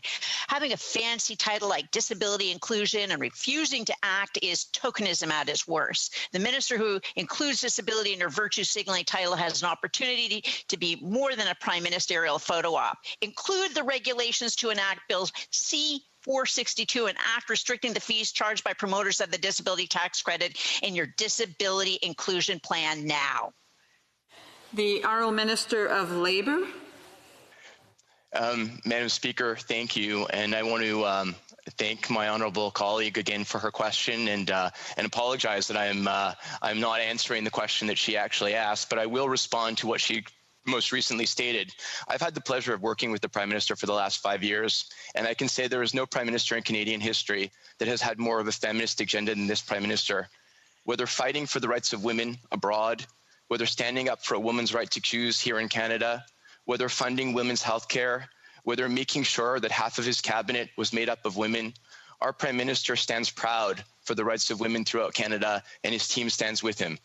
And Madam Speaker, when it comes to the minister referred to, as she is hardly a token. She is a woman of character, integrity, strength, determination, and great intelligence, and she has done wonderful work for Canadians during the course of this pandemic.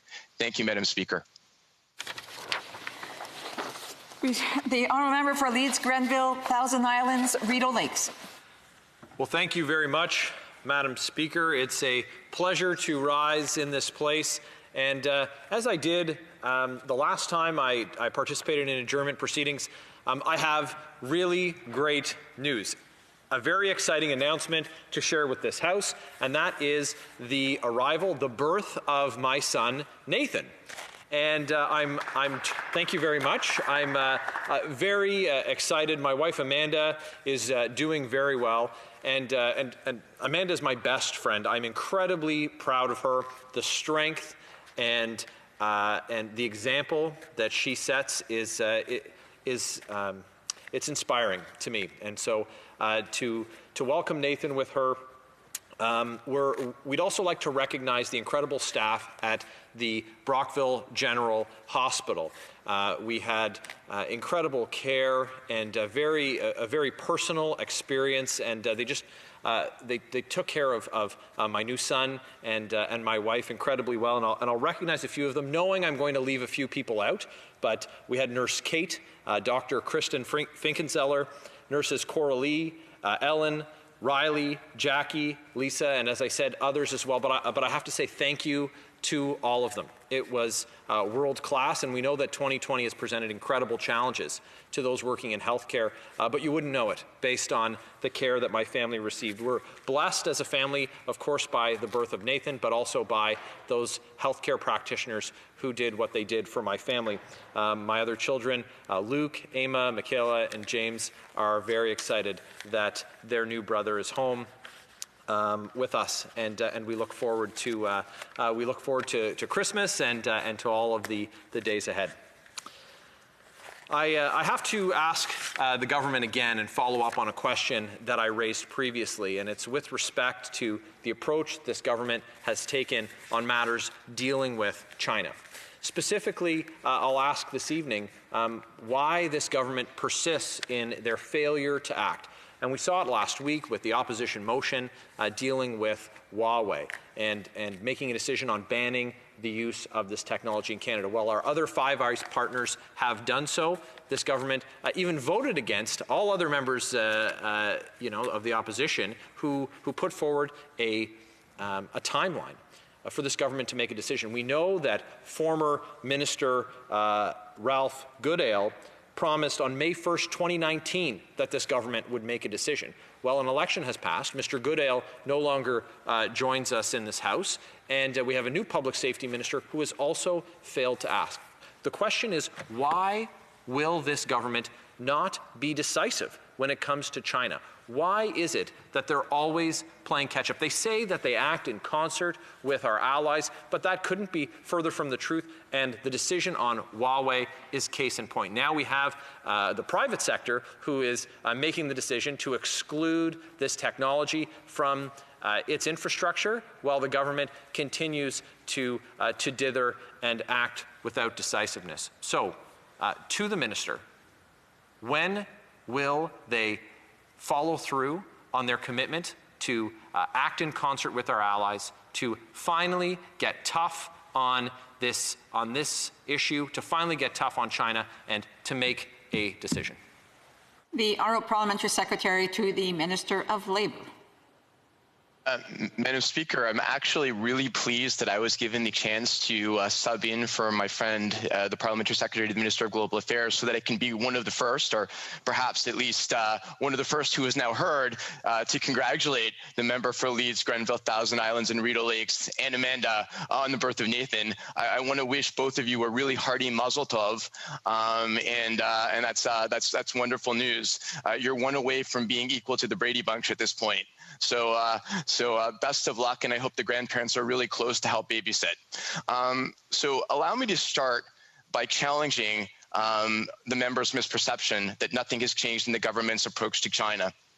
As the Minister of Global Affairs has said a number of times, the China of 2020 is not the China of 2016. In light of that, we are taking a corresponding approach to it.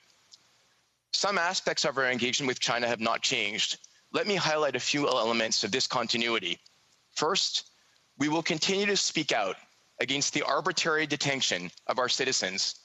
In this regard, allow me to reprise the strong, principled position which my colleague, Minister Ng, conveyed clearly, the Minister of Trade, conveyed clearly to the CCBC audience. As she said, it remains an absolute priority to secure the immediate release of Canadians Michael Spavor and Michael Kovrig, and to secure clemency for Canadians facing the death penalty in China, including Robert Schellenberg.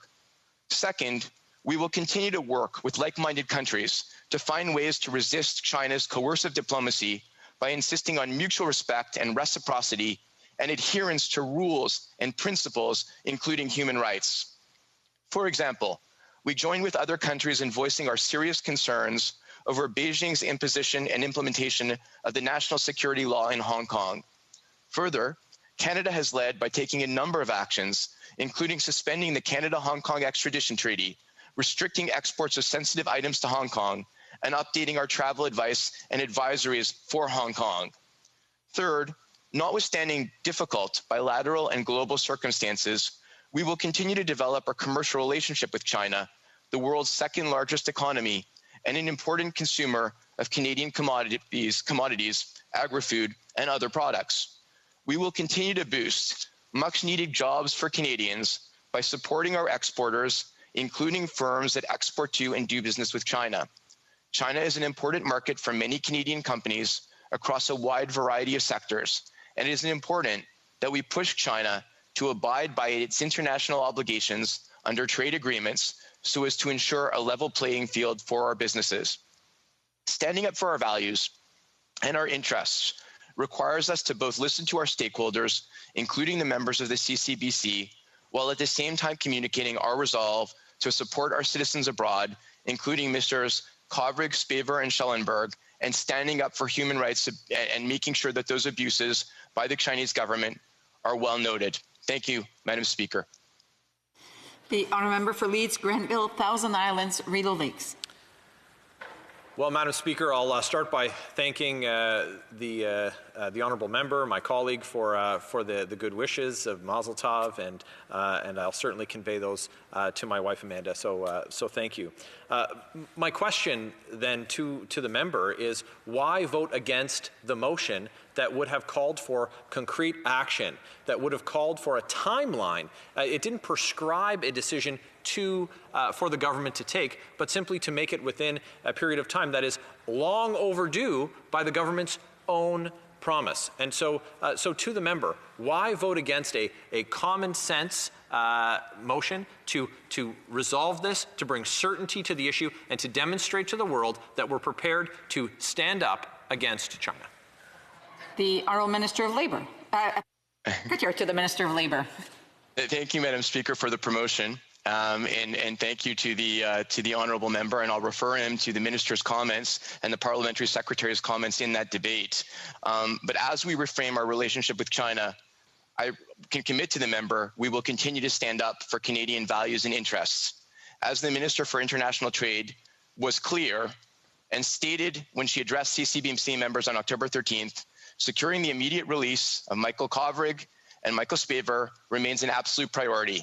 And we also commit that we will work with like-minded countries to resist China's coercive diplomacy and ensure adherence to rules and principles, including human rights. We will also continue to boost much-needed jobs for Canadians and support Canadian businesses doing business with China while always championing the rules-based international order.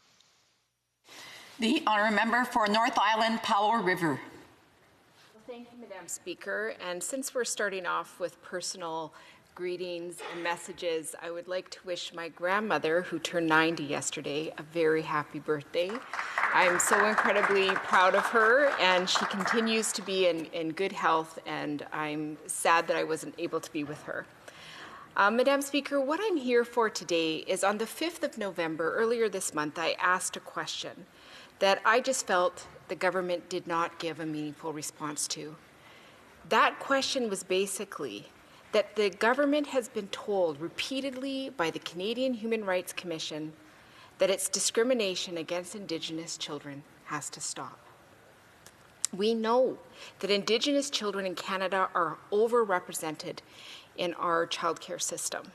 It's been very, very clear. We've looked at the numbers, and we know that children from these communities are facing systemic racism, that the amount of resources given to other children are not the same as these children. And we know the history of Canada. We know where we've come from. We know about residential school, the colonial system, and we still are not seeing Indigenous children given the respect that they deserve. I'm here because Indigenous children matter, because they don't get a second childhood. And the history of Canada is one of generations of Indigenous children being stolen and then having their childhood stolen with it. And now we see the pattern is continuing and not ending. In his response to me, the Minister of Indigenous Services said, quote, "We intend to compensate First Nations children harmed by the discriminatory child and family services policies. Throughout this process, our focus remains on advancing a plan that prioritizes the best interest of the individual child and puts the safety, well-being, and security of that child at the forefront." But this is what we know, Madam Speaker. We know that the government is still taking Indigenous children to court. We know that repeatedly they have received non-compliance orders telling them they are still not fulfilling their obligation. The problem is vast, but the core of it is that we do not see the care and concern for Indigenous children that we need to in this country. Madam Speaker, I just want to remind all of us that there is a plan. The First Nations Child and Family Caring Society of Canada has brought forward the Spirit Bear Plan, where they are looking to end the inequalities in public services for First Nations children, youth, and families. I'm tired of hearing that this government has gotten another non-compliance order. Indigenous children matter. They matter so very much, and we have to keep them safe. And the only way we can do that is by making sure that they have the resources in those services to support them. And we also have to start looking at our government departments and make sure that any part of our government that interacts with First Nations, that we assure that they're starting to look at the inequalities and make sure that the investment is there. And even in Bill C-92 that the government assures will finally fix this, one of the biggest gaps in it continues to be the amount of resources. Madam Speaker, it's time to get real, to get onto it. We know that in September of 2017, the Assembly of First Nations passed a unanimous resolution supporting the Spirit Bear Plan to end all inequalities in federal funded public services. And 3 years later, the federal government simply has not implemented it. Why? The Honourable Parliamentary Secretary to the Minister of Indigenous Services. Thank you, Madam Speaker, and I'd like to thank my honourable colleague from North Island Powell River for raising this issue and acknowledge I'm speaking to you this evening on the traditional territory of the Mississaugas of the Credit First Nation, and I'd like to join other members in the House in also wishing her grandmother a happy birthday. The safety and well-being of children, families, and communities will always be a priority for this government. The overrepresentation of Indigenous children in care is a tragic part of our shared history. We cannot undo this reality, but by working together, we can right the past wrongs and ensure history doesn't repeat itself. We introduced an act respecting First Nations, Inuit, and Métis children, youth, and families, and are continuing to work to reform the system that has given rise to this historical injustice. We acknowledge the prevalence of systemic racism in our country. We abhor the fact that it persists, and we are committed to confronting it, to mitigating its devastating ongoing effects, and to eliminating it. We acknowledge a system that has historically and repeatedly has failed children, youth, and families, and we acknowledge the need to do what is right. This government has been crystal clear. We recognize that First Nations children harmed by discriminatory child and family services must be compensated. That is why, together with partners, we're working towards a goal of comprehensive, fair, and equitable compensation for those affected by historic inequities in First Nations child welfare. Madam Speaker, while there remain substantive unresolved questions on the Canadian Human Rights Tribunal's jurisdiction, we remain committed to a comprehensive, fair, and just compensation for children. This way forward may lie outside the Canadian Human Rights Tribunal's process. We continue to be in active consultation with all parties to move forward on this important matter. My honourable colleague from North Island Powell River and I have met to discuss the safety and well-being of Indigenous children in care because of the great importance it holds for both of us.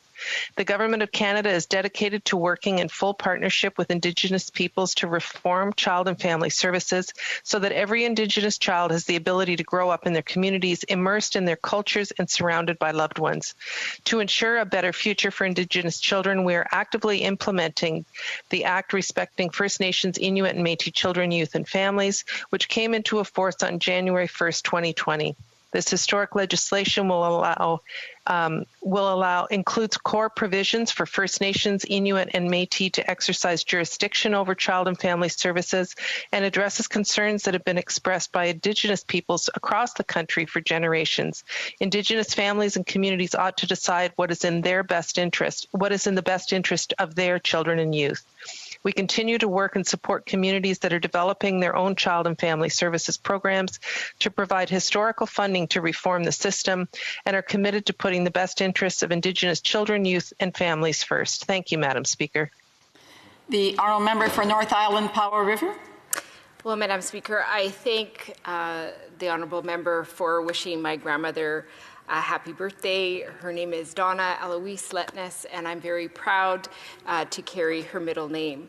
But when we come back to this issue, what I need to know here, Madam Speaker, is why is the federal government choosing not to implement the Spirit Bear plan? This is a plan that's been endorsed by multiple agencies that really addresses the core, which is that Indigenous children deserve a childhood. We know that in September of 2019, the Canadian Human Rights Tribunal found that Canada's discrimination towards First Nations children was under the Federal First Nation Child Welfare Program and that it was ongoing. Does the Minister or the Parliamentary Secretary acknowledge that Canada is still actively discriminating against First Nations children in this country and that it's time to end that? And that doesn't come with just compensation. It comes with making sure Indigenous children have a childhood. The Honourable Parliamentary Secretary to the Minister of Indigenous Services. Thank you, Madam Speaker. And I think the honourable member and I agree on this, that it's critically important that First Nations children have a childhood. And that's why we continue to work not only to implement the compensation framework, which is intended to accurately reflect the CHRT's September 2019 order regarding compensation, as well as other related orders. The goal is comprehensive, fair, and equitable compensation that will provide further healing for those affected by the historic inequities in First Nations child welfare, Madam Speaker. Thank you. Thank you. And I also want to wish a happy 90th birthday to the honourable member from North Island Powell River's grandmother, Donna. It's quite the milestone. The motion to adjourn the House is now deemed to have been adopted. La Chambre demeure donc. Accordingly, this House stands adjourned until tomorrow at 10 a.m. pursuant to Standing Order 24-1.